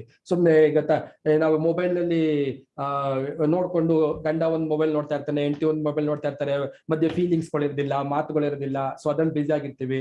ಸೊ ಈ ತರದ ರಿಲೇಶನ್ಶಿಪ್ಸ್ ಗಳೆಲ್ಲ ಇವತ್ತು ಏನಾಗ್ತಾ ಇದೆ, ಬ್ರೇಕ್ ಡೌನ್ ಆಗ್ತಾ ಇದೆ ಡ್ಯೂ ಟು ದ ಗ್ಲೋಬಲೈಸೇಷನ್ ಅಂತಕ್ಕಂಥದ್ದು. ಆ ನಿಟ್ಟಿನಲ್ಲಿ ಕೌಟುಂಬಿಕ ಸಂಬಂಧಗಳಲ್ಲಿ ಏನ್ ಬದಲಾವಣೆ ಆಗ್ತಾ ಇದೆ, ಸೊ ಸಮಾಜದಲ್ಲಿ ಏನೇನ್ ಆಗ್ತಾ ಇದೆ ಅನ್ನತಕ್ಕಂಥದ್ದನ್ನ ನಾವು ಮಕ್ಕಳಿಗೆ ತಿಳಿಸ್ಕೊಡ್ಬೇಕಾಗತ್ತೆ ಇದು. ಸೊ ಅದ್ರಲ್ಲಿ ಪಾಸಿಟಿವ್ ನೆಗೆಟಿವ್ ಹೇಳ್ಕೊಂಡು, ಅದೇ ರೀತಿ ಅಂಡರ್ಸ್ಟ್ಯಾಂಡಿಂಗ್ ಅದರ್ಸ್ ಅನ್ನತಕ್ಕಂಥದ್ದು ಒಂದು ಕಾನ್ಸೆಪ್ಟ್ ಇದೆ. ಸೊ ಇಲ್ಲಿ ಅಂಡರ್ಸ್ಟ್ಯಾಂಡಿಂಗ್ ಅದರ್ಸ್ ಅನ್ನತಕ್ಕಂಥದ್ದು ಬಂದಾಗ ಅದರಲ್ಲೂ ಕೂಡ ಬಹಳ ಮುಖ್ಯವಾಗಿ ಅದು ಹ್ಯೂಮನ್ ಕೋಆಪರೇಷನ್ ಅನ್ನತಕ್ಕಂಥದ್ದು. ಸೊ ಮಾನವ ಸಹಕಾರ ಹೆಂಗೆ ಗ್ಲೋಬಲೈಸೇಷನ್ ನಲ್ಲಿ ಇವತ್ತೇನಾದ್ರೆ, ಫಾರ್ ಎಕ್ಸಾಂಪಲ್ಗೆ the over harvesting of natural resource ಅಂತ, ಅಂದ್ರೆ ನೈಸರ್ಗಿಕ ಸಂಪನ್ಮೂಲಗಳನ್ನ ನಾವು ಅತಿಯಾಗಿ ಬಳಸ್ತಕ್ಕಂಥದ್ದು, ಅದೇ ಗ್ಲೋಬಲ್ ವಾರ್ಮಿಂಗ್ ಅನ್ನತಕ್ಕಂಥದ್ದು, ಫೇವರಿಂಗ್ ಒನ್ಸ್ ಓನ್ ಎಥ್ನಿಕ್, ಅಂದ್ರೆ ನಮ್ಮ ಜನಾಂಗ, ನಮ್ಮ ಕುಲ ಅಥವಾ ನಮ್ಮ ಭಾಷೆನೇ ಶ್ರೇಷ್ಠ, ಈ ತರದ್ರಲ್ಲಿ ಹೆಂಗೆ ಆಗ್ತಾ ಇದೆ ಅನ್ನತಕ್ಕಂಥದ್ದು ಇದೆಯಲ್ಲ. ಸೊ ಇದನ್ನ, ಈ ಅಂಶಗಳನ್ನ ಫೋಕಸ್ ಮಾಡಿಟ್ಕೊಂಡು ನಾವು ಅಂಡರ್ಸ್ಟ್ಯಾಂಡಿಂಗ್ ಅದರ್ಸ್ ಅನ್ನತಕ್ಕಂಥದ್ದು, ಯಾಕಂದ್ರೆ ನಾವು ಮುಂದಿನ ಪೀಳಿಗೆಗೂ ಕೂಡ ಉಳಿಸ್ಬೇಕಾಗತ್ತೆ. ಇವತ್ತೆಲ್ಲ ಈ ಕೊಳ್ಳು ಬಾಕ ಸಂಸ್ಕೃತಿ ಅಂತ ನಾವು ಕರಿತೀವಿ. ಈ ಒಂದು ಜಾಗತೀಕರಣದ ಒಂದು ಪ್ರಭಾವದಿಂದಾಗಿ ಇವತ್ತು ಕೊಳ್ಳು ಬಾಕ ಸಂಸ್ಕೃತಿ ಅನ್ನತಕ್ಕಂಥದ್ದು ನಮ್ಮಲ್ಲಿ ಹುಟ್ಕೋತಾ ಇದೆ. ಸೊ ಆ ಹಿನ್ನೆಲೆಯಲ್ಲಿ ನಾವು ಅದನ್ನ ಅಂಡರ್ಸ್ಟ್ಯಾಂಡಿಂಗ್ ಅದರ್ಸ್ ಅನ್ನತಕ್ಕಂಥದ್ದನ್ನ ಫೋಕಸ್ ಮಾಡಿ ನೀವು ಹೆಚ್ಚು ವಿಚಾರಗಳನ್ನ ಅವ್ರಿಗೆ ಸಂಕ್ಷಿಪ್ತವಾಗಿ, ಯಾಕಂದ್ರೆ ಇದೆಲ್ಲ ತುಂಬಾ ದೊಡ್ಡ ದೊಡ್ಡ ಕಾನ್ಸೆಪ್ಟ್ಗಳಿವು. ತುಂಬಾ ಹೇಳ್ಕೊಂಡು ಹೋದ್ರೆ ಡೀಟೇಲ್ ಹೋದ್ರೆ ನಿಮಗೆ 39 ಗಂಟೆ ಸಾಕಾಗಲ್ಲ. ಯಾಕಂದ್ರೆ ಒಂದೊಂದು ಚಾಪ್ಟರ್ಗೆ 13 ಗಂಟೆ ಅಂತ ಮಾಡಿರೋದ್ರಿಂದ ಒಂದೊಂದು ಯೂನಿಟ್ಗೆ. ಸೊ ನಾವು ನಿಮ್ಗೆ ಜಸ್ಟ್ ಅವ್ರಿಗೆ ಪರಿಚಯವನ್ನ ಮಾಡ್ಕೊಟ್ಟು, ಯಾಕಂದ್ರೆ ಓಪನ್ ಎಲೆಕ್ಟಿವ್ ಮಕ್ಕಳಾಗಿರೋದ್ರಿಂದ ಬೇರೆ ಸಬ್ಜೆಕ್ಟ್ ಸಮಾಜಶಾಸ್ತ್ರವನ್ನ ಓದ್ದೇ ಇರ್ತಕ್ಕಂಥ ಮಕ್ಕಳಾಗದೇ ಇರೋದ್ರಿಂದ ಅವರಿಗೆ ಅದರ ಪರಿಚಯವನ್ನ ಮಾಡ್ಕೊಂಡು ಬ್ರೀಫ್ ಆಗಿ ಅದೇನು ಅದ್ ಹೆಂಗೆ ಸಮಾಜದಲ್ಲಿ ಬದಲಾವಣೆ ಆಗ್ತಾ ಇದೆ ಅನ್ನತಕ್ಕಂಥ ವಿಚಾರಗಳನ್ನ ನೀವು ಮನವರಿಕೆ ಮಾಡ್ಕೊಟ್ರೆ ಸಾಕಾಗತ್ತೆ ಅನ್ನತಕ್ಕಂಥದ್ದು. ಸೊ ಇದು ಇಲ್ಲ ಬಿಡಿ, ಇದಿಷ್ಟು ಸೊ ಇದಿಷ್ಟು ಬೇಡ ಇಲ್ಲ ಕನ್ನಡದಲ್ಲಿ ಮಾಡಿರೋದ ನೆಕ್ಸ್ಟ್ ಇದೆ. ಸೊ ಇದಿಷ್ಟು Indian society tradition and change ಅನ್ನತಕ್ಕಂಥದ್ದು. ಸೊ ಈ ಒಂದು ಪೇಪರ್ ನಂಗೆ ನನಗೊಂದು ಅವಕಾಶ ನೀಡೋದಕ್ಕೆ ಎಲ್ಲರಿಗೂ ನಾನು ಧನ್ಯವಾದ ತಿಳಿಸ್ತಾ, ಮುಖ್ಯವಾಗಿ ನಮ್ಮ ಮೇಡಮ್ಗೆ ಧನ್ಯವಾದಗಳನ್ನು ತಿಳಿಸ್ತಾ ನನ್ನ ಮಾತನ್ನು ಮುಗಿಸ್ತೀನಿ. ನಮಸ್ಕಾರ. Indian society continuity and change ಎಂಬ ಪತ್ರಿಕೆಯ ಬಗ್ಗೆ ವಿಚಾರವನ್ನ ಮಂಡಿಸಿದಂತಹ ಸಹಾಯಕ ಪ್ರಾಧ್ಯಾಪಕರಾದ ದೊರೆಸ್ವಾಮಿ ಜಿವಿ ಸರ್ ಅವರಿಗೆ ಧನ್ಯವಾದಗಳು. ಡಾಕ್ಟರ್ ರೇಖಾ ಕೆ ಜಾಧವ್ ಸಹ ಪ್ರಾಧ್ಯಾಪಕರು, ಇವರು ಸೋಶಿಯಾಲಜಿ ಆಫ್ ಎವ್ರಿಡೇ ಲೈಫ್ ಎಂಬ ಪತ್ರಿಕೆಯ ಬಗ್ಗೆ ವಿಚಾರವನ್ನ ಮಂಡಿಸಲಿದ್ದು, ಇವರ ಪರಿಚಯವನ್ನು ಮಾಡಲಿದ್ದಾರೆ ರಮ್ಯಾ ವೀರ. ಡಾಕ್ಟರ್ ರೇಖಾ ಕೆ ಜಾಧವ್ ಅವರು ಪ್ರಸ್ತುತ ಮಹಾರಾಜ ಕಾಲೇಜಿನ ಸಮಾಜಶಾಸ್ತ್ರ ಅಧ್ಯಯನ ವಿಭಾಗದಲ್ಲಿ ಸಹ ಪ್ರಾಧ್ಯಾಪಕರಾಗಿ ಶ್ರೀಯುತರು ಗ್ರಾಮೀಣ ಸಮಾಜಶಾಸ್ತ್ರದಲ್ಲಿ ಚಿನ್ನದ ಪದಕದೊಂದಿಗೆ ಸ್ನಾತಕೋತ್ತರ ಪದವಿಯನ್ನು ಹಾಗೂ ಎಂಫಿಲ್ ಮತ್ತು PhD ಪದವಿಯನ್ನು ಕರ್ನಾಟಕ ವಿಶ್ವವಿದ್ಯಾನಿಲಯ ಧಾರವಾಡ ಇಲ್ಲಿ ಪಡೆದಿರುತ್ತಾರೆ. ಸುಮಾರು 21 ವರ್ಷಗಳ ಕಾಲ ಬೋಧನಾನುಭವವನ್ನು ಹೊಂದಿರುವ ಇವರು ಕರ್ನಾಟಕ ಕಲಾ ಕಾಲೇಜು ಧಾರವಾಡ, ಕಾನೂನು ಮಹಾವಿದ್ಯಾಲಯ ಧಾರವಾಡ, ಮಹಿಳಾ ಅಧ್ಯಯನ PG ಡಿಪ್ಲೊಮಾ ಕೇಂದ್ರ ಕರ್ನಾಟಕ ವಿಶ್ವವಿದ್ಯಾನಿಲಯ ಹೀಗೆ ಅನೇಕ ಕಾಲೇಜುಗಳಲ್ಲಿ ತಮ್ಮ ಸೇವೆ ಸಲ್ಲಿಸಿದ್ದಾರೆ. 8 ವರ್ಷಗಳ ಕಾಲ ಅಧ್ಯಾಪಕ ಸಲಹೆಗಾರರಾಗಿ, UG ವಿಷಯ ಸಂಯೋಜಕರು ಹಾಗೂ ದೂರ ಶಿಕ್ಷಣ ನಿರ್ದೇಶಕರಾಗಿ ಕಾರ್ಯನಿರ್ವಹಿಸುತ್ತಿದ್ದು, NSS ಕಾರ್ಯಕ್ರಮದ ಅಧಿಕಾರಿಗಳಾಗಿಯೂ ಸೇವೆ ಸಲ್ಲಿಸಿದ್ದಾರೆ. ಶ್ರೀಯುತರು ಸಂಶೋಧನಾ ಮಾರ್ಗದರ್ಶಕರಾಗಿದ್ದು, ಈಗಾಗಲೇ ಇವರ ಮಾರ್ಗದರ್ಶಕನಲ್ಲಿ 7 ಮಂದಿ ವಿದ್ಯಾರ್ಥಿಗಳು PhD ಪದವಿಯನ್ನ ಪಡೆದಿರುತ್ತಾರೆ. ಅಂತಾರಾಷ್ಟ್ರೀಯ, ರಾಷ್ಟ್ರೀಯ ಹಾಗೂ ರಾಜ್ಯ ಮಟ್ಟದ ವಿಚಾರ ಸಂಕಿರಣ, ಸಮ್ಮೇಳನಗಳು, ಕಾರ್ಯಾಗಾರಗಳು, ಅಧ್ಯಾಪಕರ ಅಭಿವೃದ್ಧಿ ಕಾರ್ಯಕ್ರಮಗಳು ಹಾಗೂ ವೆಬಿನಾರ್ಗಳಲ್ಲಿ ಚಟುವಟಿಕೆಯಿಂದ ಭಾಗವಹಿಸಿದ ಇವರು 45ಕ್ಕೂ ಅಧಿಕ ವಿಚಾರ ಮಂಡನೆಗಳನ್ನ ಮಾಡಿದ್ದಾರೆ. ಶ್ರೀಯುತರು ಬೋರ್ಡ್ ಆಫ್ ಎಕ್ಸಾಮಿನರ್ ಮತ್ತು ಬೋರ್ಡ್ ಆಫ್ ಸ್ಟಡೀಸ್ನ ಸದಸ್ಯರಾಗಿ ಕರ್ನಾಟಕ ರಾಜ್ಯ ಮುಕ್ತ ವಿಶ್ವವಿದ್ಯಾನಿಲಯ, ಮಂಡ್ಯ ಸರ್ಕಾರಿ ಕಾಲೇಜು, ಸೇಂಟ್ ಫಿಲಮಿನಾ ಕಾಲೇಜು ಹೀಗೆ ಮೊದಲಾದ ಕಾಲೇಜುಗಳಲ್ಲಿ ತಮ್ಮ ಸೇವೆಯನ್ನು ಸಲ್ಲಿಸಿದ್ದಾರೆ. ರಾಷ್ಟ್ರೀಯ ಹಾಗೂ ಅಂತಾರಾಷ್ಟ್ರೀಯ ಮಟ್ಟದಲ್ಲಿ 50ಕ್ಕೂ ಅಧಿಕ ಲೇಖನಗಳನ್ನು ಈಗಾಗಲೇ ಪ್ರಕಟಿಸಿರುವ ಇವರು ಅಂತಾರಾಷ್ಟ್ರೀಯ ಮಟ್ಟದಲ್ಲಿ ಪ್ರಕಟಿತಗೊಂಡ 3 ಗ್ರಂಥಗಳ ಮುಖ್ಯ ಸಂಪಾದಕರಾಗಿ ಕಾರ್ಯನಿರ್ವಹಿಸಿದ್ದಾರೆ. Karnataka sociology association, Indian sociological society, Mangalore sociological ಸೊಸೈಟಿಯಂತಹ ಹಲವಾರು ಶೈಕ್ಷಣಿಕ ವೃತ್ತಿಪರ ಸಂಘಗಳ ಅಜೀವ ಸದಸ್ಯತ್ವವನ್ನು ಕೂಡ ಪಡೆದುಕೊಂಡಿದ್ದಾರೆ. ಶ್ರೀಯುತರು ATI ಮೈಸೂರು, ಕರ್ನಾಟಕ ಪೊಲೀಸ್ ತರಬೇತಿ ಕೇಂದ್ರ, Teresian college Mysore, JSS Mysore camp ಹೀಗೆ ಹಲವಾರು ಕಡೆಗಳಲ್ಲಿ ವಿಶೇಷ ಉಪನ್ಯಾಸಗಳನ್ನ ನೀಡಿದ್ದಾರೆ. ಜೊತೆಗೆ ಮಹಾರಾಜ ಕಾಲೇಜಿನ ವಿವಿಧ ಶೈಕ್ಷಣಿಕ ಚಟುವಟಿಕೆಗಳಲ್ಲಿ ಸಕ್ರಿಯವಾಗಿ ಭಾಗವಹಿಸಿರುವ ಇವರು ಪ್ರಸ್ತುತ ಮೈಸೂರು ವಿಶ್ವವಿದ್ಯಾನಿಲಯ ಸಮಾಜಶಾಸ್ತ್ರ ಅಧ್ಯಾಪಕರ ಸಂಘದ ಕಾರ್ಯದರ್ಶಿಗಳಾಗಿಯೂ ಸೇವೆ ಸಲ್ಲಿಸಿದ್ದಾರೆ. ಇಂತಹ ಗೌರವಾನ್ವಿತರನ್ನು ಪರಿಚಯಿಸಲು ಅವಕಾಶ ಮಾಡಿಕೊಟ್ಟಿದ್ದಕ್ಕಾಗಿ ಧನ್ಯವಾದಗಳು. ಪರಿಚಯವನ್ನ ಮಾಡಿದಂತಹ ರಮ್ಯಾ ಪೀರ್ ಅವರಿಗೆ ಧನ್ಯವಾದಗಳು. Doctor Rekha K Jadhav madam ರವರು ಸೋಶಿಯಾಲಜಿ ಆಫ್ ಎವ್ರಿಡೇ ಲೈಫ್ ಎಂಬ ಪತ್ರಿಕೆಯ ಬಗ್ಗೆ ವಿಚಾರವನ್ನ ಮಂಡಿಸಬೇಕಾಗಿ ಕೇಳ್ಕೊಳ್ತೇವೆ. ಎಲ್ಲರಿಗೂ ನಮಸ್ಕಾರ. Good afternoon, everybody. Today I stand before you to present the paper Sociology of Everyday Life.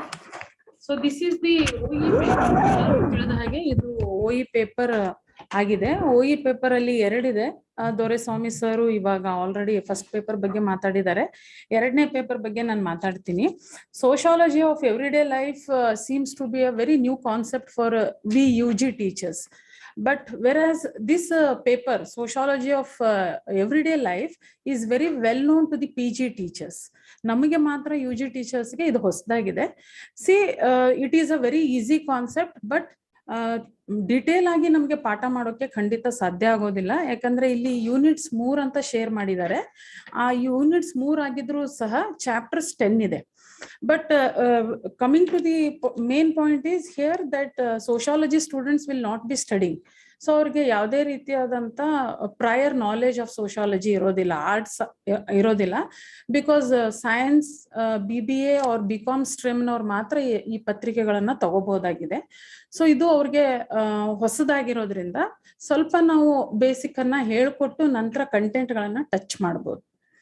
One more thing, what I realized in the NEP syllabus is you can't go in detail to teach the subjects. You can just touch the contents and openly you can just give the outlook of those contents. So let's begin with the sociology of everyday life.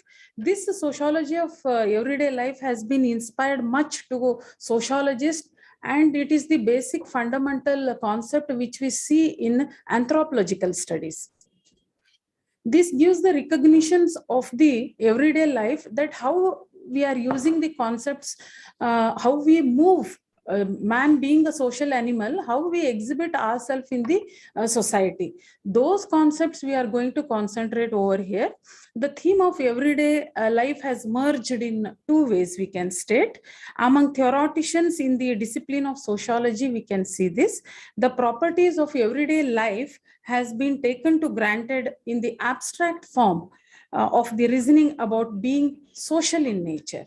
Then secondly, everyday life is an object, and in researches we see, we prove this. See, sociology is basically a science we tell, and to prove the subject of sociology as a science, this is the basic foundation, that is the paper Sociology of Everyday Life.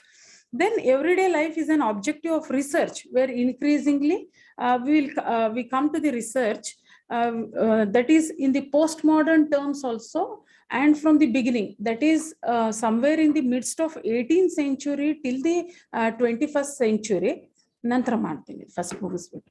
Till the 21st century, we can see the study of everyday life has been continually it has been used in the process of in the subject of the sociology. Then I will give you a few instances where we can why I'm telling you a bit of the subject matter is, then we'll come to the content of teaching, what we have to teach. So few instances which we teachers we should understand here is, I would like to touch over here. The everyday life paper has been of great depth in the theoretical basis, and when we concentrate to the contributions of the sociology, Rousseau in the 18th century itself spoke with his philosophical works and gave the discourse of the science as well arts with the lens of everyday life. Then coming to the origin and foundations of inequality, Rousseau has given the concept using the everyday life. Then coming to the Yvateur Zarabevel's book, which has been newly edited book, it is in the year 2006, Oxford Press alli idu book publish ಆಗಿರುವಂತದ್ದು.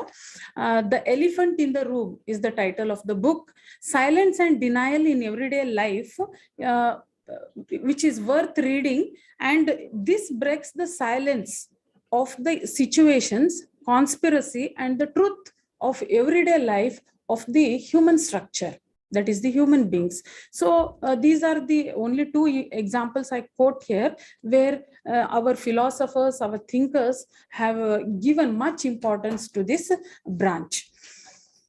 The few thinkers I have listed few, and if we go directly in the websites or through the Google also, if you go and search with these thinkers, definitely I will update this in the Musta group. If we go through these thinkers, in their theories, they have used the concept of the everyday life.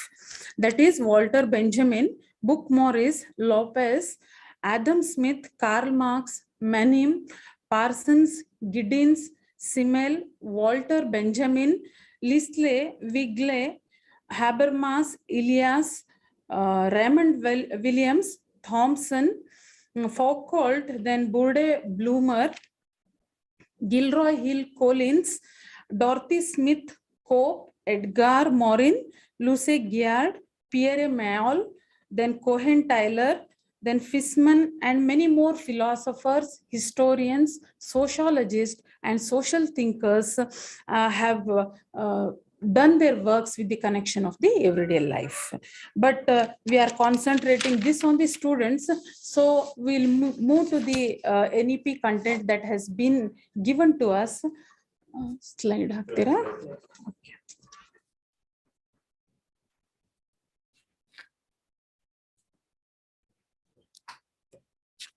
first slide.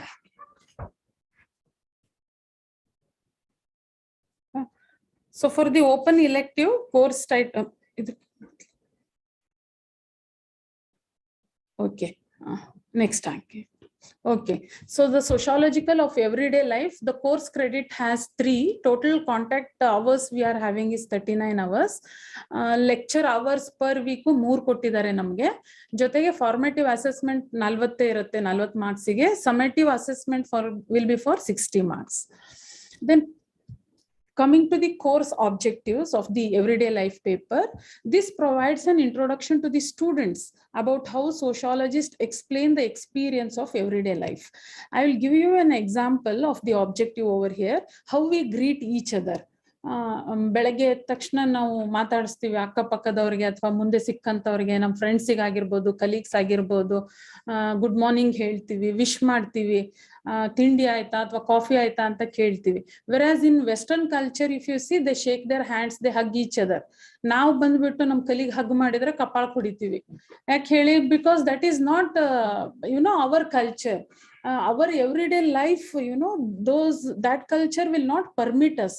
So we have to teach our students their experience. ಅವರೆಲ್ಲ experience ಮಾಡ್ಬಿಟ್ಟಿದ್ದಾರೆ, hi ಹೇಳ್ತಾರೆ, hello ಹೇಳ್ತಾರೆ, or how they treat each other. No, we everyone know that we are used and experienced in our life.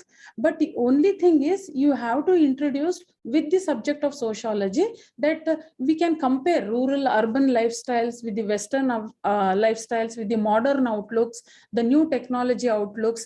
See, without knowing only, today we have become friends in Facebook or the social medias. So this is how the new experience that we have to teach here. Then the second aim to show how habits are formed and how we act, think and feel, how social institutions shape our taste and opinions. See, this is the perfect objective of the entire core paper, which tells us how we develop our habits. ನಮ್ಮ ಈ ಹವ್ಯಾಸಗಳನ್ನ ನಾವು ಹೇಗೆ develop ಮಾಡ್ಕೋತೀವಿ ಅಂತ ಹೇಳಿ. These are natural, the natural instinct which come within us. ಬೆಳಿತಾನೆ with the socialisation ನಾವು ಅದನ್ನ ಕಲ್ತ್ಕೋತೇವೆ, ಅದನ್ನ ಉಪಯೋಗಿಸ್ಕೋತೇವೆ, ಅದೇ ರೀತಿಯಾಗಿ ವರ್ತಿಸ್ತೀವಿ. ಮತ್ತೆ ನಮ್ಮ ಪಾತ್ರಗಳು ಹಾಗೆ ಇರ್ತವೆ, ನಮ್ಮ ಆಲೋಚನೆಗಳು, ನಮ್ಮ ಸ್ವಭಾವಗಳು, ಮತ್ತೆ ನಾವು ಫೀಲ್ ಮಾಡ್ಕೊಳ್ಳೋದು ಕೂಡ ಅದೇ ರೀತಿಯಾಗುತ್ತೆ. ಜೊತೆಗೆ ನಮ್ಮ ಸುತ್ತಮುತ್ತಲು ಇರುವಂತ ವಾತಾವರಣಕ್ಕೂ ನಾವು ಅದೇ ರೀತಿಯಾದಂತ ನಮ್ಮ ಹವ್ಯಾಸಗಳು ಅಥವಾ ನಮ್ಮ ಆಲೋಚನೆಗಳನ್ನು ನಾವು ಹಂಚ್ಕೋತೀವಿ. And we try to make friends or groups of the same habits. So this is how it shapes our taste and the opinion. Then how self is constructed by the way of our interaction. ಹೇಗೆ ನಮ್ಮ interaction ಇರುತ್ತೆ ಅದರ ತಕ್ಕಂತೆ ನಮಗೆ ವಾಪಸ್ ಸಿಗತ್ತೆ. You give respect and take respect. No, in the same manner what we are offering, ಏನು hospitality ನಾವು ಕೊಡ್ತೀವಲ್ಲ, ಒಳ್ಳೇದು ಕೆಟ್ಟದ್ದು, ಅದು ವಾಪಸ್ ಖಂಡಿತ ನಮಗೆ ಬರುವಂಥದ್ದು. So this is the core objective of the paper. Then core outcomes. ನೋಡಿ, ಇದು at the end of the ನಮ್ಗೆ ಇದು ಏನು ಇವರು ಇದನ್ನ ಅಸೈನ್ಮೆಂಟ್ಸ್ ಅನ್ನ ಕೊಟ್ಟಿದ್ದಾರೆ, ಯಾವ ರೀತಿಯಾಗಿ ಸ್ಟೂಡೆಂಟ್ಸಿಗೆ ನಾವು ಇಂಟರ್ನಲ್ ಅಸೆಸ್ಮೆಂಟಿಗೆ ನಾವು ಇದನ್ನ ಕೊಡ್ಬೋದು ಅಂತ. ಅದರಲ್ಲಿ ನಾವು ಕೊನೆಗೆ ಇದನ್ನ ನೋಡೋದಾದ್ರೆ C2 ನಲ್ಲಿ ನಾವು ಇದನ್ನ ಗುರುತಿಸಬಹುದು. At the end of studying this paper ಏನು ನಮ್ಮ ಸ್ಟೂಡೆಂಟ್ಸ್ ಕಡೆಯಿಂದ ಅವ್ರು ಏನ್ ತಿಳ್ಕೊಂಡಿದ್ದಾರೆ ಅಂತ. Look at the familiar world for A new perspective, from a new perspective. ಅದೇ ಜಗತ್ತಲ್ಲಿ ಇರ್ತಾ ಇದೀವಿ, ಎಲ್ಲರೂ ಕೂಡ ಮಾನವ ಜೀವಿಯಾಗಿನೇ ಬದುಕ್ತಾ ಇದೀವಿ. We live as a social human being only, but with a new perspective after understanding everyday life. ನಾವು ದಿನನಿತ್ಯ ಜೀವನದಲ್ಲಿ ಮಾಡ್ತಾ ಇರುವಂತ ಕ್ರಮಗಳಲ್ಲಿ ಈ ಓದಿದ ನಂತರದಲ್ಲಿ ನಾವು ಹೊಸದಾಗಿ ಏನ್ ತಿಳ್ಕೊಂಡಿದೀವಿ ಅನ್ನುವಂಥದ್ದನ್ನ ಅವರು ಅರ್ಥೈಸ್ಕೊಂಡಿರ್ತಾರೆ. Then they are able to appreciate how our social world is constructed. See, the society we live is quite wonderful. We cannot blame always the social inequalities also. The society is being distributed in its own pattern. Few things might have gone wrong and we have corrected with the constitution or the laws and the legislation or the social movements. But the construction as such, again, we try to live in this society. We cannot run away from the society and become a person who can go and stay somewhere in the woods, that is in the forest.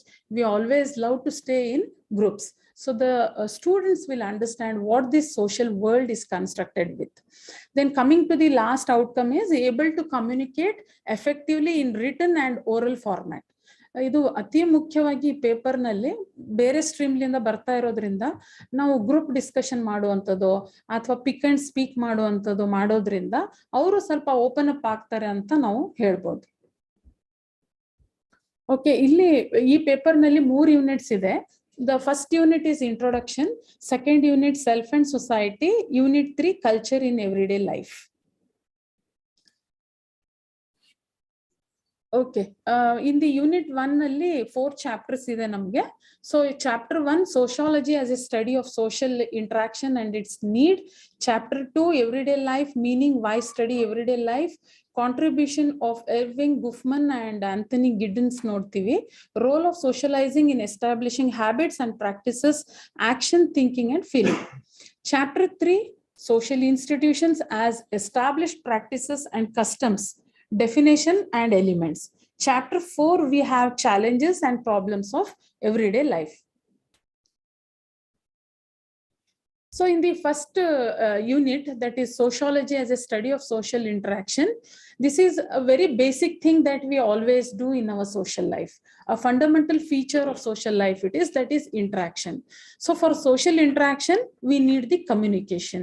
So with the communication always begin with the speaker and the listener, that is the language.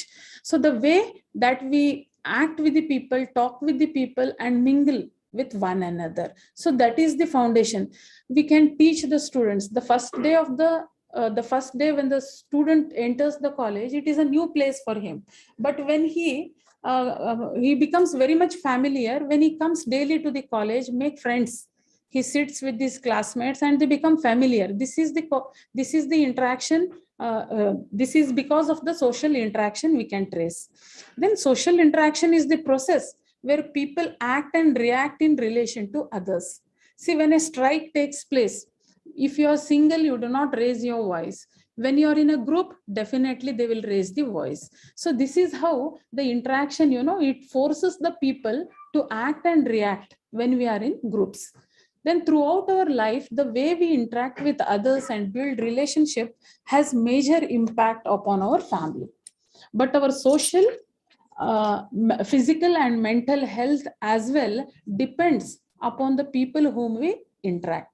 See, always in the families we are told and we are born and brought up like that. Our elders, they always prick our nose and tell that you should behave like this, you should do like this, a girl should be like this, a boy should be like that. See, we have boundaries, we have restrictions, we have customs. Accordingly, we play our roles.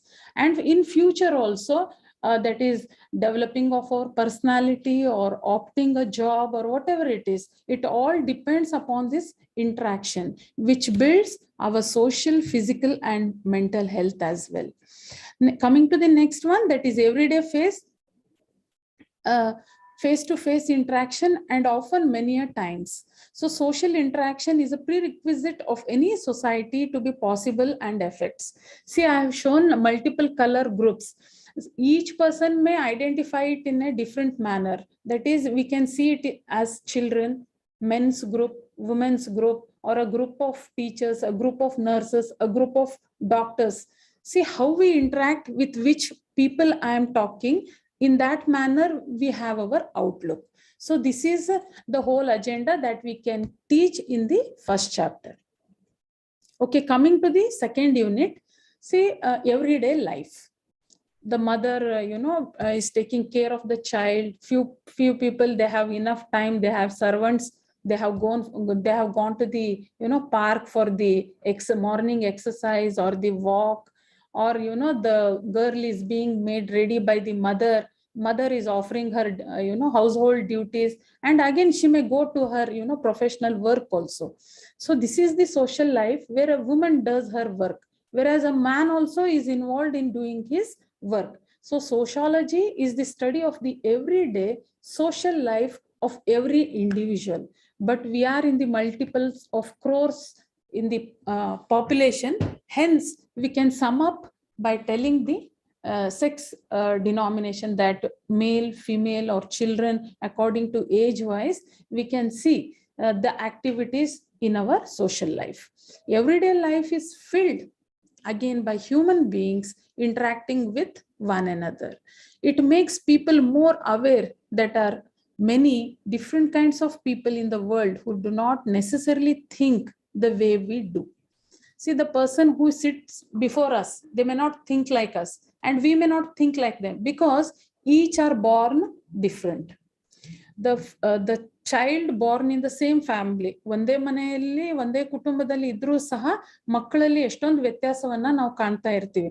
ಅದೇ ರೀತಿಯಾಗಿ ಈ ಮನುಷ್ಯರಲ್ಲಿ ಕೂಡ, ಅಥವಾ ನಾವು ಬದುಕ್ತಾ ಇರುವಂತ ಈ ಸಮೂಹ ಏನು ಜೀವನ ಇದೆ, ಅದರಲ್ಲಿ ಪ್ರತಿಯೊಂದು ವ್ಯಕ್ತಿಯ ಆಲೋಚನೆಯು ಕೂಡ ವಿಭಿನ್ನವಾಗಿದೆ.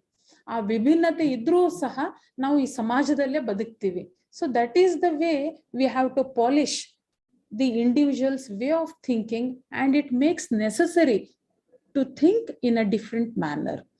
Lastly, it increases their willingness and ability to try to see the world from others' perspectives. Many a times we fear, that is, this person is watching us, or he is seeing, she is seeing. See, small, the young school going children, they get stuck into bad habits. The boy is smoking. Will he smoke in front of everyone? Definitely is not going to smoke. He will hide. He will run behind the bushes. He will smoke and come. He can't. Whereas his father, he might sit in the house and he might smoke. So this is how the norms differ according to the age also. So that we can teach in second chapter. Coming to the third chapter, that is social institution as established practice, custom, definitions, and elements we have to teach. So here we concentrate upon the social institutions, major social institutions. That is, you can either begin with family. There only you can teach about marriage, religion, politics, education, and economy. So when we tell family, the marriage itself is the foundation where a new family begins. Then family, we can tell about the structure of the family. That is, today we are having the nuclear families. Joint family structure was there in earlier mode. Today we don't, in the cities, the joint family system are vanishing. We are finding extended families. So that we can tell single parent families are there. So today we can find that even marriage has changed as an institution. With surrogacy, people are, adopting or owing the children. ಇನ್ನು ಎಷ್ಟೋ ಕಡೆಗೆ ನೋಡ್ತೇವೆ, ಮದ್ವೆ ಆಗದೆ ಇದ್ರೂ ಕೂಡ ಮಕ್ಕಳನ್ನ ಇವತ್ತು ಪಡೆದುಕೋತಾ ಇದ್ದಾರೆ. ಎಲ್ಲೋ ಅದು ಎಲ್ಲಾ ಕಮ್ಯುನಿಟಿಯಲ್ಲಿ ಇನ್ನೂ accept ಮಾಡ್ಕೊಂಡಿಲ್ಲ, but it has started. So the change of institution and new established practices we have to express here and tell to our students. ಮತ್ತೆ religion as a institution ಬಂದಾಗ, religion is just a way of life, but we never take religion as a way of life. It has become, the major part which has divided the Indian society. We call ourselves as Hindus, Muslims, Christians, etc. ಮತ್ತೆ ಅದರಲ್ಲಿ cost ಬರುತ್ತೆ, ಸಬ್ cost ಬರುತ್ತೆ. So ಧರ್ಮ ಜೀವನದ ಶೈಲಿ ಅಂತ ಮಾತ್ರ ಉಳಿದುಕೊಳ್ಳದೆ ತುಂಬಾ ಹರಡ್ಕೊಂಡಿದೆ. It has spread out. So according to that ನಮ್ಮ ಬಿಲೀವ್ಸ್ ಇದಾವೆ, ನಮ್ಮ ಪ್ಯಾಟರ್ನ್ಸ್ ಇದೆ, ನಮ್ಮ ಬಿಹೇವಿಯರಲ್ ಪ್ಯಾಟರ್ನ್ಸ್ ಇದಾವೆ, ನಮ್ಮ ಹಬ್ಬ ಹರಿದಿನಗಳ ಆಹಾರ ಪದ್ಧತಿ, ಉಡುಪಿನ ಶೈಲಿ ಎಲ್ಲವೂ ವ್ಯತ್ಯಾಸ. So with all this, when we come to education, when you come to economy, and when you come to politics, you become one. The mechanism ಹೇಗಾಗತ್ತೆ ಅಂದ್ರೆ ಪ್ಯಾಟರ್ನ್ ಸೋಷಿಯಲ್ ಆರ್ಡರ್ ತಂದು ಬಿಡುತ್ತೆ. ಯಾಕೆ ಅಲ್ಲಿ ವಿ ಆರ್ ಹ್ಯಾವಿಂಗ್ ದಿ ಕಾಯ್ದೆ, ಕಾನೂನು ಇದೆ, so constitution ಬರುತ್ತೆ. According to that we mould, ನಾವು ನಮ್ಮನ್ನ ನಾವು ಅಲ್ಲಿ ಶಿಫ್ಟ್ ಮಾಡ್ಕೋತೀವಿ ಅಂತ ನಾವು ಹೇಳ್ಬೋದು. ಓಕೆ, ನೆಕ್ಸ್ಟ್ ಫೋರ್ತ್ ಚಾಪ್ಟರ್ ಬರೋಣ. ಫಸ್ಟ್ ಯೂನಿಟ್ ಅಲ್ಲೇ last one, challenges and problems of everyday life. Sociology can help us to understand ourselves better, since it examines how the social world influences the way we think, feel and act. ನೋಡಿ, ಇಲ್ಲಿ the best example ನಾವು ಕೊಡ್ಬೋದಂದ್ರೆ the current outstanding thing what is happening with the youngsters, with the elders, or even the aged persons. ಸಾಕಷ್ಟು cyber crimes ನೋಡ್ತೀವಿ ನಾವು. So how it is happening? Social media, we all are, we get attracted we always are struck with WhatsApp ಆಗಿರ್ಬೋದು, ಅಥವಾ ನಮ್ಮ YouTube's ಆಗಿರ್ಬೋದು, Instagram ಆಗಿರ್ಬೋದು, Twitter ಇರ್ಬೋದು, ಅಥವಾ ಫೇಸ್ಬುಕ್ ಆಗಿರ್ಬೋದು. We are trying to get influenced by the world. We always spend lot of time with that, not with family. ಪಕ್ಕದಲ್ಲಿ family members ಇರ್ತಾರೋ ಎಲ್ಲೋ, ಮೊಬೈಲ್ ಮಾತ್ರ ಎಲ್ಲರೂ ಇಟ್ಕೊಂಡಿರ್ತೀವಿ ಇವತ್ತು. ಅದು ಹೆಣ್ಣು ಅಥವಾ ಗಂಡು ಅನ್ನುವಂತ ಭೇದ ಭಾವ ಏನಿಲ್ಲ. Everyone wants, rich poor, we don't have that. So our selves, this is what we have to teach, that the world has change and the influence it has differed. Importance ನಾವು primary ರಿಲೇಶನ್ಶಿಪ್ಸ್ಗೆ ಹೆಚ್ಚು ಕೊಡ್ತಾ ಇಲ್ಲ, materialistic ಲೈಫಿಗೆ ಹೆಚ್ಚು ಪ್ರಾಮುಖ್ಯತೆಯನ್ನ ನಾವು ನೀಡ್ತಾ ಇದ್ದೇವೆ. So the person's education, his ideology is not just to get degree. His main intention will be ಯಾವ ತರ ಕೆಲಸ ಸಿಗತ್ತೆ, ಎಷ್ಟು ಸಂಬಳ ಸಿಗತ್ತೆ, ಅದ್ರ ತಕ್ಕಂತೆ ನನ್ನ ಜೀವನ ಮಾಡ್ಕೋಬಹುದು, ಆ ರೇಸ್ ಅಲ್ಲೇ ಓಡಾಡ್ತಾ ಇರ್ತಾರೆ. Education is not just obtaining knowledge. ನಾವು ಜ್ಞಾನ ಗಳಿಸ್ಬೇಕನ್ನುವಂತ ಆಲೋಚನೆ ಇವತ್ತಿನ ದಿನದಲ್ಲಿ ಉಳಿದುಕೊಂಡಿಲ್ಲ. ಮತ್ತೆ ಅದು ವೇಗವಾಗಿ ಜಗತ್ತು ಓಡ್ತಾ ಇರೋದ್ರಿಂದ ನಾವು ಕೂಡ ಅದೇ ರೇಸಲ್ಲಿ ಓಡ್ತಾ ಇದ್ದೀವಿ. Then secondly, personal private problems experienced by one individual and range of their immediate relations to other. See, this is very much personal. ಇದು ಆದ್ರೂ ಕೂಡ ಬಹಿರಂಗ ಆಗ್ಬಿಡ್ತವೆ. ಎಷ್ಟೋ ವೈಯಕ್ತಿಕ ಸಮಸ್ಯೆ ಆಗಿರ್ಬೋದು, ಇಟ್ ಕಮ್ಸ್ ಔಟ್ಸೈಡ್. ಈಗ ಟಿವಿ ಚಾನೆಲ್ಸ್ ಅಲ್ಲಿ ಎಷ್ಟೋ ಡಿಬೇಟ್ಸ್ ನಡೀತವೆ, ಡಿಸ್ಕಷನ್ಸ್ ನಡೀತವೆ, ಅಥವಾ ಯಾರಾದ್ರೂ ಲೆಜೆಂಡ್ರಿ ಪರ್ಸನ್ ಇರ್ಬೋದು, ವೆಲ್ ನೋನ್ ಪರ್ಸನ್ ಆಗಿರ್ಬೋದು, ರೈಟರ್ ಅವ್ರ ಪೊಲಿಟಿಷಿಯನ್ ಆಗಿರ್ಬೋದು, ಅಥವಾ he might be film actor ಆಗಿರ್ಬೋದು. Anything happens to them, continuously the TV channels or they keep on showing to us. So the public, the personal or private matter ಈಗ public ಆಗ್ಬಿಡುವಂಥದ್ದು. Next ಇದೆ ನೋಡಿ ಅಲ್ಲಿ public issues ಅಂತ. Issues that ಲೈ beyond one personal control. ಗಂಡ ಹೆಂಡತಿಯರ ಏನು ಜಗಳ ಮಲ್ಗೋವರೆಗೆ ಅಂತ ಇದ್ರು, ಈಗ ಯಾವ್ದು ಮಲಗೋದಿಲ್ಲ, ಏನಿಲ್ಲ, ಎಲ್ಲ ಏನು ಇದಕ್ಕೆ ಟಿವಿ ಚಾನೆಲ್ಗೆ ಹೋಗ್ಬಿಡ್ತಾರೆ. ಕನ್ನಡದಲ್ಲಿ ಕೆಲವೊಂದು ಚಾನೆಲ್ಸ್ ಇತ್ತು, ಅಲ್ಲಿ ಲಕ್ಷ್ಮಿ ಅವರು ಅದನ್ನ ನಡೆಸ್ಕೊಡ್ತಾ ಇದ್ರು.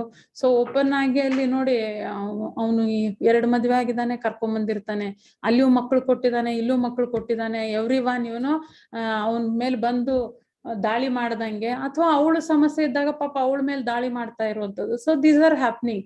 ಸೊ ನೋಡಿ, ಇದು family matters, it becomes the public issues. And you can also, we can take the students to the family court over here. ಅದನ್ನೊಂದು ಮಾಡ್ಬೋದು ನಾವು. ತುಂಬಾ ಚೆನ್ನಾಗಿ ಅಲ್ಲಿ ಫ್ಯಾಮಿಲಿ ಕೋರ್ಟ್ ಅಲ್ಲಿ ಎಷ್ಟು ಪೆಟಿ ರೀಸನ್ಸ್ಗೆ ಫೈಟ್ ಮಾಡ್ತಿರ್ತಾರೆ. ವಿ ಕ್ಯಾನ್ ಸಿ, ನಾವು ಕೂತಿರುವಂತ ಪ್ರೇಕ್ಷಕರು ನಗ್ತೀವಿ, ಬಟ್ ಪಾಪ ಅವರಿಗೆ ಹೆಂಡತಿಗೆ ಅದೇ ದೊಡ್ಡ ಸಮಸ್ಯೆ ಆಗಿರ್ಬೋದು. ಗಂಡ ಒಂದು ಫಿಲ್ಮ್ ತೋರಿಸಿಲ್ಲ, ಹೋಟೆಲ್ ಕರ್ಕೊಂಡು ಹೋಗಲ್ಲ, ತುಂಬಾ ಜಿಪ್ಣ ಖರ್ಚು ಮಾಡಲ್ಲ ಅನ್ನುವಂಥದ್ದು. See these small issues, but she has to deal whole life ಅಲ್ಲ, ಅದಕ್ಕೆ ಪಾಪ ಅವಳು ಹೋಗಿರ್ತಾಳೆ ಕೋರ್ಟಿಗೆ. So many a times the small personal reasons also get out of control. That is the reason that we can tell about these things and make the students know about how the personal issues or the public issue ಆಗೋದ್ರಲ್ಲಿ ಬಹಳ ವ್ಯತ್ಯಾಸ ಏನಿಲ್ಲ. ಇವತ್ತು media ಬಹಳ sharp ಆಗಿದೆ. ಮತ್ತೆ ನಮ್ಮ ಹತ್ರ ಇರುವಂತ ಇವತ್ತು ಏನು ಆನ್ಲೈನ್ ವ್ಯವಸ್ಥೆಗಳಿದಾವೆ, the internet system, we all are dumped in that. So we should be careful. So that is the challenge of the life of the student also, how to face. Then last point alli, many individual experience one or more social problems personally. For example, many people are poor, unemployed ಆಗಿರ್ಬೋದು, poor health conditions ಇರ್ಬೋದು, family problems ಆಗಿರ್ಬೋದು, ಅಥವಾ ತುಂಬಾ ಕುಡಿತಾ ಇರೋದ್ರಲ್ಲಿ ನಾನು ಪುರುಷ ಅಂತ ಬರ್ದಿಲ್ಲ, ಪಾಪ ಹೆಣ್ಮಕ್ಳು ಆಗಿರ್ಬೋದು. ಈಗ okay, why always to blame men? So today even women also, they make parties. So that has been common today, committing of the crime. So see, these are the things, these are the challenges of the everyday life. For a girl, we try, whether it is a girl or a woman or a mother, she gets the protection. ಗಂಡ ಇದ್ದವನಾಗಿರ್ಬೋದು, ಅಥವಾ ತಾಯಿ ಇದು ಮಗ ಇದ್ದವ್ರಾಗಿರ್ಬೋದು, ಹೇಳ್ತಾರೆ ಇವತ್ತು ನೀನ್ late ಆಗಿ ಬರ್ತಾ ಇದೀಯಾ, ನಾನೇ ಕರಿತೀನಿ, ನೀನ್ ಅಲ್ಲೇ ಬಸ್ ಸ್ಟಾಪ್ ಅಲ್ಲಿ ವೇಟ್ ಮಾಡು ಅಂತ. She is educated. ನಾನೇ ಆಗಿರ್ಬೋದು, ನನ್ ಮಗನೇ ಹೇಳ್ತಾನೆ, ಅಮ್ಮ ನಾನ್ ಕರಿಯೋಕ್ ಬರ್ತೀನಿ ಅಂತ. I can come by my own self in an auto or something if I am traveling from some other place. But why this protection for women? ಅದೇ ಮಗ ಬರ್ತಿದ್ರೆ ಅವ್ನ್ ಪಾಡಿಗೆ ಬರ್ತಾನೆ, ನಾನೇನ್ ಕರಿಯೋಕ್ ಹೋಗೋದಿಲ್ಲ, ಅವಶ್ಯಕತೆ ಇಲ್ಲ. ಅಥವಾ ನನ್ ಗಂಡ ಬರ್ತಾ ಇದ್ರೆ ನಾನ್ ಹೋಗ್ಬೇಕಾಗಿಲ್ಲ, ಅವರೇ ಬರ್ತಾರೆ.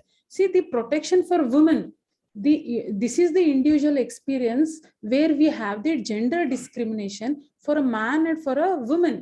ಆ ಬೌಂಡ್ರೀಸ್ ಹಾಕ್ಬಿಟ್ಟಿದೀವಿ. ಗಂಡ್ ಮಕ್ಳು ಹಾಗಾದ್ರೆ ರಾತ್ರಿ 12 ಗಂಟೆಗೆ ಹೋಗ್ಬೋದು ಬರ್ಬೋದು. Woman, a girl is not safe. Even a married woman or aged woman is not safe in our society. So such problems we can highlight and teach the students as to how the society that we are staying is challenging.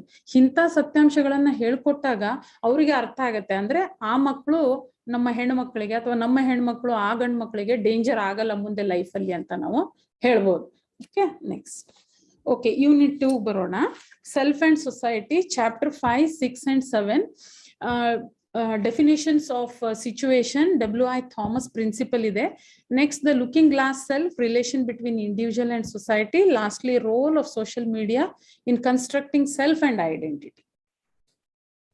So ಇಲ್ಲಿ 5th unit ಅಲ್ಲಿ ನಾವು ನೋಡ್ಬೋದು definition of situation. Thomas ಅವರ principal ಪ್ರಕಾರ ನೋಡೋದಾದ್ರೆ, it was first proposed by William Thomas in the early 1900s, refers to the idea people act in given circumstances on the basis of the way they define the situation they are in. See, we cry, we laugh, we giggle because we are in that environment. ನಾವು friends ಜೊತೆಗೆ ಇದ್ದಾಗ ಖುಷಿಯಲ್ಲಿ ನಗ್ತಾ ಇರುವಂತದ್ದು, ಮನೆಯಲ್ಲಿ ಯಾರೋ ಬೈದ್ರೆ ದುಃಖದಲ್ಲಿ ಇರುವಂತದ್ದು. So according to the situation we act, because human beings are very emotionally bind. ಅದು ನಮ್ಮಲ್ಲಿ ಇರುವಂತದ್ದು. So according to the situations we people act, and this definition tells us upon the experiences also. See, if it is the first experience, we cry. A small child, when it touches the fire, definitely it will shout and it will start crying. But elderly person ಅದೇ ಬಿಸಿಯಲ್ಲಿ ನೀನ್ ಕೈ ಹಾಕಂದ್ರೆ ನಮ್ಗೆ ಗೊತ್ತಾಗತ್ತೆ ಅದು ಶಾಖ ಎಷ್ಟಿದೆ ಅಂತೇಳಿ. ನಾವು ಯೋಚನೆ ಮಾಡ್ತೀವಿ, ಯಾಕಂದ್ರೆ ಆ ಸಿಚುವೇಶನ್ ಮೊದ್ಲೇ ಅನುಭವಿಸಿದೀವಿ ನಾವು. So we know. This is one small example I told you. It might be any kind of hurdles or difficulties.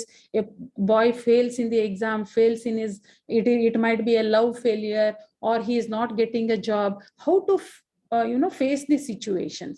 Otherwise ನಾವು ಅಲ್ಲಿ ಡರ್ಕಿ ಮದ್ದು ಇದಕ್ಕೆ ಬರ್ಬೇಕಾಗತ್ತೆ, ಎಲ್ಲದಕ್ಕೂ ಸುಯಿಸೈಡ್ ಅಂತ ಹೇಳಿ ನಾವು ಹೋಗುವಂತದ್ದಲ್ಲ ಅನ್ನುವಂಥದ್ದು. Okay, then the definition of situation where people expect according to the situation. ಅದು ಎಕ್ಸಾಂಪಲ್ ಅಲ್ಲಿ ನಾನು ಕೊಟ್ಟಿದ್ದೇನೆ, which I will share the slide later on. Okay, 6th ಬರೋಣ. The looking glass self, relation between individual and society. C.H. Coule's concept of the looking glass self. Here, the human beings possess an inherent tendency to reach out, interact, or socialize with those people and objects that are surrounded to them. So, according to C.H. Coule's lens, we can see this. ಈ ರೀತಿಯಾಗಿ ನಾವು ಯೋಚನೆ ಮಾಡಬಹುದು. Then, the process by which people evaluate themselves based on how others see him. So people look at them, tell, ಏನಪ್ಪ ಇಷ್ಟೊಂದು ಶೈ ಇದೆಯಾ, ನಿನ್ nature ಹಿಂಗೇನೆ ಅಂತಂದ್ರೆ he will start feeling ಆ ಶೈ ನೇಚರ್ ಅನ್ನುವಂಥದ್ದು ಅವನಲ್ಲಿ ಉಳಿದೇ ಬಿಡತ್ತೆ. ಆಮೇಲೆ ಹೆಸಿಟೇಷನ್, ಭಯ ಪಟ್ಕೊಳ್ಳುವಂಥದ್ದು. The first day when we enter the class, myself also, when I went for the first time to teach, even I was fearing, my hands were shivering.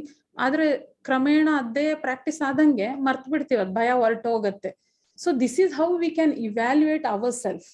But many a times what we do is we take from others. ಬೇರೆಯವರು ಹೇಳಿರೋದೇ ವೇದವಾಕ್ಯ, ನನ್ನಲ್ಲಿ ಇರೋದನ್ನ ನಾನು ಮರ್ತು ಬಿಡ್ತೀನಿ. ಅವ್ರು ಹೇಳಿದಾರ, ಅವ್ರಂಗೆ ನಾನು ಆಗ್ಬಿಡುವಂಥದ್ದು. So this is the Cooley's looking glass self. Next ತಗೊಳ್ಳಿ. Okay, 7th one, role of social media in constructing the self. So ಇಲ್ಲಿ ನಾವು ಏನ್ ನೋಡ್ಬೋದು ಅಂತಂದ್ರೆ constructing self and identity. So today this media has played an important role. The construction of identity of social media makes an interesting concept with Facebook, Twitter. It suggests a form of self identity and framework. See, we always want to, we keep updating with the Facebook or Twitter. If you are following the Twitter, then you will remain updated with the things. See, down I have shown a picture. See, the human brain, it has just become like a machine which is always rolling. Chakra thara yavaglu suttane ide. What to do, you know, we have those feelings of love, affection, anger is there, thirst is there, challenge is there. We have to, you know, our motives are to ಒಂದು ಗಾಡಿ ಇದ್ರೆ car ತಗೋಬೇಕು, car ಇದ್ರೆ ಮತ್ತೊಂದು ತಗೋಬೇಕು. You know, our demands are never ending. ಅದು self ಐಡೆಂಟಿಟಿಗೆ struck ಆಗ್ಬಿಟ್ಟಿದೀವಿ ನಾವು. So I highlighted that we always are struck. We have left about the values or the ideologies which were being taught. So here what we can teach our students is how is this social media affecting the individuals. See, ಒಂದು survey ಆಗಿತ್ತು. ಸರ್ವೆಯಲ್ಲಿ the week or something that magazine comes, ಅದರಲ್ಲಿ I read maybe around 2 years before that came, 2 years before the data ಹೇಳ್ತಿದ್ದೀನಿ ನಾನು. The number of users of internet ನಲ್ಲಿ ಏನು internet users ಇದ್ದಾರೆ, ಅದರಲ್ಲಿ 80% of the usage is for porn videos and you know movies. So we can see ಇದು ಎಷ್ಟು enforce ಆಗಿದೆ ಅಂತಂದ್ರೆ, there is no restriction. 18 years ಆಗಿದಾನ website ಗೆ ಹೋಗ್ಬೋದಾ, ಇಲ್ಲ ಯಾರು ನೋಡೋರು, ಅವನು ಹೌದಂದ್ರೆ ಅದು 8 ವರ್ಷದ ಮಗು ಆದ್ರೂ ಹೋಗ್ಬೋದು. So today technology is that the tip of our finger, but we have to teach our students, or we have to teach our coming generation as to what to understand, what to use, what to utilize, and how much. See, there are thousands of open libraries where they can go and read the books, they can read the novels. ಖಂಡಿತ ಅವ್ರು ಯಾರು ಹೋಗೋದಿಲ್ಲ, ನಾವೇ ಹೋಗ್ತಾ ಇಲ್ಲ ಪಾಪ, ಅವ್ರು ಎಲ್ಲಿಂದ ಹೋಗ್ಬೇಕು.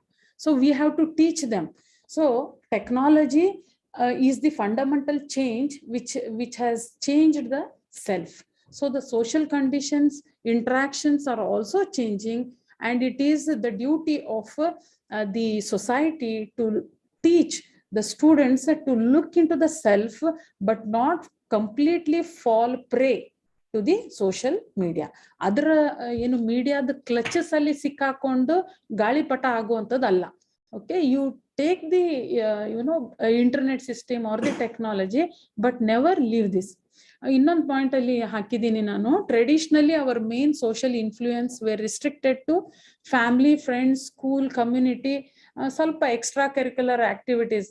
ಅವರು ಚೆನ್ನಾಗಿ ಹಾಡ್ತಾ ಇದಾರ, ಡಾನ್ಸ್ ಮಾಡ್ತಾ ಇದಾರ, ನಾಟಕ ಮಾಡ್ತಾರ, ಅದಕ್ಕೆ ಒಂದ್ ಸ್ವಲ್ಪ ಹೆಚ್ಚು ಸ್ಕೋಪ್ ಕೊಡ್ತಾ ಇದ್ರು, ಸ್ಪೋರ್ಟ್ಸ್ ಮನ್ ಇದಾರೆ ಅಂತ.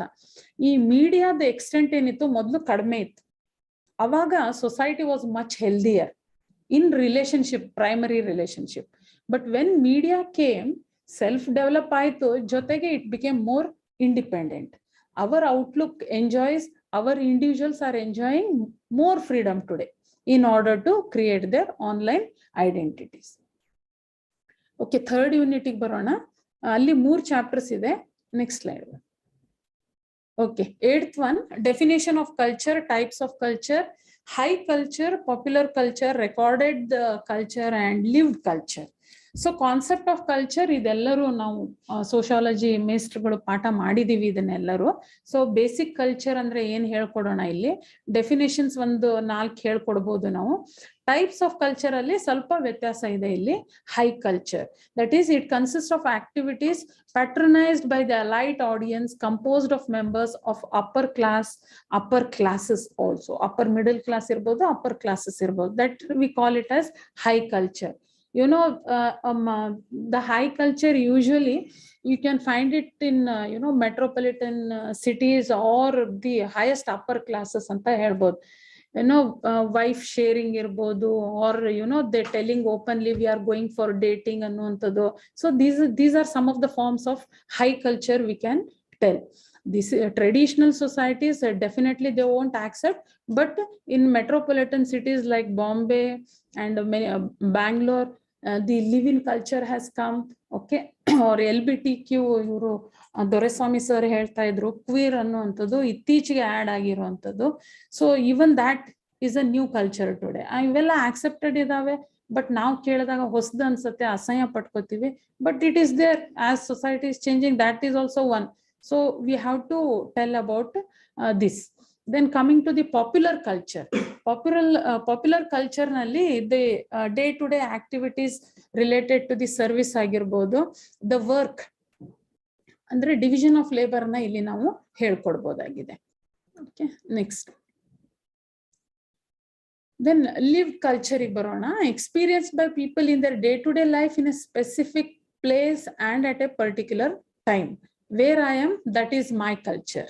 That is how you talk in front of whom. You are talking to a teacher, you are talking to a police inspector, you are talking to a traffic inspector. It shows your culture. The way you speak, the way you behave. ಕೆಲವೊಬ್ರು ಗಾಡಿ ಹಿಡಿದ ಅವನು traffic inspector ಹೊಡೆಯೋಕೆ ಹೋಗೋದು ಆಯ್ತು. ಮೊನ್ನೆ ಮೀಡಿಯಾದಲ್ಲಿ ತೋರಿಸ್ತಾ ಇದ್ರು ಜಗಳ ಇಬ್ಬರದು, conductor, the driver and this person. C both wear arrogant. They lived that culture for that particular time. ಆಮೇಲೆ ನೋಡಿದ್ರೆ ಅದು ಇಡೀ ಜಗತ್ತೇ ಅವ್ರದನ್ನ ನಾವು ಬದುಕ್ತಾ ಇದೀವಿ ಅದನ್ನ ನೋಡಿ.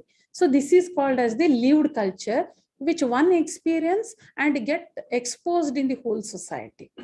Next, recorded culture nalli everyday values, practices, way of life, group of people over a period of time, lived experiences, etc. Recorded culture, it comes from ancestors anta nan heltini. For example, understanding the mother tongue language. We speak the mother tongue language, we speak the regional language, we also learn the new language, that is our educational language also. So these are all the recorded culture which we don't forget. ಹಬ್ಬ ಹರಿದಿನ ಪೂಜೆ ಪುನಸ್ಕಾರಗಳು ಅಥವಾ ಹಿರಿಯರನ್ನ ನೋಡ್ಕೊಳ್ಳುವಂಥದ್ದು, ಪೂಜೆ ಆರಾಧನೆಗಳನ್ನ ಮಾಡುವಂಥದ್ದು, our customs ಇರ್ಬೋದು, mores, practices, these are all the way of life which ancestors ಲಿಂದ ನಮ್ಗೆ ಹೇಳ್ಕೊಡ್ತಾ ಇದ್ದಾರೆ.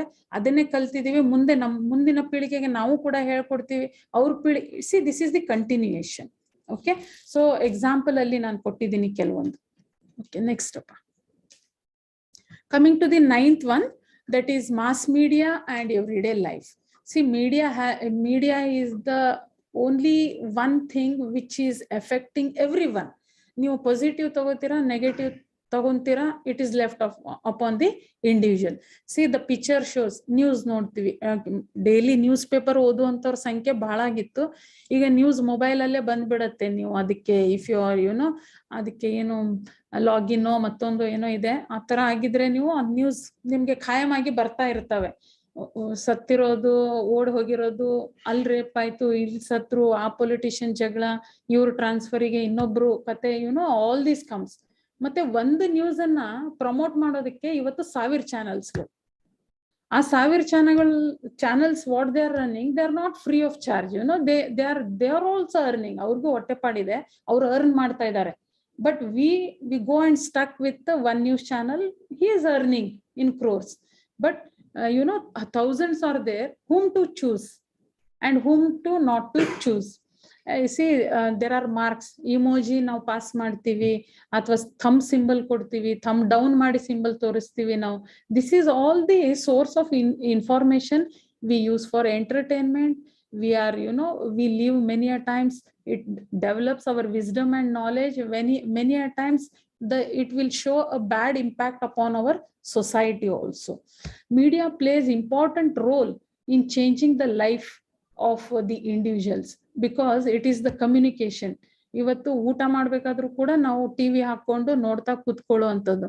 ಆ ಸೀರಿಯಲ್ಗಳನ್ನ ನೋಡ್ತಾ ಇರ್ತಾರೆ ಮನೆಯಲ್ಲಿ. 3 ಮದ್ವೆ ಆಯ್ತು, 4 ಡೈವರ್ಸ್ ಆಯ್ತು, ಒಂದು ಇನ್ನೂ ಮದ್ವೆ ಆಗಿಲ್ಲ, abortion, small children also speak all those things. So unknowingly we are developing our children without, ನಾವು ಬೆಳೆದಿದ್ದೀವಿ, ನಾವು ತಗೊಂತೀವಿ, but children how they are taking we don't know. So this media is very much important even for the upbringing and developing of the or socializing the child.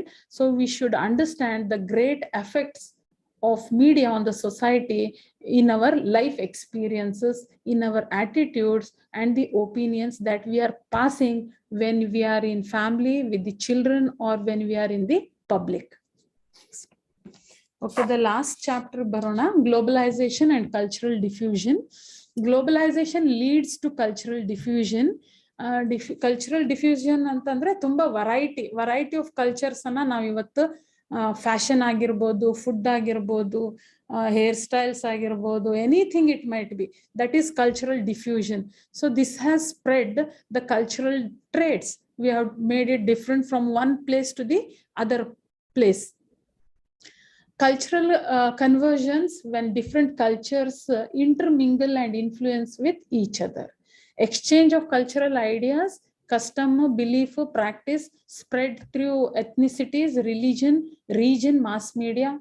Example ಇಲ್ಲಿ ನಾವು language ಬಗ್ಗೆ ಹೇಳ್ಬೋದು, religion, food habits, clothing style, art and forms. So ನಾನು ಇಡೀ syllabus ಅನ್ನ chapter wise points ಹಾಕಿದ್ದೇನೆ. ಅಷ್ಟು points ಅನ್ನ ನಾವು 1 ಅವರ್ ಟೀಚ್ ಮಾಡಿದ್ರು ಡೆಫಿನೆಟ್ಲಿ ಈ 39 ಅವರ್ಸ್ ಅಲ್ಲಿ ನಾವು ಮುಗಿಸ್ಕೋಬಹುದು. ಬಟ್ ಕಂಟೆಂಟ್ ಹೇಳ್ಕೊಂಡು ಹೋದ್ರೆ ಸಾಕು. ತುಂಬಾ ನಾವು ಮೊದಲು ಪಾಠ ಮಾಡ್ದಂಗೆ meaning, definition, introduction, characteristics, advantages, disadvantages ಖಂಡಿತ ಆ ಥರ ಈಗ ಟ್ರೆಡಿಷನಲ್ ಫಾರ್ಮ್ ನಾವೇನ್ ಕಲ್ತಿದೀವಿ ಅದೇ ತರ ಹೋಗೋಕ್ಕಾಗಲ್ಲ. ಕಂಟೆಂಟ್ ಅನ್ನ ಹೇಳಿ you can tell the present ಸಿಚುವೇಶನ್ಗೆ ನಾವು ಅಪ್ಡೇಟ್ ಮಾಡಿ ಅದನ್ನ ಹೇಳ್ಬೋದು. ಓಕೆ, ದ ಪೆಡಗಾಜಿ ಇದೆ ಇದರಲ್ಲಿ. ಸೊ ಅಲ್ಲಿ ಕೊಟ್ಟಿದ್ದಾರೆ ಅವರೇನೆ NEP ಅಲ್ಲಿ blended learning, group discussion, role play, micro project, field visits ಮಾಡ್ಕೋಬಹುದು, ರಿಟರ್ನ್ ಓರಲ್ ಪ್ರೆಸೆಂಟೇಷನ್ಸ್ ಅನ್ನ ನಾವು ಮಾಡ್ಕೋಬಹುದು. ನೆಕ್ಸ್ಟ್ ರೆಫರೆನ್ಸ್ ಬುಕ್ ಲೀಸ್ಟ್ ಅನ್ನ ಆಸ್ ಯೂಶುವಲ್ ಇಲ್ಲಿ ಕೊಟ್ಟಿದ್ದಾರೆ. ಅದರಲ್ಲಿ ನಾನು ಹುಡುಕಿದೆ ಕೆಲವೊಂದು which is available, so I have updated few of the books.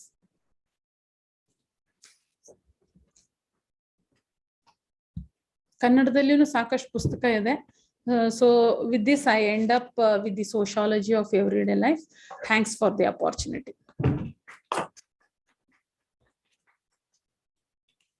Sociology of everyday life ಎಂಬ ಪತ್ರಿಕೆಯ ಬಗ್ಗೆ ವಿಚಾರವನ್ನು ಮಂಡಿಸಿದಂತಹ ಡಾಕ್ಟರ್ ಧನ್ಯವಾದಗಳು. ಇದೀಗ ಸಂವಾದ ಕಾರ್ಯಕ್ರಮ ಪ್ರಾರಂಭವಾಗಲಿದ್ದು, ನಿಮ್ಮಲ್ಲಿ ಯಾವುದಾದ್ರೂ ಪ್ರಶ್ನೆಗಳಿದ್ರೆ ಸಂಪನ್ಮೂಲ ವ್ಯಕ್ತಿಗಳನ್ನ ಕೇಳಬಹುದು. ಪ್ರಶ್ನೆಗಳು ನೇರವಾಗಿರ್ಲಿ ಮತ್ತೆ ಚಿಕ್ಕದಾಗಿರ್ಬೇಕು ಅಂತ ಹೇಳ್ತೇನೆ.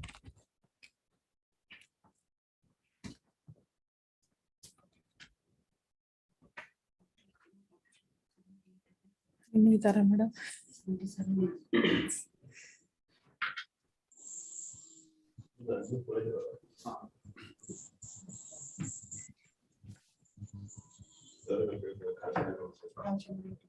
ಬಂದ್ರ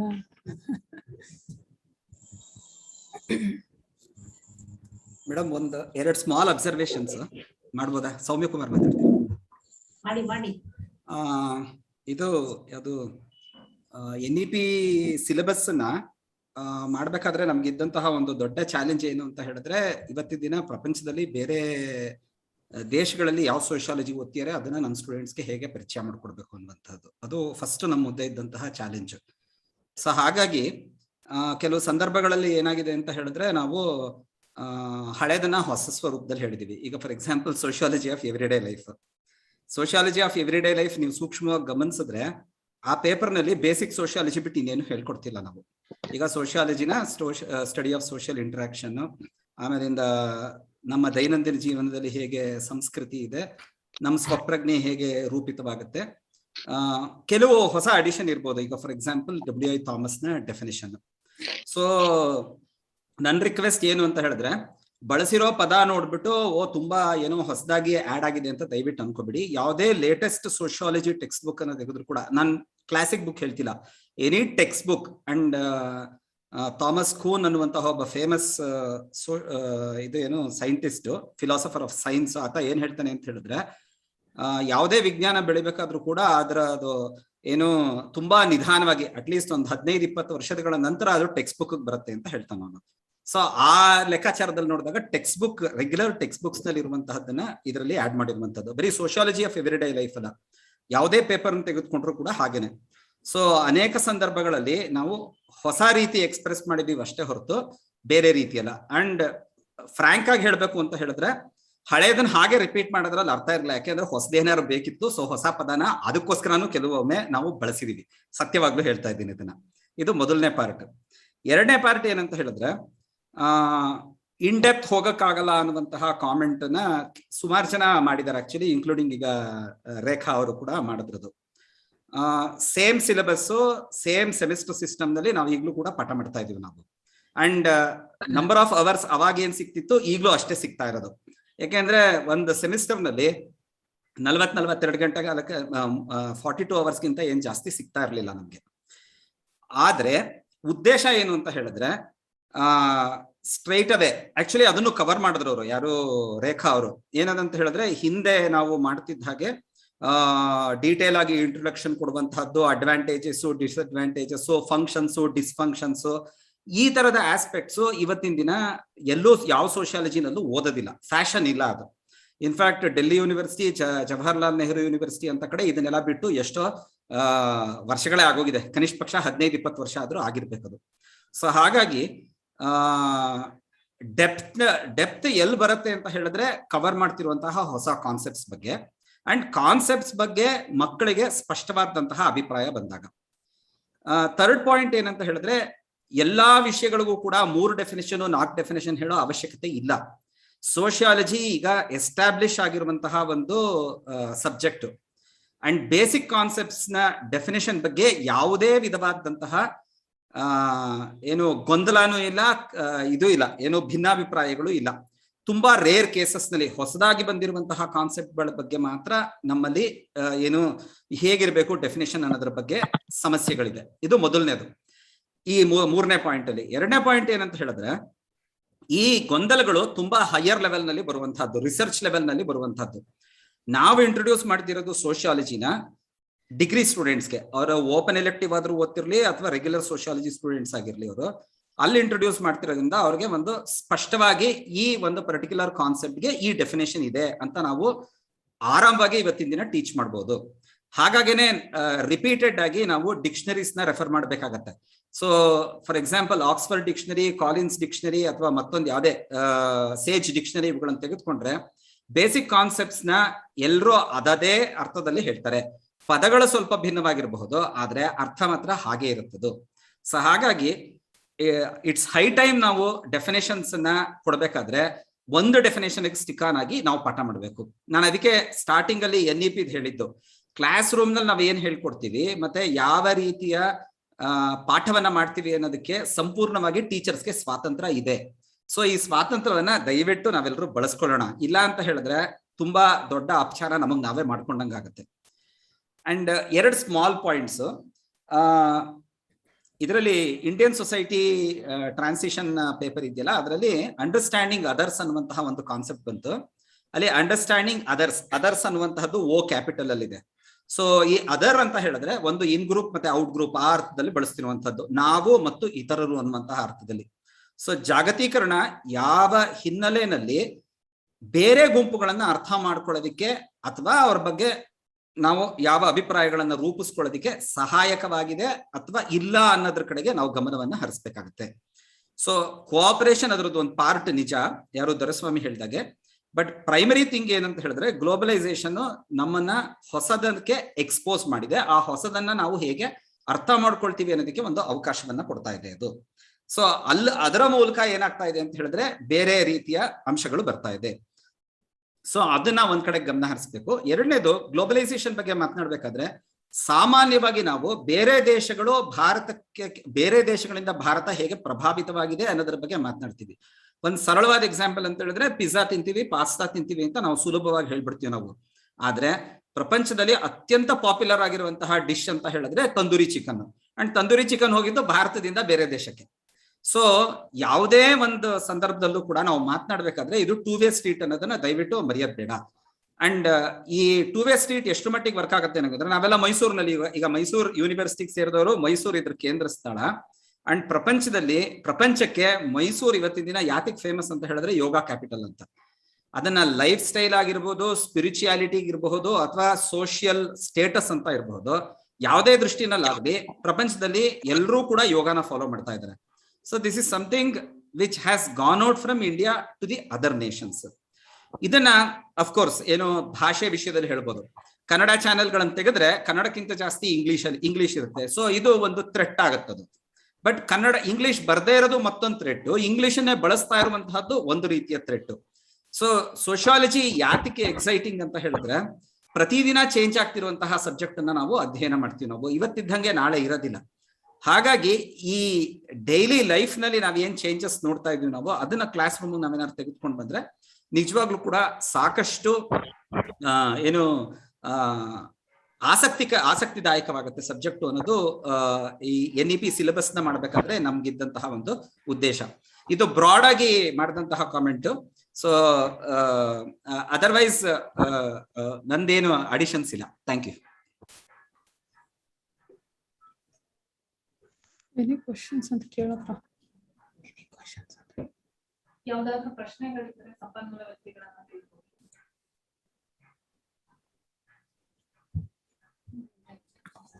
ಕೇಳೋಕೆ ಬೇಡ, ಕೇಳೋದು ಬೇಡ. ರಾಮೇಗೌಡ್ರು ಇದ್ದಾರ ಆನ್ಲೈನ್?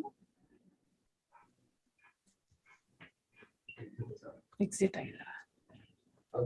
ಯಾರೋ ಒಂದ್ ಪ್ರಶ್ನೆ ಕೇಳಿದ್ರು, ಯಾರು ಓದಿದ್ರು.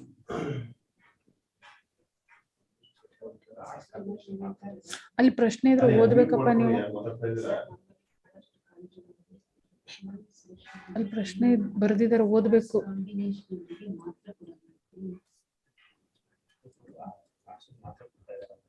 ಯಾವುದು?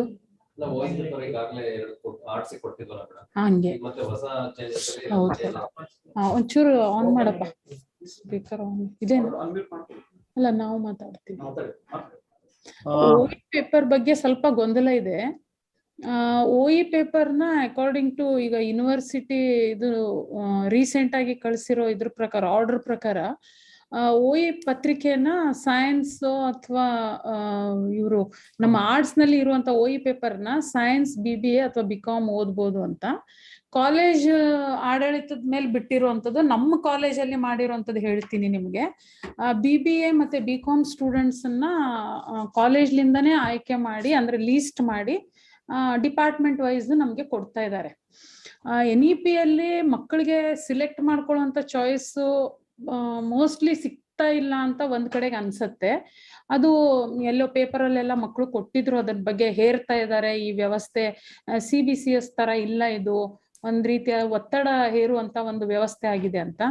ಬಟ್ ಇದು ಪ್ರಾರಂಭದ ಹಂತದಲ್ಲಿ ಯಾವಾಗ್ಲೂ ಇದ್ದೇ ಇರುತ್ತೆ ಅಡೆತಡೆಗಳು, ಮಾಡ್ತಾ ಹೋಗ್ಬೇಕು. OE ಪೇಪರ್ ಅಲ್ಲಿ ನಮ್ಗೆ ಎರಡಿದೆ.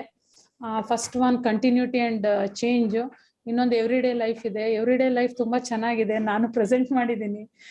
ನಿಮ್ಮ ಕಾಲೇಜಲ್ಲೂ ಕೂಡ ಖಂಡಿತ ಅದನ್ನ ಮಾಡಿ ಅಂತ ಕೇಳ್ಕೊತೀನಿ ನಾನು. ಯಾಕಂದ್ರೆ ಎಲ್ಲರೂ ಫಸ್ಟ್ ಒಂದೇ ಸ್ಟಾರ್ಟ್ ಮಾಡ್ತಾ ಇದ್ದೀರಾ. ಸೆಕೆಂಡ್ ಒನ್ ತುಂಬಾ ಚೆನ್ನಾಗಿದೆ, ಈಸಿ ಆಗಿದೆ. ಸೊ ಫಸ್ಟ್ ಗಿಂತ ಸೆಕೆಂಡ್ ಸ್ಟಾರ್ಟ್ ಮಾಡಿ. ಸ್ವಾರ್ಥ ಅದರಲ್ಲಿ. ಓಕೆ, ಇನ್ನೇನಾದ್ರೂ ಕ್ವಶನ್ಸ್ ಇದ್ರೆ ದಯಮಾಡಿ ಕೇಳಿ. ಮೇಡಮ್, ಹಾ ಸರ್, ಕೇಳಿ ಸರ್. ಒಂದು ಪ್ರಾಬ್ಲಮ್ ಇದೆ. ಏನಾಗಿದೆ ಈಗ ವಿಶ್ವವಿದ್ಯಾನಿಲಯದ CDC ಅವರು ಈ OE-ನ ಇದ್ ಮಾಡೋದ್ರ ಬಗ್ಗೆ ಒಂದು ಆದೇಶ ಕಳಿಸಿದ್ರು. ಆರ್ಟ್ಸ್ ಬಿಟ್ಟು ಕಾಮರ್ಸ್, ಕಾಮರ್ಸ್ ಬಿಟ್ಟು ಬೇರೆ ಹಿಂಗ್ ಮಾಡ್ತಾ ಹೋದ್ರು. ಆಕ್ಚುಲಿ NEP-ಯ ಮೂಲ ಉದ್ದೇಶ ಈಡೇರಿಲ್ಲ. ಅಲ್ಲಿ ಏನಾಯ್ತು, ಆರ್ಟ್ಸ್ ನಲ್ಲಿ ಮಲ್ಟಿಪಲ್ ಪೇಪರ್ಸ್ ಗಳಿವೆ. ನಾವು ನಮ್ಮದಲ್ಲದ ವಿಷಯವನ್ನ ಮಾತ್ರ ಓದೋ ಪ್ರಯತ್ನ ಮಾಡ್ತೀವಿ ಅಷ್ಟೇ, ಸೋಶಿಯಾಲಜಿ ಬಿಟ್ಟು ಬೇರೆ ಯಾರು ಓದ್ತೀವಿ ಅಂತ. ಅವ್ರು ಏನ್ ಮಾಡ್ಬಿಟ್ಟಿದ್ದಾರೆ, ಮ್ಯಾಂಡೇಟರಿ ಮಾಡಿದ್ರು. ಮ್ಯಾಂಡೇಟರಿ ಮಾಡ್ತಿದ್ದಾಗನೆ ಟೆಕ್ನಿಕಲ್ ಪ್ರಾಬ್ಲಮ್ NEP-ಯ ಮೂಲ ಉದ್ದೇಶ ಇಡೋದಿಲ್ಲ. ಬಹುಶಃ ನೆಕ್ಸ್ಟ್ ಅಬ್ಜೆಕ್ಷನ್ ಆಗುತ್ತದು. ಯಾವುದೋ ಕಾಮರ್ಸ್ನವರಿಗೆ ವರ್ಕ್ಲೋಡ್ ಕ್ರಿಯೇಟ್ ಆಗೋ ದೃಷ್ಟಿಯಿಂದ ಅವ್ರನ್ನ ಅನಿವಾರ್ಯವಾಗಿ ಅವ್ರನಿಗೆ ಸೋಶಿಯಾಲಜಿ ಅವರು ಆರ್ಟ್ಸ್ ಬರ್ಲಿ ಅಂತ ಹೇಳಿ ಮಾಡ್ದಂಗೆ ಆಗಿದೆ. ಆಕ್ಚುಲಿ ಅದು ಪ್ರಾಬ್ಲಮ್ ಇದೆ, ಟೆಕ್ನಿಕಲ್ ಪ್ರಾಬ್ಲಮ್ ಇದೆ. ನೋಡೋಣ, ಈಗ ಕಾಲೇಜ್ ಲೆವೆಲ್ ಅಲ್ಲಿ ಪ್ರಿನ್ಸಿಪಾಲ್ ಡಿಸ್ಕಷನ್ ಇಲ್ಲ ನಮಗೆ, ಯಾಕಂದ್ರೆ ಸೋಶಿಯಾಲಜಿ ಸಬ್ಜೆಕ್ಟ್ ನ ಹೆಚ್ಚಿಸ್ಕೊಳ್ಳೋ ನಿಟ್ಟಿನಲ್ಲಿ ಕಷ್ಟ ಆಗ್ತಾ ಇದೆ. ಯಾವಾಗ ಈಗ ನಮ್ಮಲ್ಲಿ ನಾವು ಬೇರೆ ಈಗ ಹಿಸ್ಟರಿಗೂ ಕೊಡ್ಬೋದಿತ್ತು, ಜಿಯೋಗ್ರಫಿ ಕೊಡ್ಬೋದಿತ್ತು, ಎಕನಾಮಿಕ್ಸ್ ಕೊಡ್ಬೋದಿತ್ತು, ಕನ್ನಡದವ್ರಿಗೆ ಕೊಡ್ಬೋದಿತ್ತು, ಸೈಕಾಲಜಿಯವ್ರಿಗೆ ಕೊಡ್ಬೋದಿತ್ತು, multiple ಕೊಡ್ಬೋದಿತ್ತು.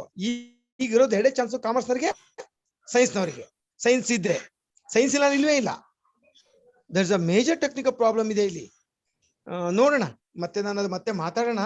I am not sure ಏನೋ ಅದು ಆಶಯ ಮೂಲ NEP ಆಶಯ ಬಿದ್ದೋಗುತ್ತೆ. ರಾಮೇಗೌಡರು ಅದನ್ನ ಹೇಳ್ತಾ ಇದ್ರು, ಇಲ್ಲ ನಾರಾಯಣ ನಂಗೆ ಮಾಡಕ್ ಬರೋದಿಲ್ಲ, ಇವರು ಹೆಂಗ್ರಿ ಮ್ಯಾಂಡೇಟರಿ ಮಾಡ್ತಾರೆ ಇವರು ಅಂತ ಹೇಳ್ತಾ ಇದ್ರು.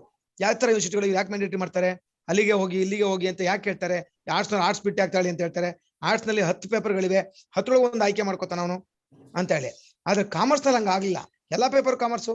ಸೈನ್ಸ್ನಲ್ಲಿ ನಮ್ಮಂಗೆ ಇದೆ, ಅವ್ರು ಹೋಗ್ಬೋದಿತ್ತು ಬೇಕಾರೆ. But technically so many problems are there. ನೋಡೋಣ ಮುಂದಿನ ದಿನಗಳಲ್ಲಿ. ನಂಗೂ ಅರ್ಥ ಆಗ್ತಿಲ್ಲ ಅದು.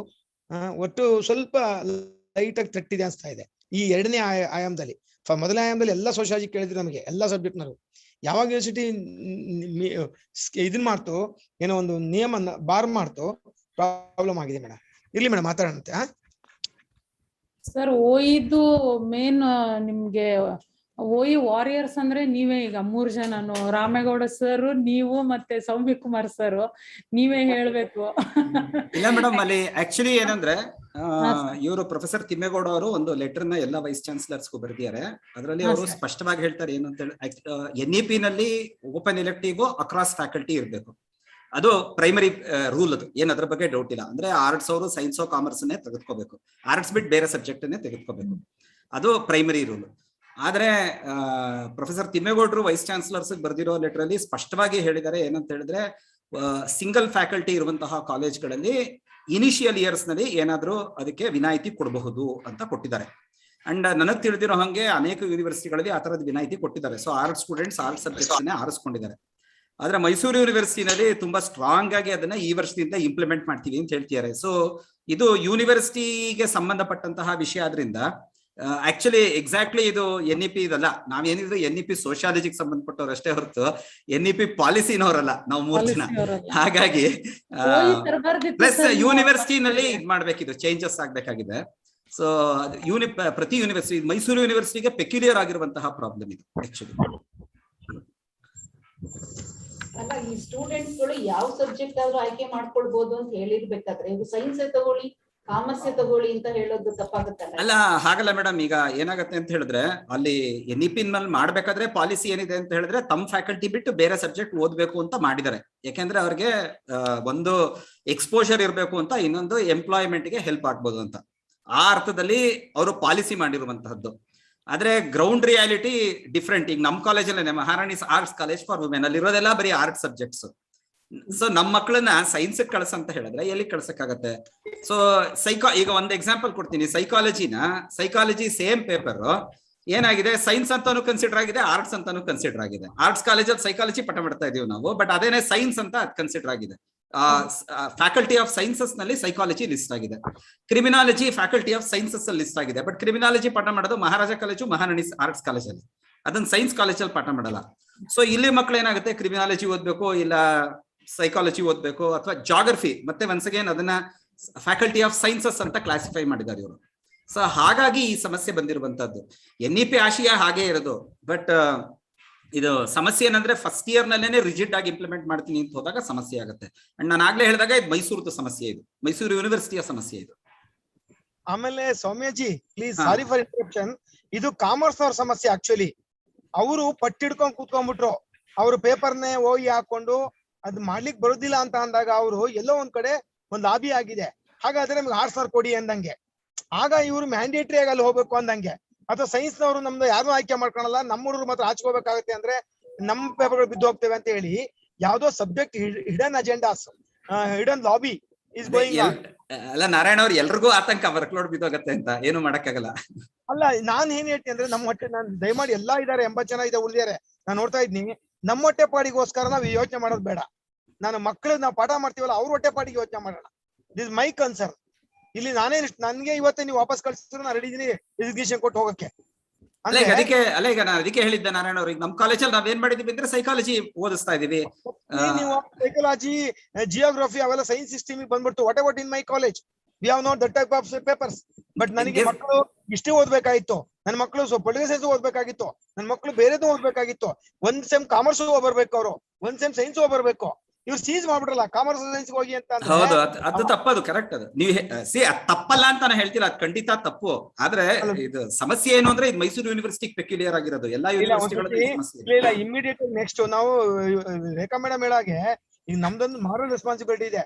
ನಾವು ನೀವು ರಾಮೇಗೌಡರ ತಿಮ್ಮೇಗೌಡರ ಹತ್ರನೇ ಮಾತಾಡ್ಬಿಡೋಣ ಈ ಸ್ಟ್ರಿಕ್ಟ್ಲಿ ಆಗಿ. ಯಾಕಂದ್ರೆ ದೇಶಾದ್ಯಂತ ಒಂದ್ ನಿಯಮ ಇದ್ದಾಗ ಅದನ್ನ ಇವ್ರು ಬೇರೆ ಇವ್ರು ಅನುಕೂಲ ತಿರ್ಚೋದು ಬೇಡ. ಆಮೇಲೆ ನೋಡಿ, ಇಷ್ಟೇ ಅವ್ರು ತಪ್ಪು ಮಾಡಿದ್ರು, 4 ಗಂಟೆ ಮಾಡಿದ್ರು, ಸರಿ ಹೋಯ್ತಲ್ಲ ಈಗ ಸರಿ ಆಯ್ತು. ಆದ್ರೆ ಇವ್ರು ಶಂಕಿಂದ ಬಂದ್ರೆ ತೀರ್ಥ ಯಾರೋ ಹೋಗಿದ್ರೆ ಸರಿ ಆಗ್ತೀವಿ ಅಂದ್ರೆ ಹೆಂಗೆ ಸ್ವತಃ ತಿಳ್ಕೊಂಡ್ ಮಾಡ್ಬೇಕಲ್ವಾ? ಮಾತಾಡೋಣ. ಸರ್, ನನ್ಗನ್ಸತ್ತೆ ನೀವು OE ಪೇಪರ್ದು ಇದು ಗೊಂದಲ ಮುಗಿಯೋವರೆಗೆ ಫಸ್ಟ್ ಇಯರ್ ಬೇಡ, ಸೆಕೆಂಡ್ ಇಯರ್ ಮಾಡಿ ಅಂತ ಒಂದ್ ರಿಪ್ರೆಸೆಂಟೇಶನ್ ನಿಮ್ ಕಡೆಯಿಂದ ಹೋದ್ರೆ ಚೆನ್ನಾಗಿರುತ್ತೇನೋ ಅನ್ಕೋತೀನಿ. ಬೇಡ, ಫಸ್ಟ್ ಇಯರ್ ಸೆಕೆಂಡ್ ಇಯರ್ ಮಾಡ್ಕೊಳಕ್ ಆಗಲ್ವಾ ಸರ್? ಅಂತ ಚರ್ಚೆಗಳು ಬೇಡ. ಹಲೋ ಅಂದ್ರೆ ಮತ್ತೆ ಇದು ಮುಗಿಯೋದಿಲ್ಲ ಸರ್, ಸೆಮಿಸ್ಟರ್ ಮುಗಿಯೋಕೆ ಬಂತಲ್ಲ. ಹಲೋ ನಾರಾಯಣ್, ನಾನು ಗೋಪಾಲ್ ರಾಜು ಮಾತಾಡ್ತಿರೋದು ಅಣ್ಣ. ದಯವಿಟ್ಟು ಸಬ್ಜೆಕ್ಟ್ ಮೇಲೆ ಪ್ರಶ್ನೆ ಕೇಳಿ, ನೀವು ಚರ್ಚೆಯನ್ನ ಆಮೇಲೆ ಮಾಡ್ಕೊಳ್ಳಿ ಕಮಿಟಿಯವರು. ಪ್ರಾಬ್ಲಮ್ ಆಗ್ತಿದೆ, ದಯವಿಟ್ಟು ಸಬ್ಜೆಕ್ಟ್ ಮೇಲೆ ಮಾತಾಡ್ಕೊಂಡ್ರೆ ಚೆನ್ನಾಗಿರುತ್ತೆ. Okay sir, thank you. Okay, ಕೇಳಿ ಗೋಪಾಲ್ ರಾಜ್ ಸರ್ ನೀವೇನೆ. ಮೇಡಮ್ ನಾವ್ ಏನು ಕೇಳಂಗಿಲ್ಲ, ಎಲ್ಲ ಹೇಳಿದಿರಲ್ಲ, ಕೇಳೋರ್ಗೆ ಅವಕಾಶ ಕೊಡಿ, ಇಲ್ಲ ಅಂದ್ರೆ ಮುಗಿಸಿದ್ರೆ ಇನ್ನೂ ಚೆನ್ನಾಗಿರುತ್ತೆ.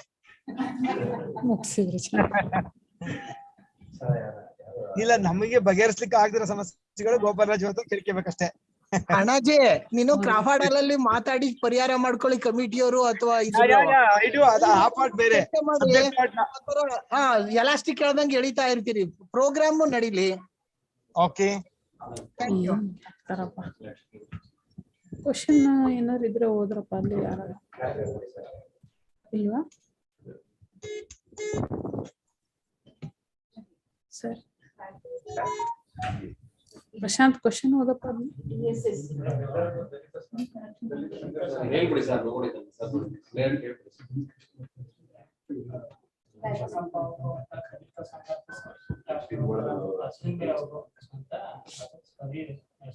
ಅಯ್ಯೋ ಬಿಡಿ, ಅವನ್ನೆಲ್ಲ ಏನ್ ಬೇಡ,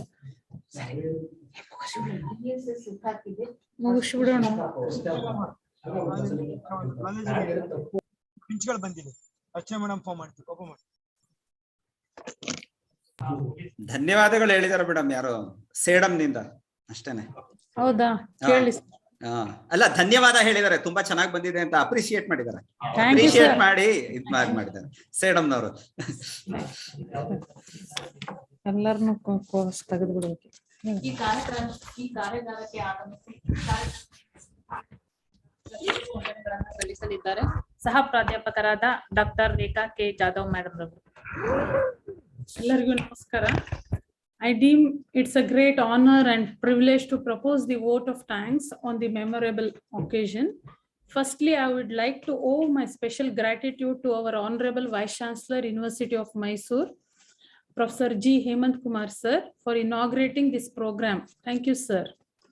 Secondly, I would like to thank our beloved Professor A. Ramegowda sir, who delivered the keynote address on behalf of University of Mysore, Department of Studies of Sociology and Musta and Maharani's College.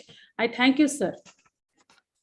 My heartfelt thanks to Professor S. Yashoda Madam, Chairperson of the department and BOS, and also the organizing secretary of this event.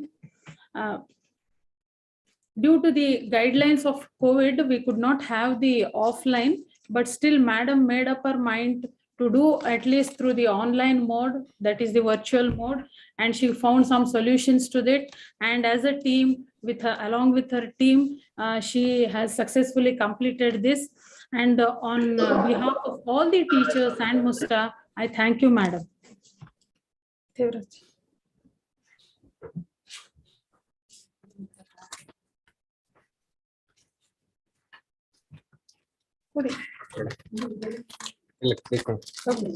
Yes.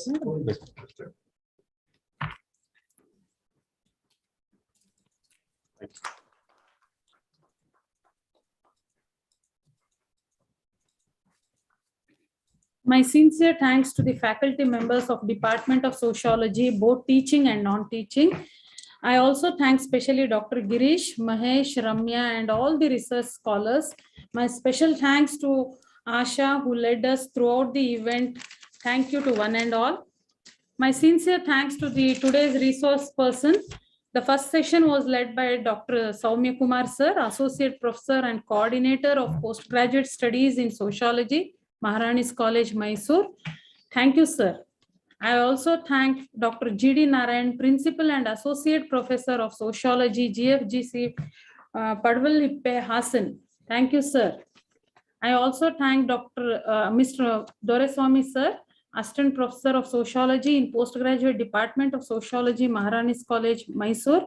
On behalf of the organizing team, I wholeheartedly thank all the resource persons once again. Thank you. My sincere thanks to the whole team of IOE Vijnana Bhavana, University of Mysore. I owe my gratitude to Mr. Milan and Mr. Devendra, who supported us with all the technicalities. Thank you, sir.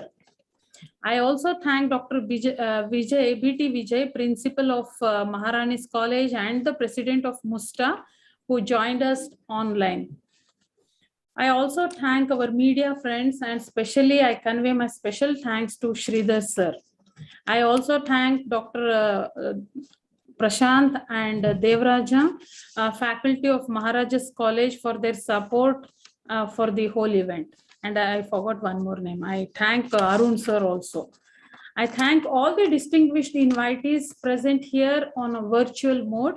I also thank all the participant members of MUSTA, senior teachers, well-wishers, and everyone on the screen and behind the screen who worked to make the virtual mode event a grand success. Thanks for the opportunity. Thank you one and all.